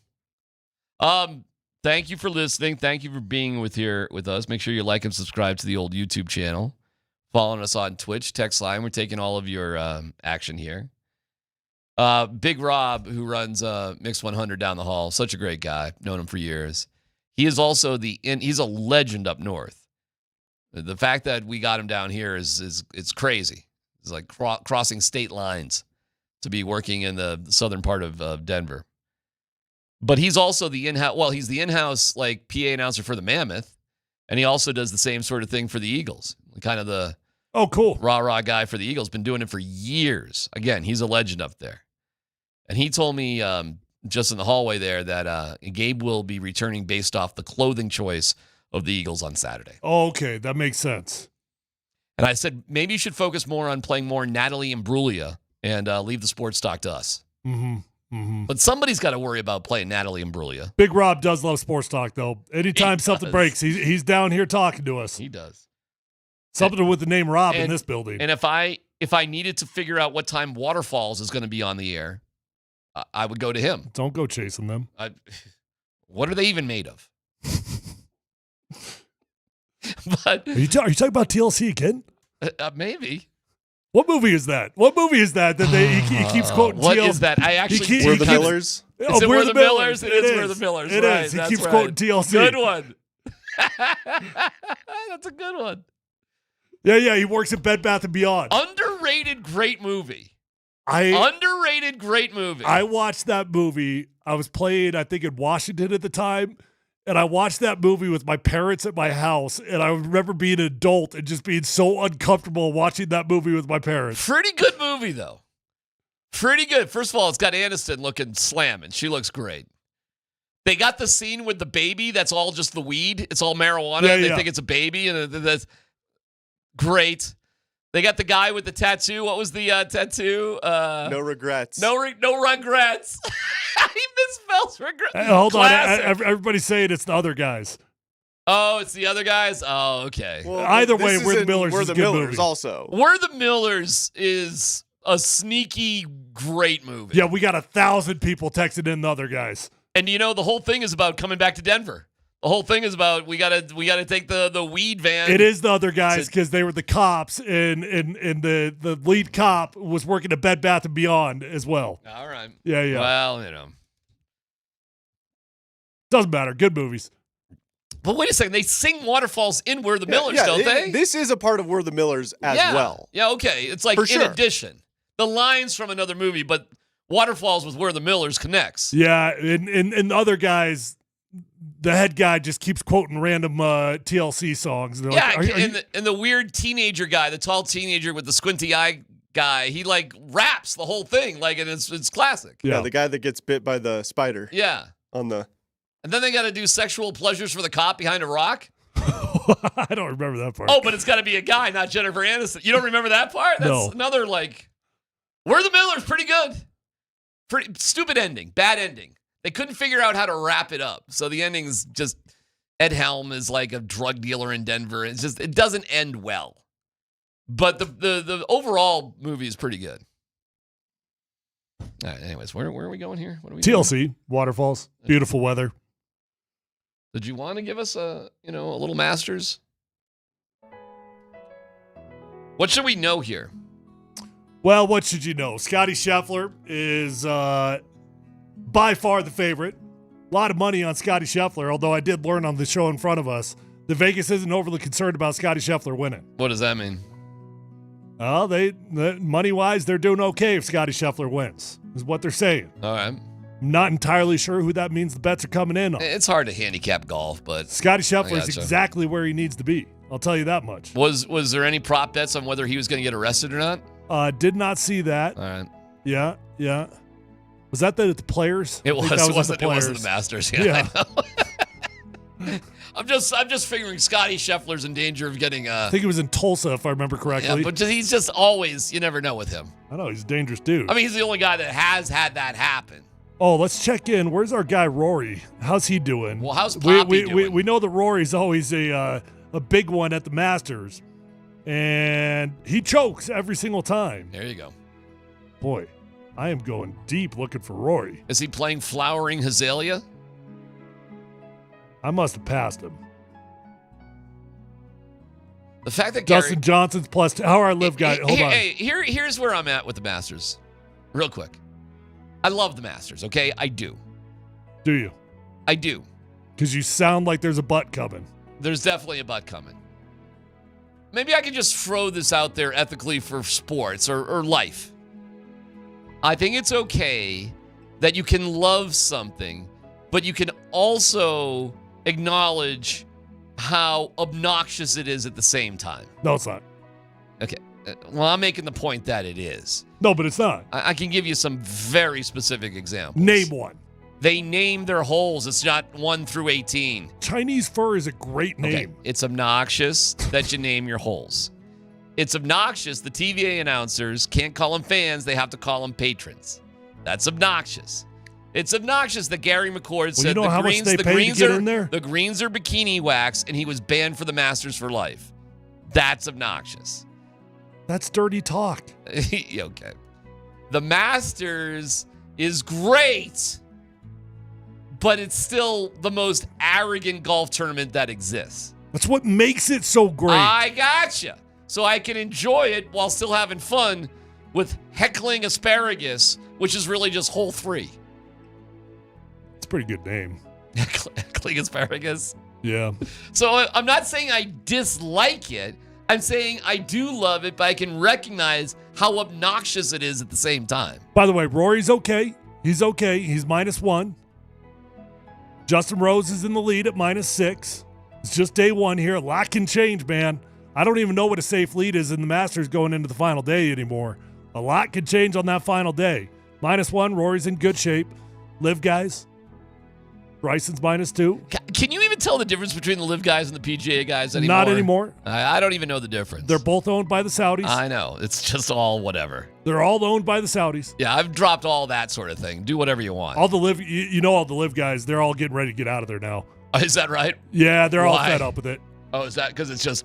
Well, now that PGA is owned by the Saudis, it's like What's the difference? what are we doing here? Don't play the real tournaments They're again? frustrated that the world growth hasn't been going the way that they thought it would. Well, of course not, yeah. But they all got paid. Yep. So they want to get paid and play meaningful tournaments now, which makes sense. Are we done? Is there a is that single enough? better sports meme in the history of sports memes than Vijay Singh sitting on the Masters driving range? What was this, 3 years ago when Bryson called the Masters a par 67? And he's just sitting there hitting bombs, looking like he's coked up out of his mind. There you go. Grabbing balls from his caddy out of the air, snatching that thing, put it down, smacking him. And Vijay is just sitting there in awe, watching these hits after hit after hit. You know how many shots Bryson took on the driving range yesterday? Take a guess. 100? 400. Wow. He took 400 shots. Listen, I probably should hate him, but I don't. Me either. It was so easy to hate him early on. Now he's big, lovable teddy bear. I've watched all the stupid, not stupid, because I like watching it. The 58 or the break 60 challenge, that sort of thing. No, not break 60. What is it? Is it break 60? Is it break 60 the thing that he tries to do on the digital? I thought it was break 60, right? I thought it was 50. Oh, it's a break. I think you're right. It is. It's break 50. Yeah. Yeah, it's break 50, not 60. Duh. I watched the hitting the ball over his house thing. I like him. I do like him. I think he's exciting to watch. Koepka's an interesting guy too. Full Swing was really good. Did you watch Full Swing on Netflix? Yeah. I actually have not watched the new one, but I've watched all the previous ones. It's really good. And Koepka was a really fascinating dude because at the beginning of Full Swing, he's an arrogant dude. But he was really. That's when everybody started hating Bryson DeChambeau, was when there was the beef between those two guys. Right. And Koepka was on top of the world, and everybody loved him. And then it kind of turned out Koepka was really the jerk there. It's kind of like when Jay Cutler and Phillip Rivers had their rivalry, and we would just figure out later, oh, wait, Cutler was the jerk, not Phillip Rivers. Koepka's +2, by the way. Oh, so he's struggling a tad. Who's the leader right now? I've only told you 7.5 times. Yeah, I wasn't paying attention. Do you know what his total is at? I don't know who it is. Okay. Nor do I know the total. 7 under for some dude. Tommy Flanagan at 7 under? -6. -6 for He's from Denmark? He's from England. The Redcoats. Okay. His name is Tommy Flanagan. Justin Rose? Rose. Oh, I know him. Okay. How did he do it? -6, by the way. How did he do it? Scratching taint, whatever hole that was. People are wondering if you named your holes. Bloody anus is one. We learned all about that yesterday. Dude, I thought that was good. Scratching taint? No? All right, I'm clearly just making myself laugh. All right, when we come back, let's dig into the Nuggets game from last night. And do we know when Scotty's getting off a plane there, Dan? I have no idea. We'll get to that, and no dumb questions on the way. And the Rockies. I gotta give you like a 30-second Rockies update about yesterday. How'd our guy Zach Veen do? I'll tell you coming up next.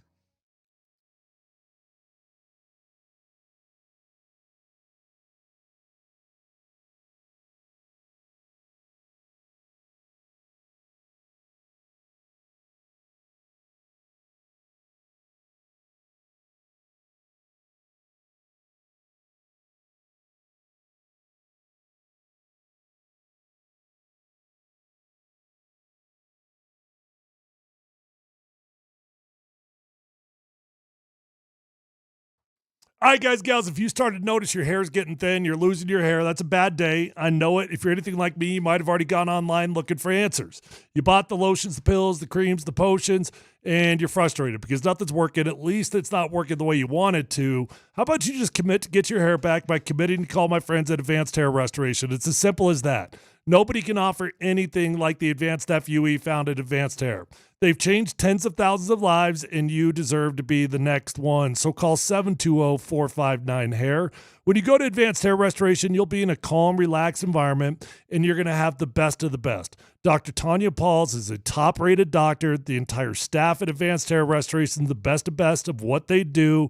And what I love about Advanced Hair, they believe in what they do so much, they guarantee your hair is going to grow for life. Lifetime guarantee. Your own natural hair starts regrowing the very next day. So pick up the phone, call 720-459-HAIR. You're going to get 250 free hair grafts and $250 off. Or check them out online at advancedhair.com.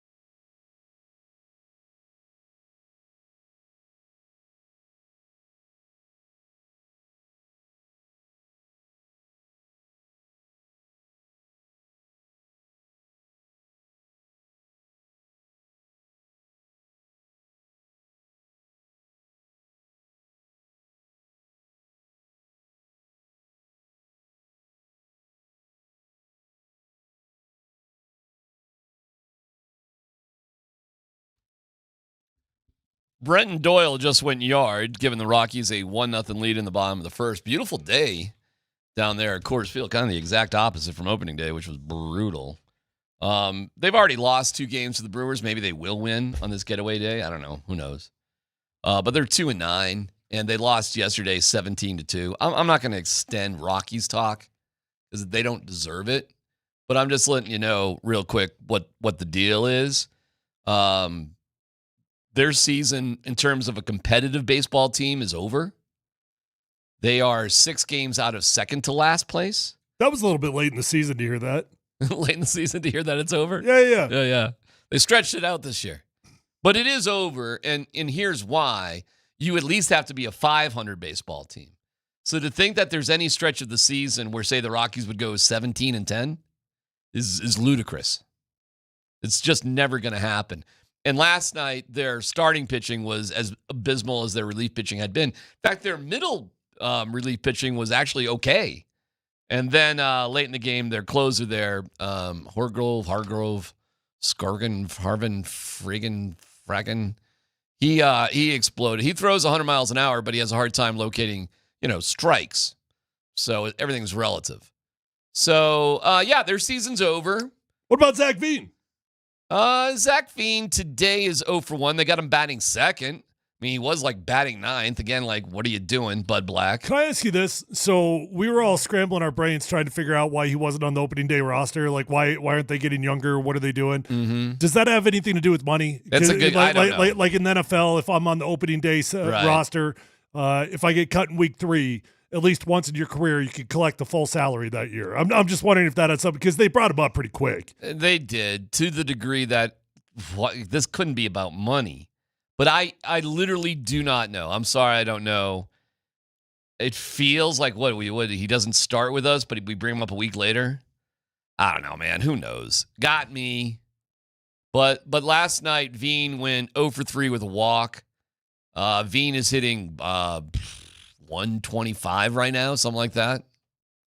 So, yeah, slow start. But what else are we doing here? Because the season's over. I heard the morning show today ask, how many people were even at that game?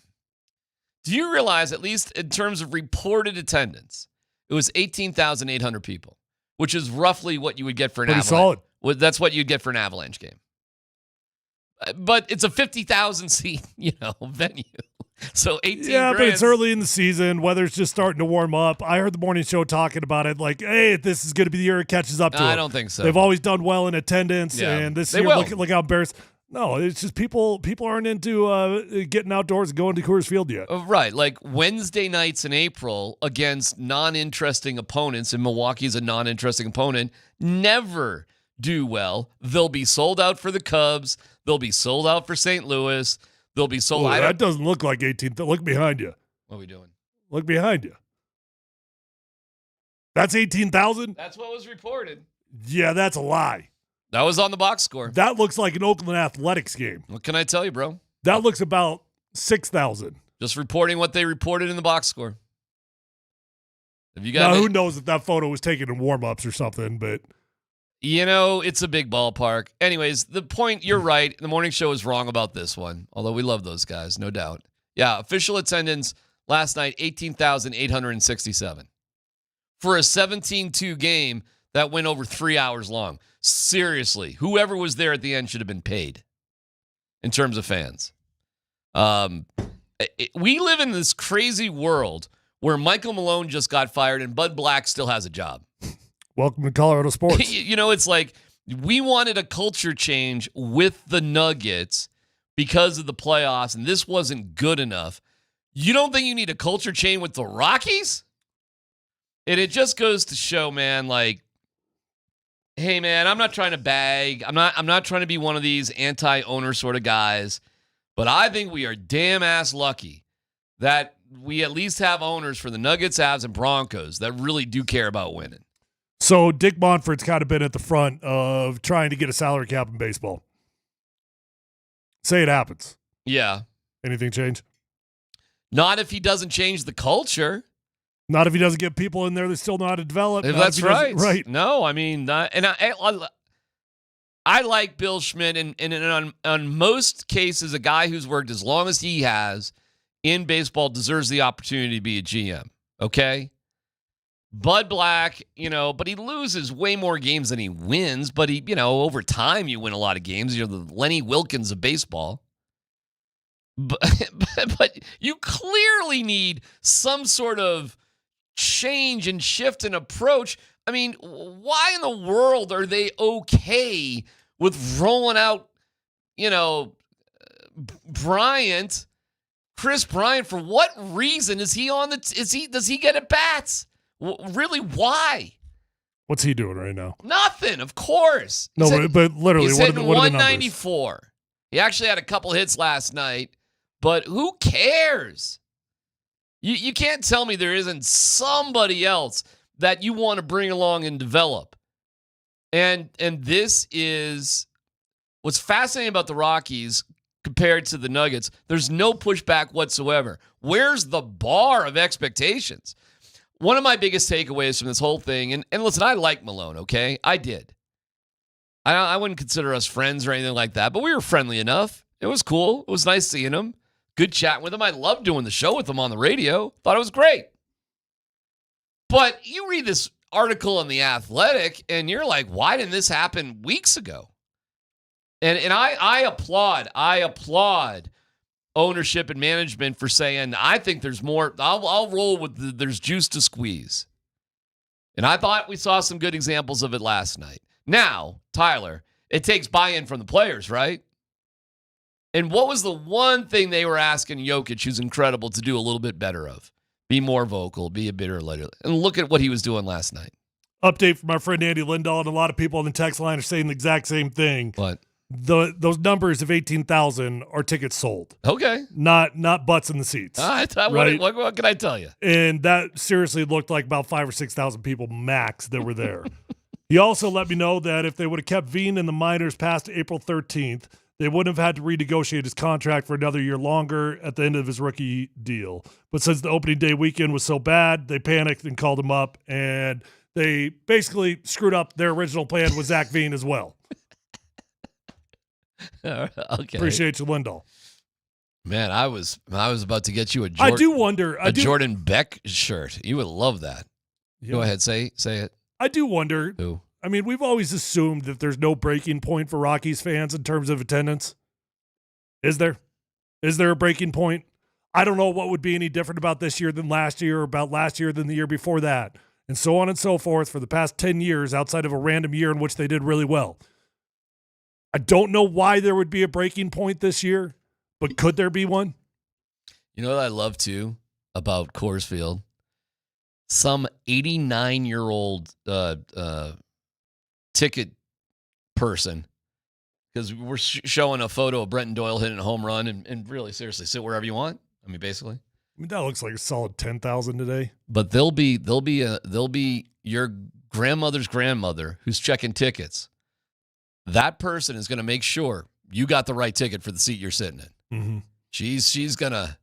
Nobody checks your ticket better than the octogenarians that rule Coors Field. They got one job, bro. They got one job, and they're going to do it. Did I ever tell you I got kicked? We went to a game. It was like that. It was like this. I was with the kids. They were really young. A lot of games like this. A great thing to do with the kids, right? When the kids are super young. I mean, as long as you're willing to roam around. I sat in a section. It was in the 100 level, but there was nobody in the section. It's like upper sort of section. Just went halfway, went down there.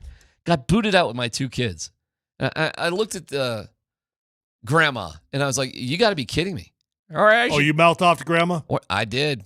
You mouthed off to Grandma? I mouthed off to Grandma. You mouthed off to little kids and to grandmas? I don't mouth off to kids. I just critique them. What did you say to this poor lady? The difference. I don't mouth off to them directly. She's just trying to do her job. It's the one thing she's got in her life. What did you say? I don't say, hey, Poppy McElroy, enjoy Kent. I don't say that. I was like, I just gave her, you're kidding me, right? Do you have a ticket? I go, no. I didn't even try to lie. I go, I'm looking left. There's 30 seats to the left. There's 30 seats to the right. There's 30 seats in front. There's 30 seats behind me. And I go, no, I just sat down. You can't be here. She kicked me out. You're kidding me. I just hope I have a passion when I'm that age. Whatever. I think they should make a rule after the 5th inning. Seriously, sit wherever you want if it's a game like this. If there's under, say, 10,000 people for a game, seriously, take Meemaw away and just sit wherever you damn please. Seriously, I'm not joking about that. I got yelled at by a grandma usher at a Rockies game as well. Who hasn't? The one thing, if you've done anything in Denver sports, is be yelled at by a grandma at Coors Field and Fred Fleming at the Broncos. Freddie's never yelled at me. Well, he's not. He's yelled at my peers. He's yelled at alumni. I mean, he never once yelled at me. To explain, there is an old guy named Fred Fleming who was great friends with Pat Bowlen. What was his job being Pat Bowen's best friend? One of his jobs was patrolling the muggles on the sideline to make sure you didn't step over the line during training camp. Yeah, but nobody really knew what his job was. Oh, his exact job? Yeah. Friend of Pat. Yeah. Nobody knew what his job was. Wearing a towel around his neck and always being right behind Mike Shanahan. And rocking CFL rings. Yeah, that's right. Nobody rocked CFL championship rings like Fred Fleming. No, I think Fred was pretty loyal, and that's what eventually got him out of there. Once he had, I heard it was a little like yip with Joe Ellis. I heard Fred did not hold back on a couple of things, and that was the last of Fred. But he was an older guy who would just patrol the sidelines of training camp. He did a lot of weird stuff, but during training camp, seriously, he if you stepped over a line, you couldn't put anything on the grass, you couldn't put anything down on the ground, you couldn't step over the white lines, you couldn't kneel down or sit down. And Fred would let you know about it in no uncertain terms. I don't know many members of the media who have not been yelled at about something from Fred Fleming. And now he's not there because he yelled at Joe about something. They just fired him and see ya. And now nobody cares. Everybody just, somehow. Hey, he was a staple though. No doubt about it. But somehow, Tyler, post Fred Fleming, somehow we've all been able to exist at training camp just fine. I don't know how, but it's plowed on without Fred Fleming. Yeah, if my takeaway here, just thinking about the Nuggets real quick, and it's been tough. It's been harsh. It's been shocking. But if there is more juice, if there's something to be squeezed out of this season, and you truly were not going to go forward with Booth and with Malone, and that feels like that was the case. Actually, the timing makes perfect sense. Because you know what you don't want? And this did happen to the Nuggets, by the way. Many, many years ago, long time ago, there was a coach, Jeff Bizdelik, that they were going to get rid of. And it got awkward because he won games and they got him to the playoffs. I was like, wow. I mean, you actually did what we need you to do. I can't go as far as saying it makes perfect sense. I could say I understand it. I could say, all right, I get it. If you've already made it, and that's what Josh Kroenke said in his interview with Vic Lombardi. Look, we already made up our minds. Yeah. We're moving on in the offseason. So might as well do it now. We got confused there because we kept winning games, and that hid some of the flaws that we thought we were seeing. But we knew we were going to do this in the offseason, so you might as well do it now. And I guess I could understand that argument. I can't say it's perfect sense. No, it's not perfect sense. It's bold. You still cannot convince me that the Denver Nuggets are a better basketball team today, that they're going to be more competitive in the playoffs, even after last night, which went swimmingly. I mean, it went fantastic. Yeah. You can't convince me they're a better basketball team today in the playoffs without Michael Malone. Yeah, but okay, I'm not disagreeing with you, but the truth is, it's clear now management felt that the season was toast, going in this direction one way or the other. So what does it matter? Right. And actually, I will agree with you on that. If you seriously think you can't go any further in a positive way, like it's unfixable, as soon as you come to that conclusion, you may as well move on no matter when it is. Seriously. I mean, what else are we doing here? Foxy almost got fired in his second year by Elway, but they went to the Super Bowl. But he got damn close. Like, they weren't happy with the way, well, after the Super Bowl, I heard. And you know what? Seriously? They probably should have fired him. But that would have looked ridiculous, right? The guy just got you to the Super Bowl. It still looked ridiculous even when they did it. Especially not being here in the market at the time. I'm playing in the NFL. I'm playing out in Washington. Oh, when they after year 3, they blew out Foxy? I'm going to tell you, when they fired John Fox, we're all in the locker room like, God, what the hell are the Broncos doing? Well, Broncos are on top of the world. I mean, they just fired John Fox. Well, I could see how that looked, but also Jack Del Rio, Adam Gase, they're all looking for other jobs. And so was Foxy too, by the way. And you could feel it in that playoff game against Indy, which was, 2014? I guess it was technically in 2015, but the 2014 season. And that's another great example. They probably, you know what? I love Fox. Fox is a dude. It's one of my, one of the guys I can call up. They should have fired him after the Super Bowl if John really thought this ain't the guy. Seriously. If you just think this ain't going anywhere, move on.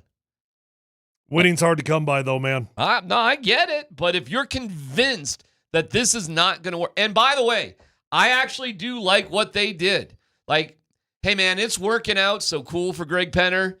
But I can't believe George Payton survived Nathaniel Hackett. I am blown away that happened. But okay, whatever, cool. And it seems to be working out, so I'm not, saying you should get rid of George Payton. I don't know if that would have ever happened again under any other circumstance other than brand new owners that needed some form of stability.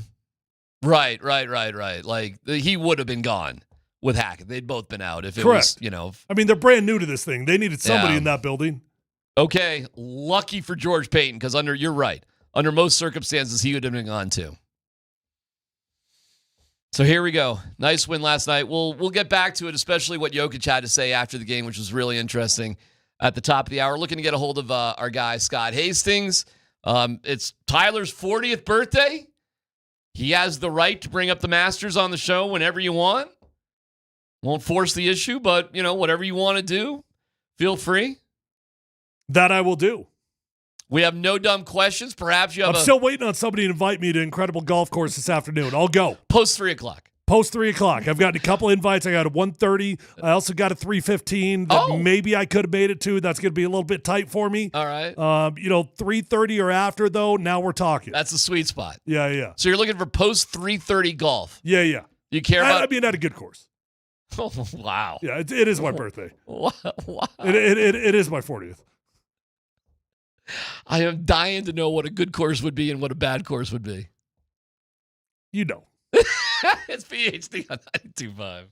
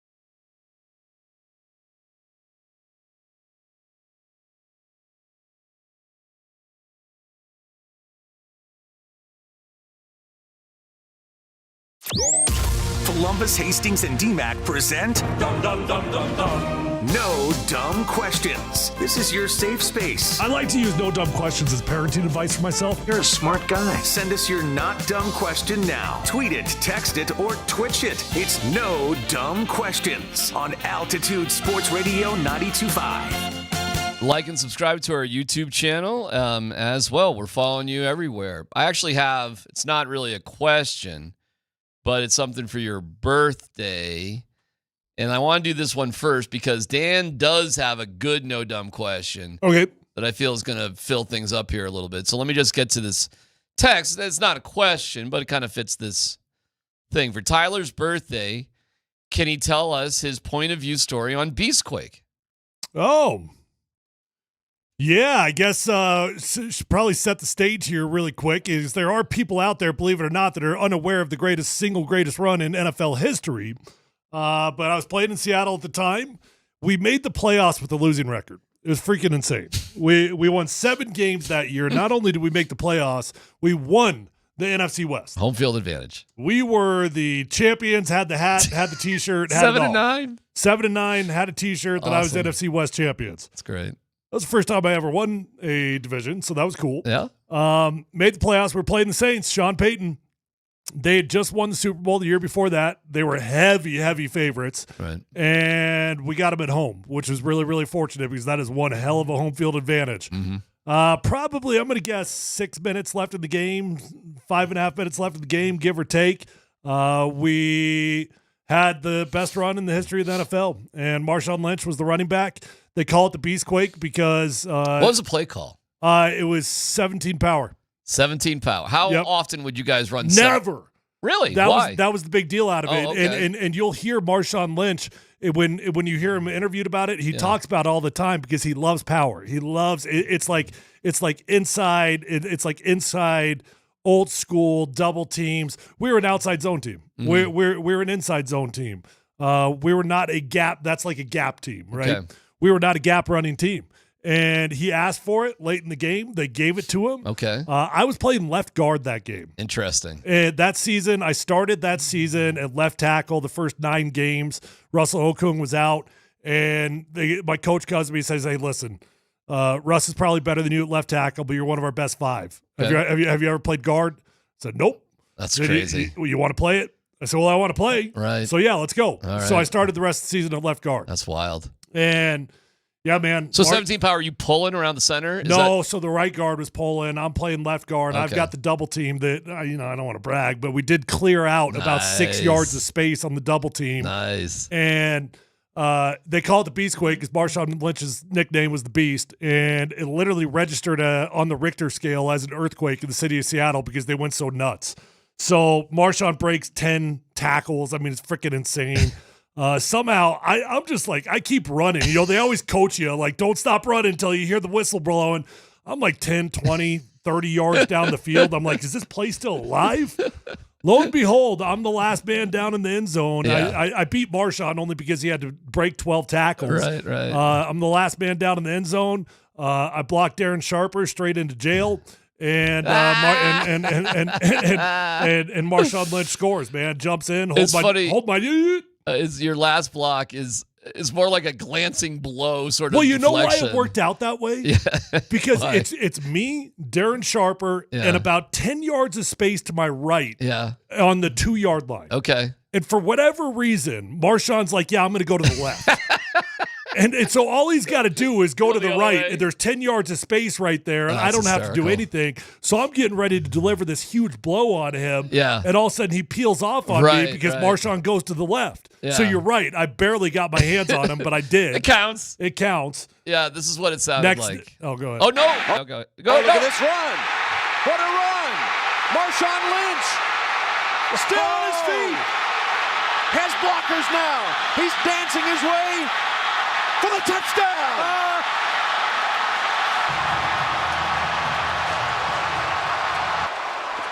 What a run. 67 yards by Marshawn Lynch. Look all the way down the field, Hasselback, all the offensive linemen. Are you kidding me? Polumbus is down the field. 78, Polumbus, the offensive guard. The quarterback, Hasselbeck, was 30 yards down the field. Look at the hustle by Polumbus. Wow, man. That was a moment, man. That was a moment. Right? That was my 15 seconds that gets to live on for eternity. Every year you got the anniversary of it. Next day, Marshawn walks into the offensive line room, and he doesn't say a word, just bursts open the door, walks up to the front of the room, and just throws down a giant wad of cash right on the table, and he walks out. How much money was it? It was enough. It was a lot. Who was in charge of distributing the money at that point? I think, you know what? I think it was the Flies moment right there. Oh, it definitely was. I think it was Ben Hamilton. That was kind of the lawyer? Our Ben Hamilton from the Denver Broncos. We both went to Seattle at the same time. Right. And I think he was the old man in the room, so he was running the pin. So he's like, all right, we're going to split this up evenly. No. You don't split it up. You take it to Vegas. Is that what happens? Yeah. It's a great story. Well, there you go. Happy 40th. Dan, I understand you actually do have a question for No Dumb Questions. What do you got? Disrespectful or not? So now, we were talking this about... is a personal story for you, right? Correct. Okay. So we were talking about getting yelled at by the old lady ushers there down at Coors Field. About 10 years ago, my buddies and I went to a game, and it just so happened the Toronto Blue Jays were in town. So they played the Canadian National Anthem. Well, during the Canadian National Anthem, my friends and I decided to go walk the concourse to get a beer. Yeah. I get screamed at. I get screamed at by an usher for disrespecting Canada. No, you were just ahead of the times. Wow. She literally said, you guys shouldn't be walking around. Respect Canada. And I did fire back. I kind of regret it, but we're in America. That was your fire back? Well, and I was like, is that your job? Is your job to police who's walking around during the Canadian National Anthem? Because I don't think it is. It's a fair question, meaning, okay, obviously it's the respectful thing to stand for another country's national anthem. Anthem Do you have the obligation I wasn't to booing. stand for another country's national anthem? I wasn't doing anything disrespectful other than walking. That's all I was doing. Let me say this. Did you have your hat on? I don't remember. One of the great things about America, is you can express your rights to do or not do whatever you want. It's a great country to do that. However, I will say this, etiquette-wise, while you have the right to do it, if an anthem is being presented, and I think that's important, it's not just being played, it's being presented. I will just say etiquette-wise, you probably should just take a second, take your hat off, and just respect whatever anthem if it's being presented. For example, they practice the anthem at Ball Arena, Tyler, before every basketball game. And nobody stops for it because it's not being presented, it's being practiced. Yeah, but if you're being honest, and I don't know how many times you've been up in the concourse during the anthem, there's hundreds of people walking around during the anthem. During our anthem. It's great to be American, and you can do whatever you want. So I'm saying Dan was fine to do what he was doing because he's an American. I always stand. I mean, for any other country's anthem. But we're just talking about etiquette. And if it's just on TV and you're sitting at home, you don't have to do anything because it's not being presented in front of you. It just happens to be on. So you don't have to stand up in your living room. But if you're in an event where an anthem is literally being presented, we're taking a moment to present something, I do think you should stop. But I'll protect your right, stand to be a complete jerk with your drunk friends anytime you want. I mean, I was standing. Well, okay. Hey, I hope I'm saying it's okay for you to do what you want to do there. I just think it's kind of rude, that's all. But I think she's ridiculous. Shut up. So you're not the anthem police. It's America. Who put you in charge? You're late to the game. You just got up the escalator. Yeah. You got to walk another 5-10 minutes to get to your seat. Great question. Anthem starts playing. All right. What are you doing?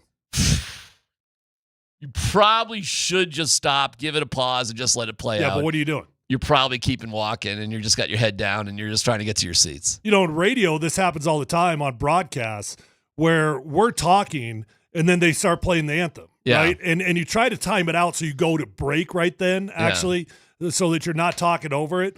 But many, many times you get caught in no man's land, and you just keep talking over the anthem because you haven't gone to break yet. I've been in that situation several times just throughout my, whatever, doing with this. I always figure this. It's a minute and a half long. If I just shut up and it just plays, won't everybody kind of get it? You of all people, a minute and a half in radio is eternity. Oh, whatever. I just figure this radio is lost time. It just kind of ethereally goes forever. I think everybody's going to. You would never shut up for a minute and a half. I don't believe that. I've been in this situation. I promise you, I have. It's been weird because sometimes, but I think there is a difference. Yeah, but hold on. Was the anthem queued up? Because if it's not queued up, then it's just weird. If it's queued up, okay, at least you're listening to the anthem. I think you'd probably take it as I love the anthem, by the way. By the way, check this out. They did not play the national anthem at the NCAA tournament. No anthem before any of the games. It's just kind of weird. Like, you don't go to many sporting events where an anthem isn't played, but I don't even know why. Nor am I being critical of it. I'm just telling you my observation of it. But in general, I'm a big anthem guy. I like anthems. And, I think they're cool. I think Dan's just being a jerk. Why don't you get off your couch at home when the anthem is being played? Because it's not being presented in front of you. It's just on. It's presented in. I think. If you're in the concourse, it's not being presented in front of you. That's fair. You could make it. If I can't see it, is it really being presented in front of me? It's a fair argument. But I think if you're in an area where it's clearly being presented, like it's on. You're not in a hallway. You're not in an elevator. You know what I'm saying? Like, it's happening and you can see it and it's happening in front of you. For you not just to stop for a second, take your hat off, you're being just kind of an obnoxious jerk. But I was also presented with a beer. So I was respecting that, too. I didn't know you had that option. It's PhD on 92.5.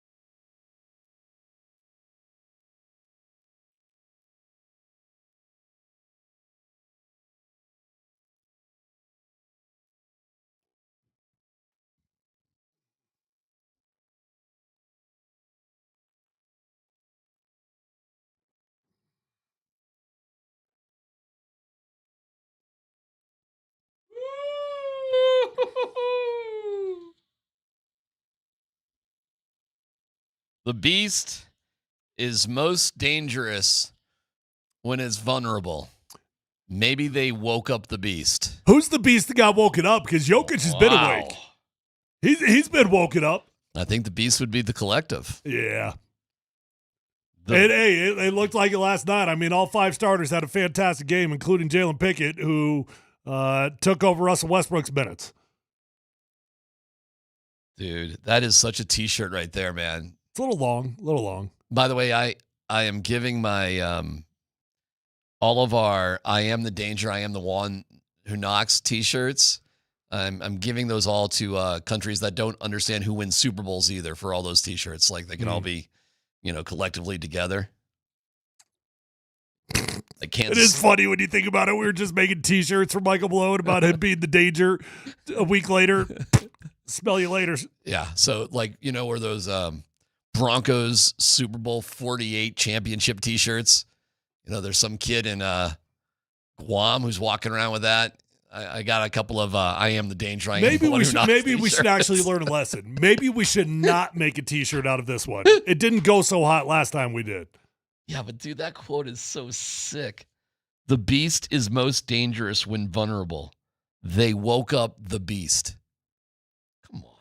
I mean, that is freaking. People say that we are vulnerable, but I think the beast is always the strongest or the most dangerous when they're vulnerable. So maybe he woke up the beast.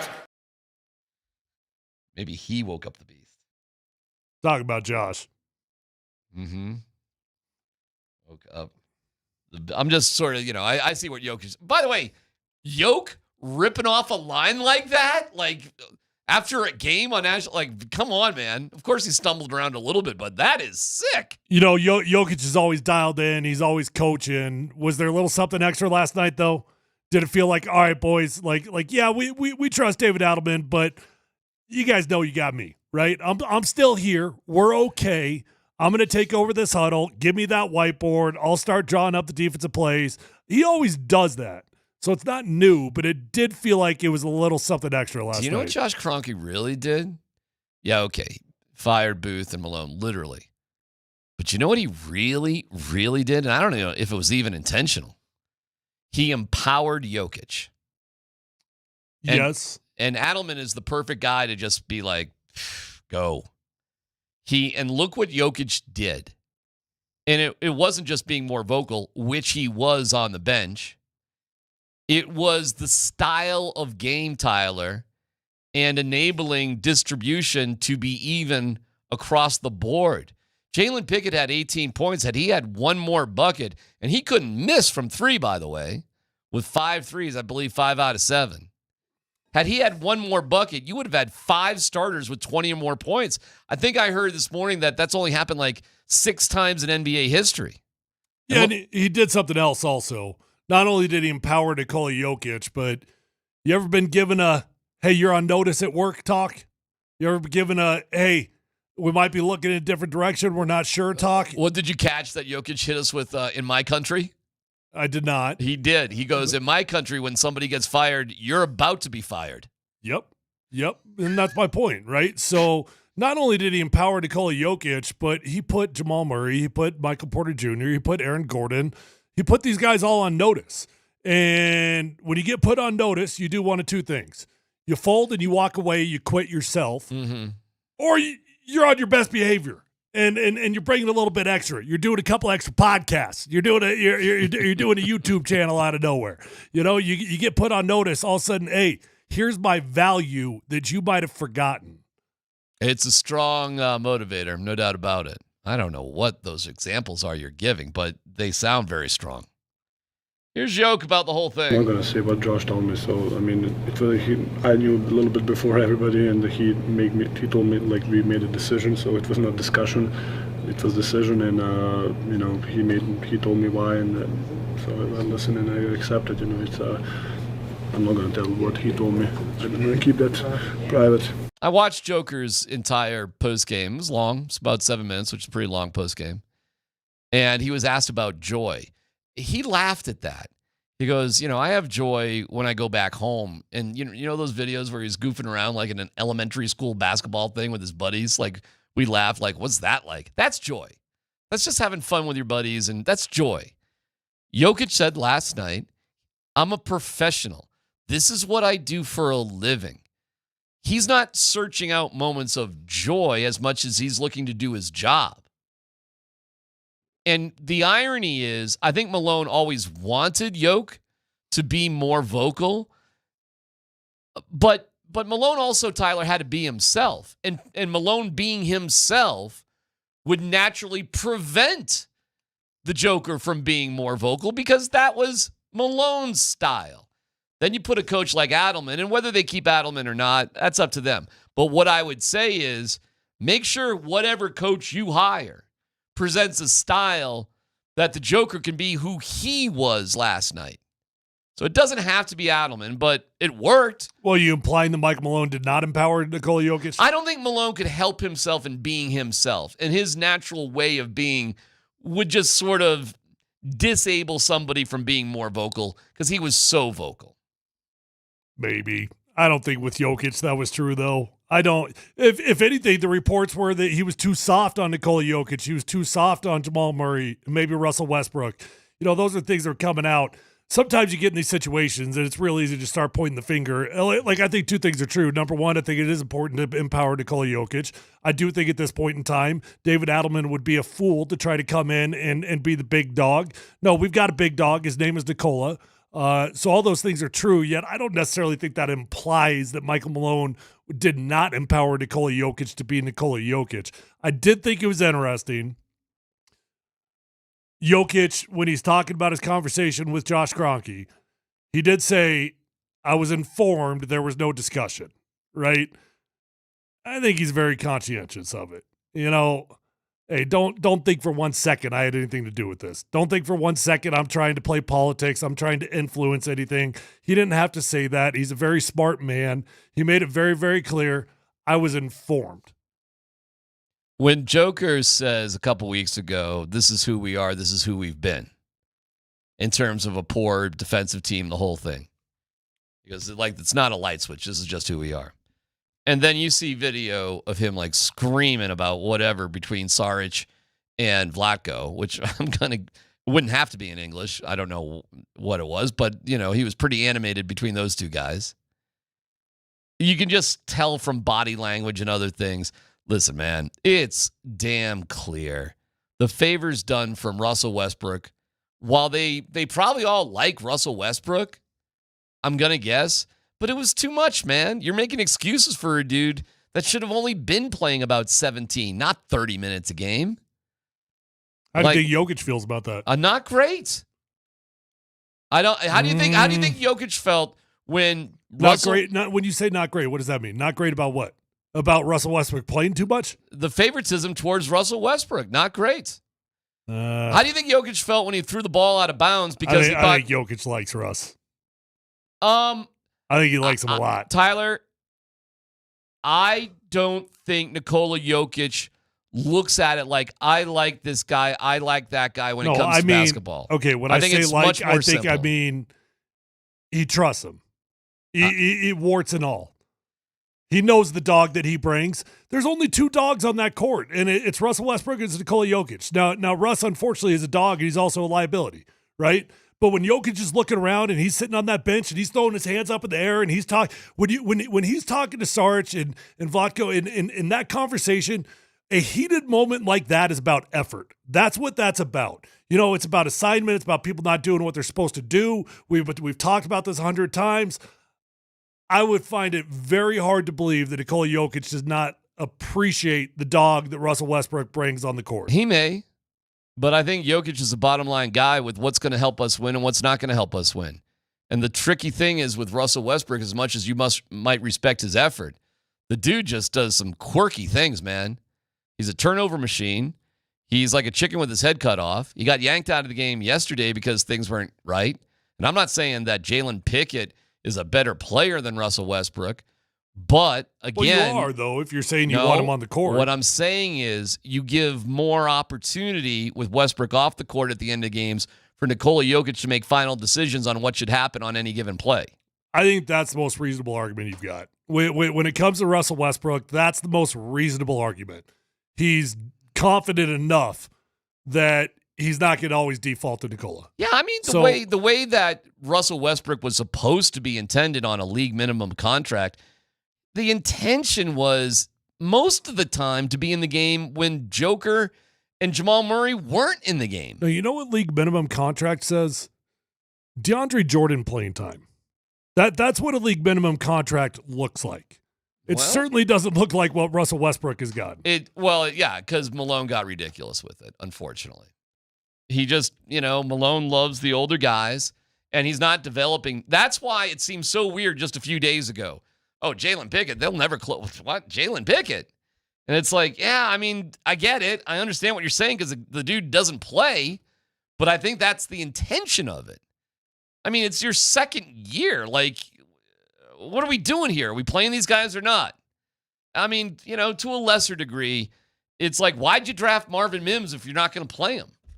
Like, let's go. What are we doing here? I'm just looking up the minutes from last night. And because I don't know it off the top of my head. Let's look at DeAndre Jordan and Russell Westbrook minutes. Let's see what they were last night. Last night, 10 minutes from DeAndre Jordan, 17 from Russell Westbrook. Okay. 25 minutes for Peyton Watson off the bench as well, and 31 minutes from Jalen Pickett. That is not a Michael Malone rotation. I remember when we had this conversation a couple days ago. Well, what difference will it make? Well, there you go. There you go.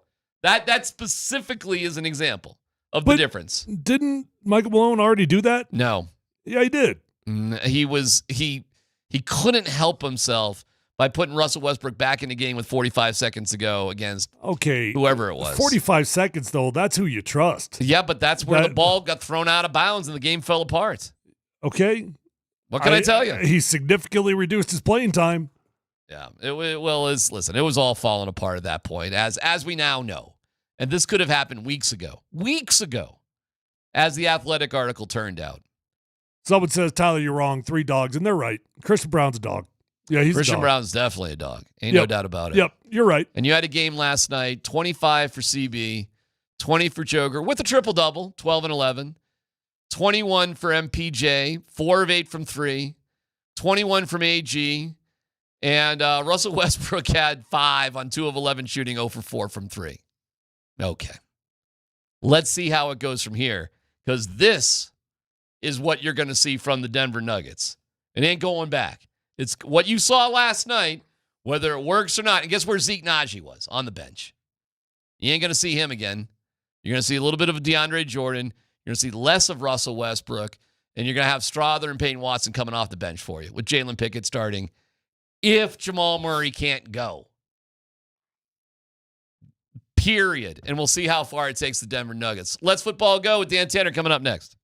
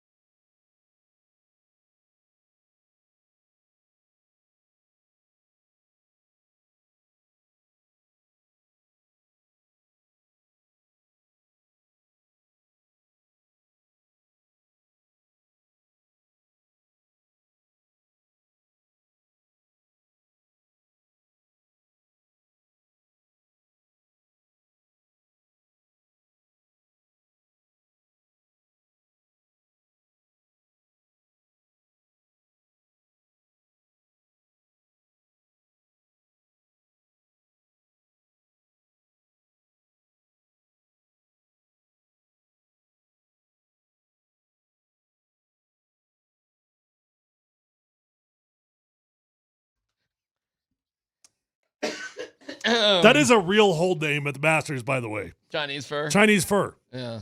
FIR. How do you say that? So itchy taint's not, but Chinese fur. No. Okay. All right. Bloody anus. No. No, not that one. No. But rockin' azalea, maybe. I think I heard that one. Something like that. Thank you to our great friends at Mountain High Appliance. Found them at mountainhighappliance.com. That's mountainhighappliance.com. All right, Dan, Buds, Quince, Azalea, Tanner. Let's football go. All right, just a very quick note here, fellas. I saw today that Travis Hunter is the overwhelming favorite to be drafted second overall. By the Browns? Whether that's the Browns or whoever, if they decide to trade out of that, at minus 350. So take that for what it's worth. But let's hear from former Broncos safety Justin Simmons was on Up and Adams, the Kay Adams show. Does he have a job right now? He does not. And in fact, wow. this clip is what is attractive to him about a potential new team. Yeah, like I said earlier, really the only attractiveness is a team that's going to give themselves a chance to go to the playoffs and go win, right? Like, as much as I'll always be a Denver Bronco, I know the 8 years that I was there were rough, and not having a playoff appearance, especially coming off that Super Bowl win that they had, choosing Atlanta, thinking there was a shot there in the division. Baker and Tampa have been doing really well in that division for a while. And so going to Atlanta thinking there was a chance there to make something special happen. But I said in a podcast maybe a couple weeks ago, maybe a month ago, but teams like Buffalo, Philly, Cincinnati, like teams like that have always been in the mix. And obviously Philly just winning it last year. Yeah. It'd be special. All right, so before we get into that, just FYI, fellas, I don't know if you saw, but the Broncos have signed a new safety as well. Sam Franklin, a former Carolina Panther, has agreed to a 1-year, $1.5 million deal with the Denver Broncos. So we have two Franklins on the team? Two Franklins. Sam Franklin, Ben? safety. We do not have Ben yet, but it is all about the Benjamins. So we got Sam Franklin. I'm sorry, what's his deal? Sam Franklin, former safety with the Carolina Panthers. Okay. He's appeared in 74 games in his career, 9 starts, and played 782 defensive snaps. He also plays special teams, so he could be a special teams contributor for the Broncos. That's what it feels like. So depth at safety. And where do you guys think Justin Simmons ends up next year? I have no idea. I got to admit, I'm kind of surprised he doesn't have a job right now. But he might just be waiting for training camp, get the best dollar deal he can get. Well, it took a while last offseason as well. Yeah. I can't remember when he was actually signed. It feels like it was after OTAs, doesn't it? It does, yeah. It was late. Yeah. I have no idea. I mean, Justin's at the he's closer to the end than he is to the beginning, and we'll see how much – he'll get a job. He'll land somewhere, but he's one of these guys, man. You scramble at the end, and he'll be scrambling at the end, I guess. Yeah, I mean, his version of scrambling is a little bit different than most people's version of scrambling. I do think he's going to land in a contender situation. I do think that he's going to be able to pick. Like, he'll probably say no to something is what I mean. I don't know if there's offers on the table or when those offers will roll in, but he's not going to say yes to go play for the Browns. That's not where he's at, and he'll have a better opportunity than that. I do think it makes a lot of sense for him to reunite with Vic Fangio in Philly. It just gets tricky now because you got kids, they're school age. I wouldn't be surprised at all if Justin comes back to live here in Colorado permanently. It's tough. You've been through it, bumping around with the kids and this, that, the other thing. It's not easy. Nope. I mean, there's a lot of pros, and maybe you're even one of them, who shortened their career just a little bit because you just didn't really want to put your family through it. So yeah, but it doesn't sound like that's where he's at. Okay. He wants to play ball. All right. We'll see. I guess the answer is we don't know, Dan. Who knows? The Eagles would make the most sense. What's next? Fellas, Trevor Lawrence underwent surgery on the left AC joint in his shoulder back in December. The team says he's well on the road to recovery, and he told reporters yesterday that he's been throwing, but new head coach Liam Cohen also noted that Trevor will have limited reps in the spring. He also noted everything's moving forward. He feels really good right now, so we're excited about that. But let me ask you guys this question. Trevor Lawrence, the number 1 overall pick in the 2020 NFL draft, one of the highest rated quarterback prospects we've seen over the last 20 years. Is next season a make or break year for Trevor Lawrence in Jacksonville? Maybe. I mean, it's all about the contract, what you're committed to, what it costs you. It's all about that. Yeah. No. The answer is no. It is not a make or break year. Are you looking at his contract? Well, I already knew it, but yeah, now I just pulled it up. He just signed the brand new deal. Yeah, guys. What are they on the hook for? Dead cap, $133 million this year. Oh, my God. Well, so certainly not this year. What's next year? Next year, $88 million. So not next year. Year after that, $44 million. Maybe then. I mean, and I'm rolling my eyes. It's a big maybe then. Well, because the cap's going to keep going up, so that might not be as hurtful. They could trade him. That's a big cap hit for other teams to take on, though. No, I mean, they're only looking to trade him if he's a bust. And if he's a bust, other teams don't want that money. Yeah, I'm rolling with Tyler on this. He's got 3 years there in Jacksonville no matter what. So good luck. Get it done. If the Jags have a top 3 pick in next year's draft, which is supposed to be a much better quarterback class. Yeah. Sure, could that yes. sway their thinking? No, hey, listen, man.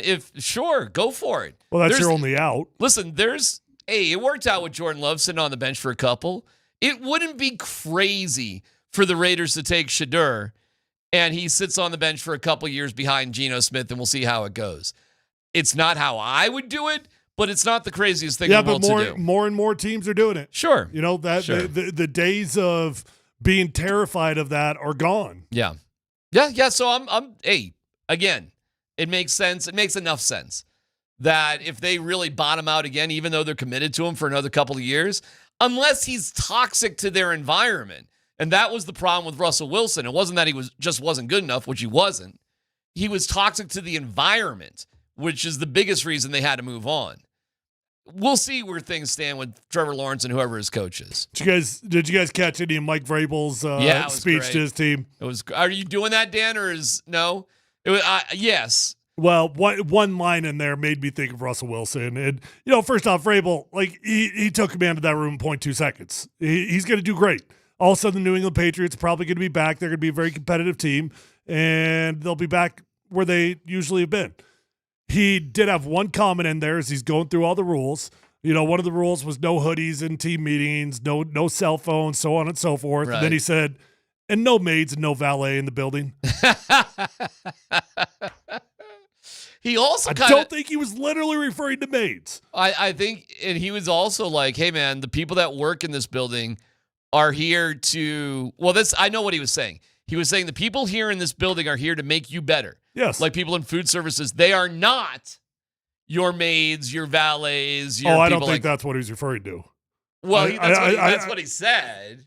You think he's referring to something else? No, I think he was referring about no bringing your outside help into the building. Oh, okay. All right. He was definitely saying, hey, treat people that work here nicely. Okay. So I thought it was pretty funny. And I guess I didn't hear the full context of it. Yeah, it was like, hey, the people that are here, they're here to get you better. They are here to make you food so you're better. They're here to help you, but they're not your butler. They aren't that, and you should treat them appropriately. Got you. And then the hoods was an interesting one too, because he wasn't saying don't wear a hoodie. He was like, when we're having a meeting, just take it down. That's all. I got you. He did say one thing that I was like, really? He's like, listen, if you're late, okay, we get it. Yeah, that was interesting. If you're late, we get it. Just call us. Yeah. Call us. Let us know. It's just a respect thing. Yeah. And then he said, if it happens 4 or 5 times, I'm like, 4 or 5 times? Yeah. If I was late a singular time in my career, I would have thought I was looking for a new job. I thought 4 or 5 times. So what is that? The current times? Is that where we're at right now with these athletes, that they're late that often? I think so, and I think that's his acknowledgement. Like, I'm not going to kill you guys, but if you abuse the privilege, that's going to be an issue. Good Lord, 4 or 5 times, man, you'd be out of the league. It's different now, isn't it? He's saying life happens. The craziest story, who was it from the Broncos? Emmanuel. No. It was somebody else who said they considered just getting into an accident because it would be an excuse why they were late, because they were running late anyway. Yeah. Right? You always got to have that contingency plan. Like you got to know. I'm just going to hit a fire truck. Or when you're an offensive lineman, you get there an hour and a half early and you don't worry about these things. Things have changed. That got my attention too. Like, it's okay to be late if you give us a heads up. And 4 or 5 times it might be an issue. Meaning 2 or 3 times, I guess, is okay. That's bizarre. Pretty wild, right? All right, next story, Dan.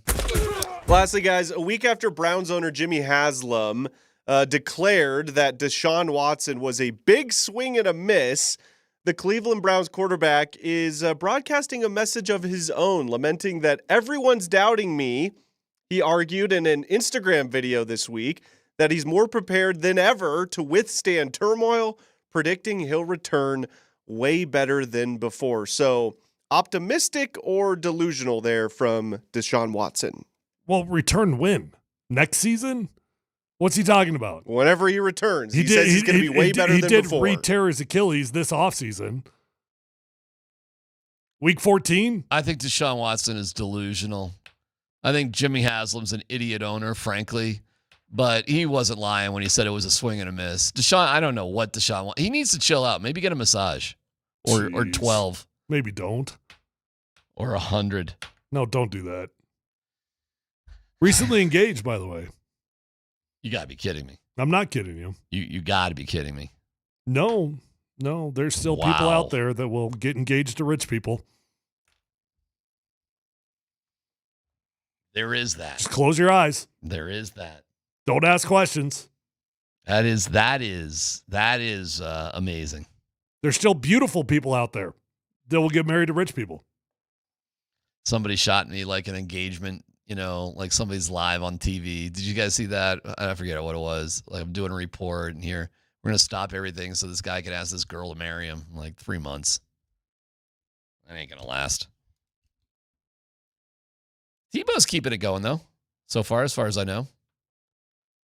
His engagement was ridiculous. Oh my God. What did he do? What didn't he do? I mean, it was. You haven't read up about Tebow's engagement, what he did? I guess not. Shocking. Oh my God, dude. It was.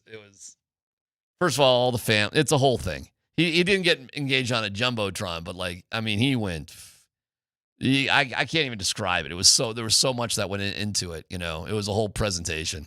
It was large. Here's what we know. DMac hates kids. He hates old people, and he hates the institution of marriage. Keep it going, though. I don't hate those things. Hate is a strong word. No, you hate rich kids, no matter their age. They're all spoiled brats that don't deserve it. What about despise? No, despise is wrong. I just think when I'm watching kids drill putts on the par 3 course, I'm knowing that they're never going to have to get a job for the rest of their lives. So you know what they're probably going to be? Rich, more athletic and talented than you could ever have dreamt of. Sure. If I didn't have any pressure, and they're going to put in the freaking work for it. Oh, really? Yes. Guaranteed? How do you think those kids have swings like that already? I don't know. They get that playing on the PlayStation? They live on golf courses. No, because they're already freaking working. What was the other thing I hate? Old people. Specifically, Rockies games. I'm not a fan of the ticket takers there. The octogenarians. Oh, you also hate teachers? No, that's not true. Oh, that's true. That's not true because just ask a texter. No, hey, we need lifeguards in the summer. Wow. I don't hate them at all. It would be way too dangerous out there. Wow. Jeez. Our pools must be protected, fellas. See, you sucked me back into that one. I've been trying to avoid that one for years. You got me back into that one. 40th birthday. You're such a short person. I'm a short person? Only short people hate the world. Short people have to be tough. Short people can't. No, they don't have to be yeah. No, you don't have to be any more tough than I am. Oh, no. Oh, stop. Do you know how lucky your life is to bump around at 6'8"? Do you know how people just go out of their way for you no matter what? You think these biceps are growing themselves? You think if you and I walk in a room, you got to work at it. What do you think people look at when they see Schwarzenegger and DeVito walking in the room? DeVito? Really? Yeah. You think they're this taking? Freak. Well, there you go. Yeah, it's probably like that. It's PhD on 92.5.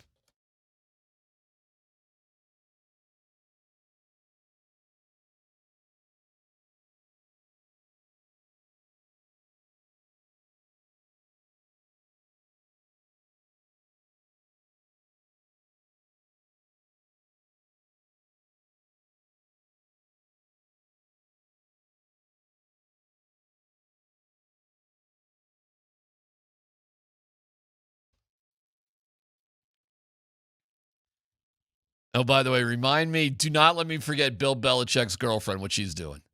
Don't let me forget that, okay? I'm giving you guys a heads up while I'm talking about the Rocky Mountain Men's Clinic. This might not be the commercial for Bill Belichick, but if you're dealing with the issue of erectile dysfunction, you want the right treatment for your medical situation, they're there for you. ED can be terrible for relationships. Intimacy is a special moment. You can feel connected. If that's not happening, where's this relationship going? Well, thank goodness we have the Rocky Mountain Men's Clinic. Their treatments work where the pills or herbals fail, with success rates well over 90%. Some can have you last an hour or more. It's the Rocky Mountain Men's Clinic, serving the Front Range of Colorado for nearly a decade. Schedule that consult today. Your initial visit's $99. You get the consult with a Colorado licensed medical provider, a T and PSA test. If advised, a test dose. If the test dose doesn't work in the office, your visit is free. They've got an expert staff. Like a lot of men, you could be having sex the day after your appointment. They're up and down I-25, Fort Collins, North Denver, Central Denver, Castle Rock, and Colorado Springs. So hit them up today at 720-440-7900. Visit RockyMountainMen'sClinic.com.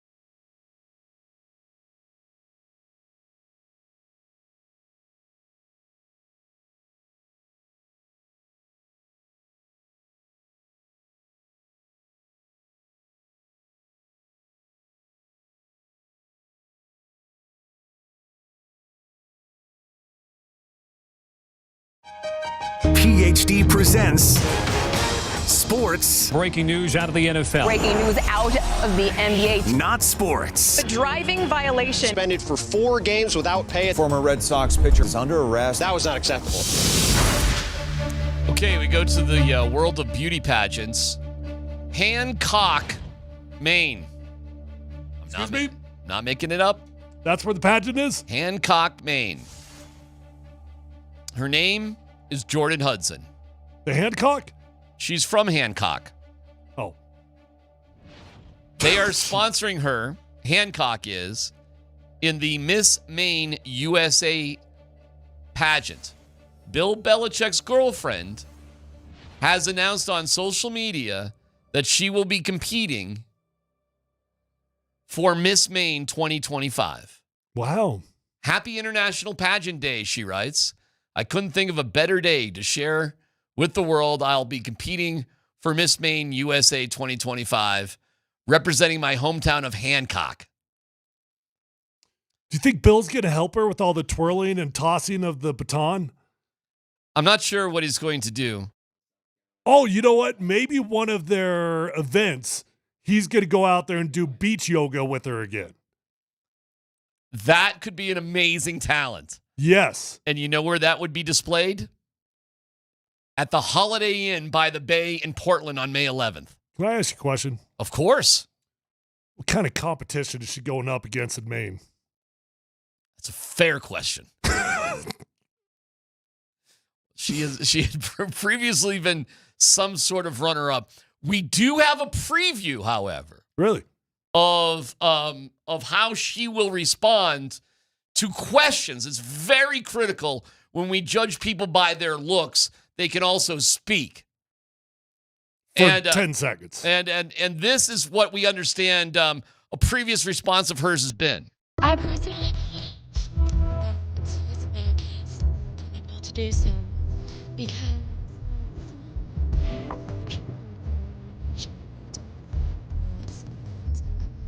our education, such as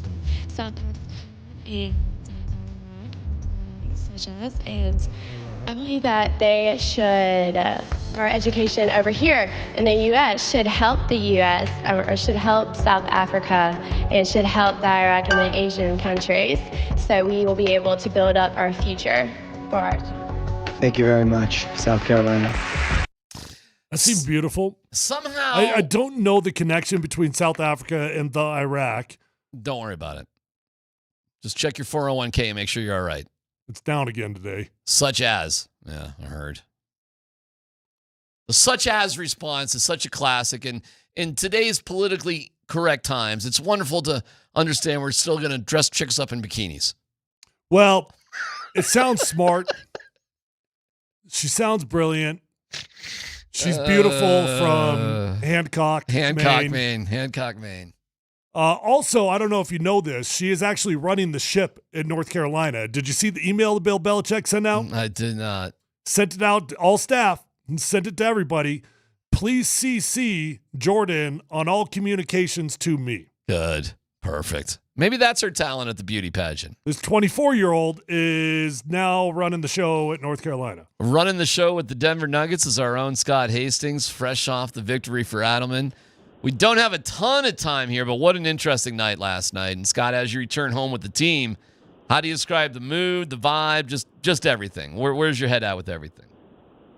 Well, I'll say this. Let me start at the beginning. Dave Adelman, I don't know if you guys got to see it, his pregame presser. Yes. If you could win a press conference, he won a press conference. I mean, he was fantastic in the pregame.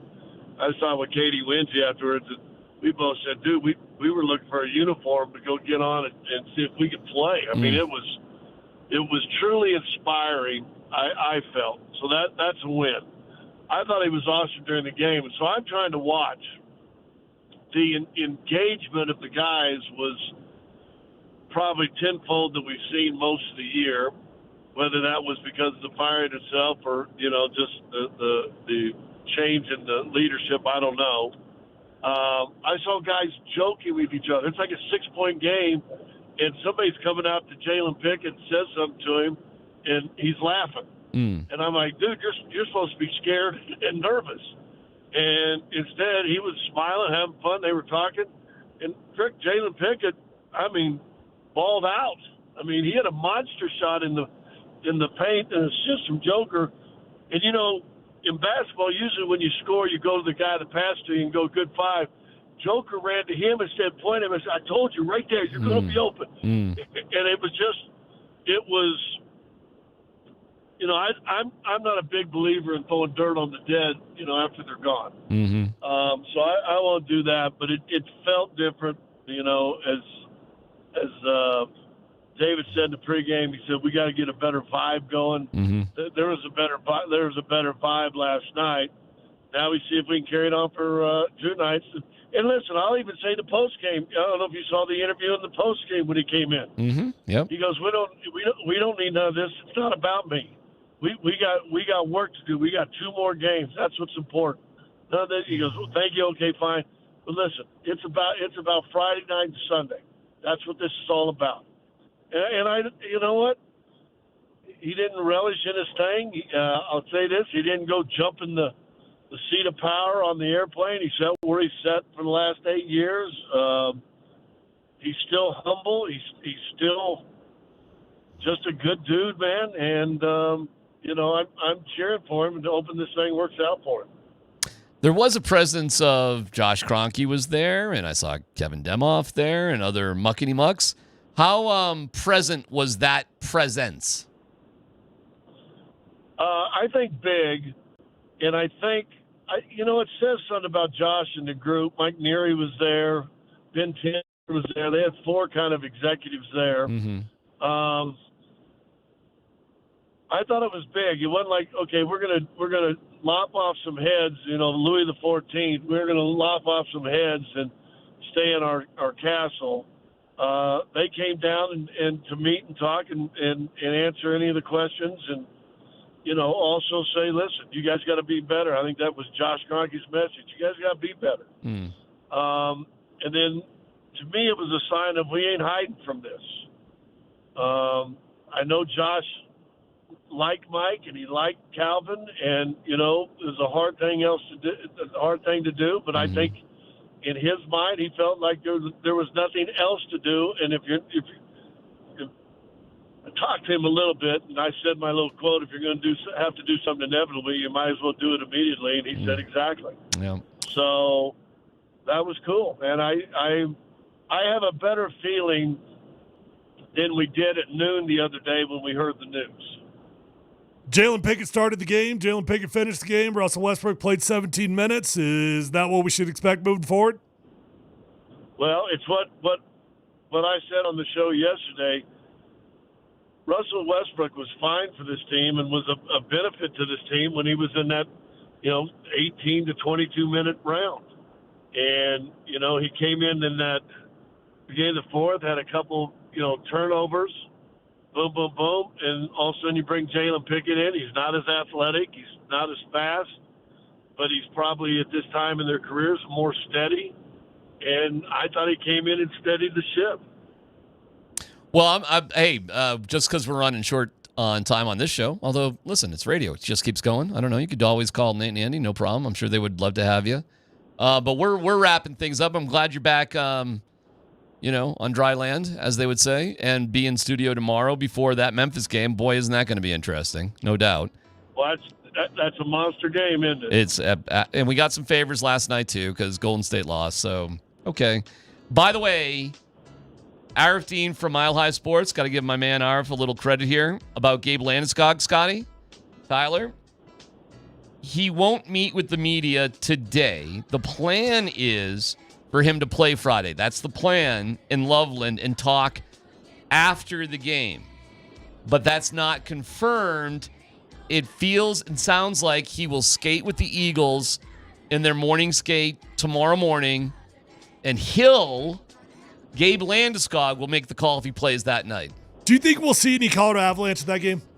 Well, you could see Nathan Well, I don't know who's traveling to Los Angeles. Oh, good point. My bad. But I think it's fair to say they may leave some guys at home And it would be like Nathan McKinnon's not playing tonight. And if Nathan McKinnon's not playing tonight, why would he play over the weekend? It'd be pretty damn cool if Nate Dogg was up there at Blue Arena in Loveland. Yeah, that would be awesome.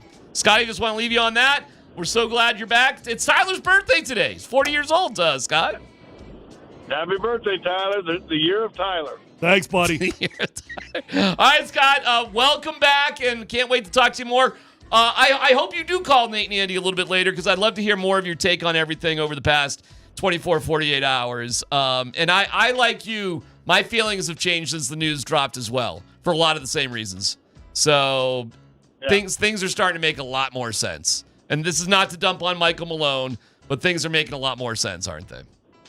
I think so. Yeah. All right, bud. We love you. We'll see you tomorrow. We'll hear from you maybe later on. Happy birthday. You want to give us a little Masters, a little final? It's happening. The Masters are steady Eddie. I'm waiting for somebody to blow up. John Rahm had a shot directly from the behind a tree trunk in the mulch that I was waiting for him to have ricochet back into his face. Hit it perfectly right around it. And meanwhile, the Rockies are figuring out how to blow a 1-1 game.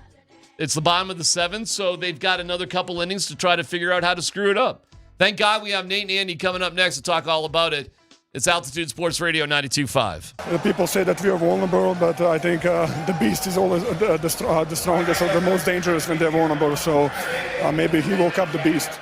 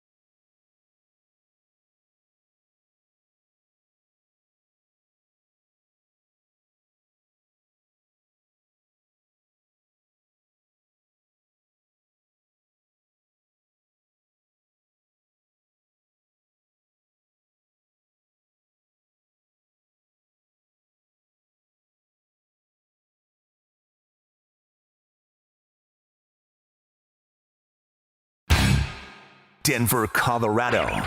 Altitude Sports Radio 92.5. It's Kreckman and Lindahl. Back the other way comes Denver. Nuggets lead it by 9. Now looking for the game winner. Christian Brown has it on the high left side. Slip pick by Jokic. Brown to the lane. Kick out Pickett for the win. Yes! Denver leads it 120 to 108 with 1:14 to go. David Adelman will go to 1-0 in his coaching career. And this thing is over! All right, I'm here with the new head coach of the Denver Nuggets. And, Coach, congratulations on your first career win as an NBA head coach. Look, now that you're the head coach of the Denver Nuggets, I got to ask you, what do you think about that win over the Kings? I think today was a good start, just to keep everybody together, keep everybody believe, and I think today was a good start, and just keep like that. Here's Nate.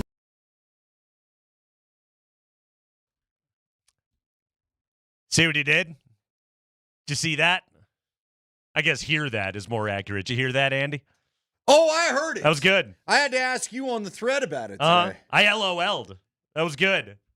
That was strong. Nice work, Spring.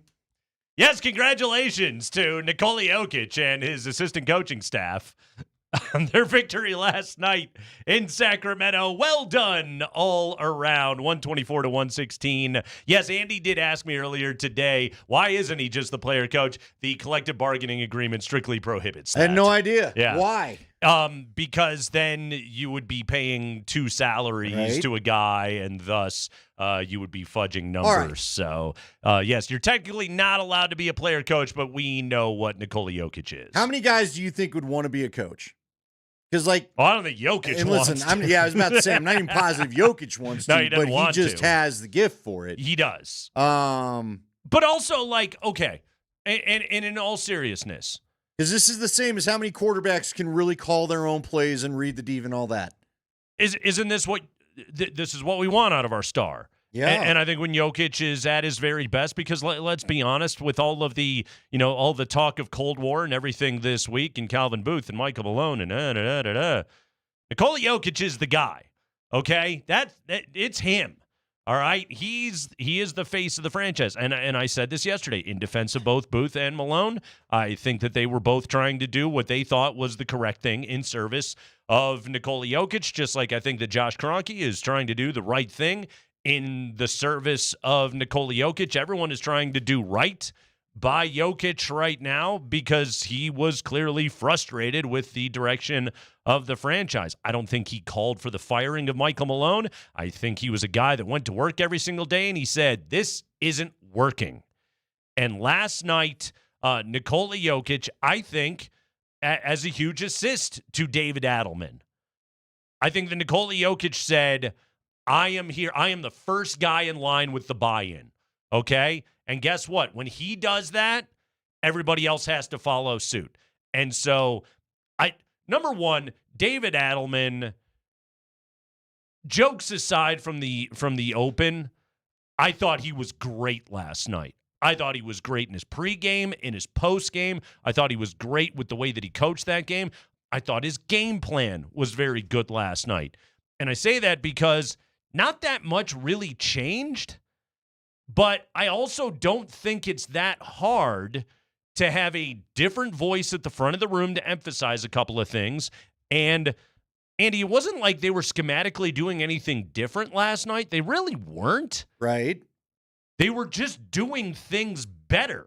There was an attention to detail that happened in that game last night. Now, there were some...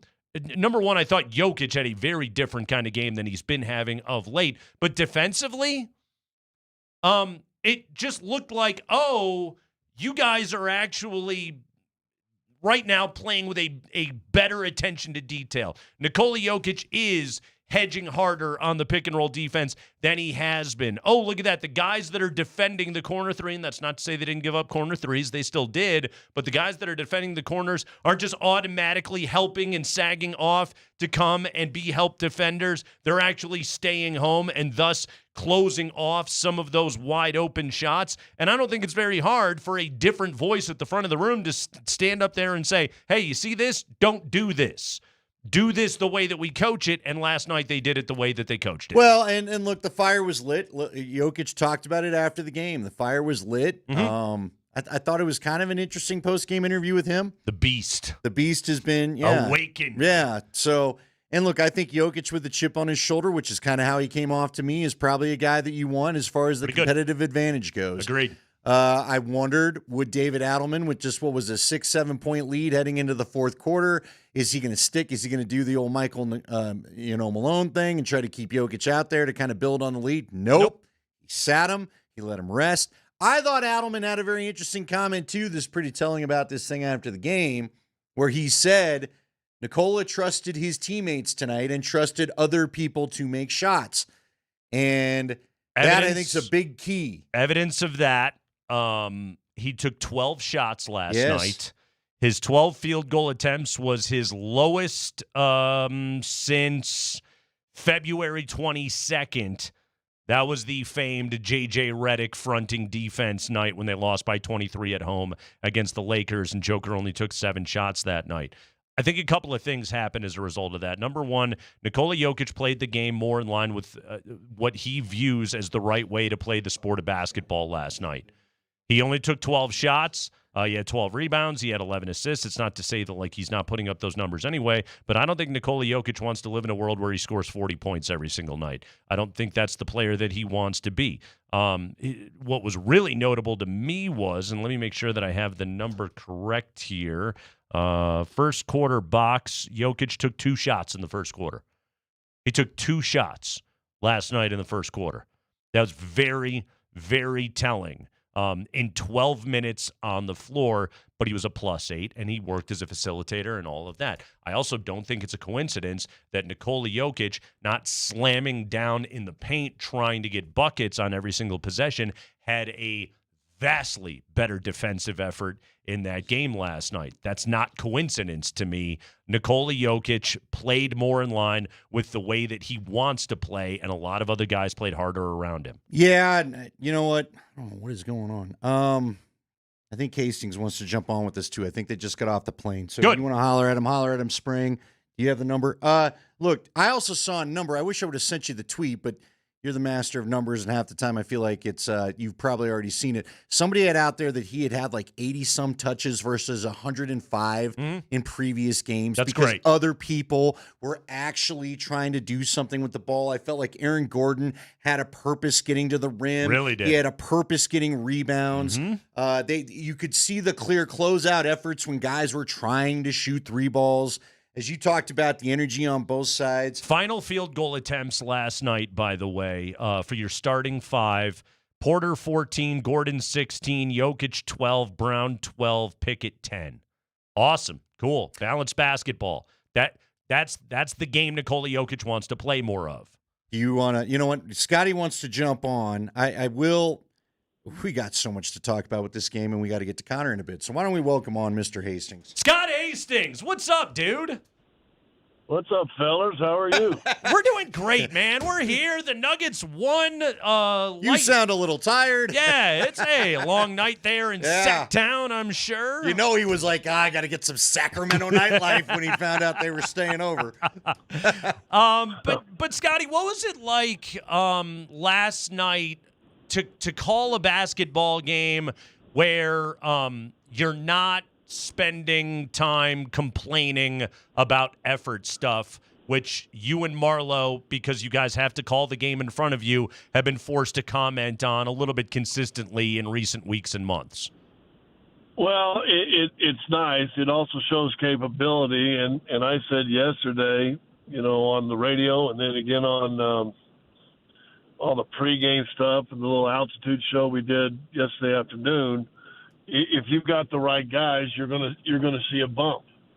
If we'd have came out last night and seen the same old, then you got to question whether or not you have the right guys. You know what I'm saying? And so that was the big, for me, positive, was just being able to see that response the way it was. And now you got a home game. I loved, you said it, Nate, just a while ago. I loved everything about what David Adelman did. I loved his pregame. his post game. You know, if you saw the little film in the locker room, you know, guys were wanting to kind of celebrate. He goes, "No, it's not. It's not about this. It's not about me. It's about Friday and Sunday." I just thought he was a focused guy. He's the same guy, you know. And I told DMac, those guys a second ago, that get on the plane, he's still sitting in the seat that he sat in for the last 8 years. He didn't move over to the seat of power. He's not doing anything. He's up talking to guys, and it was. I think you've got a lot of experience of a head coach with a coach that has no experience as a head coach, if that makes sense. Well, and it's think of the family that he comes from, right, Scotty? Like he's got an outstanding Hall of Fame mentor in his father, but I think, again, to your point, sort of bigger than anything is he is a guy that has been here, that he is a guy that has familiarity. He's also a guy that, and one of the things that I was really happy to see, and Dempsey talked about this last night on the postgame on Altitude, was, again, it wasn't like shower him with water like it's a college basketball locker room or anything else like that. I think he was respectful of the week and everything that has happened, respectful of his old boss in Michael Malone, but also walked through the door and recognized last night, I have a job to do, and this is how we're going to do it.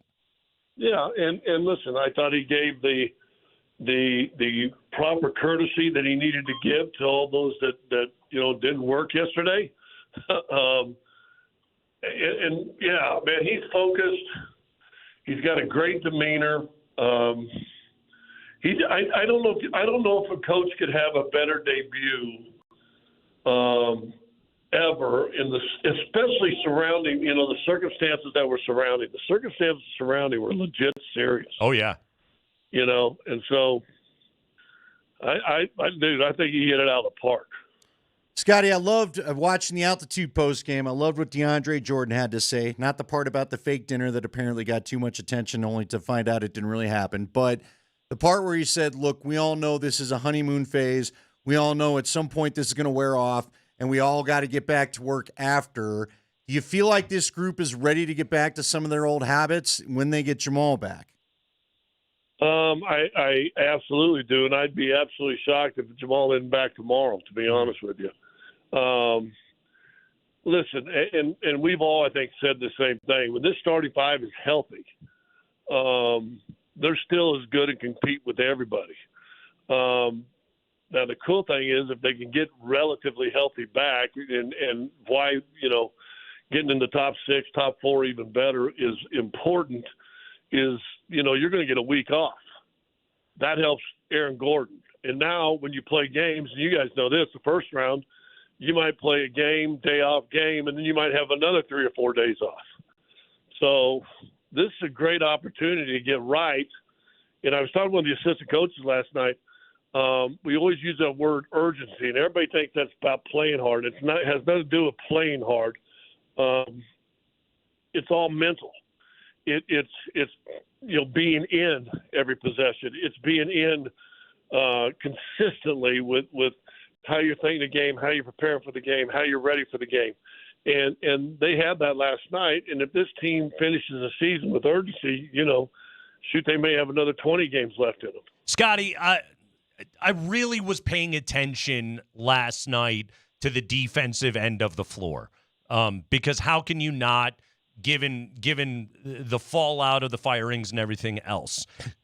You tell me if I'm wrong. I didn't think they did anything drastically different last night. I simply saw a group that executed a plan better. What is the value of having the message come from a different voice rather than the same one for a decade straight?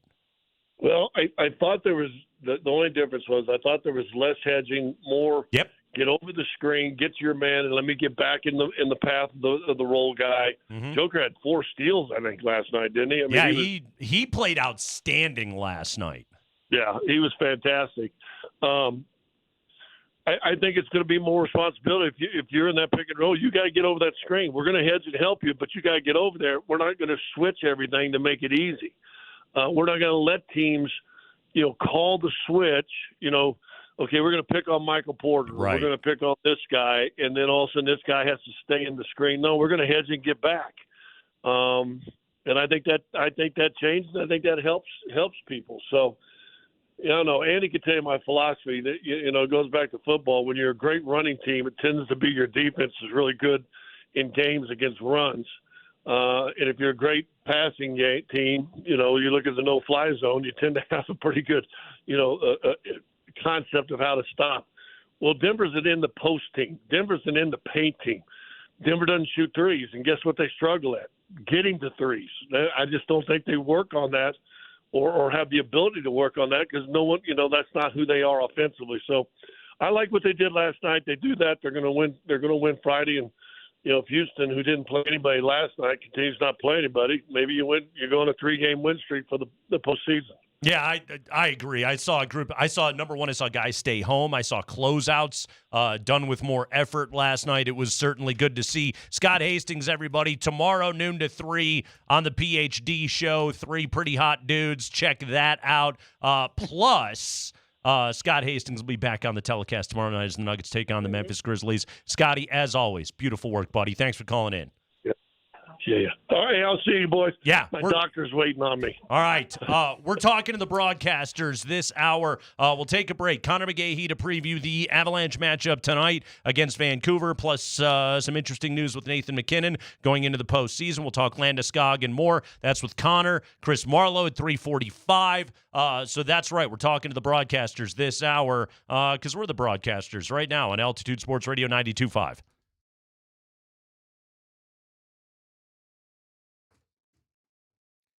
Well, we're going to tell you about the Rocky Mountain Men's Clinic, as it sounds like Scotty's maybe about to get the old how-do. But anyway, are you thinking about the causes of low T? Do you have low T? The symptoms of low T? What's it like to feel low T? I mean, listen, you hear about this all the time if you listen to sports talk radio because this is a big topic, and men dealing with low T is a very, very common thing, especially the older that you get. If you're looking for your options with testosterone treatment and what it can do for you and how it can help you and how it can get rid of brain fog and poor sleep and not seeing the same gains in the gym, maybe a low sex drive or even dealing with depression, if you just want to feel like yourself again, testosterone treatment may be the way to go for you. So why don't you head on over to RockyMountainMen'sClinic.com. That's RockyMountainMen'sClinic.com. Drop the I always say the. Take the low T quiz on their website. It's a simple 10-question quiz with yes or no answers. Takes 2 minutes. You can skip that if you'd like. Just schedule the consult with the Rocky Mountain Men's Clinic. They'll draw your blood, have your results in 30 minutes, and you'll speak to a Colorado licensed medical provider about your results and then what you can do moving forward. Cost of the appointment's $99, which includes that consult, the T, and the PSA test. And if you sign up for testosterone treatment the day of your appointment, it is free. So again, if you want to get back to feeling like yourself, having the higher energy levels, not wanting to nap midday all the time, you got to go and see the folks over at the Rocky Mountain Men's Clinic. 5 locations throughout Colorado to serve you, including Fort Collins and the Springs. Call them today, 720-440-7900. Or again, the website, RockyMountainMen'sClinic.com.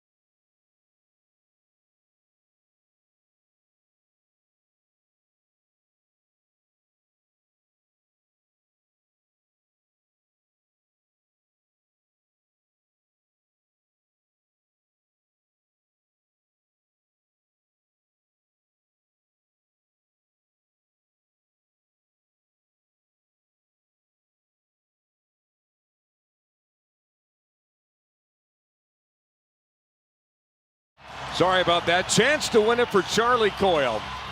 His only shootout goal of the season came with Colorado. Coyle, right-handed shot again at center ice. Right down the middle, Coyle holding. He scores! Oh, Coyle rules! All right, we got to get the answer to the question. Connor McGahey, voice of the Avalanche, joins us right now. He'll be on the call tonight, 7 o'clock. Avalanche and Vancouver, final home game of the regular season for the Avalanche. They'll be in Southern California to play the Kings and the Ducks this weekend. But Connor joins us right now. Obviously, Coyle rules. I LOL'd at that one when I heard it yesterday. But most importantly, what were you sorry about right there, Connor? Well, preceding that, I think Mitchie and I had sort of stepped on each other's toes. We're talking on top of each other. So that's just a little radio veritas between broadcast partners. Mitchie won't be there tonight, but he'll be there for every home game throughout the Stanley Cup playoffs. So, yeah, that was me talking on top of John Mitchell and apologizing. Hey, help me out to remember. You said in your call the second goal basically for Coyle, his second shootout goal of the year, and they both come with Colorado. Was it Drouin that told Bednar that Coyle had to move to beat, I don't even remember the opponent, but whoever they beat last, where he got the winning goal there too, didn't he? Because Drouin told Bednar that? That was the Chicago game, Chicago. Right? Yeah. No, that was at Montreal because it was supposed to be done that's what it was. in his hometown against his former team, and Drouin said no. Brock Nelson, so Coyle scored in that game too. He was the shooter before, but Bednar was going to go Drouin, and Drew said, no, Brock Nelson, low glove side on Montembeault, he's the guy, pick him, and he foresaw the future. Nelson scores, and the Avalanche survived the storm that came their way via Montreal. So, yes, you are right. It's been in the past 2 weeks, but it was the Montreal Canadiens. Well, that feels like we just did a who's on first of shootout goal candidates or something. Sorry, Connor. Never mind. Connor, what's the plan going forward with Nathan MacKinnon? Should we just go ahead and consider him done for the regular season and we'll see him in round one against Dallas? I'm not sure. He won't play tonight, which is a rarity. I mean, we're used to seeing Nathan MacKinnon in hockey games, and so with Cale Makar playing tonight, he'll be the only player on the roster that's played in all 80 games this season. But I think, depending on how Nate is feeling, it'll be his decision whether he goes in L.A. on Saturday or in Anaheim on Sunday. Entirely possible he doesn't play in either of them. So it'll be interesting to see the call-ups and send-downs when we leave for Southern California tomorrow. But, yeah, it's entirely possible that Nathan MacKinnon's regular season is done, and we're just trying to get a full boat for the Stanley Cup playoffs. That all indications are that'll be next Saturday or Sunday, most than likely in Dallas. Hold on, Connor. We got a bit of a shaky cell phone reception. Let's get reconnected. We'll call you there. right back. Yes, How about that? We'll because get this, we've got to dry out the hamster wheel. And we'll reestablish all of this. But yes, Nathan MacKinnon, according to reports, dealing with a minor injury. Thus, they're pretty locked in, let's be honest.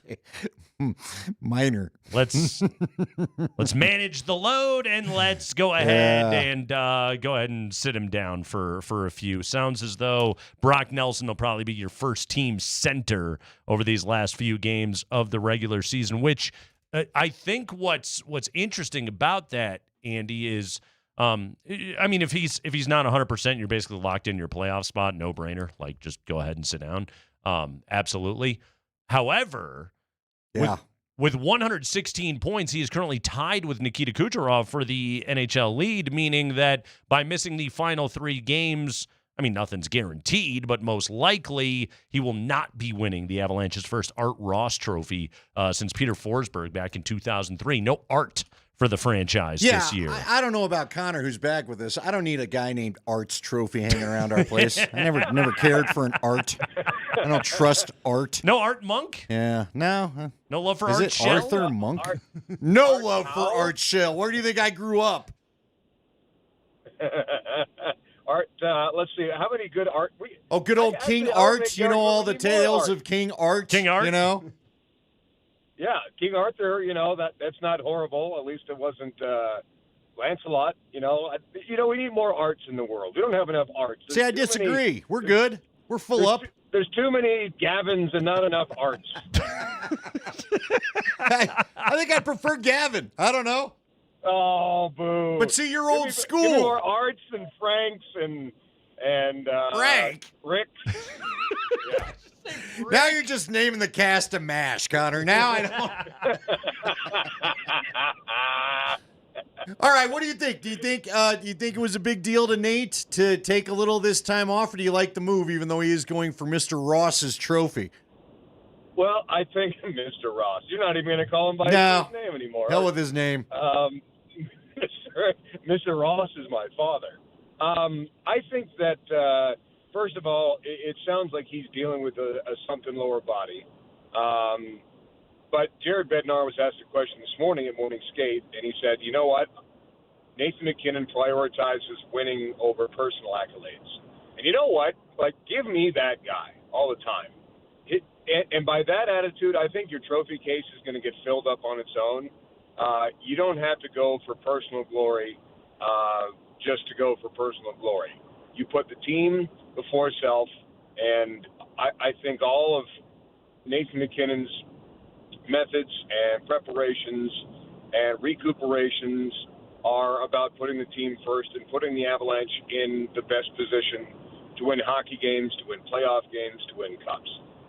And so for me, this is Cup over Art Ross Cup, and I think that's leadership. Well, That's listen, having a letter on your sweater. Cup and I over applaud it. art. Yeah, I got news for you. Apparently, Art Ross isn't a team first guy and everything you described because the damn trophy's named after him. So there you go. What do you think of that?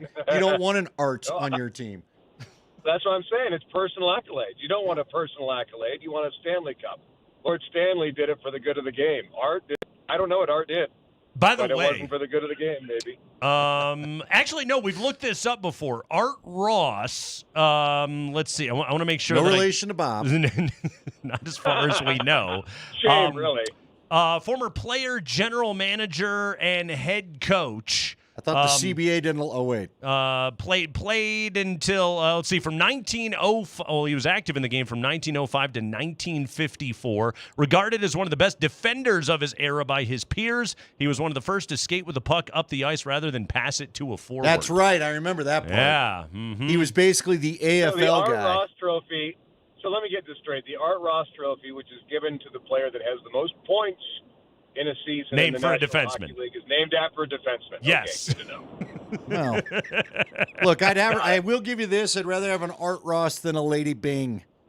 But you know what? Do you know what the most coveted trophy of the Nate has group? one and not the other. Do you know what the most coveted trophy of the group is? I would probably. Here's what I think. Honestly, it's a Ted Lindsay. No, Because it's a Mark Messier. It's a Messier. I'm not even going to let you explain it. Yeah, it's a Messier. Mm-hmm. Do you have a Messier? Do any of the Avs have a Messier? Nope. You know who decides the Messier, don't you? Messier. Messier. He's a committee of one. He sits around at his big oak desk that you probably would be fond of with his fancy leather chair, and I'm sure has a library of leather-bound books, and he decides who's worthy of the Messier. How's an Avs player not won the Messier, Connor? Well, because he barely knows that the Avalanche exist. If you watch the games on ESPN, that's probably wow. Well put. Coming off the top rope. Well put, right there. Why? What? Facts are facts, man. What do you want from me? We're with you. Let's be honest. LeBron James is going to win a Messier before Nathan MacKinnon ever does. Let's be honest. Connor, we just want to see the process where he talks to himself, trying to decide who gets the Messier in the mirror every morning as he shaves his bald dome. He's Canadian, so it's process, and I would love to see that process. Connor, what's going on with Gabriel Landeskog? Tell us everything that we know about what this assignment is going to look like in Loveland, and we know what best case scenario looks like, but what's the organization really looking for in these two games? I saw what you did there, or heard what you did there. Thank you. That was very well done with our Canadian jargon. Maybe you're going to drive a Mazda home and have some pasta when you get to your house. But here's what we know. Gabe Landeskog loaned to the Colorado Eagles. He's been practicing there this week. When you're on LTIR, you can play up to 3 games in the American Hockey League and not have to be brought off of IR. Now, here's the thing. The Eagles play versus the Henderson Silver Knights tomorrow and Saturday, and then they go on the road. Now, I would think that Gabe Landeskog would only play one of those. Which one, I'm not sure. That has not been announced yet. So I still think that he'll play a game with the Eagles, whether that's Friday or Saturday, and then he'll practice with the Avs all next week, and then hopefully all signs point to him playing in the playoffs. So I would highly doubt that he would go on the road with them. But again, all of those logistics have not been announced yet. But he has been practicing with them all week. He's been on line rushes with Taylor McCarr. What a strange universe we live in that's the case.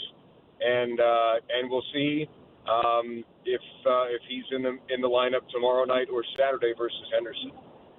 Real quick, we got about a minute. How healthy will these guys be come playoff time, do you think, as far as the Mansons and the whole team? Well, I little lean into our conversation tonight with Jared Bednar. He told me this morning there's a really good chance that the team will be 100% healthy for Game 1 next weekend in Dallas. So that's the good news. All the injuries that are sustained right now are fixable and healable by that time. So I think there's a really good chance that the Avalanche could have a full lineup ready to go for Game 1 in Dallas. As 100% as 100% gets in hockey at this time of year. Connor McGahey, everybody. Listen to him on the broadcast tonight. The Avalanche will take on the Vancouver Canucks. I believe they're trying to avoid a season sweep at the hands of the playoff-less Canucks. So make sure you tune in tonight and check out Connor's broadcast. Pregame with Berto at 6:30. Puck drops at 7 o'clock. Connor, good work as always, man. Thank you. Thanks for sneaking me in between Vic Lombardi commercials. I appreciate it. That's really, Yeah. Listen. That's called a segment of the Kreckman and Lindahl show, okay? Well, yeah. We'll take a break. When we come back, Chris Marlowe jumps aboard the program. Somebody else that sits behind a fine mahogany desk. But we will talk to the voice of the Denver Nuggets about that victory in Sacramento last night. Boy, the broadcast was having a good time. I think everybody was having a good time last night. Let's relive it. Let's celebrate it. Coming up next.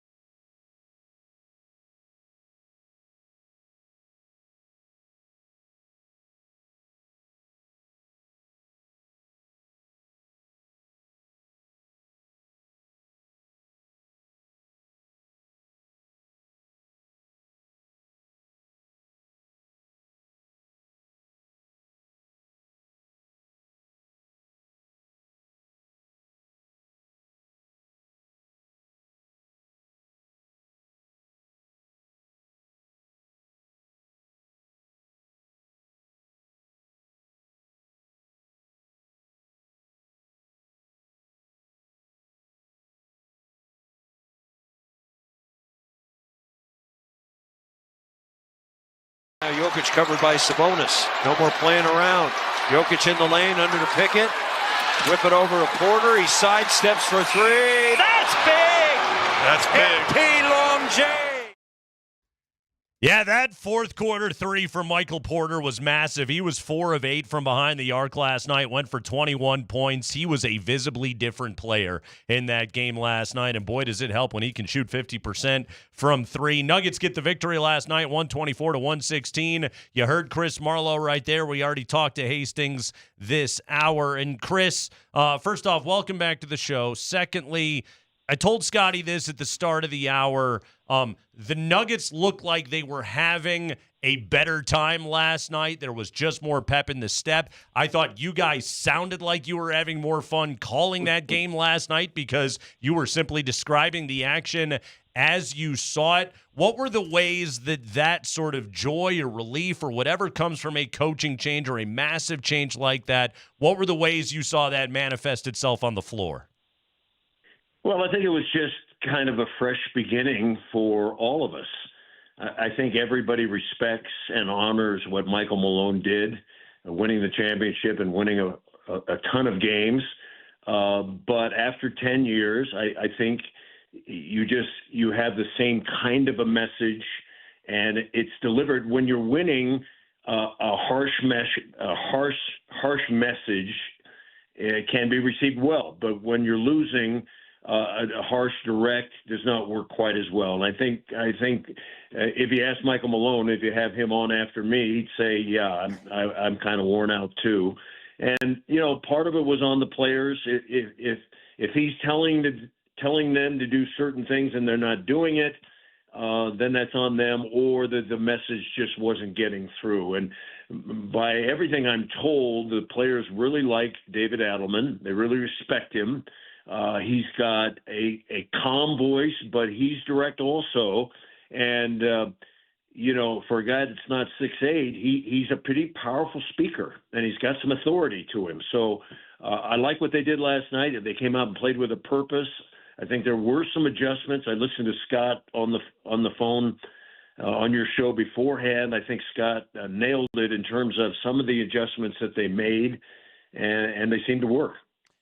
Chris, I'm going to ask you a question I didn't get to ask him, but we've read so much, and you know how this works. You've been in the media a long, long time. But, of course, Tuesday we get the announcement. By Wednesday, Nate and I were almost laughing at the flood of articles and podcasts and everything you could read and hear. It was almost like all these folks that have covered this team forever couldn't wait to spill some secrets when it was done. But we heard about camps over and over and over again, no matter what you were reading, a Booth camp, a Malone camp. Do you feel like all the camps are gone with this move now? I'm not quite sure what you're saying here. Camps? Oh, you mean different factions? You were a Malone guy or you were a Booth guy, and that affected playing time and whatever. I think there was probably some of that. Obviously there was the friction between Calvin Booth and Michael Malone, whether to play Colin Gillespie or Jalen Pickett. That certainly didn't work out. And as it turns out, I think both are really good young players, good backup players. Maybe Calvin Booth was right on this one. Jalen Pickett last night, I was so impressed with how he played and the calmness he showed and just getting in the right spots and boxing his man out. And, amongst the trees, he's tipping the ball out. And he's got kind of an Andre Miller type game to him. He doesn't look quick. He doesn't look fast. But he's a little quicker and he's a little faster and he's tough. And he can shoot. And that's what I think separates him from some of the other Nuggets, that there are a lot of players on the team that can shoot threes and dunk. And that's good. I like that. But when you have to have a 12-footer off a rebound to take the lead in the last minute and a half, or you're in the lane and you got a 4-footer and you haven't got much of an angle, I just thought Jalen Pickett was really a key to the win last night, and I'm really happy to see him getting some PT and doing well. And a reinvigorated player. I mean, I know that corner three that he hit off the feed from Brown was essentially the dagger for Sacramento last night. But what I loved was the possession before that. When he caught the ball in the paint, it was late in the shot clock, and in rhythm. He shot, he hit the bucket right there, but it was like in direct contrast to his his play at the end of the Indiana game where he paused and turned it over, and it was like, okay, the kid is now starting to play with more confidence. He is playing in rhythm. He's not thinking about the game. He's not feeling the moment as much. And, Chris, you've done this long enough to know that's when basketball players get unlocked. Yeah, the confidence level has gone up sky high with him, obviously because he's playing with Jokic. That would do it. I believe it was Jokic who passed him the ball in there. I go, what's he doing? And then he makes the shot, and Jokic goes over and gives him the side eye and says, yeah, that's the shot you're supposed to take. And, if they double on me, you have to take that. So I think that was it's just part of the building process. You get more playing time. You play a little bit better, and it's exciting to watch. All right. When do you think, what can they adjust once the honeymoon period ends? Once whatever there's always the classic new coach bump, and they get Memphis at home tomorrow, and then we'll see whatever Houston puts on the floor Sunday. But what can be different out of this in your mind, Chris? Because they still have the same rosters, and as good as things were last night, the roster still showed some of its flaws at points too. Well, I wanted to address something that you went over with Scott Hastings. So you guys were talking about defensively. I asked David Adelman, look, you've been involved with the offense for the last 8 years. Are you going to become involved in defense now that you're the coordinator of all of it? And he said, yeah, I am. When I get ready for offense, we usually look at defenses. We do the game scouts, we do all this. And so I thought one of the big adjustments they made was Jokic was still at the level of the ball on screen and roll. But what he didn't do is stay out there as long. And if I had one criticism of what they were doing, so Jokic would flash onto the ball handler, and the guard would be trying to get through. So you had two on the ball handler was great. You're on the guy, but that left the big wide open underneath. And I thought what Jokic did much better last night, and I think that accounted for a number of his steals, is he got out and came back. When you hedge, you're just supposed to get out, stop the guy for a moment, and then the guard's got to get through. It's on him. And I thought Jokic got back and retreating, and he's got great hands and great movement. I think that's what you have to do. If you place two guys out there, and you've got a good guard, and you've got the guys that are guarding our guys, guarding their guys in the corners, and they have to suck in to cover the big, then you have the wide open threes from the corners. And I think that's what's been killing the Nuggets, those wide open three-pointers when you're making 45, 50% of those. And I think if Jokic can do more of that, more hedge, get back. You notice Sabonis didn't have a huge night. I think 12 points, 12 rebounds, but he wasn't dunking all over the place. And I think that was credit to Jokic and the scheme they came up with. I thought it was the most active game that I have seen out of Jokic on the defensive end in months. And Chris, again, it's a one-game sample size. I don't think it's a massive coincidence. Also, he only took 12 shots in that game last night. I thought that he was able to settle into the game and feel the game a little bit more rather than, taking 9 field goal attempts in the opening quarter, which is what it has felt like it has been so much of late. I felt like Nikola Jokic played more like Nikola Jokic wants to play last night. Well, he would like to be the facilitator for sure. Many teams, and I think that includes Sacramento, are using what I call the hugger-mugger defense.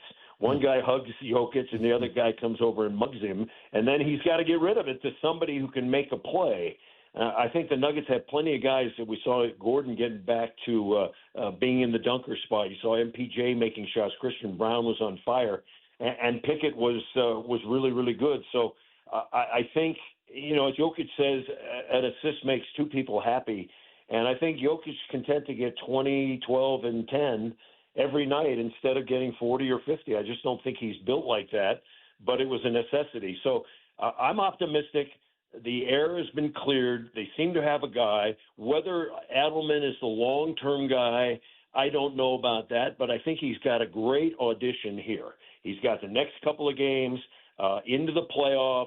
Who knows what the Nuggets can do? I agree with Scott Hastings on that. If they're completely healthy and they have their guys, they can beat anybody in the Western Conference, and I think anybody in the NBA. So I just think one more thing too is I don't think this move with Coach Malone and Calvin and all this stuff would have been done had Murray not been coming back. I think they know that Murray is coming back. And with Murray, they have a chance. I think if Murray does not play, say his hamstring's torn and he's gone for the year, I'm not sure that they would have gotten rid of Malone and Booth when they did. But with a healthy Malone, with an emerging Pickett, with the veterans that they have, Christian Brown is playing at a career level. They have the elements to do it. Now it's just a matter of Adelman and the coaches getting together and fixing this defense where it's good enough to get by, and the offense will take care of itself. Chris Marlowe, everybody. He'll be on Altitude tomorrow night, Nuggets and Grizzlies. Then they'll finish up on Sunday against Houston before the postseason begins. Chris, man, awesome as always. Thank you so much for joining us. Hey, glad to be on. Thanks, fellas. All right, Chris Marlowe with us right there. It's so funny talking about this on a Thursday after another game that is played. It's so much of the information is vastly more crystallized today than it was when we were here on Black Tuesday and talking about all of these things and just sort of theorizing as to what was really going on that led to this place. And I think really last night answered a lot of questions for me. But one of the biggest questions that it did answer was, number one, this team is they're not perfect. This is still flawed, just like you talked about with Chris right there.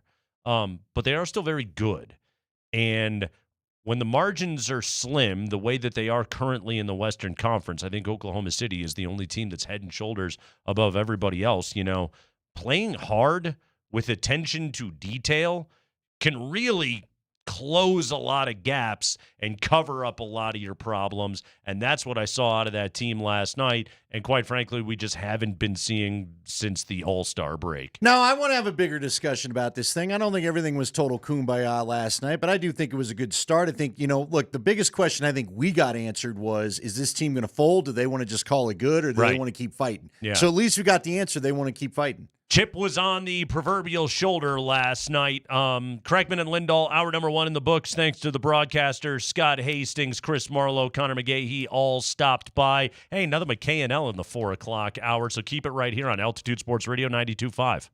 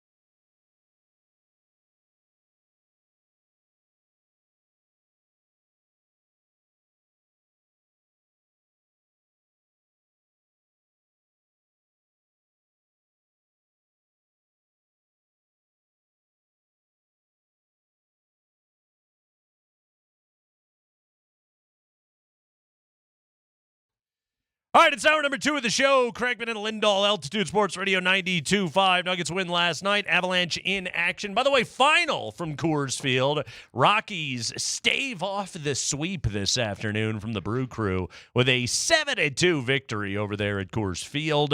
Little late offensive life out of the home club today there, Andy, to get a victory. It was Brenton Doyle with a 3-run double to break it all open there in the bottom of the 8th inning. Colorado gets the victory. Nice win today for the Rocks. Now 3-9 on the campaign, up in the win percentage to 250. And they are on their way to San Diego for the weekend. It's a nice win. It's a nice win. Sure. Have at it. Good. The Nuggets won last night, and the Nuggets they played with life.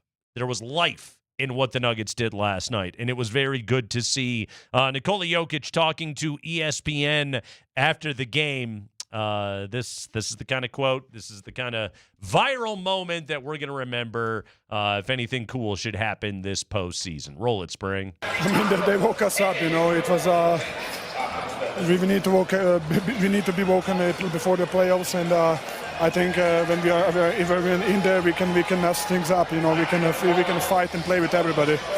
Josh Kroenke called a team meeting yesterday. What was your reaction to the changes that he made? I mean, it's. I think when I'm coming from, it's part of the sport. People go and come and go, but it was a 10 years relationship with the coach, and we went through everything. We were bad, we were good.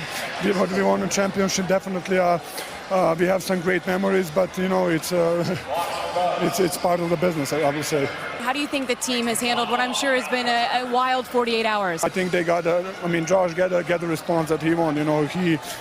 People say that we are vulnerable, but I think the beast is always the strongest or the most dangerous when they're vulnerable. So maybe he woke up the beast. Woke up the beast. Most strongest when they're vulnerable. The beast. Yeah, they've been vulnerable for a month, though. Sure have. So, they've been vulnerable this was for good some to see. time. Look, some of the things I want to dive into when it comes to last night's game, and I told you. What I thought was funny watching this game was, I'm seeing where I'm thinking to myself, this game is a perfect example of both sides could have had an argument for why it went the way. And by that I mean Booth out there going, see, if you had just played Jalen Pickett, look at what he's doing here tonight. Look at what this could have returned. How many other young guys did you not play this way?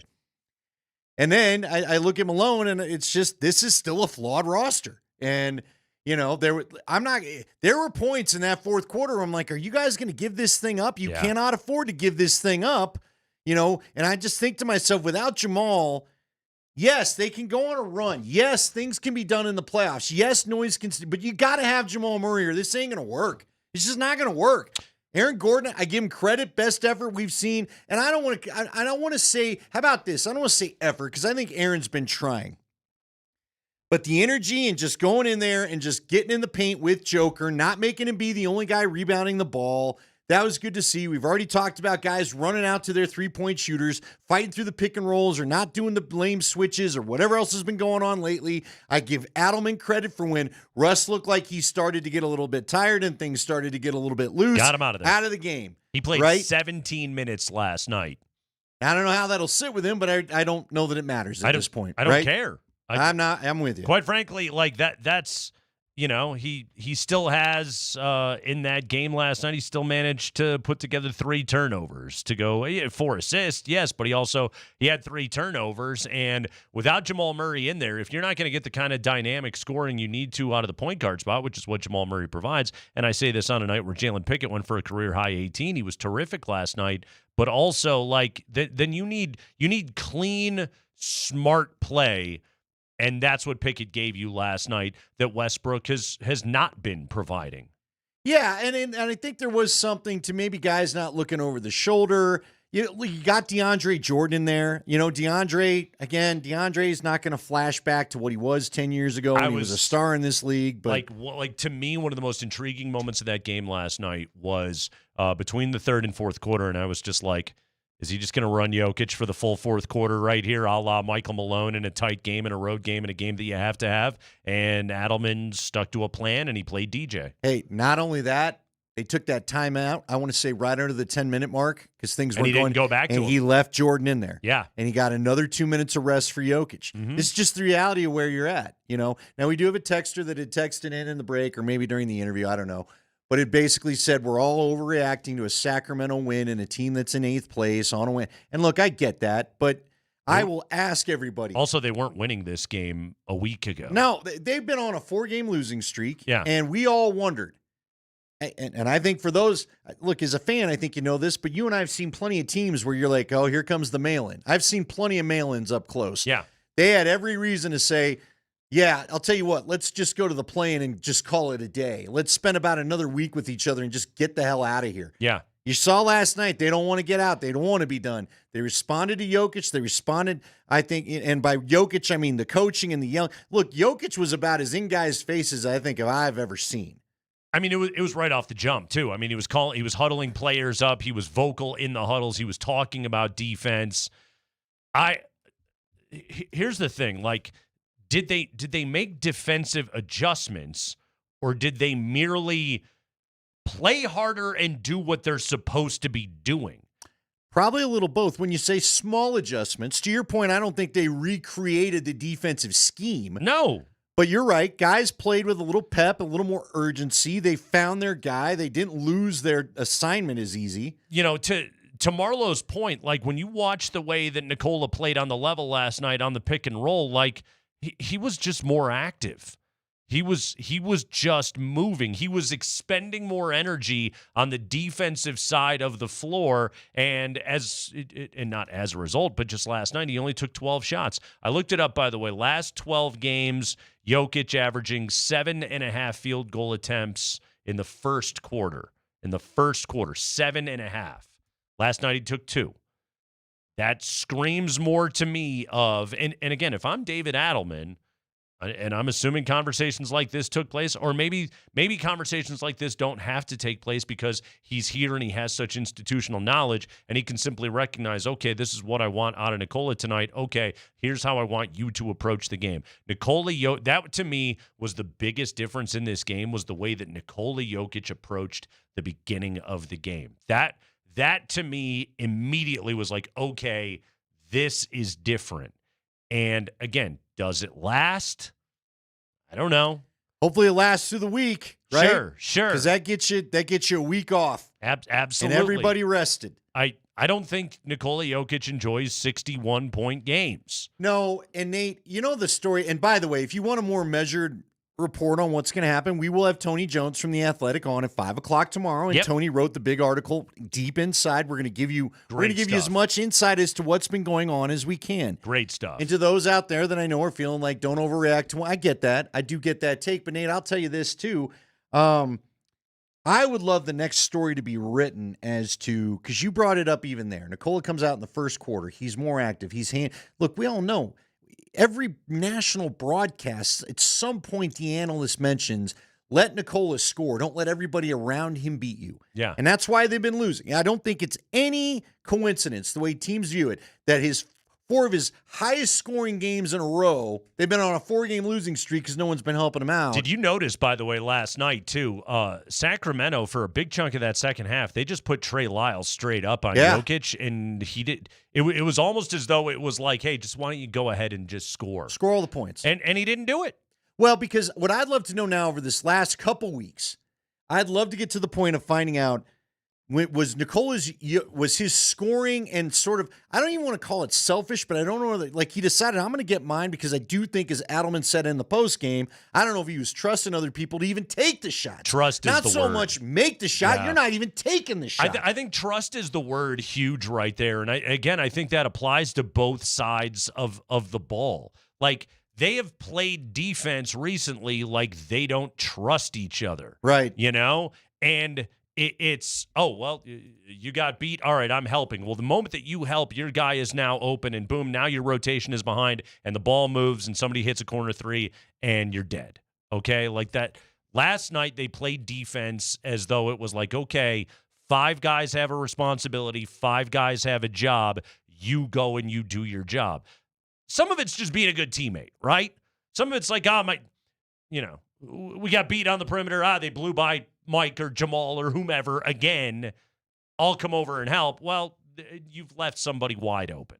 All right. And the problem was it was happening on every damn possession for this team. Yeah, and everything was broken after. You couldn't chase all the passes that it led to. Which is where the value, I think, of the new voice comes in. I don't think Michael Malone for 1 second forgot how to coach basketball, but when somebody else is standing in front of the room saying it in a different manner or anything else, sometimes that just has an impact. I think you said it right there. What Michael Malone, I did think, forgot about was, and he even said it, every coach has said it, in the modern era of sports, you get about 5 times you get to really rip your team. Right. Well, how many times did we see the rage, the talking to himself, the red face where you knew he was just going to lay into the huddle? Yeah. And it's probably been about 6 weeks of it, and they just quit listening. Yeah. And 6 weeks, 6 months, whatever it's been, the whole season, you're right. Yeah, I do think that it resulted in a massive tune-out. David Adelman had a terrific debut. How did he handle it all? What did he do so well? We'll play some of his audio, some of Jokic's audio last night to try and shed light on that. Coming up next, new life in the Nuggets, plus the Avalanche in action tonight. It's all coming up on the Kreckman and Lindahl Show.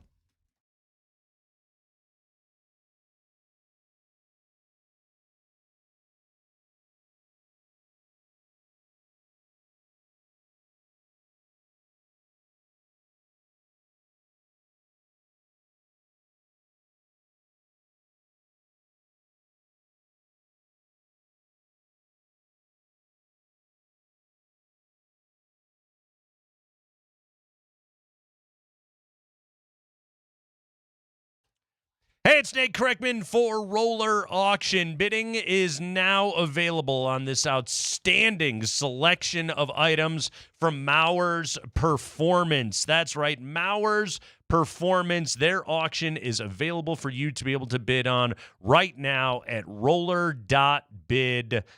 This is some seriously cool stuff. Maurer's Performance specialized in engines and transmissions, quickly earning them a reputation as the go-to mechanic for race car enthusiasts. Well, now so much of their equipment and their tools are available to be bid on right now at roller.bid, and there are some phenomenal deals available to be had right now. Again, I don't know anything about race car mechanic work, but they do at Roller Auction. You want to go to roller.bid. If you were looking to upgrade your garage, if you are looking to get some great deals on some tools and equipment, go to roller.bid right now. Whether you have your own shop, whether you're a home mechanic, whatever it may be, go to roller.bid to check this stuff out. Again, this is equipment from Maurer's Performance, the leader in terms of being able to work on race cars in the Front Range. Well, Roller Auction has their stuff available to bid right now at roller.bid.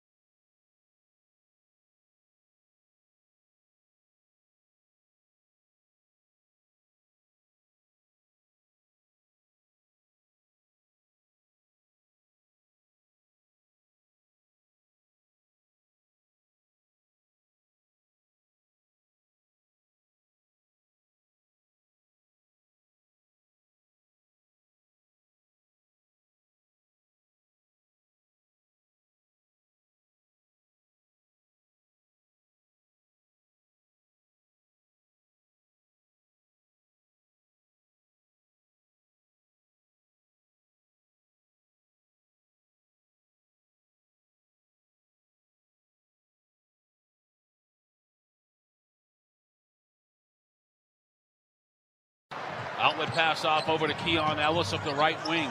His pass is deflected and stolen. Jalen Pickett tapped it away. Loose ball, Jokic in the paint. Kick out three, Jalen. Let's go! Got it! Nice win last night for the Nuggets. They win it by 8 on the road at Sacramento. Jokic triple-double. Everybody was good last night. Westbrook, kind of. But, hey, 4 dudes scored 20-plus, all 5 starters in double figures, all 5 starters scoring 18 or more. That'll be a good Dan Hyatt note to get tomorrow, by the way. How many games this year have the Nuggets had where all 5 starters scored 18 or more points? But certainly good to see. Peyton Watson played 26 minutes of that game last night, scored 7 points, had a blocked shot. I thought Peyton Watson was active. Julian Strother offensively didn't make any shots. He did have 7 rebounds, which is not nothing. And DJ was effective, a -1 in his 11 minutes on the floor. That's, I tell you what, if DeAndre Jordan wants to go -1 every single game that he plays in a Nuggets uniform in his limited backup role behind Nikola Jokic, I'll throw the guy a parade. I don't know how many people will come, but that guy deserves a parade if he can put up those kind of performances. That's winning stuff. That's the most simple Nuggets equation, right, Andy? Just don't get killed when Jokic is off the floor. Yeah, which we were worried about, quite honestly. And he was good. He was effective. It was one of those nights where it felt like they couldn't just fully pull away. Now they finally did at the end, and thanks to some great Jalen Pickett shooting and all that. But got it to 16 in the third quarter. It was, but then you let it get whittled down to 4. They got as close as 4. Zach LaVine, man, he gets up when he plays Denver. Went for 27 in that game last night. DeMar DeRozan, finished 8 of 26, but you look up at the end of the night and he finishes with 22 points. That's just kind of what those dudes do. Dougie McBuckets made 3s because that's what he is in his basketball life, but a nice victory for the Nuggets on the road last night. So David Adelman made his debut in this particular iteration of the role as the head coach of the Nuggets. Andy, interesting symmetry that he got to do so in Sacramento, where his father led so many great Kings teams low over the years, including those really fun teams at the beginning part of this century. Rick Adelman is an all-time great NBA coach, and David Adelman got a chance to coach last night in Sacramento, and I thought I watched his post-game in the locker room. I watched his post-game at the podium. And David Adelman is widely respected and liked by this team, by Nikola Jokic. And I thought he did great last night. Here was Adelman after the game on what he felt was different about the group. They stuck with it. I thought we had great energy at the start. And then Zach's so special. It's crazy. Ryan and I had Zach when he was 18 in Minnesota, and to see where he's at now, he's such a unique, special offensive player. But I thought the guys stuck with it. There wasn't second-guessing the fact that we're going to stay in single coverage when he got hot. You got to stay with things and be consistent with them and hope that in the 48 minutes it's going to work out for you in the end. So that was great to see. And honestly, my favorite part about the whole game was Nikola continued to pass the ball to the open man. And if we want to win big games down the stretch, and if we're lucky enough to be in big games at the end of April and May and whatever, you have to trust your teammates. Those guys have to take those shots, trust they can make them. And you saw a lot of guys tonight make really big shots at key times. Michael's shot was enormous, Aaron's shot, and obviously Jalen in the third quarter. So it was just good to see the confidence to shoot the open shot and not bleed the shot clock and make Nikola take a 18-foot fadeaway all the time. So it was good to see. Agreed. I'm also a big fan of those kind of possessions. He's been the offensive coordinator for most of Malone's tenure here. It's so funny of he's getting questions pregame of how are the players going to react to your voice? And he's like, they hear from me every single day. Right. Yeah. So I don't really think this is going to change all that much. Jokic talked about sort of how he's going to handle things and what he brings to the team. Actually, let's listen to that cut right now. This was Jokic on what David Adelman brings that's maybe a little bit different to this locker room. He's gonna keep it probably real, he's gonna tell you what he wants, and probably the most simplest way possible, so do this, and he's gonna probably show you too, and probably in some smart ass way, but it's maybe that's the way. Maybe that's the way. Do this and do it simply. Like last night, Andy, it seemed as though there were clear coaching points that you could see, and the team went out and they did them quite simply. Yeah, they did. I mean, again, the energy was up. It was great. Everybody knows what's on. Listen, we had the cut earlier, and Joker said it. Josh got what he wanted out of this. Yep. Josh put everybody on notice with both those firings. That's just, you can just cut to the chase. You want to be here? You like it here?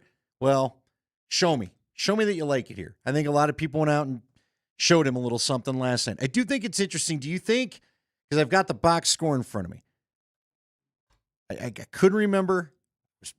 No Zeke Najee minutes. He didn't play. No Dario Saric minutes, which, again, not terribly. He's not really been in the mix all year. Do you think, no Vlatko, do you think they expand this a little more at all? Or do you think what's funny? They did go to 9 guys last night instead of 7. What's funny about it is, and we're talking about a rotation that doesn't include Jamal Murray, which is clearly very different. Yeah, that would be 10. But also, is it going to be 10? Is Russell Westbrook out when Jamal Murray returns? That's and a great then question. Pickett operates as the backup point guard. I think Russ still sees some spot duty. Uh-huh. But I also think last night might be the blueprint. Because, again, Russ did some good things for you. But if we're going to get back to out-of-control basketball, then no. We're not letting the game be 5 turnovers and they get a run and whatever else goes on sometimes. So, no. Yeah, I thought it was interesting at the end of Tony Jones' article today that we were reading in The Athletic. It did say he thinks that Russell Westbrook's future with the Nuggets is very much up in the air. There is no guarantee he's picking up that player option next year. So I just scanned through his game log. He played 17 minutes last night. 2 of 11. His fewest minutes in a game since December 5th.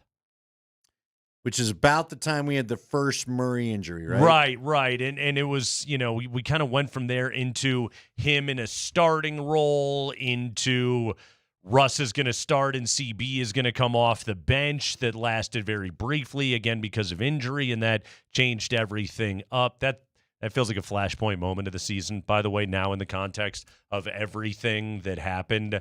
And we talked about it going into it. They have 6 starters. How are they going to handle all of this? And the decision to put CB on the bench and Russell Westbrook into the starting lineup, that it's amplified now. I think that decision that was made, and again, it didn't last long because of injuries. I think Jamal was hurt shortly thereafter, and that just changed Russ was everything hurt else. too, wasn't he? Westbrook got hurt as well, and Porter got hurt, and everybody.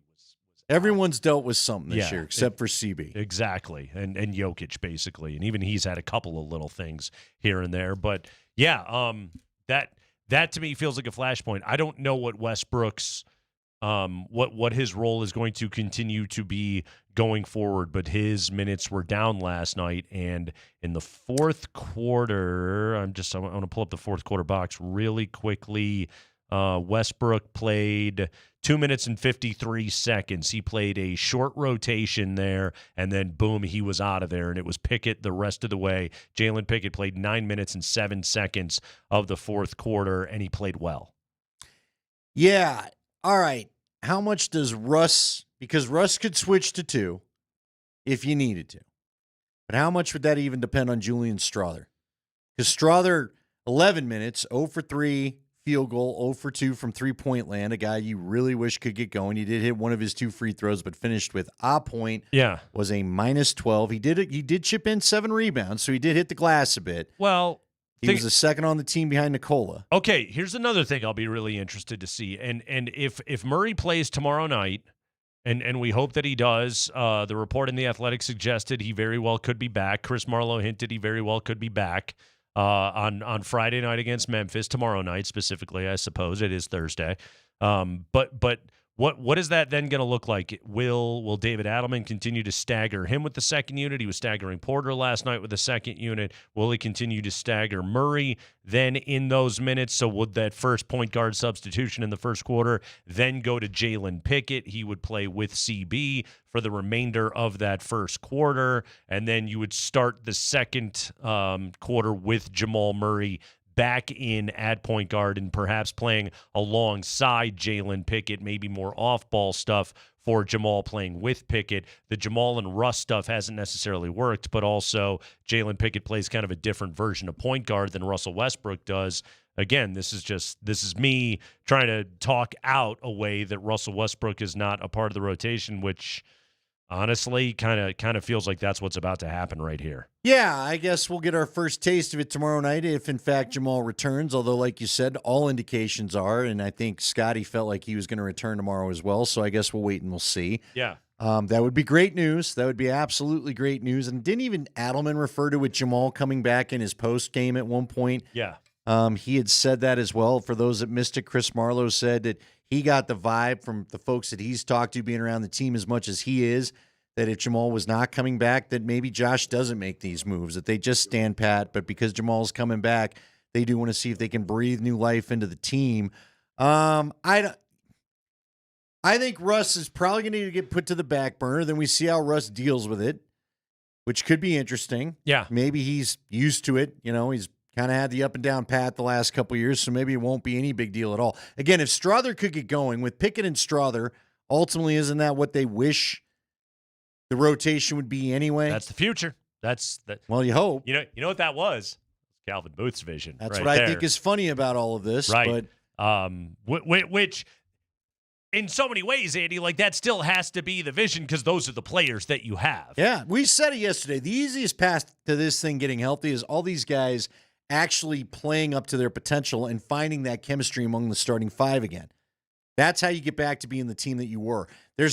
We laid it out yesterday with all the second round picks that have been traded away, the contracts you have signed, the way some of the bigger contracts are playing right now. Making all these moves in the offseason may not really be realistic. How about Nikola as the loudest voice in the huddles last night? And not hiding it. Yes, Jokic coaching, essentially. Here was David Adelman after the game about Jokic's role in the huddle last night. We were trying to give them a little more leeway to let them communicate and talk first. So now that doesn't always go well, but it did tonight. And I talked about it before the game, but you have to be okay with criticism from your teammates. These are your brothers. Like, you guys are going through this journey together. You know, they're not being personal with you. They're trying to accomplish a goal for that night. So if we can do that and it can be a positive going forward, that really helps when things get tough. Them relying on one another, because then that bleeds onto the court and the communication gets better. You go from the timeout to the court, that's where you really see good things. So, yeah, there was a bunch of examples. Aaron was great. CB, unfortunately, I have him breaking the huddle now. I guess that's his new thing. I'm not sure if he's comfortable with it, but he stepped up, so that's his role now. Well, and that's cool. That elevates a young guy and lets know, hey, this is your thing. You have ownership over it right there. The first thing I thought of about being okay with criticism from your teammates was thinking about the Aaron Gordon, Peyton Watson spat that was caught on camera. And you know, when Adelman makes it a point to be like, hey, I thought Aaron Gordon was great tonight as well. It gives you the context of, you know what, I'm sure that interaction was exactly what it looked like, a veteran getting on a younger guy and a younger guy not appreciating it. And it's like, okay, just remember, everybody is, you know, Aaron Gordon wants the best things for this group right now. Nikola Jokic wants the best things for this group right now. Let's all get back on the same page and push in the right direction. Again, it's one night. It's kumbaya. But, like, Adelman said this as well, and it wasn't included in that cut, but he basically said this as well. When the players run the show, that's when you're at your very best as an NBA team, and I think he's right about that. Well, yeah, there hasn't had to probably be a ton of coaching going on when this thing's been rolling the last couple of years. Right. But unfortunately, with all the stuff that keeps changing, they've had to have a little bit more of that. I also thought it was funny there was a cut from Aaron Gordon in the locker room because he was asked about Jokic being so, hitting the whiteboard and Jokic doing a great job. Let's play that audio right now. Aaron Gordon last night about Nikola Jokic, and again, him drawing up plays in the huddle. I always told Joker, man, if he ever coaches a team, I'll be his assistant coach or come work for him. So he's he just knows the game inside and out, through and through, X's and O's, and playing it. So easy to listen to. He's a guy whose voice carries weight.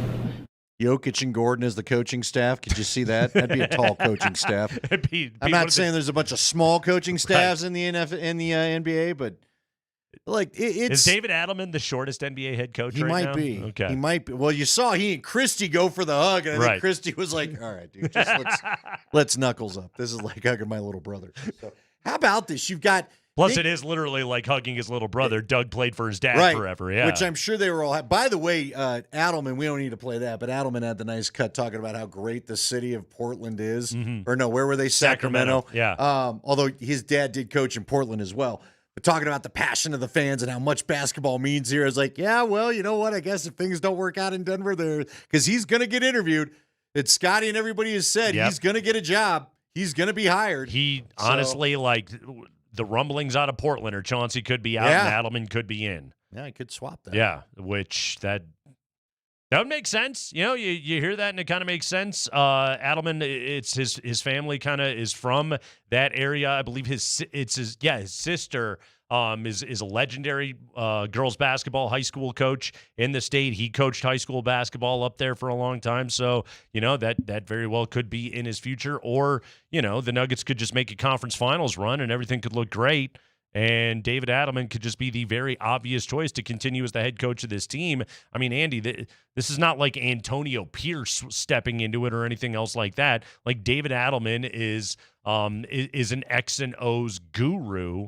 And, it's funny. You mentioned it earlier in the week. Like when you talk about you go in the other direction, sort of, and I think that Malone was a real good fiery culture guy for a long time. And I think that Adelman is more X and O's kind of dude. And you kind of heard him talk about it last night of put the culture back on the players a little bit. Maybe that's that version of the move for the Nuggets if they give Adelman some serious consideration. I think they all took a breath last night. Yeah. And that's basically what Josh said to Vic in his interview is, I need everybody to take a breath and try to have fun, and we'll just see where this goes. Yep. Good night. Very good night last night for the Nuggets. A lot of fun. Good to see. Was it merely a brief respite, and this thing is just going to go back to the junk that it was, or has the trajectory truly changed? I saw a lot last night that leads me to believe this team's going to have a hell of a lot more fight in them than I thought they were going to have otherwise. So I certainly feel better about things. It is the Kreckman and Lindahl Show. The Avalanche get ready to take on Vancouver. But up next, we have an interesting anecdote from an NFL draft insider about the Broncos' plan. This is not groupthink, folks. You want to hear something different? This is a different thought about the way the Broncos will approach the top of this draft. We'll tell you what that is next.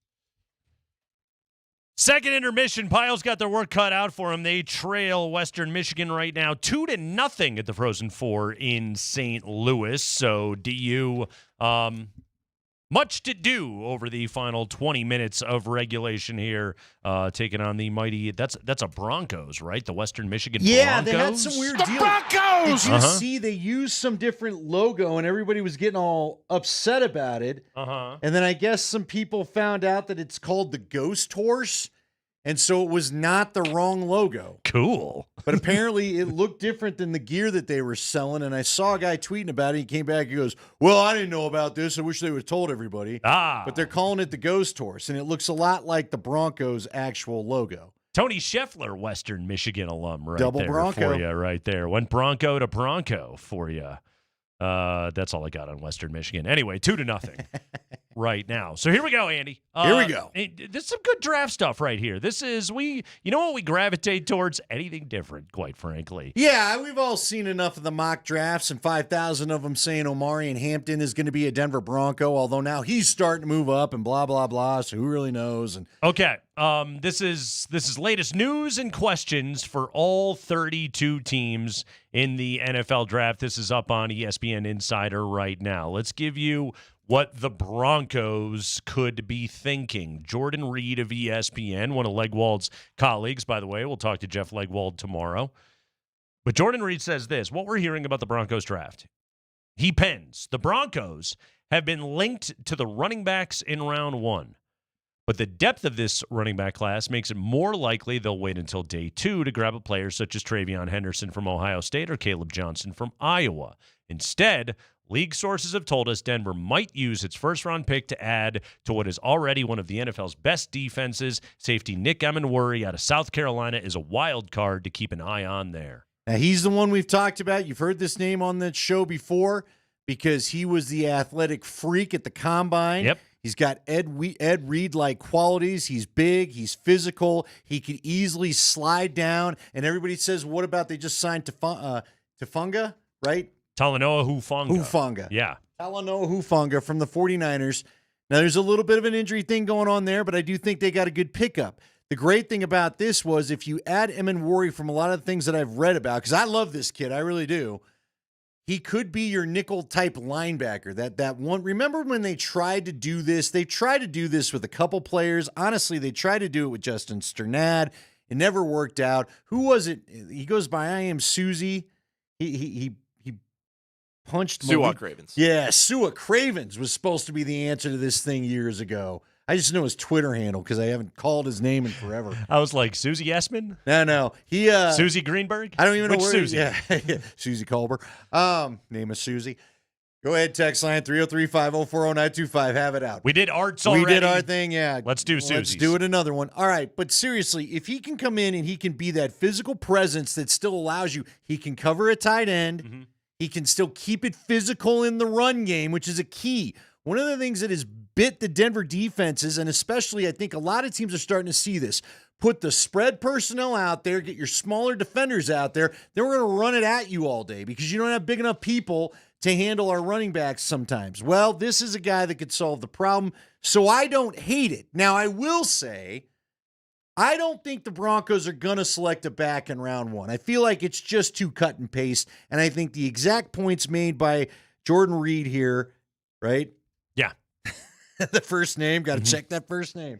I think the points made here are valid, that it's just too deep a class. You don't have to snag one at 20. You don't. Yeah, you don't. And a lot of times, I mean, Legwold might quibble with this definition, but he's not here, so screw him. He talks all the time about blue chip talent or whatever. Right. The Broncos are going to consider the 20th pick a blue chip spot. Sure. And running backs just don't get valued that high. There's an article on The Athletic today cautioning against drafting Genty too high. Let alone Amari and Hampton. Right. There's also plenty of mocks that I've seen where both of them would be gone by number 20, which then I think there's a significant gap between those two at the very top. And then, again, you start talking about Caleb Johnson, Quinshad Judkins, Travion Henderson in the second round. He brought up Emenworry. Yesterday, Kosmider talked about Derek Harmon from Oregon and Kenneth Grant from Michigan, the two defensive tackles. Defensive tackle, and I've been talking about this for weeks, makes all the sense in the world in this draft. The Broncos, yes, they re-signed DJ Jones, Andy, but Zach Allen, JFM, Malcolm Roach, all entering the final year of their deal. Now, Kosmider said yesterday Zach Allen's a no-brainer. The Broncos will likely just get that done, which makes all the sense in the world. But there's also that thing of, hey, what about those other guys? The football reality is you just can't pay everybody. That's where drafting a defensive tackle, and if there's a blue-chip prospect, again, Harmon from Oregon, Grant from Michigan, that's right there. Grant, by the way, that dude's like 340 pounds. That dude's a monster. Yeah. But if there's a dude that you like right there, or if you like Emenworthy more in the secondary, either way, you're just drafting the best player and keeping your defense good. Do you think, though, Sean Payton is going to salivate at the thought of trying to pair up Bo Nix with some kind of weapon? Yes. Will he influence the first-round pick again? Yes, but also he's not averse to drafting defense in the first round. Well, and he made that comment that sometimes the best thing to help a young quarterback is a great defense you can't score on. That's what it was last year, right? That was the best thing that Knicks had going for him. He wasn't, down 2 touchdowns consistently in the second half, having to drop back and throw. The games where he looked terrible. The games where that wasn't the situation, he played really well. But this is a guy in Sean Payton, he took a defensive end in his last draft that he ran in New Orleans. He took Marcus Davenport in the first in 2018. He took Marshawn Lattimore in the first in 2017. He took Sheldon Rankins in 2016. This guy is not afraid to draft on that side of the ball. All right, but does this number make you – I sent you guys over this today. This came from Warren Sharp, and I thought it was interesting numbers. He had completion percentage on passes of 10-plus yards downfield. Okay. So, again, completion percentage on passes 10-plus yards downfield. Top of the list, is, interestingly enough, is Brock Purdy, followed by Jared Goff. They 58 and 57% respectively. Neither of those surprised me, by the way. Scrolling down, as you like to say, and around that, all right, I got to find him again because it's long. Bo Nix sat at 44%, sharing the company of Daniel Jones, Cooper Rush, and Aiden O'Connell. Yeah. Just behind Michael Penix Jr. at 45%. I don't know if that really counts. Michael Penix didn't play as much as Bo did. In the middle of the pack at around 50%, 51% is Herbert, 50% was Mahomes. Stroud and Winston were at 49%. You know what's wild about this? Josh Allen is below Bo Nix on this list. How about that? Yeah. Josh Allen. Look, I bring this up because is that a product of Bo needs more weapons to throw to? Or was some of it Bo Nix and working on the mechanics? Now, look, I do think there's things that Bo needs to improve on. Yeah, I'd say it's both. But I also think if it's 44%, right, maybe a receiver. Part of me has been adverse to receiver, and I know they've talked about that they like their young group. I would rather you go get a playmaking tight end, but I think those are going to be gone. That's another group that's deep. You could try to go fishing in a little bit cheaper pool there a little bit later on. But when you look at that completion percentage, maybe they do need to think about receiver more than I give them credit for. You may like your young guys, but, I mean, Jerry Jeudy was not on this team last year. If I'm not mistaken, Matthew Golden made a top 30 visit this week. The Arizona kid, Tetero McMillan. He's visited, right? Or no? I have seen plenty of connection between Denver and wide receiver. Absolutely. I could see him going there as well. Isn't this so cool, though, that these are the conversations that we're having rather than just like what quarterback do you shoehorn in here? It's just like, okay, you're at number 20 right now. You're in a pretty good place with your roster. I can't believe we're having these conversations after the tenor of the way that we talked about this team a year ago and as bleak as things looked with this team. But, like, they really are in a spot right now where they can try and just take the best damn player available. Oh, it's amazing what 3 years of consistency does. Yeah. And look, you found the right guy for Sean Payton, a quarterback. There's no doubt about. By the way, man, who was it today? There was someone on NFL Network breaking it down. He had Shedeur going all the way to Pittsburgh at 21. I could see it. Who was it? It might have been Kyle Brandt, but there's intel that Pittsburgh, because of their desire for Aaron Rodgers, well, I take it back. Tepid desire for Aaron Rodgers. Pittsburgh may actually go with Shedeur. It was New Orleans that Kellen Moore may not want to deal with that big of an ego, that he just had a weird reaction when being asked about Shedeur. Now, maybe it's just I don't want to reveal my plans. Sure. But it's the first time I heard suggested by anyone on national TV that New Orleans may not, in fact, want to go drafting a quarterback. Presidential campaigns and NFL drafts are the two longest, most overdrawn things in our lives. I'm going to play devil's advocate for just a second. Because, look, I think Shedeur would be great in New Orleans, especially in a dome with his accuracy, all that. Yes. But if you're Kellen Moore, and the question is, can you take coaching? Now, I think Shedeur can, but the question is, can you take coaching? As your first job as a head coach, do you want to take a risk on a guy that may not be coaching? You have to know. Take coaching, I should say. You've got to know. You have to have done your pre-draft homework to know that this relationship has legs. I think Sean Payton did that with Bo Nix a year ago. And quite frankly, Dion and Shedeur are no dummies. They know Kellen Moore's track record. Guy's just coming off of winning a damn Super Bowl. You should want to walk through the door and with a guy like that, put in the work to be on the same page as him. You should. Will they? Who knows? We got more football news coming up next.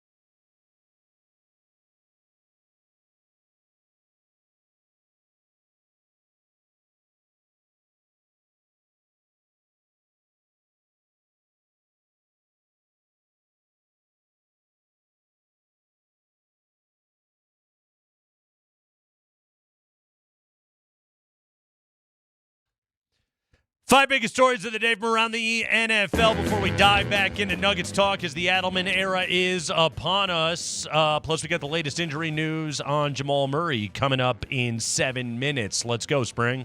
It's the High Five brought to you by Bet365. Whatever the moment, it is never ordinary at Bet365. So the Broncos have now hosted 4 wide receivers in their top 30 allotted pre-draft visits. This does not include local prospects like tight end Gunnar Helm, tight end Terrence Ferguson.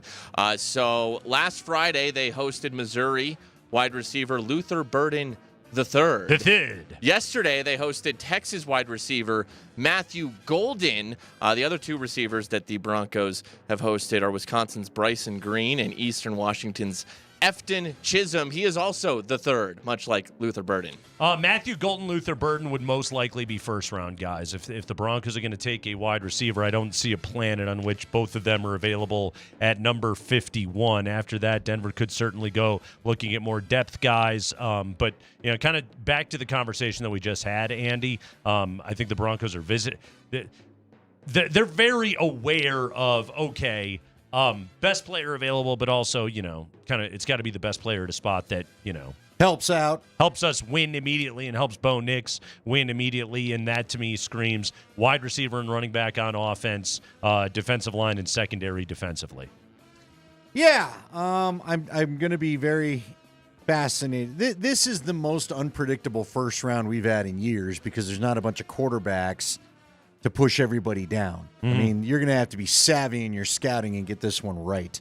But there are a lot of good players to be had. And, I do think it's interesting, as we talked about, we read the ESPN capsule from Jordan Reed about how they could go fishing for running backs in the second round and beyond. Well, you better hope the guys you like fall there. Yeah. Right? You better be sure about where you think the board's going to fall. So, by the way, you said 7 I don't minutes. see a world where 5 running backs go by 51. No. Yeah. I think you're right. I don't know, though, Nate. Depends. Yeah. I don't think so. I'm with you. Really, the linchpin's going to be Genty. If Genty goes to the Raiders, as most think, then Hampton could go early, and maybe that pushes one of the Ohio State kids earlier. But if Genty falls, if maybe Shador is the guy all along and the Raiders aren't talking about it, then I think you could only see 1 or 2. High five! There it is. TJ Watt. That's not JJ Watt. JJ Watt? That's his brother, TJ Watt. He is going into the final year of his contract, and he will be 31 years old in October. So TJ Watt on an expiring contract. And yesterday, he posted a photo of himself on social media, I believe Instagram. It was a photo of TJ Watt giving the peace sign. Peace out. And a lot of people are interpreting that as I could be peacing out, or maybe not. We read too much into this stuff, right? Well, Steelers insider Mark Caboli, he's the Steelers insider for the Pat McAfee show, and he tweeted out, after talking to people, I'd keep an eye on this Steelers TJ Watt contract situation moving forward a little more closely. It does not appear that the Instagram picture he posted yesterday was just by chance. So we're just positive he doesn't want this is what we do. An end in the conflict between Russia and Ukraine. It's merely something else here. Next he'll unfollow everybody, and that'll be the next headline. Good. Then he'll just post a high school picture. Yeah, I mean, Myles Garrett is now the highest paid defensive player in the game, and if you're TJ Watt entering the final year of your contract, you would certainly like to be that, which again screams to Andy. Could Shedeur Sanders make a ton of sense for Pittsburgh? Because if you need to make TJ Watt once again the highest paid defensive player in the game, it would sure be nice to have a good rookie quarterback, right? Yeah. I'm more interested in is it Caboli or Caboli? Let's go Caboli, like Holy Caboli. That sounds good. Absolutely. I need you on board for more of this debate. It sounds like a delicious dessert. There's nothing I hate more than off-season Instagram. Oh, my God! Only for the guy to sign the damn contract. Like, I don't know, Kyler Murray or any of the thousands of receivers over the last 5 years. What are you doing? Are we all teenagers? Hey, check my Instagram. Did he text the Steelers to say, check the Instagram, bruh? I mean, did he text Kaboli, hey, did you peep my Instagram? The answer is yes to all of those things. Go ahead, Spring. High five. Hey, Adam Schefter went on 105.3 The Fan in Dallas, and he hinted very strongly that the tush push will in fact get banned ahead of the upcoming season. Here's Shefty. Yeah, well, I think the tush push is on the way out. I think that when they table that, it's just a setup to get more votes to be able to overturn it and change the language on it so that I don't think you'll see the tush push in the National Football League in 2025. That's my guess as we go into the May meeting in Minneapolis. So, based on our conversation with Kaylin Kaler the other day, she had sort of hinted at this as well. They have 16 of 32, right? They need 8 more. They need 8 more votes, but one of the issues that was holding a lot of the different various factions and owners out of this whole thing was just it was too unspecific about what it was doing, and it was targeting a single play. If you could merely change it, and Mark Murphy could then change the wording of it all to, don't push the offensive player on any given play. Don't worry about immediately after the snap or simply targeting that, but take that play out of the game completely. Or, the fun plays where, wasn't it somebody grabbed what's his name? He used to be the running back and threw him into the end zone and had him score a touchdown. Williams, I'll give you an example. Remember the famous Javonte Williams Dallas game, Vicks last year, where all of a sudden Miners went plowing down the field and he hits Javonte, he knocks 5 guys off, and so yes, and I know you're talking about. There's time after time where players. Matter of fact, our guy Ryan Harris threw C.J. Anderson over. I got a picture of it where he threw C.J. Anderson over the goal line. So it'd be doing away with that. This is the kind of stuff they're talking about. So then to your point, it's not specific to one team. Right. Which, look, if Goodell wants it gone, peace. Yeah. It's gone. Yeah, very much so. And he'll get 8 more owners on board. And finally, Spring. High five. Deshaun Watson is rehabbing after re-tearing his right Achilles tendon, a diagnosis that could sideline him for most, if not all, of the upcoming season. Well, he posted on his Instagram today a video of him rehabbing with him talking with music under it. Here's Deshaun. The performance comes when, your back is against the wall. It comes better because you kind of got to really lock in. You don't have anything pretty much to lose. And I feel like that's where I'm at right now. Everyone's doubting me. Everyone. All right, kill the Russell. I can't take this crap. I can't. That's Russell Wilson-esque, man. Yeah. Look, the bottom line, the guy doubting you is your owner, pal. You got a lot of big. Who cares what the fans and the media think? Your owner called you a failed move. So good luck. I simultaneously am doubting you, and I actively want you to fail. So do with that what you will, Deshaun Watson. Who are these people that are just like, hell yeah, Deshaun? Like, who's the one Clemson fan that is still out there that still just has that guy's back and doesn't get the news, believes in him exactly? Just shrimp boats all day. Yeah. Was he on a massage table in that video or not? Anyway. I had experience with a buddy like that. I called him to wish him happy birthday a couple days ago. And to his credit, he works a night shift. But I was like, hey, man, happy birthday. They fired Malone for you. He's like, what? I was like, dude, they fired him 12 hours ago. Where are you? It'd be Climb out of NORAD and join the rest of us. It'd be nice to be behind on the news every now and then. It would be cool just in a jungle. I know. Maybe at that cafe in Jurassic Park. Latest injury report from the Nuggets. Jamal Murray is listed as doubtful. He has been, I guess, upgraded to or remains at doubtful with right hamstring inflammation to play tomorrow night. All right. Let's just do a recent history has told us. Remember, Nikola Jokic was upgraded to doubtful because of the elbow or back or shoulder or everything. Whatever it was. Yeah, whatever it was. And then he played. Next day he was questionable. Then he was questionable, and then he played. So this is sort of step number 1 to that. He goes from being out last night to being upgraded to doubtful. So this is just, again, my assumption based on what Marlowe told us today, Hastings told us today, the report in The Athletic and everything else is my guess is tomorrow he's upgraded to questionable, and then he goes. Yeah, because looking again, I got the standings in front of me. And now, They're remember, the 4 seed today. Memphis plays Minnesota tonight. Who do we want to win that game? Because if Minnesota is a win behind the Nuggets, so they cannot tie the Nuggets tonight. Yeah. But if they tied Memphis, they would jump up ahead into that 6th spot again, which right now they're 8th. What do you want? I think you want Memphis to win that. Let's just put they it would this be tied way. with the Nuggets, but the Nuggets have the tiebreaker, right? In the interest of doing whatever makes it tougher to end up with a series against the team that is built to beat you in Minnesota, sure. You want the Timberwolves to lose games. Just crush them. Yeah. Well, I'm hoping that they've not played since they blew the big lead at Milwaukee, right? Mm-hmm. Yeah, I'm hoping that crushes their season a bit. I hope that's soul crushing. Hey, soul-crushing loss last night for the Mavericks at home against Luka and the Lakers. I got questions about that. There was a lot happening right there. God, the Mavericks organization. What are you guys doing? What are you doing? Yeah, but there's a general theme in sports I want to ask you about from that game last night. Jason Kidd, before the game, was talking about the Luka Doncic and Anthony Davis trade. And my God. And he brought up a famous/infamous trade in sports history.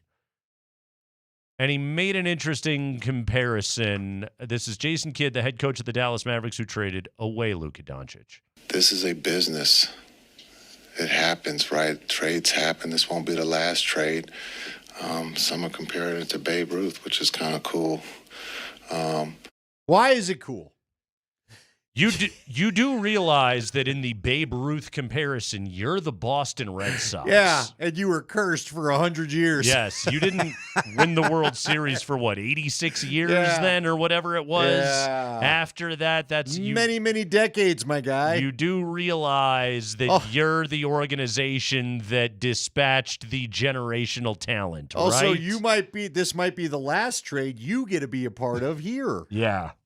Luka, by the way, plus 26 last night. Yeah, he went off. He murdered his guys. He's also the second player in NBA history to have scored 45 points for a team in one season and then scored 45 points against them in the same season. That is pretty cool. Yeah. Put that on your card. That's great. If you're one of his teammates, though, like I'm sure everybody's more sensitive, but isn't there a party that's like, man, you're really crying. You really wish you were still here. Isn't that a little weird? I don't know. Well, now, he went out and dropped 45, so exactly. it lessens it a bit. Exactly. But also, it's still, I don't think of it this way, Andy. I don't think of it as you really wish you were still here, because Luka now has the benefit of knowing what he knows today, right? And now he's in a place that wants him and is actively building around him to try and build a title winner, and he no longer plays for a team that didn't want him, didn't want to pay him, and thought he was fat. So, like, he's better off for it, but also, like, those were some pretty good times. No, I get it. That's your first 6 years in the NBA. That's the first 6 years. You know, he went from, the age of 19 to 25. The first 6 years he lived in the United States. That was the only place that he knew. Those were the only people that he knew. Like, those are formative years in anybody's life. And you just go back and look at those memories in that moment with 19,000 people in the building that are making it clear they freaking love you more than they love the team, and they cheer you every time that you touch the ball. That's a real human reaction out of Luka. No, I get it, but I just wonder if you're a teammate, how weird is it? And listen, I didn't think about this last night only. I thought the same thing when Mikko kind of was like, really fighting the stuff on the Dallas bench when he came back here. Matter of fact, I thought it was chef's kiss, psychological warfare. Let me remind you, I said, you're not here anymore. Yeah, I think but most of his teammates have moved too. No, I get it. And have moved teams, and they've moved colleges, and had different coaches, and have different attachments. I don't think anybody judges that stuff. I thought that was a cool moment last night. I really did. Like, if anything, my question was for the Mavericks was like, why are you dunking on yourself so hard in front of for the world to see right now? I mean, the Fire Nico chant started 10 minutes into the game, 5 minutes into the game. Right. Immediately. And Nico standing off in the tunnel just a little bit out of eyes, but everyone could very clearly, they knew he was right there and letting him have it. Like the Mavericks, it's I'm sure there were people in like game ops and people in the organization that were like, we need to do right by this guy because he's a legend. But also, all it does is serve as a gigantic reminder of like, you guys pulled off one of the dumbest trades, one of the weirdest, most unnecessary trades that we've ever seen in our lives. Boy, I'd love to see the Mavericks end up playing the Lakers. I know, right? That'd be fun. Since we've got to deal with it here in Denver. Yeah. Since we got to deal with the Stars and... It's funny, too, because, like, in some ways, like, Nico Harrison's vision for, like, because he wanted to rebuild the Mavs around defense, right? And so he wanted Anthony Davis. And Anthony Davis is a great defensive player, like, naturally, and they've got all that size, and, you know, they got dudes like Gafford that are tough as hell. Like, they have all of that. They have the thing that was Nico Harrison's stated goal, and they were able to close the gap and get back into it anytime Luka was off the floor. And then he would just come back out and murder them. And it's a reminder of in the NBA, like, I think Jason Kidd actually is a pretty good coach. And I think the Mavs play a connected brand of basketball and they play hard defensively. But it's also a reminder you can have all of that and you're not bleep if you don't got that guy. Well, we learned that here in Denver, didn't we? After the Carmelo trade. I mean, let's be honest about it. They had a lot of nice enough pieces. Danilo was a fun player. You can win some games. Mozgov was fine for a while. Yeah. Who was the point guard? They felt Ty Lawson. Ray Felton. Oh, Raymond Felton got in the trade. For a while, and then they got Ty Lawson. Yeah. All that's been fun, but ultimately you got to have a dude. You can win some games, but yes, you must have the dude if you're going to do anything, and Luka's the dude. And God, he showed it to him last night. Kreckman and Lindahl, Nuggets victorious last night. The beast awoken, says Nikola Jokic. Plus, we're going to have a conversation about what's overrated in sports. Not players that are overrated, not teams that are overrated, ideas. Not this show. That are overrated. I believe this show is rated correctly. It's Kreckman and Lindahl.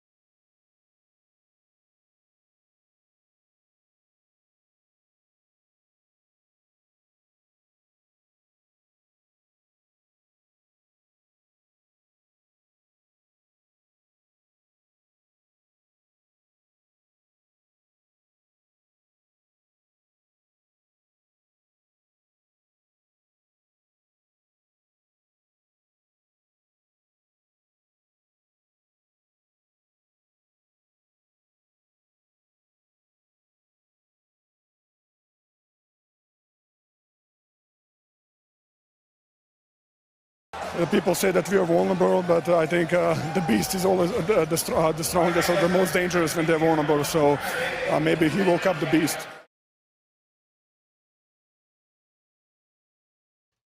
Yeah, wake up the beast. We're here for it. Kreckman and Lindahl, Altitude Sports Radio. Joker was awakened last night. He scored 20 points. He had 12 rebounds. He had 11 assists. He only took 12 shots. You like it, though. That You do. usually means they're winning because guys are helping. He played harder on defense than he has in a long time.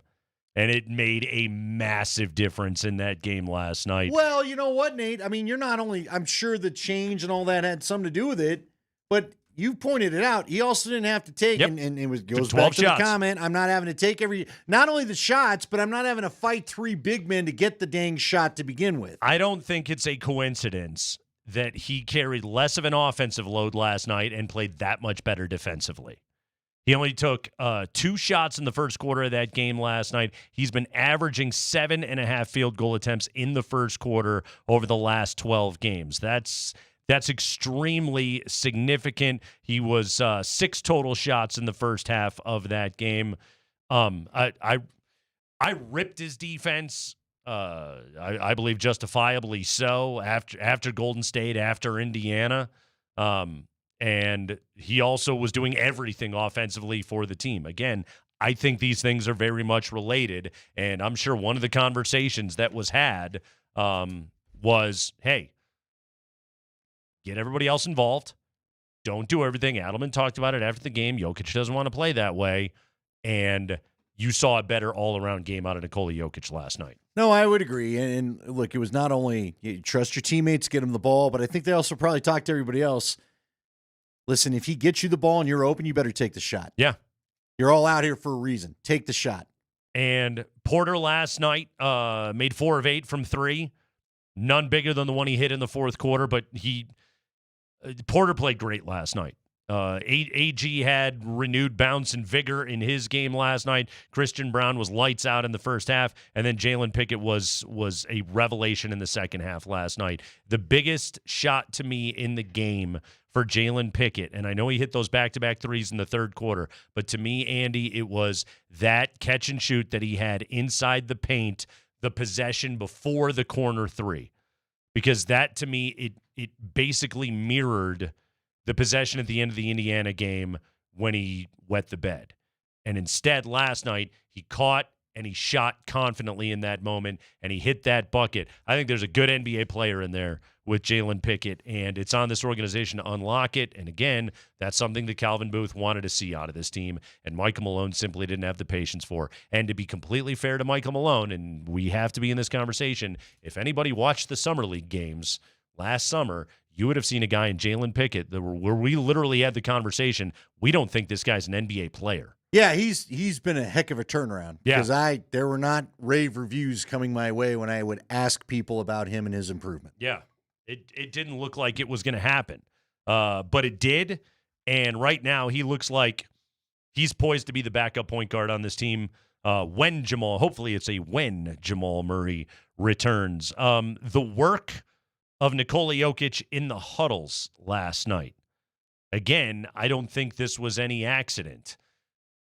I believe that Nikola Jokic, in an effort to help his team get things turned around, I think he took the charge last night in some ways. You know, you wonder about, is this team ready to just pack it in? Jokic very clearly made it evident to everybody, I'm not here for that. And it does 2 things. Number 1, it inspires his teammates, and number 2, it inspires his teammates to go, okay, we're gonna play this hard, and we're gonna listen to what David Adelman has to say right now. If you have buy-in from the superstar, you're gonna get buy-in from the rest of the roster, and I think that Jokic gave that. And quite frankly, I don't know how much buy-in Jokic has had to Malone recently, because I don't think anyone's had much buy-in. No, if you read the article, the great article by Tony Jones in The Athletic right now, you can go and read it. It's all about. I can't remember, who did he write it with? It was another familiar writer. Sam Amick. Thank you. Sam Amick, who covered the NBA forever, as I remember, with Yahoo. And we'll have Tony Jones tomorrow at 5 o'clock. Tony Jones will be on, read the article about all the goings-on, but he did say in there was somewhere, around March, didn't he say that Nikola started to just grow tired of the berating, Malone, here's the thing. Coach Malone, I do believe he's got an old school style, and I don't think there's necessarily anything wrong with it, but you have to be able to evolve the style. And I think he's done that more in years past. The frustration of this season, and they was wearing on their face and their body language more often than not the last 2 months, it's gotten to everybody. Yeah. And I think Malone, where he used to pick his spots and admittedly would do it, it just felt like every press conference was a rip fest. Right. Somebody sucked. It was a rip fest, and he and Booth, the tension was, everybody felt it in the room. There just was too much bad. You tweeted about it a week ago. Bad vibes. Yep.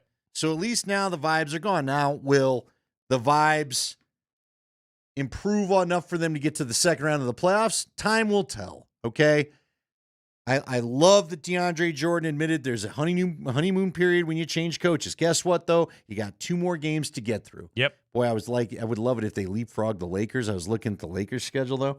They do have one with Houston, but then they finish with Portland. Well, the Houston's locked in, too, aren't they? They're probably not going to play anybody these last 2 games. Right, exactly. So nor should they. I'm not mad at them. You've earned that right. Yep. Nuggets did it a few years ago as well. We wish the Nuggets could do that, but the Nuggets have to play everybody down the stretch here. Rockies victorious, by the way. Final game of the series, getaway day today before they head off to San Diego. 7-2 over the Milwaukee Brewers. Yeah! Oh, baby. They're going to win this thing. That's the relief we felt. They are 3-9 now on the year. The Avalanche in action tonight against Vancouver. Andy, you sent a tweet over today that I think is interesting. This is a tweet that comes to us from the account for Sunday Night Football. Yeah. Never an off season for Sunday Night Football. Waiting all day for Sunday night and that craptastic song. Yes. I hate that song. I love that song. Of course you do. That's this show's brand. We literally crank that song in our house I like that song more than I like the Sunday night game. I'm sad for you. That song plays, and then it's just another NFC East game, and I'm just like, right. Nah, here come the Giants and the Cowboys. Exactly. No. But the song, I'm here for it. All right, the Sunday Night Football. I've been waiting all day for this tweet. They tweeted out an infographic because everything's an infographic. Because why not? These teams have never had the worst record in the NFL. Teams who have never had the number 1 pick in the NFL draft. The Ravens, the Broncos, and the Seahawks. The only 3 teams to have never had the number 1 pick in the NFL draft. The Broncos! That's right.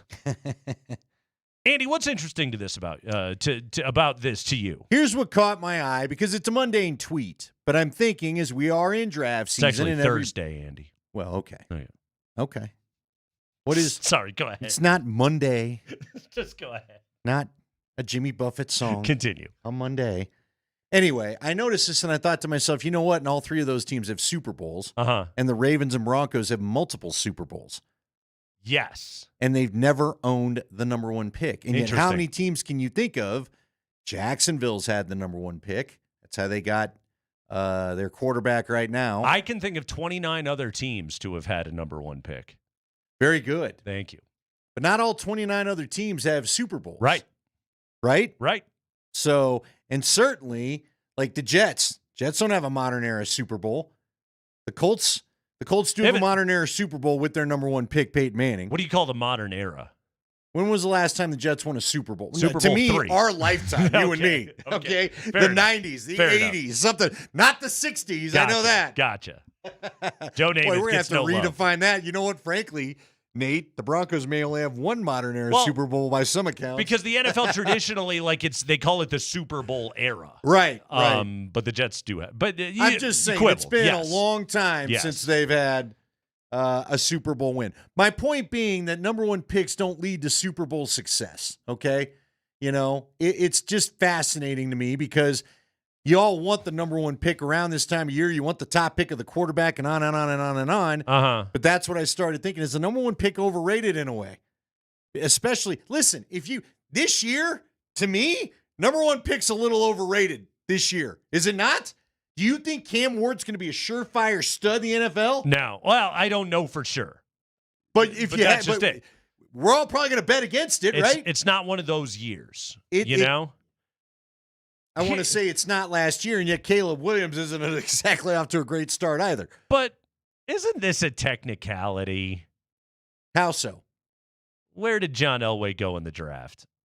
Okay, number 1, but we didn't have the pick. I know that, but it was only because of a trade. Because Nobody Elway loves rules more than you. You're going to play by the rules. Elway and his dad refused to go play for the Colts, and so he threatened to go play baseball, and he ended up in Denver. Well, look, if we're going to do that, their third Super Bowl came with the Colts' number 1 pick. Right. Matter of fact, both times. Right. I didn't even really think about that. Exactly. Both of their Super Bowls came with a Thanks quarterback to the Colts. who was taken number 1 overall by the Colts. And the Colts haven't had since Unitas? And then and so also No, they had one with Manning. Sorry. Who is the Broncos' highest draft pick ever?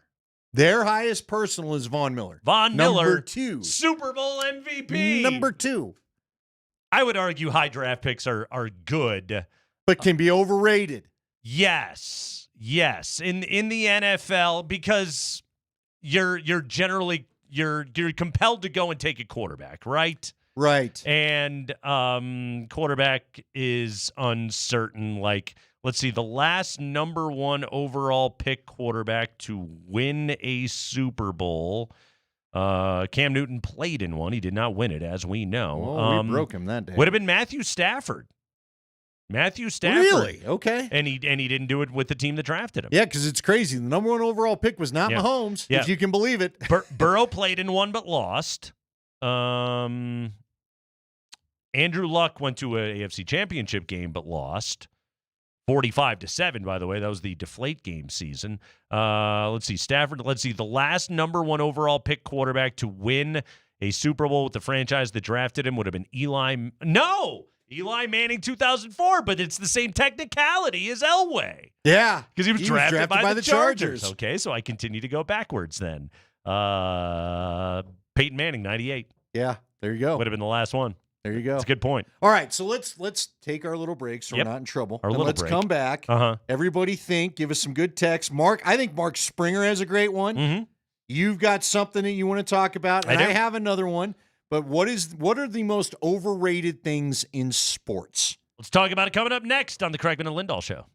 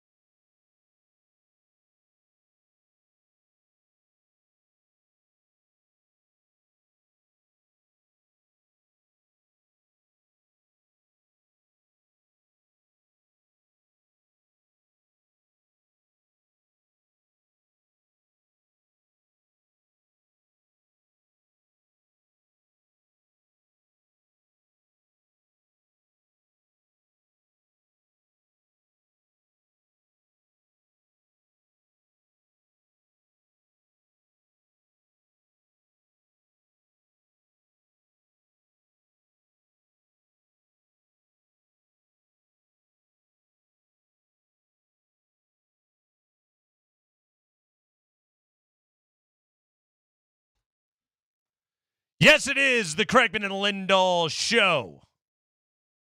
And it's time to have a good time. Brought to you by our friends from Good Times. Stop at a Good Times today for a Good Times fish fry sandwich. It's a light and flaky whole fish fillet. The fish fry sandwich available for a limited time at Good Times. You know, that limited time, I'm guessing, is about 10 days. Good call. It took me a minute. I was like, no, I didn't get you There's talking a about calendar. it. Yeah. Mm-hmm. By the way, can you get a fish fry sandwich inside a CarMax? We'll have to ask Kevin Harlan all about that. All right. Wow. Did you hear that audio? No. Oh, my God. It's incredible. Spring, pull it up. I'm sure we have it somewhere. Yeah. Somebody gave Kevin Harlan some bad copy the other night. And then okay. Gold. Absolute Gold, Jerry. Gold. With what happened. We'll get back to it in a moment. Okay. I want to hear, can we hear from Spring? I love Spring's We may. overrated item. We may. Are you upset? Did you Not want to at go all. first? Not at all. It's your I was going to reset the topic. Go ahead, sir. Yes. I was going to do the thing. You were going to host? And I kid in the back seat you? Yes. Cool, Carl. So,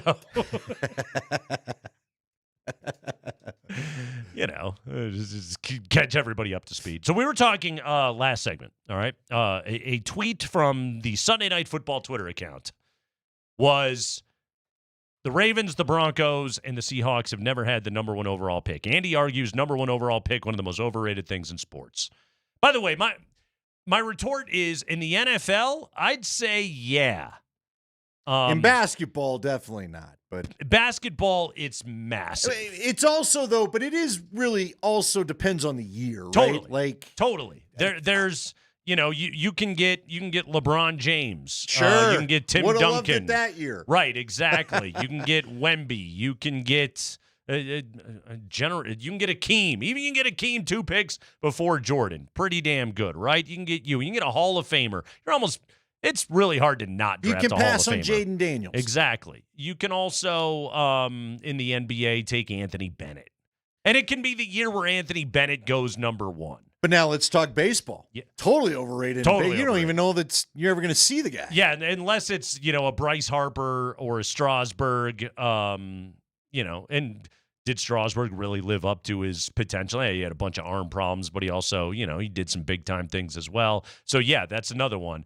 Hockey, I'd say the Nathan McKinnon thing has worked out pretty damn well. Mm-hmm. That's right. Yeah. His name's Nathan McKinnon. Heard of him? I sure have. But yeah. so is Gabe and McCarr. Yeah. And Gabe went number 2 and McCarr went number 4. Yeah. So you can get some pretty good players right there.